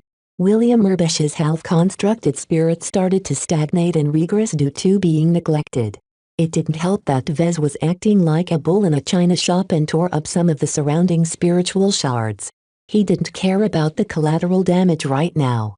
All that mattered to him was eliminating this uncontrollable outside factor before it ruined his entire experiment. Though Vez drew on his stone energy reserves like he was thirsty, his efforts finally achieved the desired effect. At some point, his attacks caused Cassandra's probe to reach a limit. Like an egg, it finally popped and leaked a scattered and unregulated amount of spiritual energy all over William's mind. Unfortunately, before Vez could clean up the mess, the scattered energy all sank into the loose spiritual shards, merging with them to such a degree it was impossible to dig them out. Damn it. This was another trap. Even if Cassandra failed to finish her targeted manipulation, she still managed to secure a consolation prize by merging a part of her spiritual influence in William's spirituality. At this moment, Vez faced a very unattractive prospect. He was halfway through the spiritual restoration process that he could not afford to pause or stop. Doing nothing or halting the process would quickly degrade the quality and integrity of the spiritual shards. If Vez decided to try again later, he would have much worse ingredients to work with. Right now, they were still relatively fresh, but if he wanted to try again, the ingredients would have certainly spoiled and rotted by then. He only had one chance to make this right. I'm not dealing with a regular spiritual product either. I'm working on a real human life here. What would happen to William Urbesh if his body lacked the necessary spirituality?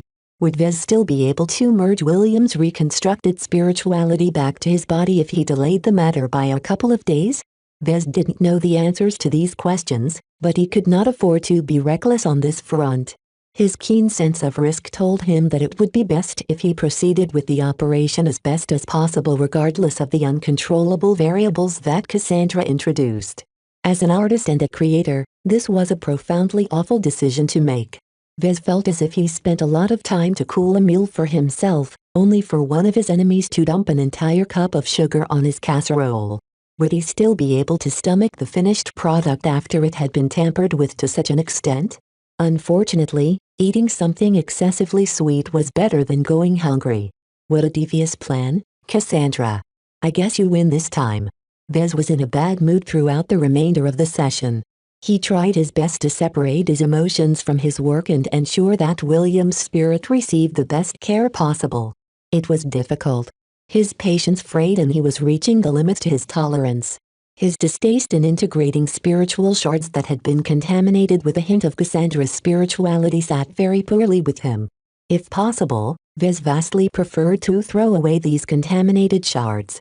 If Vez was creating an ordinary spiritual product, then he would have done so without another thought. I can't do that here. I'm not creating something new that begins from scratch. I'm trying to rebuild a human who already exists. It was vitally important for Vez to retain as many shards as possible. Any loss, however minor, might have devastating effects on the new William Urbesh. What if Vez discarded a spiritual shard that was related to his ability to pilot mech? If William's mech piloting ability incurred damage, then how could he possibly advance to expert candidate? Cassandra's scheme went deep. She made it so that Vez had no choice but to accept the tainted ingredients. Regardless of the trap it represented, Vez had no choice but to dive head in because any other alternative was worse. Though Vez felt like changing his mind and giving up several times, William's importance to his future plans were far too great for him to quit while he was at this stage. As Vez breathed more life to William's recomposing spirituality, he finally noticed something remarkable. Each of his spiritual products always started off on a relatively strong footing compared to other young and underdeveloped spiritual entities. This was mostly due to the vast amount of energy contained in either the ingredients or the catalyst that Vez provided with his spiritual energy. The ordinary process of creating spiritual products already injected them with a significant amount of spiritual energy. The special part about this was that at the moment of creation, there was no rejection. The developing product absorbed any and all sources of spirituality, regardless of how much it conflicted with another source of spirituality. This was why the shards originating from the cowardly side of William managed to merge seamlessly with the shards from Nixie's aggressive and domineering side. What Vez found notable was that aside from the fusion of these two elements, the contribution from both Vez and Cassandra also added into the mix. Aside from contributing some of their spiritual attributes, they mainly gifted the product with a huge amount of spiritual energy. Both of them contributed in different ways. Vez provided a large quantity of relatively low-quality spiritual energy. He may not be as evolved as more developed spiritual entities such as Kalanxo and Cassandra, but he had a lot of excess spiritual energy at his disposal. In contrast, Cassandra only had a tiny amount of spiritual energy at her disposal. Yet the quality of her spiritual energy was so high that its addition soon caused the product's overall quality to grow. The ultimate result of all of these factors was that William's reconstructed spirit was actually at least an order of magnitude stronger. There's more. As long as the creation process was still underway, Vez had extensive access to the incomplete product. He could alter or tamper with any details he wanted. The only problem was that he lacked the knowledge and expertise to know what he was doing most of the time. He wasn't like Cassandra Breyer, who was probably capable of making very targeted alterations.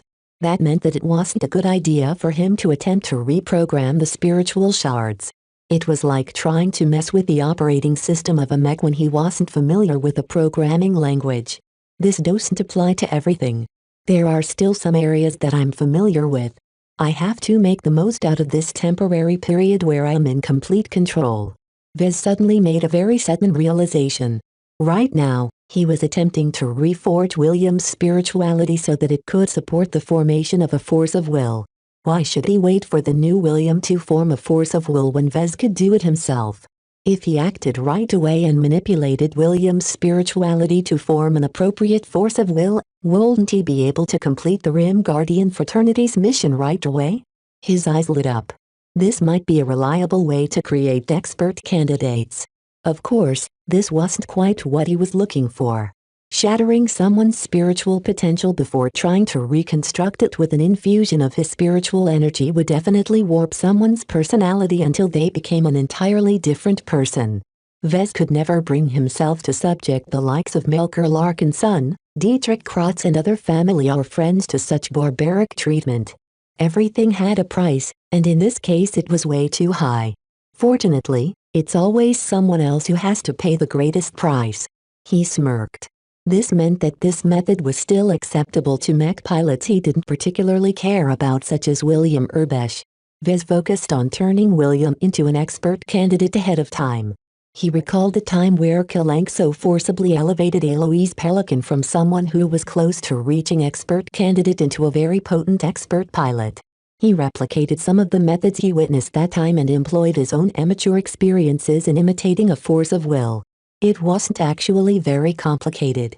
Vez just had to grab William's spiritual energy and try and fuse it with his strongest will, emotion or thought.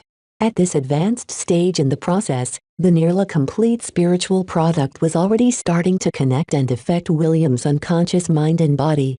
Since Vez had distorted William's spirituality into developing an obsession for the pursuit of strength, his mind soon started to produce a long of thoughts related to this ambition. This is quite convenient. His earlier preparation paid off. Vez soon identified enough of William's new obsession and forcibly blended his spiritual energy in it. Though the method was extremely crude and very forced, the inherent compatibility between the two soon sparked a fusion. William Urbesh finally achieved the goal he always dreamed of. He became an expert candidate. The only caveat was that Vez wasn't sure how much of the old William would be left by the time he next woke up.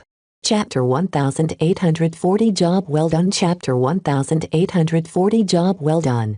Vez practically collapsed onto a seat once he finally completed William's corrective surgery. The process had been anything but uneventful. Though plenty of steps proceeded exactly according to his expectations, the sudden intrusion of Cassandra Breyer and the discovery that he could form a force of will for his test subject in advance came as two massive surprises. He reflected on his actions and experiences. He grabbed hold of the Larkin Sun mandate and used its reassuring spiritual warmth as a source of comfort. Nya. The golden cat brushed against his hand as if she wanted to make him happy. Though weary, Vez nonetheless channeled a small amount of his spirituality in his hand in order to scratch the young ancestral spirit's head. You're too cute. While Vez came to his senses, Gloriana sat down next to him and looked at him in concern. I'm not entirely sure what went on just now, but it seems to me that William's treatment didn't go according to plan. He huffed. That's putting it lightly. You yelled something about Cassandra. His girlfriend studied him carefully. Do you mind telling me who she is and how she interfered? No. Did he mention her name out loud? He and his stupidly loose tongue. He did not wish to reveal the existence of the mysterious escape pod and its mummified occupant to his girlfriend. Though he trusted her to some extent, he did not wish for her to get overly snoopy and investigate the Scarlet Rose in person, thereby drawing the attention of the rest of the Hexers. Once the Hexers found out that the former Fridayman ship possessed the ability to churn out a continuous amount of Breyer alloy, they would definitely take her away. He decided to go for a mix of truth and falsehood. Cassandra isn't who you think she is, he said as plainly as possible while he was still recovering from his mental exertion. She's a powerful but homeless spirituality energy I bumped into when I was still running from the Coalition Reserve Corps. Her real body is a dried, mummified corpse that has been drifting through interstellar space for at least a century. I never wanted anything to do with this ugly witch. His disparaging description of Cassandra managed to melt Gloriana's jealousy. She could sense that he was being honest with his disgust towards the spiritual sorceress. So if I get this right, a wandering wraith or god has been haunting you since you escaped captivity? Vez nodded. That's right. I keep beating this strange witch back, but she keeps harassing me. It's annoying because I don't know a thing about her or why she sought me out in the first place. Whatever her motivations, I'm certain it's bad news. It sounds like Cassandra is a very clear threat to you. She frowned. Unfortunately, I don't know any methods to repel these kinds of wraiths. How do you plan to deal with this threat? I already have a countermeasure in mind. It will take a lot of time to develop it though. Right now, I'm too busy with other priorities to build up my spiritual defenses. He tried to be as vague as possible and quickly changed the subject before she inquired any further. It's not all that bad. Despite the bumps along the way, I think William has turned out right. Mostly. Did you succeed? We'll have to wake him up and determine his new personality to be sure, but from a spiritual perspective, he's better than ever. Oh. Did you manage to resolve the contradiction between the two sides? Vez nodded. That and more. Actually, I found out that I could do even more during the procedure. If I did everything right and my theory pans out, then it's possible that I managed to turn him to expert candidate while I was reconstructing his spirituality. It took a brief moment for Gloriana to process his words. She started to look increasingly shocked at him. As far as she knew, a reliable method of producing expert candidates, the precursor to expert pilot, didn't exist. Not even the Terrans and Rubarthans cracked the code.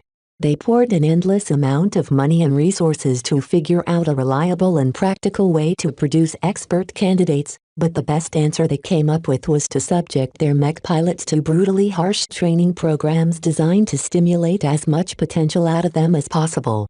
Even then, the success rate of those crazy training programs was minuscule. Naturally, there were rumors that the MTA and certain organizations from the First Earth states managed to discover a method as well, but hardly anyone believed in these conspiracy theories. In any case, if Vez truly discovered a reliable, practical and repeatable method to transform regular mech pilots into expert candidates, then he would definitely become one of the hottest people in the galaxy. A brilliant smile bloomed on her face. The more her boyfriend dazzled her, the happier she became. The power he developed was definitely enough to benefit them in many ways as long as they used it wisely. Vez watched her changing impression with concern. Don't misunderstand, Gloriana.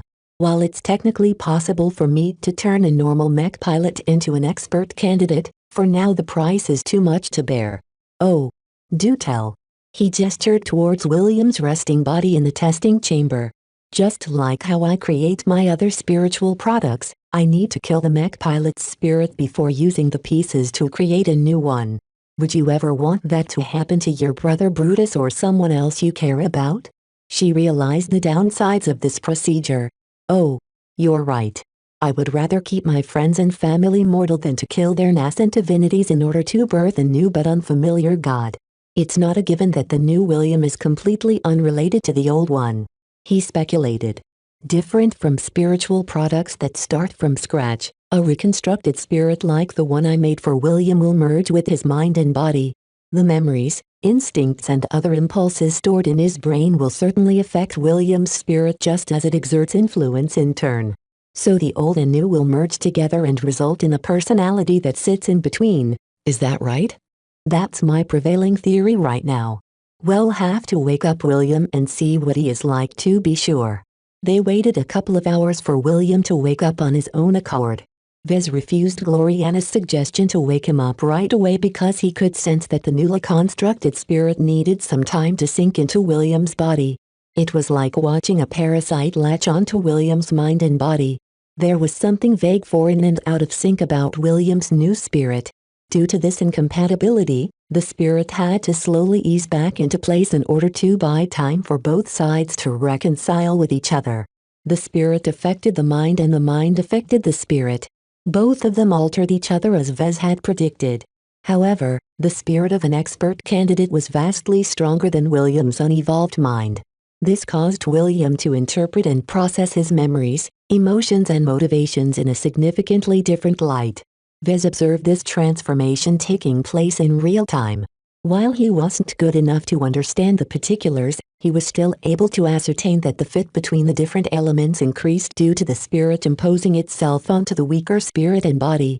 Brain activity is increasing. There's a lot going on inside William's head.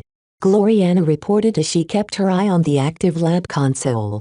I'd say the level of activity is very concerning for someone who is supposed to be unconscious. This process shouldn't take much longer. The mating process has almost finished, he said. Once the differences between the different elements had been narrowed, the changes petered off. Vez saw that William's mind, body and spirit all managed to form a tight, mutually reinforcing bond. The main adaptation process should have finished. While Vez noticed that smaller transformations still took place, he no longer wanted wait. He needed to wake his test subject so he could ascertain the results himself. Wake him up, please. Gloriana manipulated the console and commanded the testing chamber to inject some chemicals in William's body. Several indicators signaled that William was rapidly gaining lucidity. He soon opened his eyes and stared blankly at the empty ceiling of the testing chamber. 5 whole minutes passed by in complete silence. Vez and Gloriana waited with bated breath for William to do something. Though the lab console continued to transmit all kinds of activity, William himself did not move or speak up at all. Is he defective? Gloriana asked, her puzzlement evident on her pretty face. I don't believe so. His new personality ought to be very taciturn. Staying silent is his natural state. Though William's new personality seemed problematic, so far Vez was not concerned with how much humanity his test subject retained. Instead, Vez directed an increasing amount of attention on William's nascent force of will.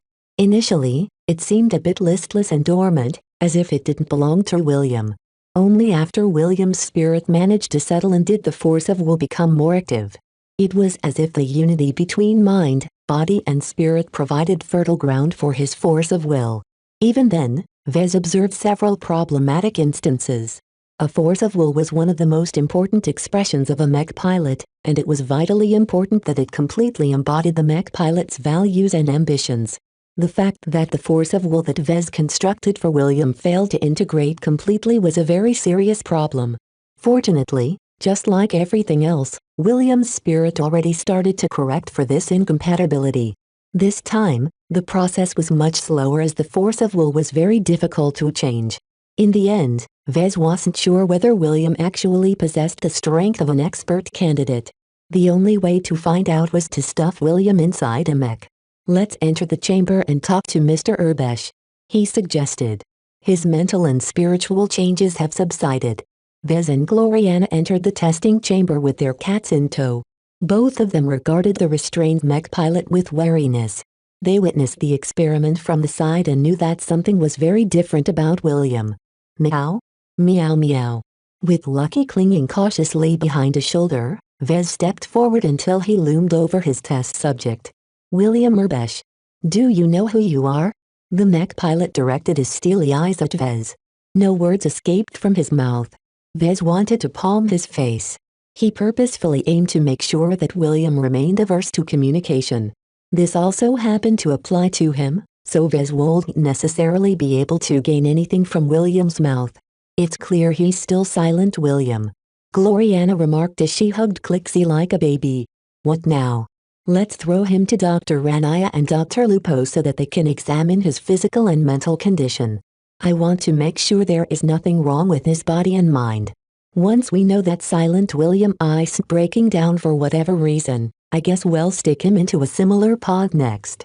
If silent William became a true expert candidate, then he should be able to pilot a virtual mech with ease. Sounds good. They proceeded to emerge from the lab chamber and order some subordinates to bring William Urbesh away. For now, the pair had been busy long enough and weren't in the mood to do anything more. It would take some time for the doctors to complete William's examination. Whether Vez satisfied the demands of the Rim Guardians remained to be seen. He had a good feeling, though.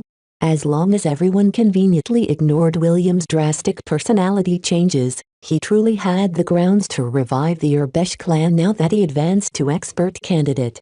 To Vez, this was a job well done. Chapter 1841 Better Shield Chapter 1841 Better Shield. During the time William Urbesh underwent examinations, Vez and Gloriana turned their attention to other matters. The day after the experiment, they returned to the design lab in order to design a custom revision of the Aurora Titan. The variants developed by the two design teams gave Vez a lot of ideas and decent solutions. Naturally, neither Vez nor Gloriana intended to borrow from them wholesale. The quality of the revision would only drop if they blindly took over the work of novices and apprentices. When the pair settled down in a private design office, they began to plan out their own changes. This revision is not meant to renew the Aurora Titan line, Vez explained.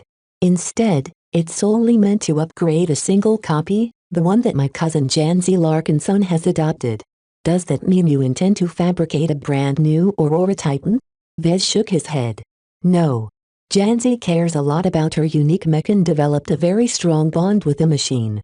It's vitally important for her progression that she can maintain her bond with the Shield of Samar.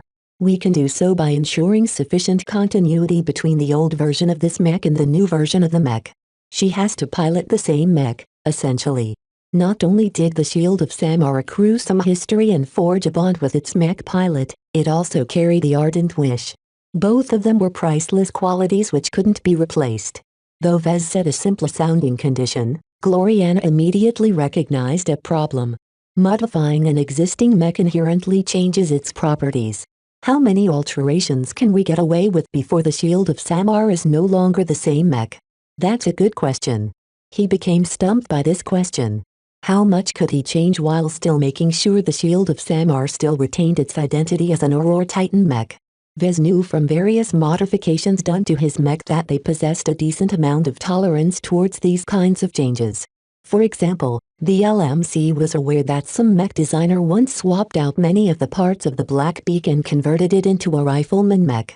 These changes, though drastic, still retained at least some portion of its X-factor, thereby retaining its connection to the Black Phoenix, the Black Beak's long-standing design spirit. Maintaining the design spirit's connection with the mech was an essential requirement.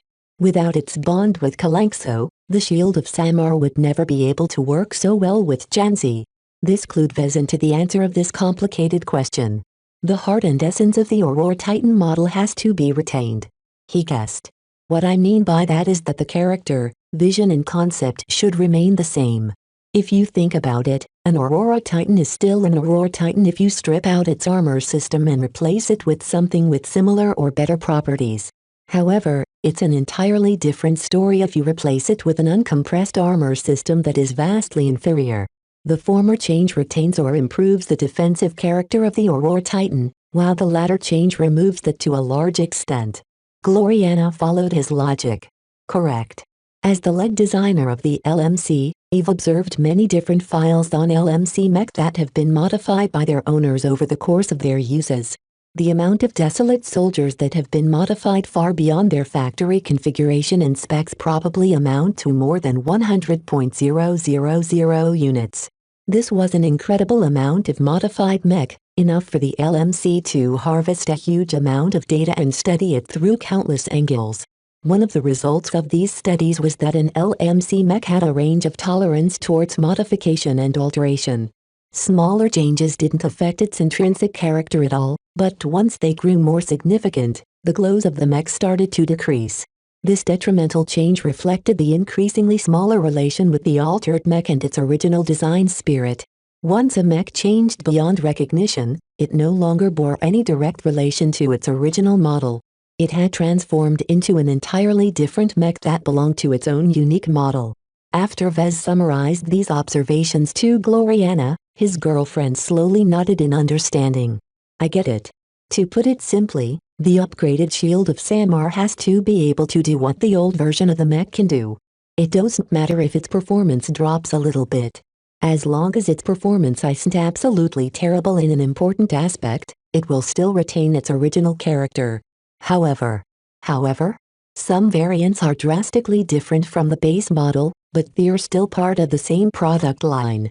Take the Peaceful Soldier for example. It's designed to operate on land as opposed to the Desolate Soldier, which is mainly a spaceborne mech.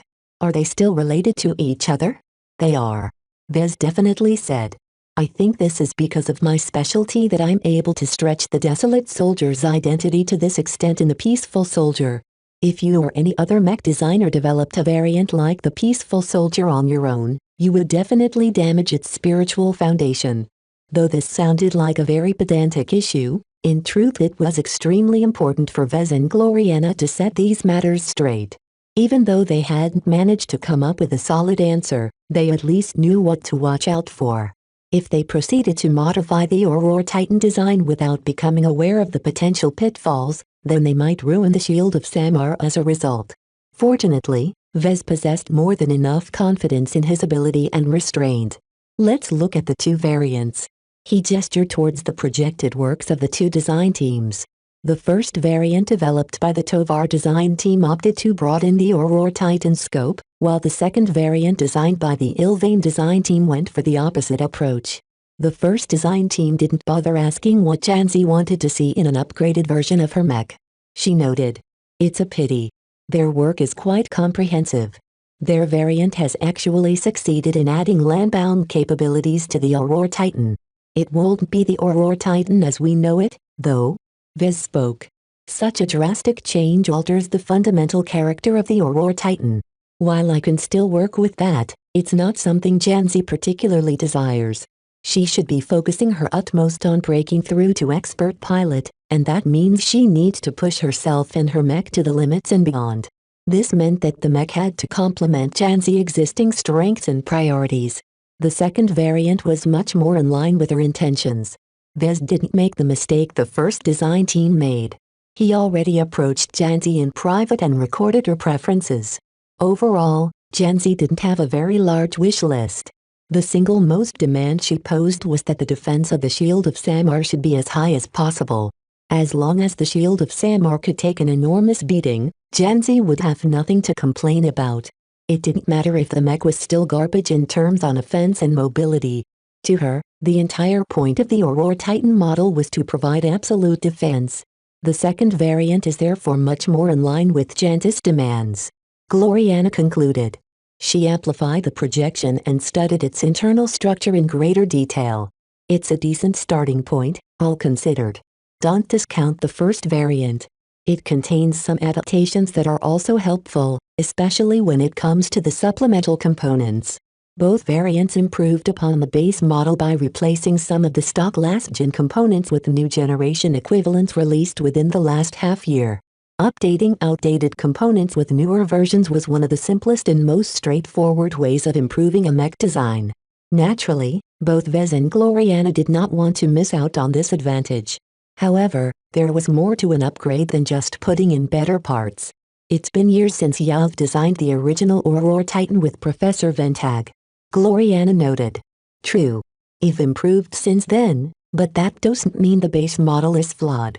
Collaborating with a senior has done much to improve its overall quality. There aren't many design choices I need to revisit even if I'm older and better now. The only opportunities to introduce meaningful changes will come when we replace the original components with newer ones. After forming a general direction, they drafted some suggested changes in their own revision. They referenced the two variants and browsed the MTA's enormous library of component licenses for interesting goodies. It didn't take long for them to form a draft that bore some resemblance to the second variant. Just like the second design team, the pair opted to deepen the core strengths of the Aurora Titan model. Of course, their version had much more promise. Not only did Vez and Gloriana expect to make significant improvements to the integrity of the mech, they also made much better use out of the armor system based on Brayer alloy. In fact, now that Gloriana started working on the Aurora Titan, she wanted to make even more changes. Vez blocked her from doing so, though. I know you can't resist the urge to implement some fixes, but we don't have the time to need to go that far. This is supposed to be a minor revision, not a major revision. I'll let you have free rein when it's time for me to design the Aurora Titan Mark II. Though Gloriana looked disappointed, she gave in to his demand. Fine. I expect to make my mark on the next iteration of this line. Professor Ventag may have made a lot of contributions to the original design, but he's no longer necessary now that you have me. Unlike him, I can help you upgrade its class so that it can fully participate in battles between second-class mech. She was right in that, though Vez felt there was more than a bit of selfishness in her request. The Aurora Titan, despite its impractical nature and its modest success, was one of his favorite mech designs. He considered it a step above the Black Beak and the Crystal Lord mainly because it was his first design with an upgraded X Factor. Due to all of the sentiment he formed for this mech design, Vez planned and drafted the upgraded version of the Shield of Samar with a lot more care and affection than normal. Both Kalano and Janzi Larkinson's fortunes were tied to this design. Vez had a responsibility to do right by them and make Janzi's personal mech as fitting as possible given the limitations at play. Soon enough, the pair finished their draft and settled all of the significant design choices. Compared to the base model, the upgraded variant possessed so much defense that it performed no worse than the Paravan in this aspect. Did Janzi need this much defense? Probably not. It made the upgraded mech very awesome though, and it fully conformed to the Aurora Titan's character. As a super medium space knight, the mech vastly overperformed in all of the specs that mattered in terms of defense. Not a single third-class mech could match its ridiculous ability to resist damage. Of course, this did not come without a cost.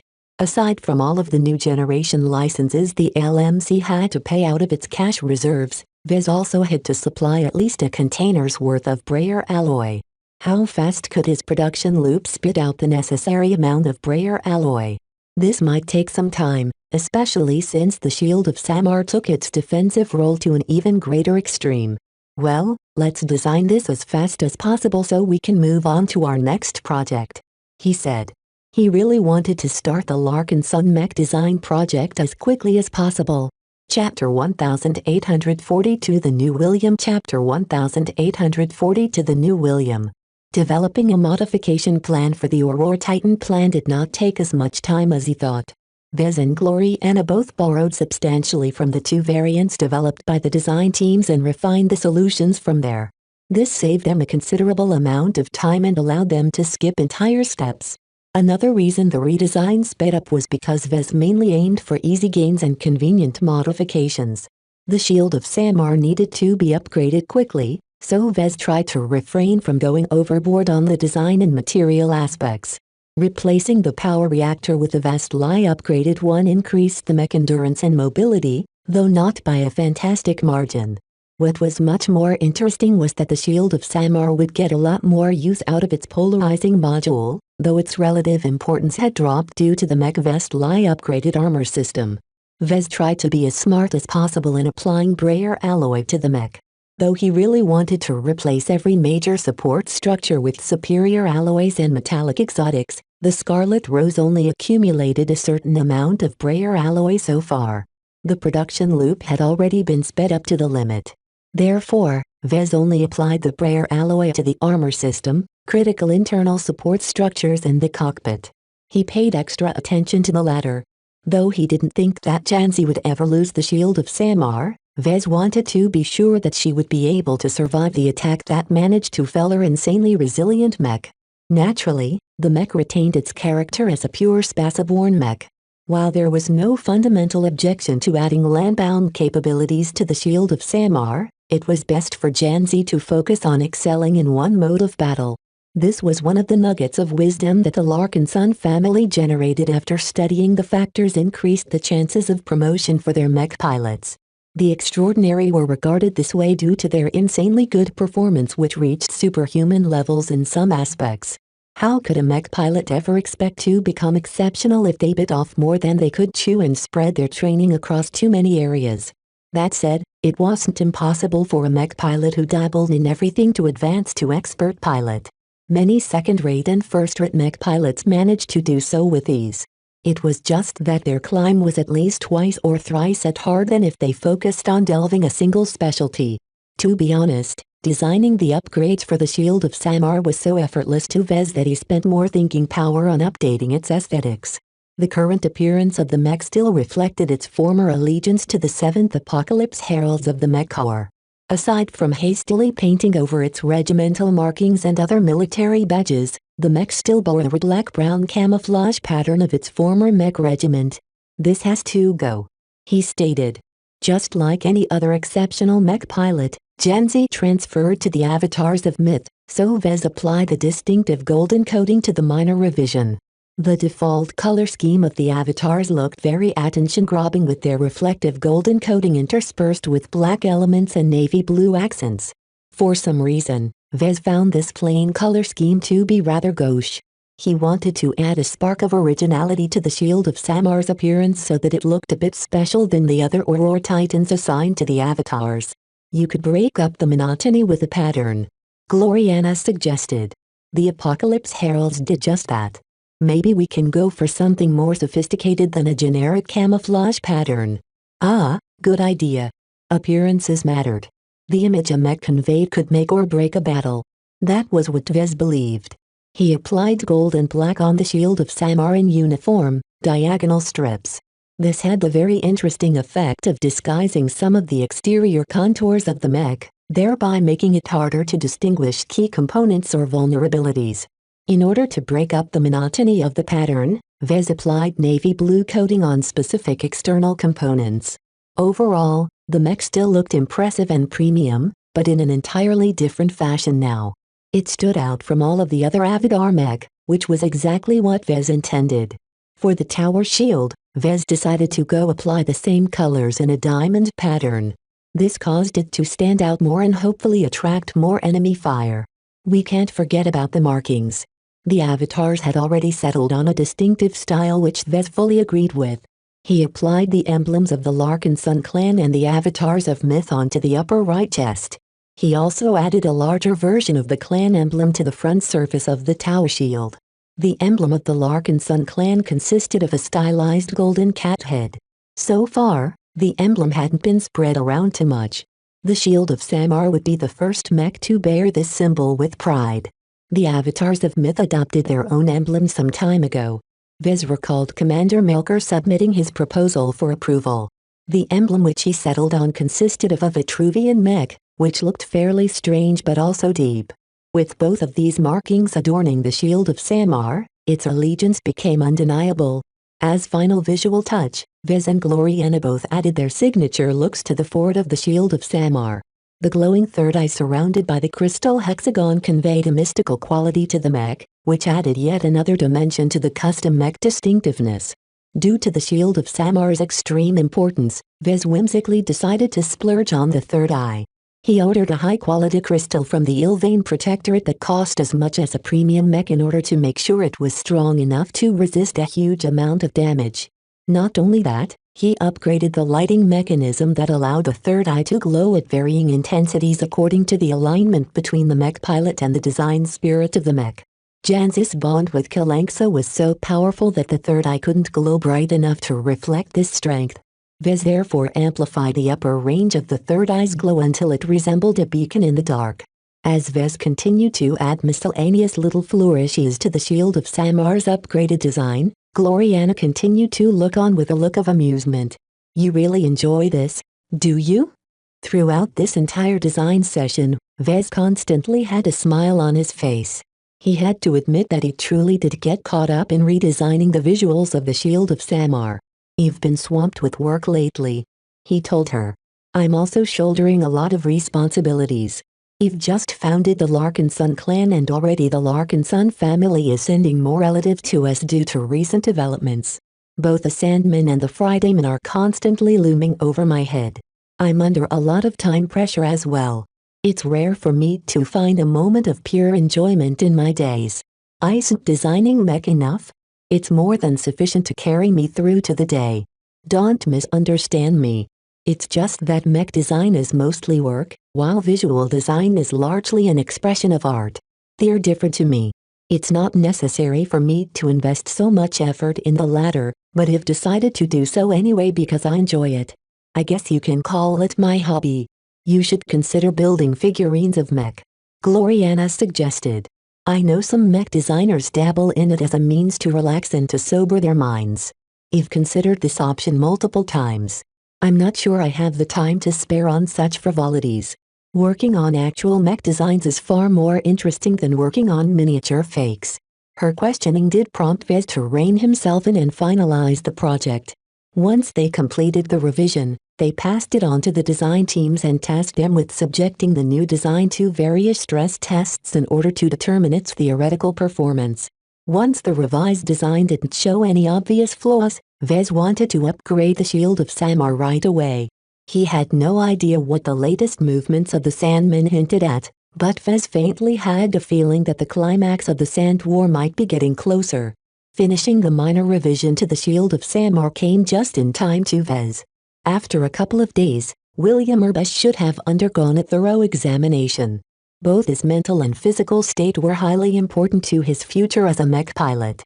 They visited a temporary treatment center set up by the Vez Larkin Sun Foundation for Wounded Veterans and met with Ranaya and Lupo. "So what are the results?" Gloriana asked her cousin. "Mr. Urbash is physically healthy," Ranaya Wadin hesitantly answered. "Aside from some strange abnormalities concerning his central nervous system, he is as healthy and strong as any second-class mech pilot. His augmentations are all working fine." "What's the problem then?" Vez asked. Rania briefly directed an unreadable expression towards Vez before turning back to her cousin. The main issues we have with William are related to his abnormal mental state. Compared to the files we have on him before he participated in the Sand War, he was by all accounts normal, if a bit quick to fright. He was a coward. Vez bluntly stated. Yes. Well, somehow, he experienced multiple personality changes over the course of his stay with the Larkinsons. I contacted Commander Melker Larkinson to hear what he thought about Mr. Urbesh. Evidently, another shift has occurred because Silent William has become much more reticent to communicate than before. In the past, he was at least willing to communicate non-verbally or make his opinions clear through his actions. Now, he just sits or lays on his bed while ignoring virtually every attempt to communicate. Vez grimaced while Gloriana looked at him with a doubting expression. Had he botched the correctional surgery?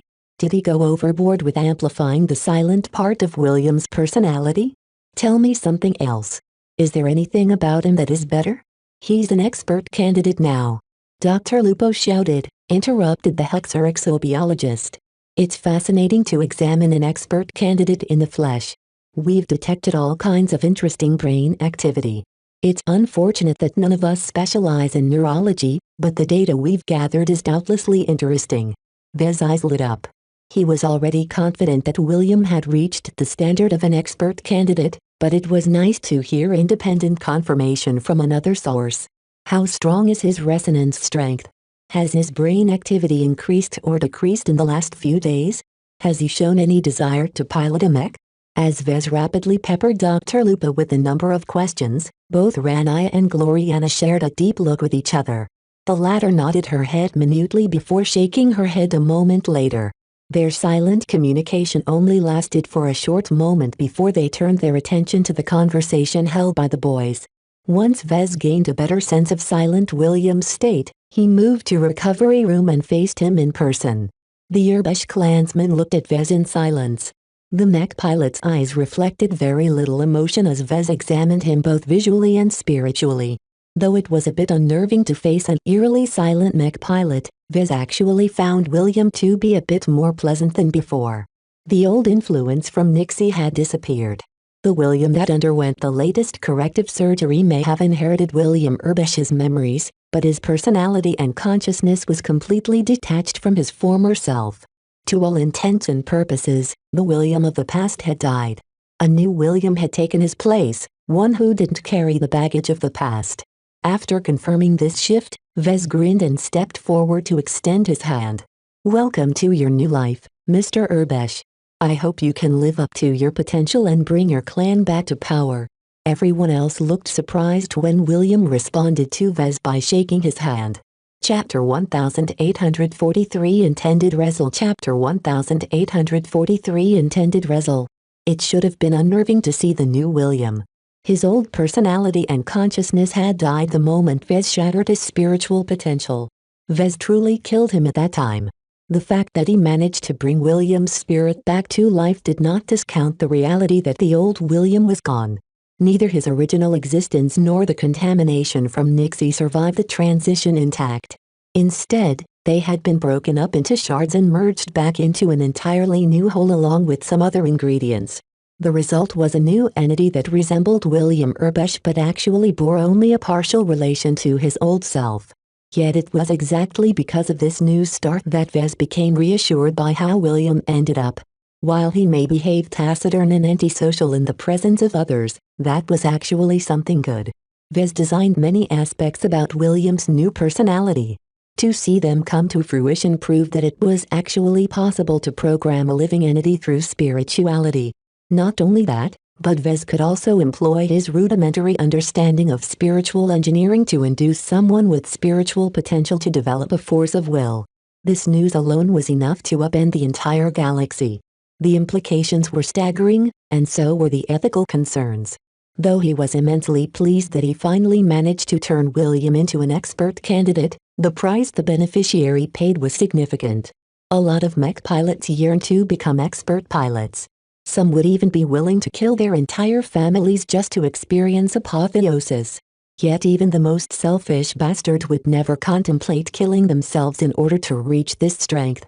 Even if they had the chance to become famous and renowned throughout the star sector after gaining this strength, they won't be alive to enjoy their success. This was because other entities steered their bodies. With such a hefty price, Vez would never allow his own people to undergo this process. It's a pity. He sighed. Meow. Lucky morosely replied right afterwards as he hung on his shoulder like a piece of laundry. Vez, Gloriana and their cats currently visited a training ground the Larkin Sun clan leased from the local government of Kesselingvei. They moved to a well-fortified underground control center which projected and displayed numerous live training sessions. Both the avatars and sentinels spent a decent amount of time at this training ground. To confirm whether Silent William still retained his ability to pilot Mech, Vez assigned him a spare Crystal Lord. Though its X-factor and design quality was no match for his most recent works, that also allowed Vez to obtain results that weren't tainted by the abnormal properties of his more exaggerated Mech. The original William Urbush specialized in piloting X-Men Mech. He branched out to piloting the resentful soldier due to the Sand War, but not a lot of time had passed for him to gain true mastery in this domain. By all accounts, Silent William's ranged combat skills should have been mediocre. A couple of months of intensive battle may have stimulated him to improve quickly, but he shouldn't have been a match to someone who truly specialized in marksmanship such as Melker. It therefore came as a shock that the results from the current training session completely reversed the rankings.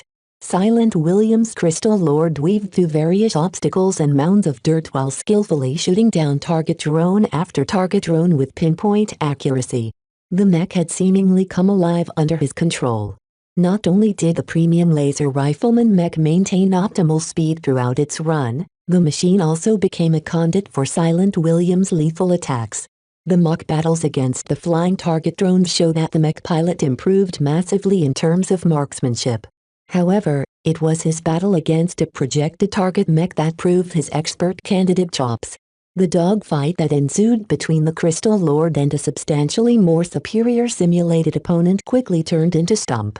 Silent William's Crystal Lord always managed to weave and move around enemy shots by taking maximum advantage of its agility and range motion. The rifle in the Crystal Lord's hands continually spat out laser beams that always hit the same set of spots with hardly any deviations.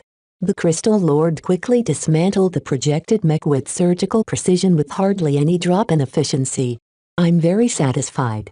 Vez smiled. It seems like William has not only managed to retain his piloting skill, but managed to improve far beyond the level I expected. He kept an eye towards Silent William's force of will throughout the entire practice session. The power-hungry force of will had been infused with a substantial amount of spiritual energy, empowering it beyond the standard of ordinary expert candidates. The head start provided by Vez and Cassandra Breyer had immediately propelled Silent William to the upper end of expert candidates. In fact, William might be enjoying some other boons that Vez wasn't aware of. It was difficult to know for sure considering how little Vez actually understood what he had done. The only concern that could mar his joy was whatever Cassandra Breyer managed to do. The spiritual product that came to inhabit William's mind and body had been contaminated by her mummified touch. Though her influence was relatively minor compared to his own, Vez was still a bit wary about the consequences. "Well, it's not like you'll be hosting him much longer," he muttered. "Soon, he's not my problem anymore." Meow. Once William finished his practice session, Vez made sure to send him back before making arrangements for his pickup. Due to the current state of the star sector, it was highly unwise to escort him back to the center point system. The sector headquarters of the MTA was situated in the middle of the border between the Friday Coalition and the Hexadric hegemony. Though neither side dared to interfere with traffic to and from this pivotal star system, this only guaranteed the safety of ships affiliated with the MTA and vessels belonging to enormous trans-sector shipping companies. Fortunately, after a quick inquiry, Vez found out that he didn't have to be responsible for sending William back to Center Point. He only had to drop his charge off the closest MTA branch office or outpost. Kesselingvei happened to be a moderate industrial planet, so it hosted its own MTA branch in order to regulate the local mech industry. Vez therefore assigned the battle criers to take Silent William and escort him to the doorstep of the MTA branch. Once William crossed into the premises, Vez was no longer responsible for his life. After Vez issued the orders, he found out that it would take some time for William to transfer to the nearest Rim Guardian presence. Only until the fraternity confirmed that William was truly him and not some imposter or clone would Vez be finished with this affair. Vez wasn't worried that the Rim Guardians would declare William to be a fake. Even if his entire psyche and personality changed enormously, there was still enough of him left to carry forth his identity. At least Vez hoped so. He needed to prepare a good story if the Rim Guardians started asking some uncomfortable questions. "You look glad, Vez. Are you so eager to see William go?" Gloriana prodded him the next day at the design lab. "It's a relief. This was an impossible mission for anyone. I don't really know why the Rim Guardians came up with this demand in the first place. I think they'll be quite surprised when they see a hopeless case return stronger than they had ever conceived." He wasn't worried that the Rim Guardians suspected that Vez mastered some secret technique that could turn mech pilots into expert pilots. This was such an outlandish idea that it shouldn't even be on their minds. It was already quite clear that Vez forced Silent William to participate in the Sand War. By defending the Bright Republic against the Sandmen onslaught over many battles, the amount of pressure exerted on him was enormous. Every mech pilot that fought so many harrowing battles against the Sandmen came out different. Melker matured a lot and grew into his role as the Avatar commander. Many other mech pilots shed their innocence. Why shouldn't William be any different? Granted, his personality shift was the most extreme that Vez had ever seen, but it should still be believable, right? Hopefully they'll focus more on the results rather than the process, he whispered. In any case, Vez believed he would soon be able to access the guest portal of the Rim Guardians. There, he could purchase exclusive goods and services, get in touch with other mech designers who prove themselves, accept various missions and encounter other opportunities. With the support of the Rim Guardians, Vez could finally expand his reach outside the Komodo Star sector. It finally became possible for him to extend his influence to Vicious Mountain and Majestic Teal. Of course, all of that came at a price. The Rim Guardians definitely did not provide these kinds of benefits for free. With William out of the way, Vez devoted his full attention to his design projects. He soon turned to upgrading the Shield of Samar. The minor revision passed all of the simulated tests, just as he predicted. He decided to take this job seriously and brought Gloriana and both of his design teams to a workshop. The Shield of Samar was already locked in place, ready to be disassembled. Janzi was present as well. Since the Shield of Samar was her most possession, she couldn't bear to be absent when her mech was being worked upon. She wanted to witness every change with her own eyes. "How long will this take?" 3 to 5 days. Vez estimated. "Well, be careful with your mech. Don't worry. It's in good hands."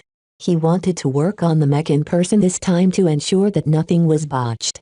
He brought his designs teams to the workshop in order to provide them with some hands-on experience in mech. He soon found out that many of his mech designers never fabricated a mech outside of their mandatory classes back when they were studying mech design. Vez palmed his face when he saw how clueless his subordinates acted. Compared to seasoned mech technicians, people like Cherie Tovar and Mayor Torto acted like babies. Fortunately, at least some of his subordinate mech designers knew the right end of a multi-tool. The two team leaders showed why they deserved their positions. Miles Tovar and Oscar Dimmerton soon directed their team members and showed them how to perform their tasks. One mech designer that particularly impressed him was Meryl Truman. The former pirate designer that Vez added to his employ on a whim turned out to be a veritable grease monkey. She knew her way around with tools and possessed a very good sense on the most optimal way to fabricate a part or assemble it into place. "I spent more time repairing mech than anything else in the frontier," she explained.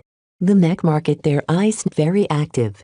Pirates are much more eager to restore their broken mech rather than spend their precious coins on buying new ones. That made sense to Vez. "I see. You had to become very good at making the most out of suboptimal conditions." She smiled grimly at him. "Sometimes, my mech workshop for the day was literally a junkyard. Try restoring a mech under those conditions. I had to build my own rudimentary assembly system in order to build a mech out of a collection of parts. Her circumstances in the frontier were much worse than Vez had ever experienced. While he had access to a considerable amount of supplies and infrastructure from the flagrant vandals, Meryl could only work with whatever the depraved pirates could supply. Perhaps Vez should pay more attention to Meryl. Chapter 1844 What Pirate? Chapter 1844 What Pirate? Discovering that Meryl Truman was right at home in a mech workshop came as a pleasant surprise to Vez. He had become incredibly disappointed at the lack of hands-on fluency in his other subordinates. While he didn't insist that every mech designer should have the same competences as him, he still thought it was an awful idea for someone of his profession to neglect this side of the job. How could mech designers possibly know what they were dealing with when they never put a mech together piece by piece? How could mech designers expertly model and anticipate the performance of mech if they never came close to a component weighing several tons? How could mech designers possibly claim to understand mech when they never saw the consequences of battle in person? All of these questions and more weighed on his mind as he considered the shortcoming in the development of most of his mech designers. Even the more experienced among them, such as the team leaders, weren't entirely comfortable with working in a mech workshop. Manual work is demeaning. Miles Tovar spoke frankly to Vez. While it is necessary for us to know the basics of what is happening in a mech workshop of a manufacturing hall, it is better to leave the heavy lifting to the mech technicians. Vez wanted to summon the Amastendera, press its muzzle right against his temple and pull the trigger. He almost couldn't believe what Miles was saying. Was he such a high-born elitist snob that he completely ignored the benefits of gaining practical experience in working with mech? I'm not asking you to be as proficient in tools and speckled with grease stains as an actual mech technician, he said. I just expect you all to know what you are doing. You don't have to be as good in the workshop as Meryl here, but at least you should be capable of putting together a mech during an emergency. None of the Tovars looked very enthusiastic about that idea. We didn't learn that in school. Not everything you learn in school is correct, Vez shouted. Different teachers have different ideas. Different curriculums emphasize different aspects. Gloriana placed her hand on his shoulder in order to calm him down. I think he's right. At Kelma University, one of the best mech design schools in the hegemony, I learned how to build a mech on my own. My professors and instructors didn't insist on these classes because they believed we needed to be humbled. They wanted their students to understand on a deeper level what they were actually designing. When your only experience with mech is working on them in a design interface, then there is a serious disconnect between your theoretical understanding and reality. Well said. Vez nodded in thanks at her explanation. You heard it. Since a second-class mech designer like Gloriana has to learn how to work in a workshop, then so should the rest of you. Don't complain. This is for your own good. Though some of them complained anyway, Vez would have none of it. Aside from the 3 who proved their chops, the other 8 were too inept. None of them could operate a 3D printer worth a damn, and their tools might as well be training weights in their hands. He quickly had enough. Stop. It's irresponsible for me to allow you to work on Jantis mech. The 8 of you should go. I'll arrange some training sessions for you at one of the local mech manufacturing plants. Each of you need to shore up your fabrication and assembly skills as quickly as possible. It took some time to set up these improvised sessions and cart the inexperienced mech designers to another site. People like Mayor Tordo who were just starting their careers would definitely be able to catch on quickly. The benefits of acquiring and improving this set of skills would definitely boost his competence. As for the older ones who long avoided mech manufacturing sites like the plague, they still weren't convinced of the merits of acquiring hands-on expertise and experience. It's a bit unfortunate that this school of thought is still going strong, he lamented to Gloriana. I hate the claim that mech designers only belong in a design lab. Gloriana shrugged.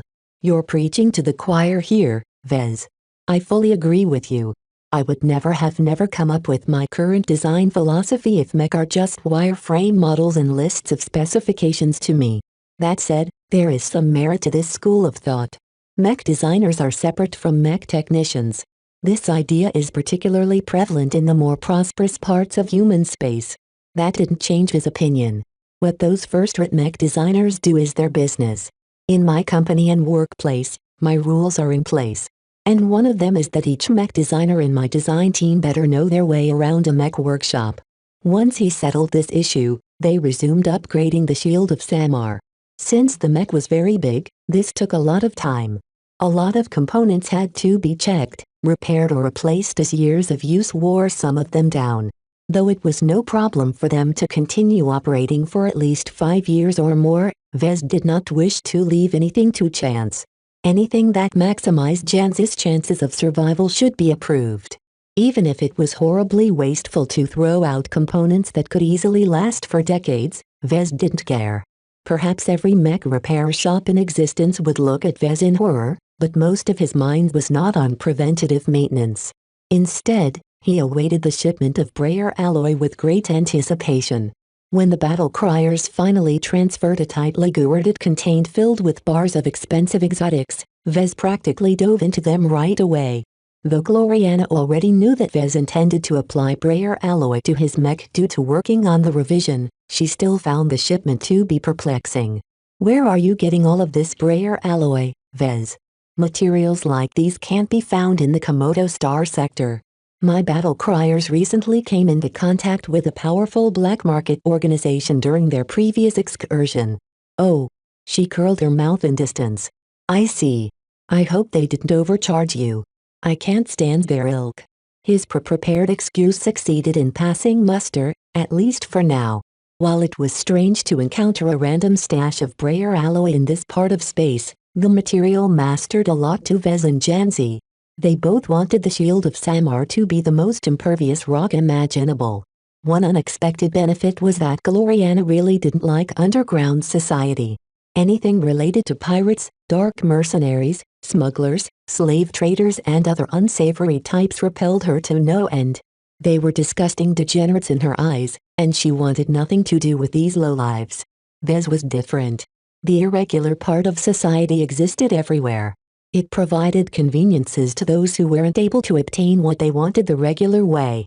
While there was indeed a lot of merit in Gloriana's stance, that was because she had never been desperate enough to rely on the underground economy.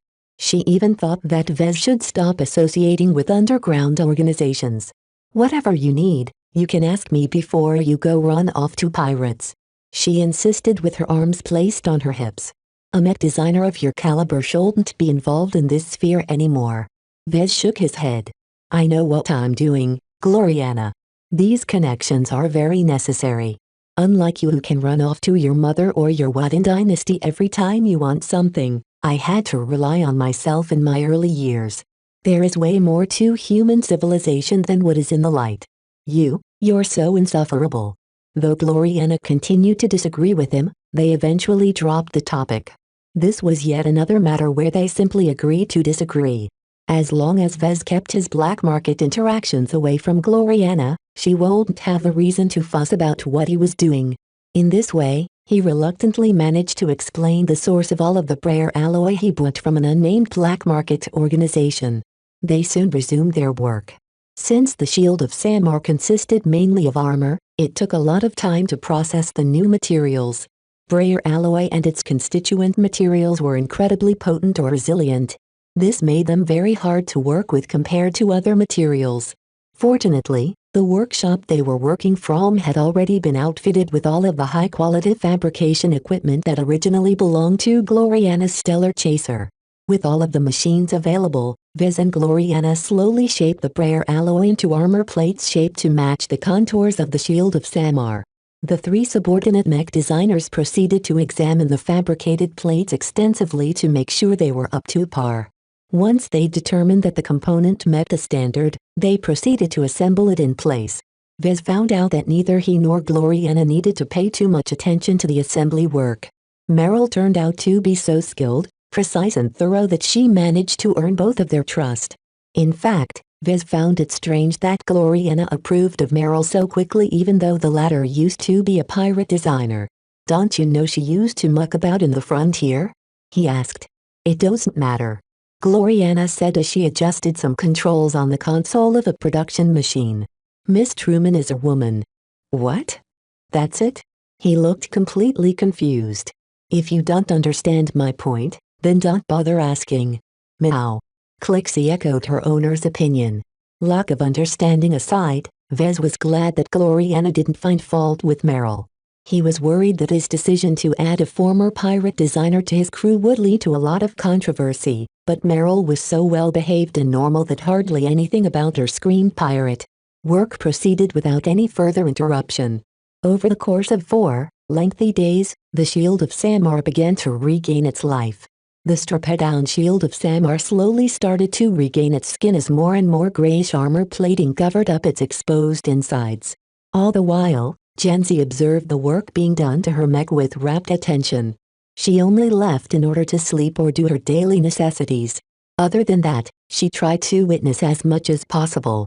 "You don't have to be present here," he told her one day. "You hardly understand the technical side of mech. You aren't gaining anything from observing the refit operation." Janzi Larkinson shrugged. "I still want to be here. This is my mech." The bond she built up with her mech transcended far beyond the typical affection that mech pilots held for their machines. Vez did not quibble any further once he realized that Janzi was absolutely serious about her decision. This was a matter of dedication to her.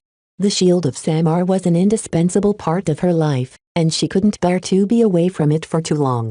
Vez was reminded of the old tales and legends where ancient swordsmen spent so much time with their weapons that they even brought them to bed. Even in the age of mech, there were stories abound of superstitious people hugging their assault rifles in their sleep like they were stuffed animals. While it was easy to laugh at them and ridicule their behavior, Vez did not think they were doing something useless.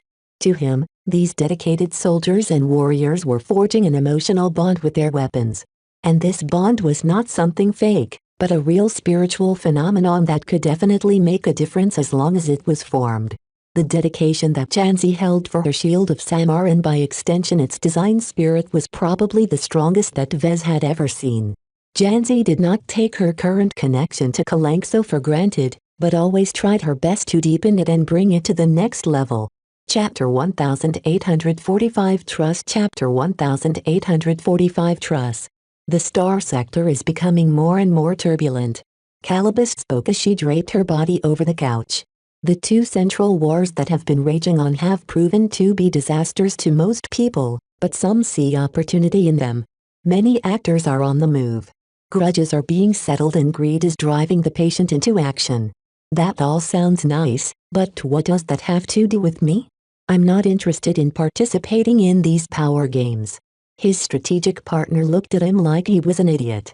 Anyone who catches the notice of the powerful is automatically involved. With all of the accomplishments you've made and all of the stunts you've pulled off, you entered the radar of many powerful people and organizations. You asked me what I've been doing recently. Do you know I've been busy with beefing up our counterintelligence operations? The amount of spies and informers that have sought to keep tabs on you has increased by over 7 times. Vez grimaced as he leaned back against his office chair while petting his cat. Meow. Lucky was rolling restlessly on his lap. What are these people after? You're a smart boy, Vez. You can figure it out. Suffice to say, it's hard to operate spies in the Ilvain Protectorate. Foreigners can almost never fit in and the native Ilvainans practically worship the ground you're walking on. That said, it's not impossible to succeed. So do I need to be more careful or something? There aren't any imminent threats now as far as I'm aware. I'm just telling you to exercise caution and be ready to react to various possible emergencies. Despite the peace reigning in the Ilvain Protectorate and the strange withdrawal of the Sandmen, our star sector is anything but stable. Vez offered her a confident smile. After the incident on Cloudy Curtain, the Executive Council and I have thoroughly expanded and updated our contingency plans. I've avoided committing too much to any state or organization, including the Ilvain Protectorate. It sounds like you are steadily drawing down your commitments to the Komodo Star sector, reducing the headcount of the LMC and encouraging the Larkinson clan to go Spaceborn are all meant to make you more mobile. It's never too early to prepare for my upcoming grand expedition. Transitioning from living in a state to living on a starship for years on end is very difficult from what I've learned. The 9 years I have left is not enough to facilitate a complete transition. Calibist crossed her arms. Her red lips curled into a frown. There's more to it. To me, it doesn't seem like you plan to stick around in this star sector for long. I read your browser history. You've been reading up on Vicious Mountain lately. Are you trying to run from the hegemony, or Gloriana's mother? I was just looking into the possibility of expanding the LMC into Vicious Mountain. Vez raised his hands in innocence. Now that I've completed the Rim Guardian Fraternity's initiation mission, I can hopefully access their extensive trade network. With how turbulent our star sector's mech market is these days, it seems prudent for me to start looking elsewhere for business opportunities. It just so happens that Silent William can serve as a liaison for us in the Garland Empire. Ah, yes. Mr. William Urbesh. Interesting fellow. His personality completely changed during the time he was under your care. She chuckled. Perhaps it's wrong for me to use the word care. Hey, he's an expert candidate, at least. What's a little trauma compared to the opportunity to transcend your mortal limits? William incurred more than a little trauma in my books. You should be careful of the reaction from the Rim Guardians. You may have completed the letter of their request, but his spirit has never been better. He used to be a complete waste of space and a disgrace to the Urbesh clan. If he continued to remain as useless as he was before, his clan would have certainly fallen due to a lack of qualified successor. At least I managed to make him strong to the point where he can single-handedly lead his clan back to prominence in the Slicer tribe. Her long legs dangled in the air as she reluctantly nodded. Your efforts benefit the Urbesh clan. I'll give you that. From my analysis, the Rim Guardians have a stake in the clan. They're not completely indifferent to the local factions of the star sectors they govern over. While the MTA ordinarily likes to pretend they are neutral and indifferent to the affairs of those they govern, the truth is a lot murkier. Some states, organizations and factions enjoy the secret of the MTA or certain factions or individuals within it. Be careful in participating in their schemes. As she talked, Lucky seemed to have enough of Vez. He jumped from his owner's lap and floated over to rest against Calabast's chest. The woman grinned and started pampering Lucky with intensive ministrations with her slender fingers. The cat was loving it. His eyes squinted and his tail flitted around like he was an excited dog. Meow. Vez ignored the display in front of him. No matter how petulant Lucky behaved, he always went back. Other people may hold his attention, but only Vez was his master. Well, there was his mother as well, but that didn't count. He turned his attention back to the conversation. There had to be more behind Calabast's visit than provide him with the vague warning. Does that mean the Komodo War has their hand in it, Calabast? Her grin turned devious as Lucky continued to purr in her grasp. The possibility can't be ruled out. Still, the MTA has been traditionally hands-off when it comes to the governing of far-flung star sectors. Not even the Rim Guardians treat Komodo with importance due to its lack of development and value. Still, that doesn't preclude meddling from smaller players. I thought here were supposed to be rules against such overt meddling. The MTA sets its own rules. She pointed out. Do you truly believe the MTA sticks to its own rules when they are their own arbiters? From what he knew of the MTA, almost certainly not. I see. Besides, the affair concerning William Urbesh is the clearest example yet that the MTA or at least the Rim Guardians are not above picking sides. Without their intervention, the Urbesh clan would have certainly collapsed in time. All of this was starting to confuse him. Vez wasn't interested in all of these machinations. He was just a mech designer. He just wanted to design and sell interesting mech. Calabast noticed his lack of interest.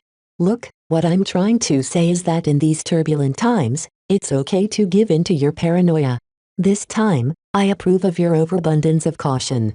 Few organizations can be trusted to have your best interests at heart. They are all looking out for themselves. Meow. Lucky rolled onto his back and started batting his paws at Calabast's palms as she tried to rub his belly. Meanwhile, Vez let out a dismissive huff. Tell me something new. Okay, since you can't seem to take a hint, let me be plainer. Don't trust anyone. Don't trust Gloriana. Don't trust the Ilvanans. Don't trust the Briders. Don't trust the Kinners. Don't trust the Fridaymen. Don't trust the Hexers. Don't trust William Urbesh and especially do not put your trust in the Rim Guardians. Vez was momentarily speechless. While I admit I'm a bit too paranoid sometimes, even that goes too far for me. How can I possibly live without trusting at least someone? Besides, what about you? Should I continue to put my faith in you when you are telling me to trust no one? I'm not saying that. Calibus stared at him in the eyes. Friendship and sentiment are too unreliable to be used as a basis for trust. Only mutual interests can serve as a basis for enduring trust and cooperation. The agreement we share between each other is something that continues to benefit both of us. As your fortunes have risen, so have mine. The same goes for your Larkinson clan, which you have expressly bound to you through a mix of familial sentiment and cold-hard monetary interests. I understand that, but you're telling me to watch out to too many people. I can't possibly keep an eye on them all. That's what I have you for. Is there anyone I need to be wary of specifically? Calibus sighed and pressed her fingers against her forehead. While I'm doing my best to look out for you, I'm not omnipotent. Otherwise, I wouldn't have failed you the last time. You can make my job so much easier if you don't trust others blindly and keep exercising caution. If you want me to tell you who to be concerned about the most, then you should definitely maintain a sober stance towards the Rim Guardians. This is the second time you've warned me against them. Do you know something about them?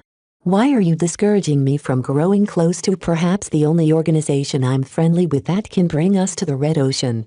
The Rim Guardians have a history of casting their net wide and associating with a large number of prominent locals. Do you think they are doing it for the good of the Galactic Rim? It's kind of in their name. Ha ha ha. Calibus laughed. The Galactic Rim is just a means to an end.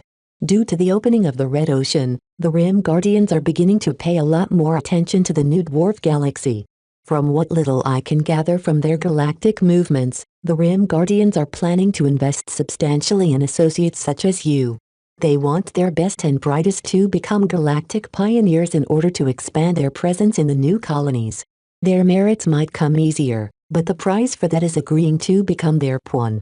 Though her words sounded ominous, Vez did not really consider it to be a big deal. You make it sound like the Rim Guardians will exploit me or take advantage of me. I don't think this will be the case. From what I hear, my relationship with the Rim Guardians can be as equitable to the one I have with you. Both of us can gain something out of this cooperation. While the Rim Guardians are admittedly more powerful, they don't really care about individuals such as me. As long as I work within the constraints of their rules, they shouldn't treat me unfairly. The conversation quickly ended after that. Calibus decided not to provide Vez with other intelligence. Nothing acute was on her radar this time.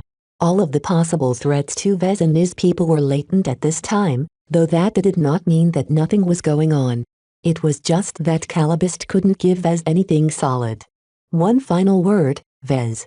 That Hexer commission I told you about earlier is being reworked right now, but that does not mean it will stay open to you. The Temple of Hexism is merely looking for any boy who can design a mech. It doesn't necessarily have to settle for you. If you don't move in time, your opportunity might get snatched away. Vez sneered at her. I'm not rethinking my stance on the matter. I'm not going to play along with these dangerous or ridiculous schemes. If some other boy agrees to become a woman for the duration of the mission, then be my guest. I don't care about the penitent sisters. While I would still like to build up my relations with the hegemony, it's not as important as my other goals. Gloriana won't be pleased if she hears that. It was partially due to her efforts that she managed to secure this opening to you. Are you going to let her hard work go to waste? Well, I'm not about to let her suffer a clinical death or undergo a gender transition. They decided to end their meeting there before the situation devolved into a shouting match.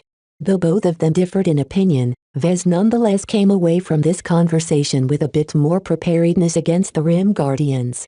If Calibus turned out to be right, then his abundance of caution would definitely pay off.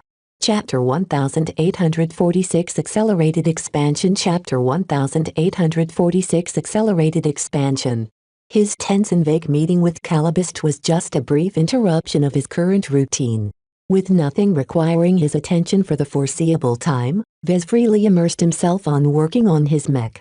He felt a lot of relief at being able to finalize to the refit of the Shield of Samar. The mech started off as a airily eccentric third-class super-medium space knight. Now, its vastly improved armor system paired with upgrades to a couple of key systems turned it into a veritable bastion in space. The moment Meryl and the rest put the final pieces into place, they subjected the mech to an extensive amount of examinations. Nothing seemed amiss, which wasn't surprising considering how closely Vez and Gloriana paid attention to every detail. Technically, the mech still needed to undergo a raft of testing. This wasn't strictly necessary, but highly recommended. A mech that experienced so many changes almost certainly experienced a lot of shifts in many areas. While the Shield of Samar was still an Aurora Titan mech, its specs and configuration differed so much that Janzi basically had to relearn how to pilot her personal mech. As she was about to board the transport that had already been loaded with the upgraded Shield of Samar, Vez stopped by the Avatar base to see her off. "You've certainly changed," he said after he patted her shoulder. "You're a far cry from the young woman who bewilderingly managed to become an expert candidate all those years ago. You've grown into a fine expert pilot in the making. The way you carry yourself and the air you radiate is already affecting the people around you like a real expert pilot." She smiled briefly at him. "I'm a far cry from an actual expert pilot like Venerable Brutus Wadden. He is a true example to look up to. I'm satisfied with my mech, but not myself. What's the problem? I don't know. I feel as if there is something missing in me." She closed her eyes for a moment.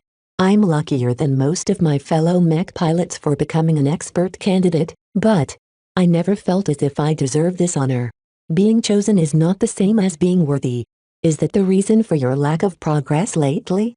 I'm not in a hurry to advance," she said. "In my current state, I would never allow myself to become an expert pilot. I have to be absolutely certain of who I am and what I am fighting for. Being a Larkin son is not enough. Are you confused? Don't worry, Vez. Everything is fine. I've received lots of advice and words of wisdom from the other Larkin sons. There was nothing Vez could do to ease her promotion. She needed to find her own way to break past this crucial point."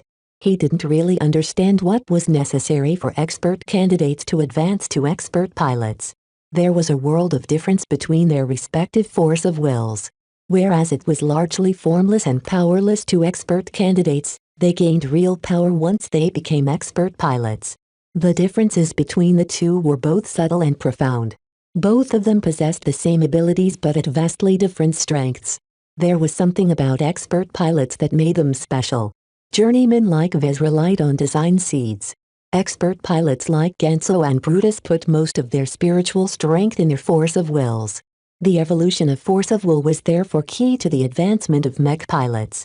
If Vez followed this line of reasoning, then willpower was likely the key to Janta's promotion. As long as she developed enough will, she would certainly prove herself worthy one day. He just hoped this day wouldn't come too far in the future. Once Janti and the Shield of Samar flew off into orbit, Vez considered a side project to be done. With how much care and effort he put into the upgrade project, Vez did not anticipate any major deviations. It was always easier to anticipate the performance of a variation of an existing mech. Since he was already at the Avatar base, Vez decided that he might as well look around. With Lucky exploring him and Nita and a handful of bodyguards trailing behind him, his arrival immediately caught the attention of the Avatars. Vez had to wave them down several times in order to force them to resume their duties. Overall, he was very happy with what he saw. The Avatars hadn't grown any weaker since their forced departure from Cloudy Curtain. If anything, his Avatars grew stronger. There were several reasons why he thought so.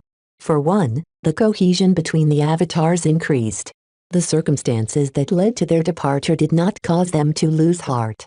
Instead, they became more emboldened. Siding with Vez meant agreeing to abandon the Bright Republic. Though this was a harsh choice for many of his subordinates, the Avatars largely committed to their boss. They were willing to leave everything behind in order to take part in a risky but promising venture.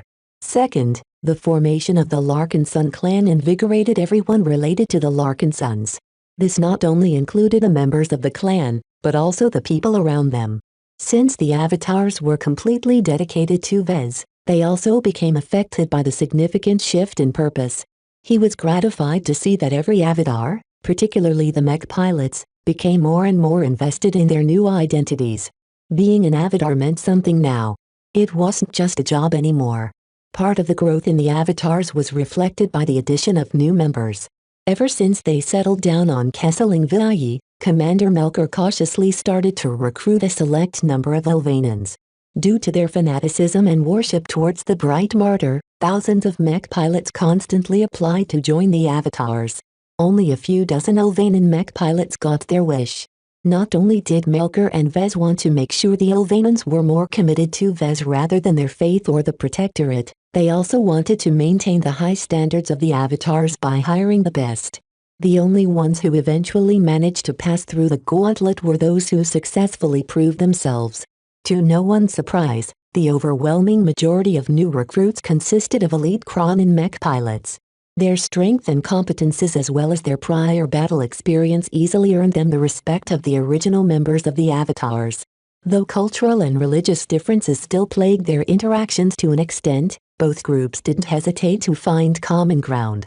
Though the professionalism and discipline exuded by the elite Kronan mech pilots made them rather stiff to be around, they also fit in well for that reason. Their military bearing masked some of the intense religious beliefs they held. This reminded many veterans in the avatars of the elite mech pilots of the Mech Corps. Vez observed something else that brought him a lot of hope. The days where the avatars were forced to restrain their expansion was largely gone now.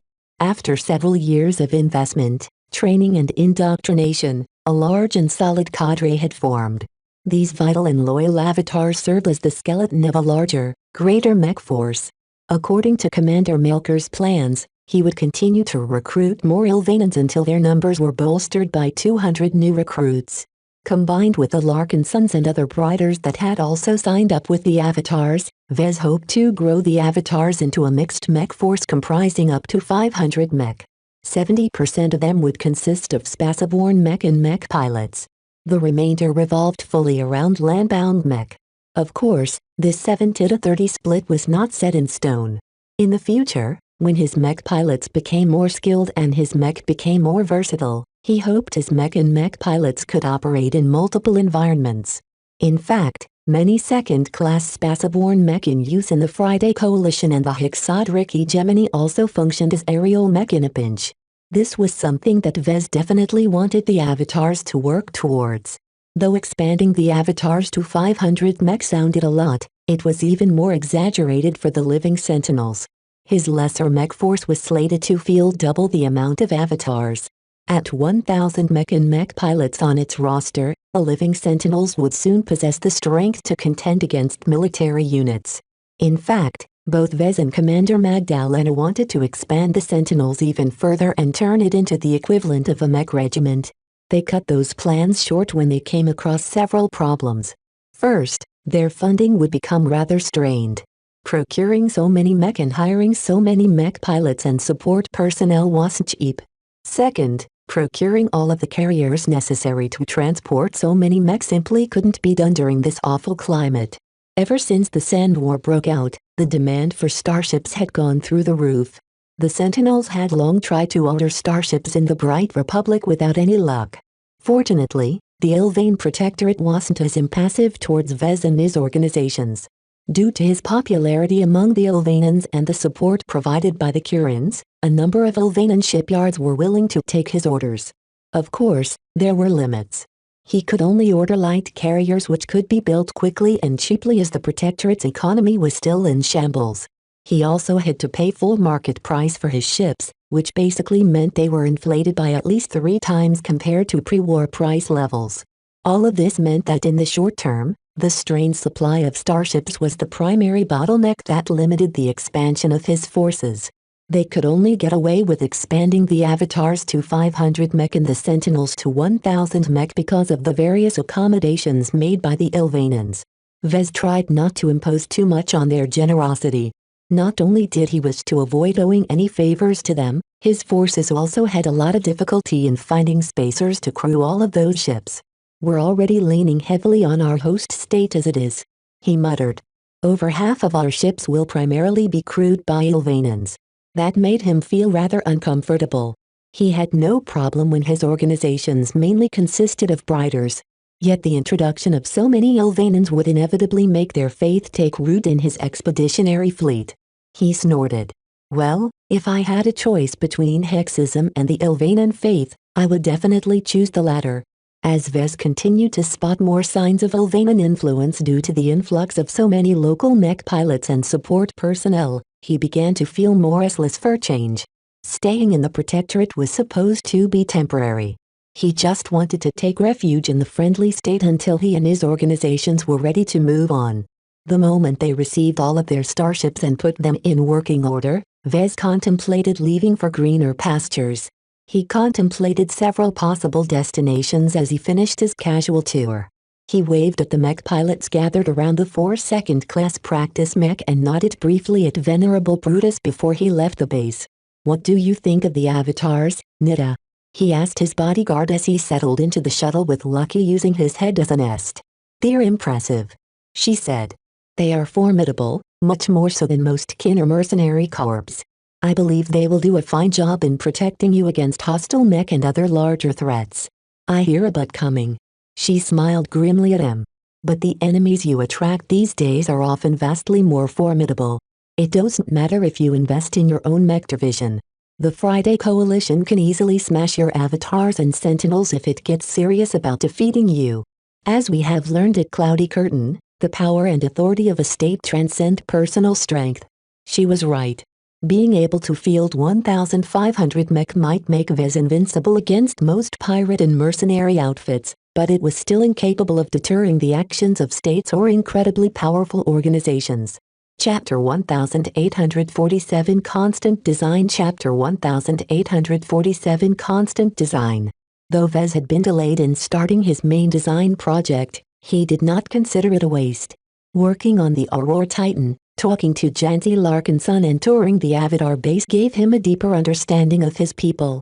Ever since Vez formally took responsibility for the Larkinson clan, his mentality experienced a shift. He no longer purely looked out for himself.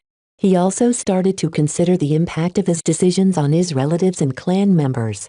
Though he was also responsible for the LMC, he never considered it to be indispensable to him.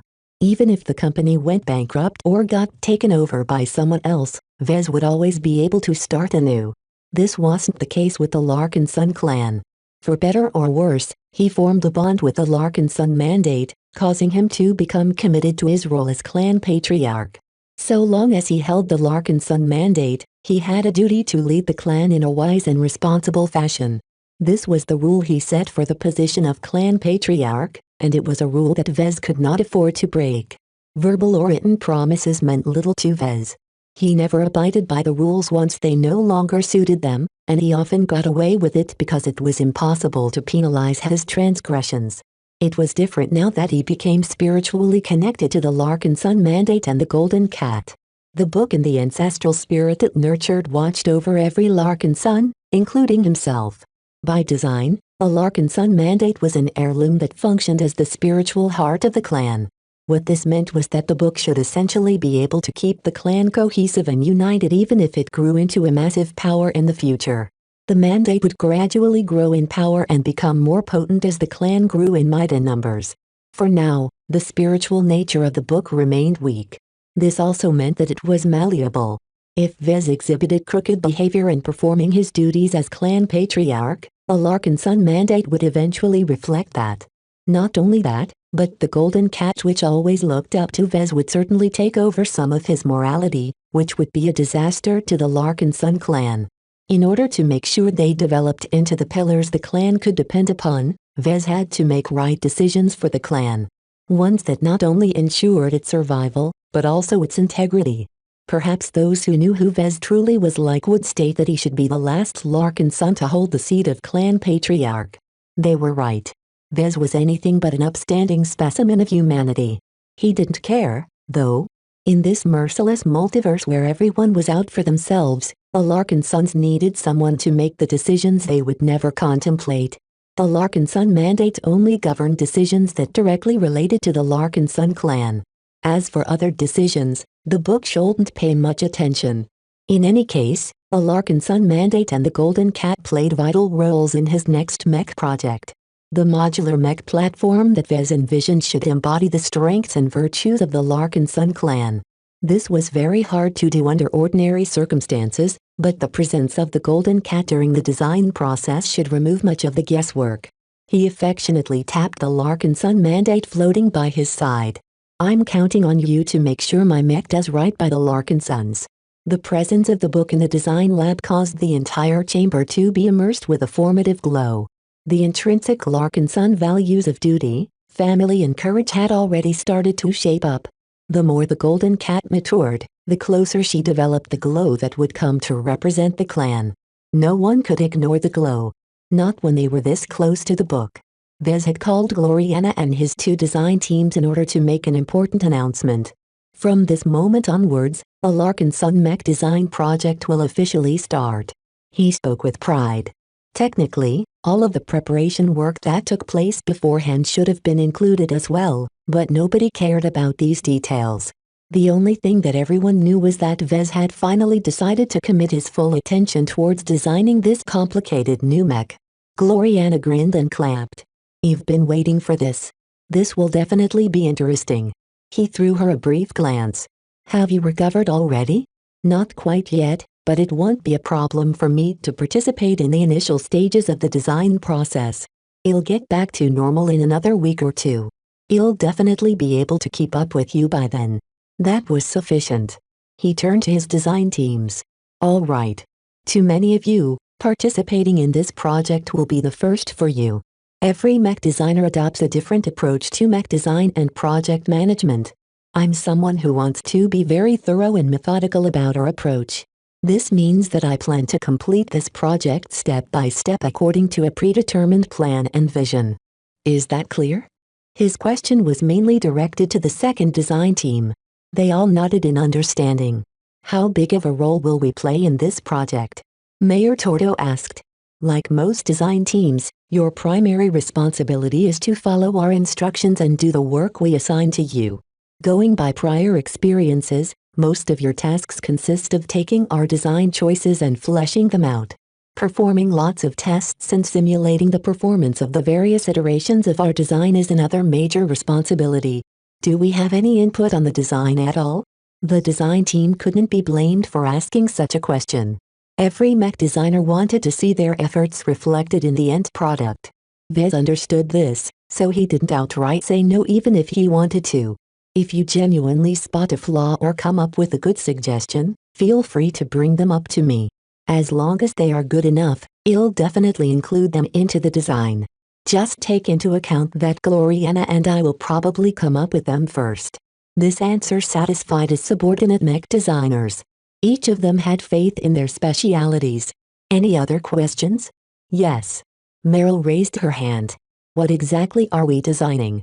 This question was a lot harder to answer than Vez anticipated. While he had a lot of reasons in his mind, it was difficult to convey them to his audience. He had to pause and think on how to word his reply. The goal of this project is to design a mech that can adopt 4 different configurations for the Larkin Sun clan. The major requirements of this mech are threefold. First, it has to be a modular mech platform with several spaceborne configurations. Second, it has to be a mech that embodies and represents the Larkin Sun clan.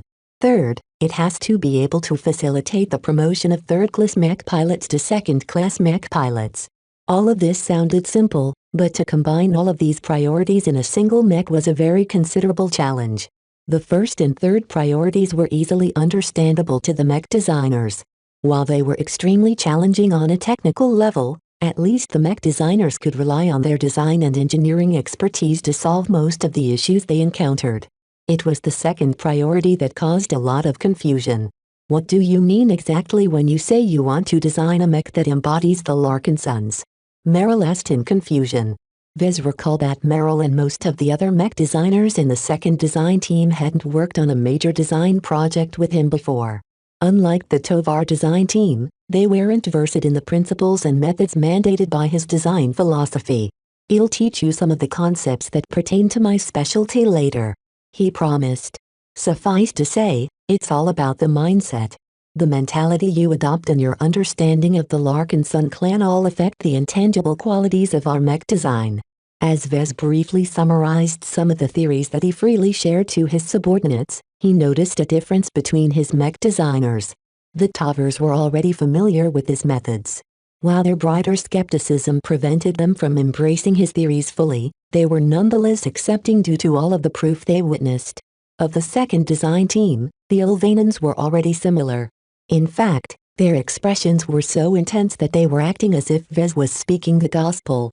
The only mech designers who didn't share in the obvious worship of the Ilvanans was the foreigners. Both Meryl Truman and Mayor Tordo viewed their Ilvanan colleagues with distaste. Both of them were clearly secularists and viewed every religion with distaste. While this difference was a little concerning, Vez did not plan to transfer them to the first design team. The Ilvanans already became increasingly more involved in the avatars, the Sentinels and the LMC.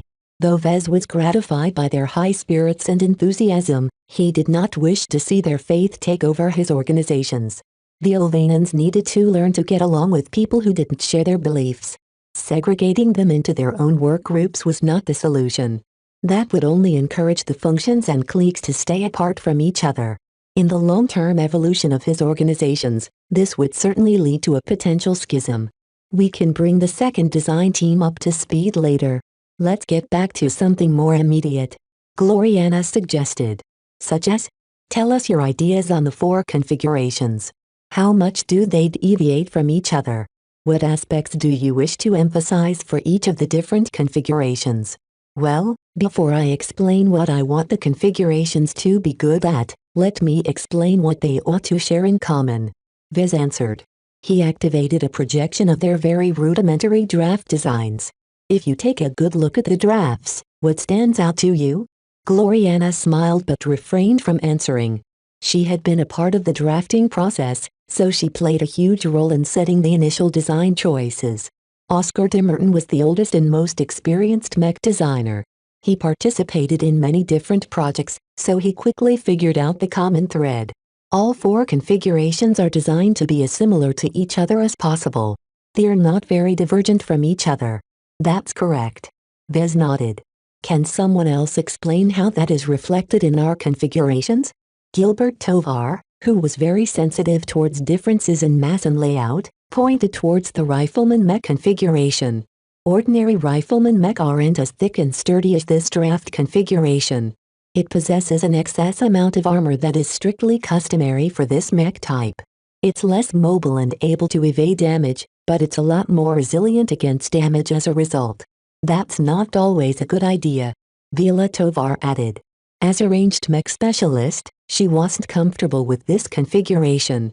One of the main reasons why Rifleman mech prefer to mitigate damage through evasion is because their rifles are always a lot more fragile than the frames themselves. If the mech becomes too easy to hit, then it's a lot more likely that an enemy will be able to snipe their primary weapons. A slower ranged mech is also one that is less able to kite pursuing melee mech. The instant a light skirmisher or lancer mech manages to close the distance, that ranged mech is a gunner. All of these points were valid. Both Vez and Gloriana fully agreed with conventional wisdom. Yet just because a certain decision turned into conventional wisdom did not mean it applied in every situation. Chapter 1848 The One Mech Chapter 1848 The One Mech. There is a reason why the Rifleman mech configuration is so bulky. It is the same reason why the Space Knight configuration is a bit skinny. Vez tapped the projected interface until all of the common parts of the drafted configurations lit up in green. These are all of the common elements borne by the basic platform underneath the unique parts. Do you see how much they share in common? Every subordinate mech designer noticed how much stayed in common between the 4 designs. The proportion of constant elements was a lot higher than they expected. Vez smiled. Like any modular mech platform, the goal is to keep the differences between the configurations as small as possible. The more elements stay in common, the less time and effort required to swap configurations. This can be a crucial factor in battle. Equipping the design with a lower proportion of specific parts brings many advantages and makes the mech more efficient as a versatile battle platform. You lose out in efficiency in other ways, though. Gilbert Tovar noted. The Rifleman mech is arguably too slow, while the Space Knight is more of an offensive mech than a defensive mech. His mass optimization focus caused him to be very sensitive towards the implication of his impactful design choice.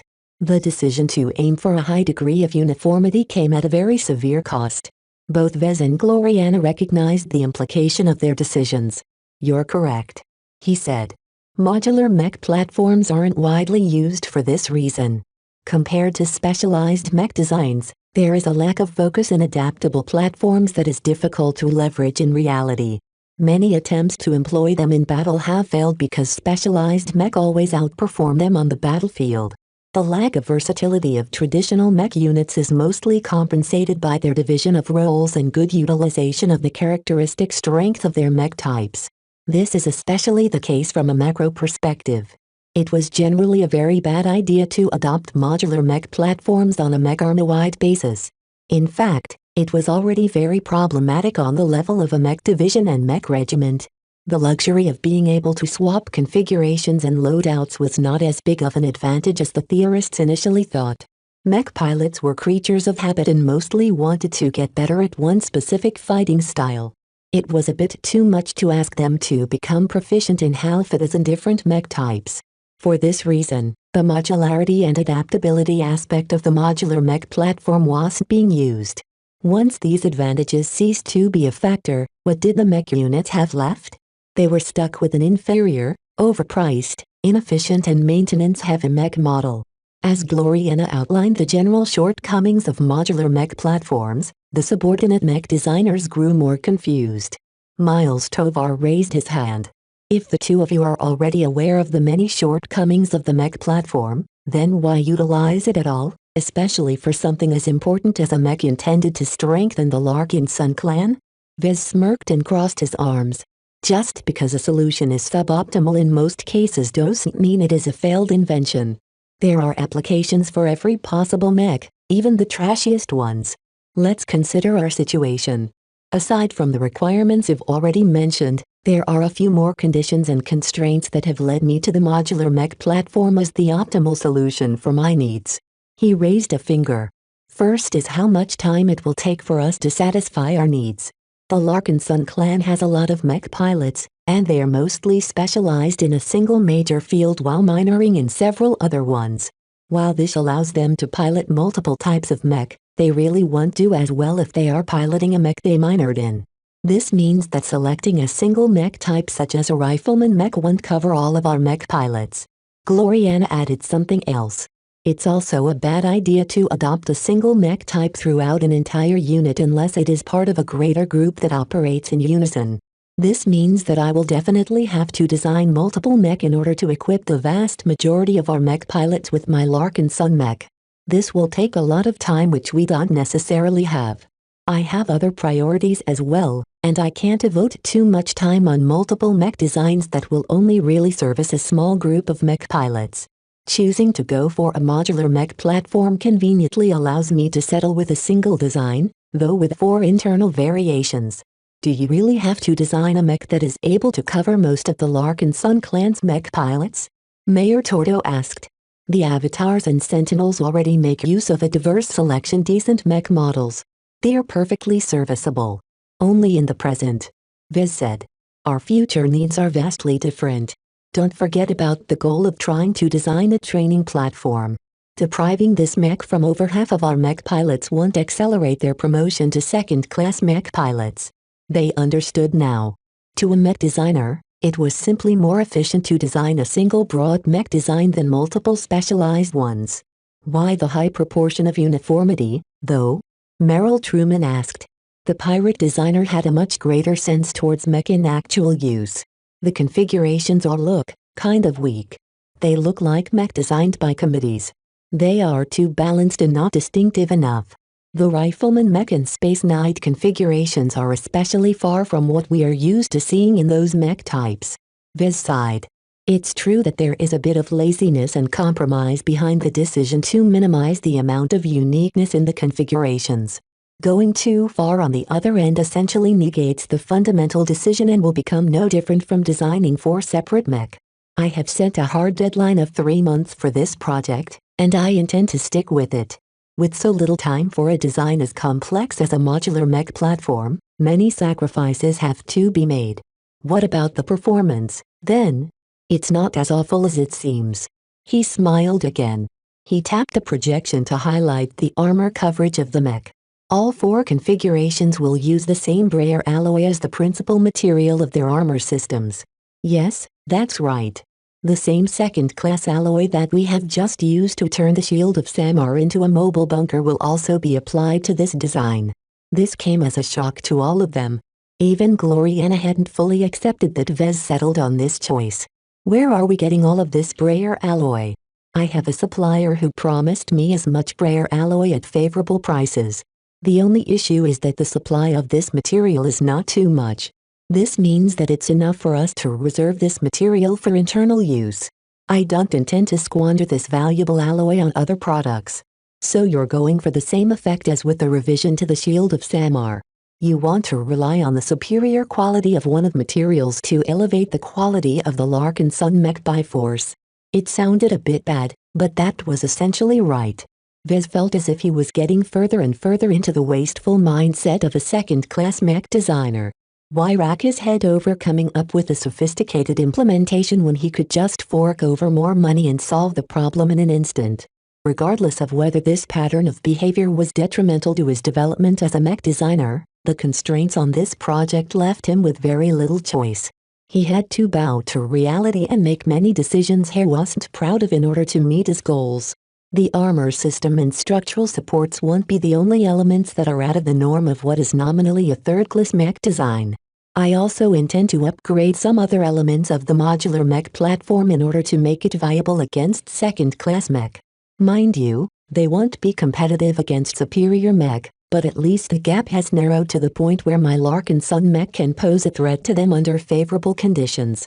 A Larkin Sun mech would never be able to defeat a true second-class mech in single combat, but it was a different story if a squad of Larkin Sun mech ganged up on a superior mech. Considering his contentious relations with the Friday Coalition, Vez could not rule out the possibility that he would clash against their forces again.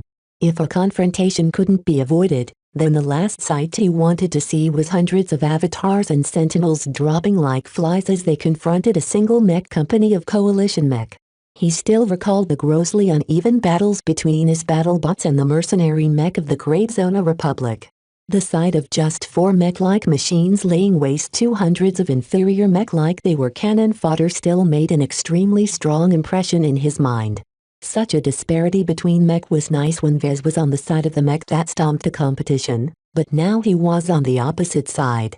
Vez could never ask his friends, family and subordinates to recklessly endanger their mech and lives by throwing them against superior mech with only a tiny chance of victory. The Larkin Sun mech therefore needed to be powerful enough to threaten second-class mech. As long as he could reduce the proportion required to defeat a superior mech from 100 inferior mech to just 10 inferior mech, then the Larkin Sun clan would truly have the power to protect itself in the Star Sector. To put it all into context, the ultimate goal is to develop a single design that can single-handedly uplift the avatars, sentinels and the Larkin Sun clan. Gloriana clapped and grinned impishly. One mech to rule them all, one mech to find them, one mech to bring them all, and in darkness bin them, in the red ocean where the phase water lies. Everyone looked at Gloriana in confusion, including her boyfriend. What? Oh, it's nothing. She playfully stuck out her tongue. The point is that we are attempting to accomplish much with just a single design. This is a very steep challenge, but as long as we succeed, we will definitely be able to go far, and it's all thanks to us, the designers of this one mech. Not everyone looked as confident as Gloriana. That's very ambitious. Is it even possible? We can do it. Vez declared with conviction. I have a track record of designing impactful mech. Just as how the Transcendent Messenger and the Deliverer changed the fabric of the Ilvain Protectorate, just as how the Desolate Soldier and its variants single-handedly saved the third line of defense in the Sand War, so will our one mech be able to elevate the Larkin Sun clan to power. Both Vez and Gloriana were hopeful about the design despite its many technical challenges. Their sheer confidence and conviction inevitably infected their subordinates, causing them to look forward to what they could shape in the end. As the design teams were preparing to perform their assignments, Vez briefly held the Larkin Sun mandate in his hands and randomly flipped through its pages. The golden cat appeared to know what was in store for her. Her intangible form gazed up at him with the cutest eyes he had ever seen from a spiritual product. Nia, be patient. I'll get you your mech design soon enough. You'll be able to join your friends Kalangso and the Solemn Guardian in watching over your mech. He lovingly caressed the golden cat's head with a spiritual projection. The Larkin Sun mech would definitely affect her development as an ancestral spirit. For the sake of the clan, Vez had to make sure the mech design met all of his goals. Chapter 1849 Associate Chapter 1849 Associate. Heady, and into this design, he poured his cruelty, his malice, and his will to dominate all life. Vez bunked Gloriana's head with his fist. Ouch! What was that for, Vez? Stop muttering vague literary nonsense and help me solve this slotting mechanism. You're much more suited to solve this problem than me, you know. Gloriana slapped Vez's arm. Why do you keep coming back to me with these kinds of issues? Can't you solve these problems yourself? You've grown lazy. I'm not lazy. I'm efficient. He retorted. Both of us specialize in different aspects of mech design. It makes sense to offload all of the complicated technical puzzles to you.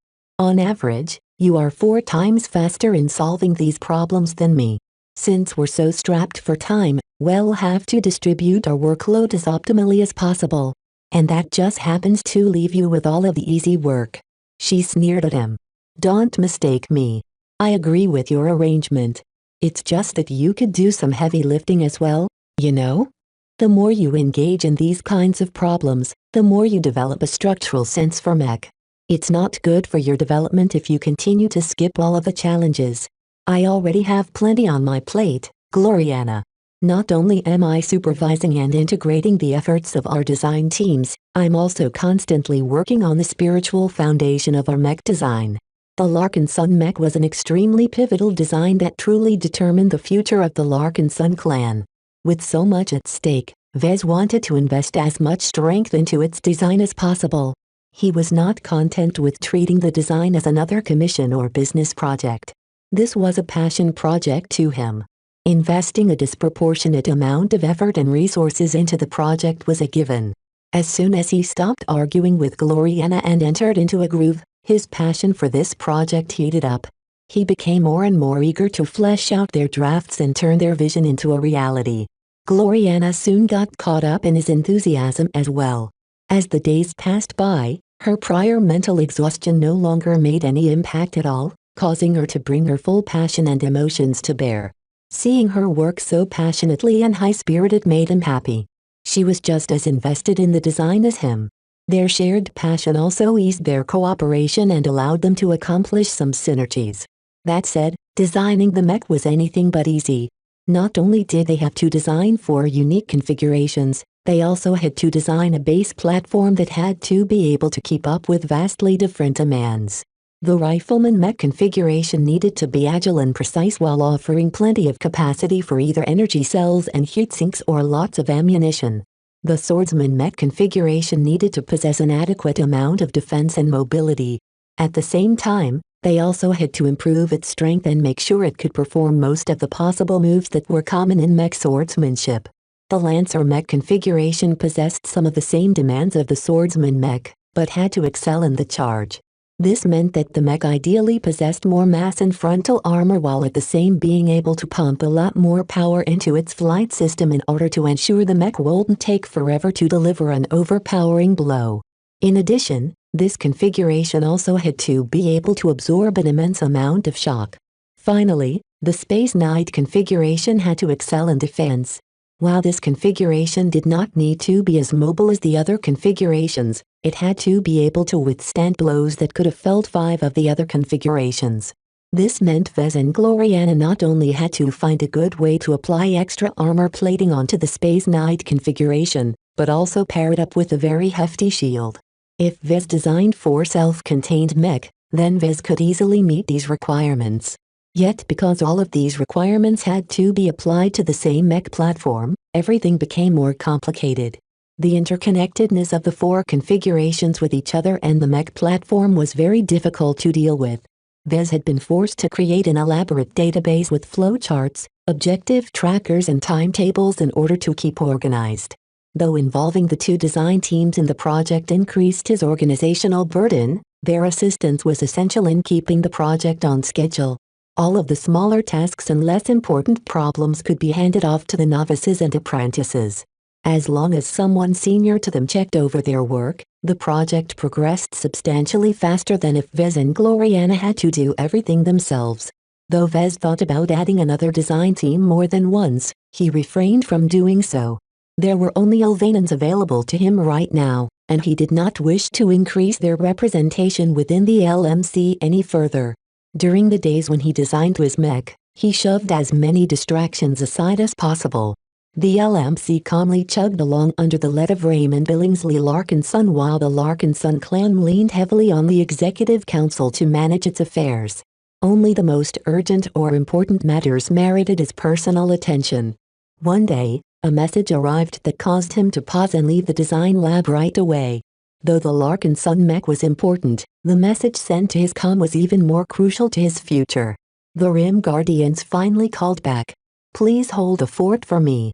I need to answer this call as fast as possible."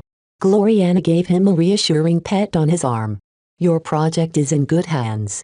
I'll make sure that everything proceeds according to schedule." "Thank you. I'll be back as soon as possible." He picked up Lucky and the Larkinson mandate and entered a small, enclosed office. He made sure to erect some privacy measures while leaving his communication line intact. Only then did he answer the call.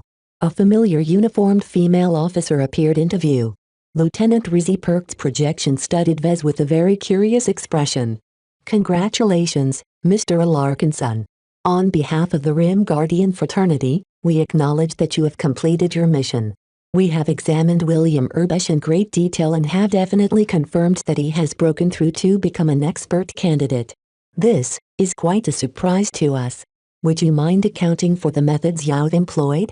I admit that we treated Mr. Urbesh a little rougher than was strictly safe." Vez carefully stated. "You know how he was before. He would have never been able to step foot on the battlefield if we didn't smack some sense in him. Well, after smacking him enough times until we completely scrambled his mentality, we finally succeeded. Pushing mech pilots and throwing them straight into battle is a tried and true Larkinson method that has always succeeded in producing expert pilots for our family. While it was a gamble, I'm very glad it worked out this time. William can be proud of himself now that he has transcended his mortal limits. And mortal coil, for that matter. The William that inhabited his body was very different from the William that originally cowered before his feet." Lieutenant Firk looked as if she could smell all of the nonsense he spewed. Though the signs of long-term physical stress and heavy mental trauma are concerning, the Urbesh clan's response to William's unexpected advancement was very jubilant. Their foal has finally been arrested with the hopes of a potential expert pilot taking the helm. This is extremely crucial for any group looking to prosper in Vicious Mountain's Garland Empire. In this regard, we have no reason to quibble over the roughness of your treatment." Vez relaxed. He knew it would be hard for him to explain what he had done should the Rim Guardians press further. Luckily, they didn't appear to be too interested in William's well-being. They didn't help William and the Urbesh clan out of friendship. Instead, they were repaying a favor or advancing some kind of other scheme related to the Garland Empire. "Does this mean I'm an associate now?" "You are." She smiled. "As I've said, welcome to the Rim Guardians. You not only have the right to join the ranks of our external associates, but we have also rewarded you with 50,000 MTA merits. 50,000. Wow, that was a tiny figure compared to the 100 million MTA merits needed to redeem a second-class Beyonder ticket. It was still a generous reward. "Thank you, Lieutenant. Those merits will come in very handy. Are you aiming for the Red Ocean?" "I am. A lot of mech designers have made the same choice. Whether you can pass through the Beyonder Gate depends on your efforts. All I can say is good luck.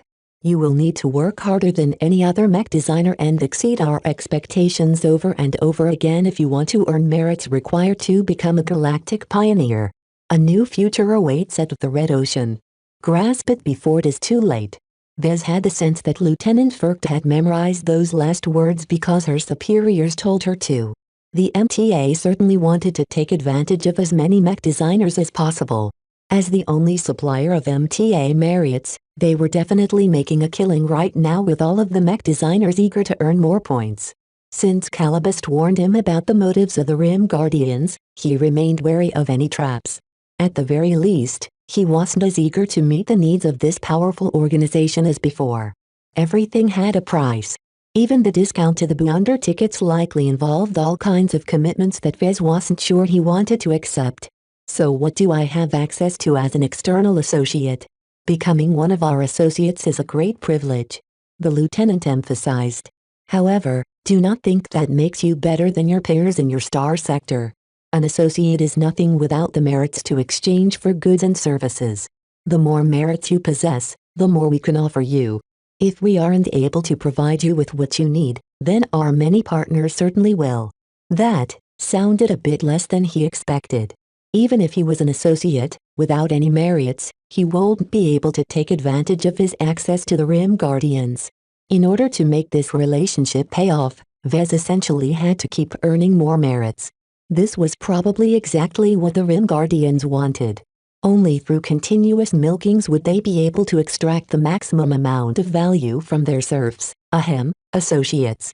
The officer continued her spiel. This is an exciting time, Mr. Alarkinson. With the opening of the Red Ocean, countless influences are vying to reach its vast, unclaimed reach. With an entire dwarf galaxy ripe for taking, we are also taking a heavy interest in how its bounty can enrich the galactic rim. Yeah, right. The Rim Guardians would probably spend all of their gains on themselves, leaving the vast but sparse galactic rim to its own devices. Of course, he didn't tell her that. I am very eager to do my best to prove myself worthy to travel to the Red Ocean. Your chances are small, but not non-existent. While the road is long, the Rim Guardians offer several means to make the journey easier. You'll be able to find out how soon enough. Even if you decide you wish to take route closer to home, we are still able to provide you with an abundant amount of help. I always enjoy it when enterprising young mech designers such as you get to become an associate. It is my pleasure to serve as the backbone of the Rim Guardians. Vez slavishly lied. If you keep this mindset, it will be a breeze for you to earn our merits. We can be quite generous to those who are eager and capable enough to complete our challenges. Chapter 1850 Rim Exchange Chapter 1850 Rim Exchange. The MTA lieutenant conjured up another projection. It displayed a small diagram that showed what he can do now that he gained surface access to their organization. For now, you have access to 3 different spheres within our fraternity. First, the business network can offer you many opportunities to earn money, find clients or expand your reach. You can also find new partners and suppliers who can offer you benefits that can't easily be matched by others. This sounded very interesting to Vez. Gaining access to the business network was exactly what he was aiming for.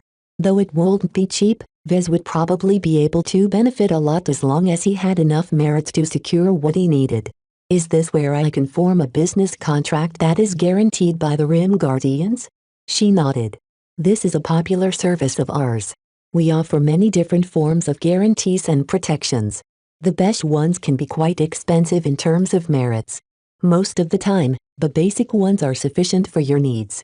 Do take into account that if you wish to rely on the cross-sector services of RG Logistics, our trade company, you will need to pay an initial fee. How much? The price to access the Yena Star Cluster is 100,000 merits. If you wish to extend your business to the entire galactic rim, then a small price of just 10 million merits is sufficient. This is quite a bargain compared to the prices that other organizations charge. Mind you, these are all one-time fees. You only need to pay once in order to unlock access to our expansive business network. Vez almost wanted to puke when he heard the second figure. 10 million merits was enough for a third rater to become the lowest form of galactic pioneer. The price to access the Yena Star Cluster was far more reasonable by comparison. This meant that Vez would not only be able to pay for the backing of the Rim Guardians in the Komodo Star Sector, but all the other star sectors in the cluster as well. A star cluster typically consisted of 2 to 20 star clusters. Unlike star sectors, the grouping of star clusters were mainly formed for administrative, historical or arbitrary reasons. In time, this artificial grouping became a natural one due to how the star cluster was run and how the star sectors always gravitated towards each other. The Yena star cluster was by all accounts an unimpressive one, just like almost every star cluster close to the frontier. It encompassed 8 star sectors in total, and included Komodo, Vicious Mountain and Majestic Teal. The most notable star sector of all was the Winged Serenade star sector. It served as the central star sector, which was sort of like a capital of the entire cluster. It not only hosted the cluster headquarters of the MTA, it also attracted much of the wealth and trade goods provided by the peripheral star sectors. Everything was substantially better at Winged Serenade, from the states to the quality of their mech. To be honest, some of our most valuable services and offerings are only available at our cluster headquarters in Winged Serenade. The lieutenant spoke. It shouldn't matter too much to you at your current stage, but once you advance to senior, I highly advise paying a visit. I will keep that in mind. It would take several decades for him to advance to senior. He would have definitely reached the Red Ocean by then. The lieutenant's advice was unnecessary for this reason. By the way, you can access many of our services through our virtual portal, the RIM Exchange. For most interactions, it is unnecessary for you to travel to Centerpoint or any of our other headquarters systems. I understand. Good. Let's proceed to our second amenity. The trade platform is exactly what it says. It's a platform where we facilitate trade and transactions between associates or our organizations. Mech designers looking for rare materials or collaborators with very specific specialties can find whatever they seek here. Those with useful and unique specialties such as you are always able to find great collaboration opportunities at this platform. This sounded very interesting to Vez. He knew the potential of his own design philosophy and the ease in which he could collaborate with other mech designers. Even if he wasn't able to synergize with another collaborator, at the very least his specialty would always allow him to empower a mech beyond the means of technology. Will I be able to earn MTA merits from the trading platform? No. Lieutenant Firk shook her head. Most offers and commissions posted on the trade platform are private in nature. You are transacting directly with other associates most of the time. The RIM Guardians won't be involved other than to witness or guarantee a contract when our services are called for. Be wary when you make a deal with some, as associates won't hesitate to exploit you if you are inattentive. Her words deflated his hopes. I see. The trade platform does allow for ways to spend your merits, if you wish. We operate a virtual auction house that is tied to our physical auction houses. It holds period auctions that cater to various kinds of mech designers and people of means. Some of the auctions require you to bid with merits, while other auctions allow you to bid with MTA credits or other valuable goods. This didn't sound as interesting to him. The goods and treasures that showed up in auctions mostly weren't relevant to him. Unless there was an opportunity to snap up one of the rare exotics needed to complete the system's annoyingly difficult supply missions, Vez did not intend to waste his time at auctions. The lieutenant soon moved on the most important benefit of becoming an associate. Now, I'm sure it has dawned upon you that you can't avoid spending merits if you wish to make the most of your associate status. Our merit hall is the venue where you can find many opportunities to earn merits. MTA merits, to be clear. You can exchange your merits for many possible benefits from us or the MTA, though I advise you to stick with us. We offer substantially more merits for our missions, and we charge less for everything we offer. Even if the RIM Guardians provided its associates with better deals, Vez had no illusion that they would recoup their investment in time. The more an associate curried favor with the RIM Guardians, the less the associate would approach rival organizations. Once an associate was knee-deep inside the swamp of the RIM Guardians, it was too late for them to leave. This was what Vez suspected after Calabist passed on her warning. The difficulty was that Vez needed lots of MTA merits. The advantages provided by the RIM Guardians were far too important for him to ignore. Therefore, even if the RIM Guardians presented him with a trap, Vez still intended to dive headfirst into the swamp. What kind of missions do you offer? Oh, there are many missions, far more than our associates can ever complete. None of them are easy, though. The missions we issue to our associates are mostly errands that are too trivial or low priority to require our intervention. Many of them do not involve any states or local organizations. Instead, our missions are mostly related to the safety and stability of the galactic rim. The most dangerous and lucrative ones are often related to the deep frontier. This means that there is a high chance that you will clash against aliens over the course of your mission. Most mech designers would probably react with horror when they heard that they might have to travel to the deep frontier to complete a mission. Vez was not like most mech designers. He barely exhibited any fear or surprise when he heard that the best missions required him to travel very far away from civilized space. In fact, he was looking forward to accepting some of these missions. Not only would he be able to earn buckets of merits, he could also treat them as practice runs for his upcoming grand expedition. When his grand expedition finally reached the Red Ocean after setting off, they would soon be roaming entirely new regions of space where humanity had only just arrived. Basically, outside of the regions where the Big Two have already fortified, the overwhelming portion of the Red Ocean should be little different from the deep frontier. Considering the abundance of threats and the lack of safe harbor, his expeditionary fleet needed to be ready to handle any possible emergency. Failing to prepare his grand expedition for every possible contingency was incredibly unwise. "Is there any other way to earn a lot of merits?" he asked. "Ones that won't put me at great personal risk?" Lieutenant Firk smirked. "There are, but they are very demanding in other ways. Don't even think about them. They're mostly exclusive to masters or very outstanding seniors. Oh, that said, there are very special missions that have long been unmet. If they haven't expired, we have likely raised their rewards to greater heights. If you think you are confident and capable enough to complete them, then you should accept them. Mind you, many of their requirements are abnormal. Is there anything else that can earn me a lot of merits? Ones that don't demand something specific? Well, the only other opportunity available to you are high-priority missions. These are time-sensitive tasks that have been issued on short notice. Mind you, many associates are waiting night and day for such a mission. They are very lucrative but not as dangerous as deep missions. I advise you to visit the Merit Hall as soon as possible to scan all of the latent missions that have piled up. Who knows, one of them might be a good fit for your peculiar specialty and strengths." As Lieutenant Firk outlined the main types of missions offered by the Merit Hall, Vez took notes and formed a list. Standard mission, low rewards, low risk, low demands. Priority mission, medium rewards, medium risk, medium demands. Long mission, medium rewards, low risk, low demands. Deep mission, high rewards, very high risk, medium demands. High mission, high rewards, low risk, very high demands. Latent mission, high rewards, low risk, special demands.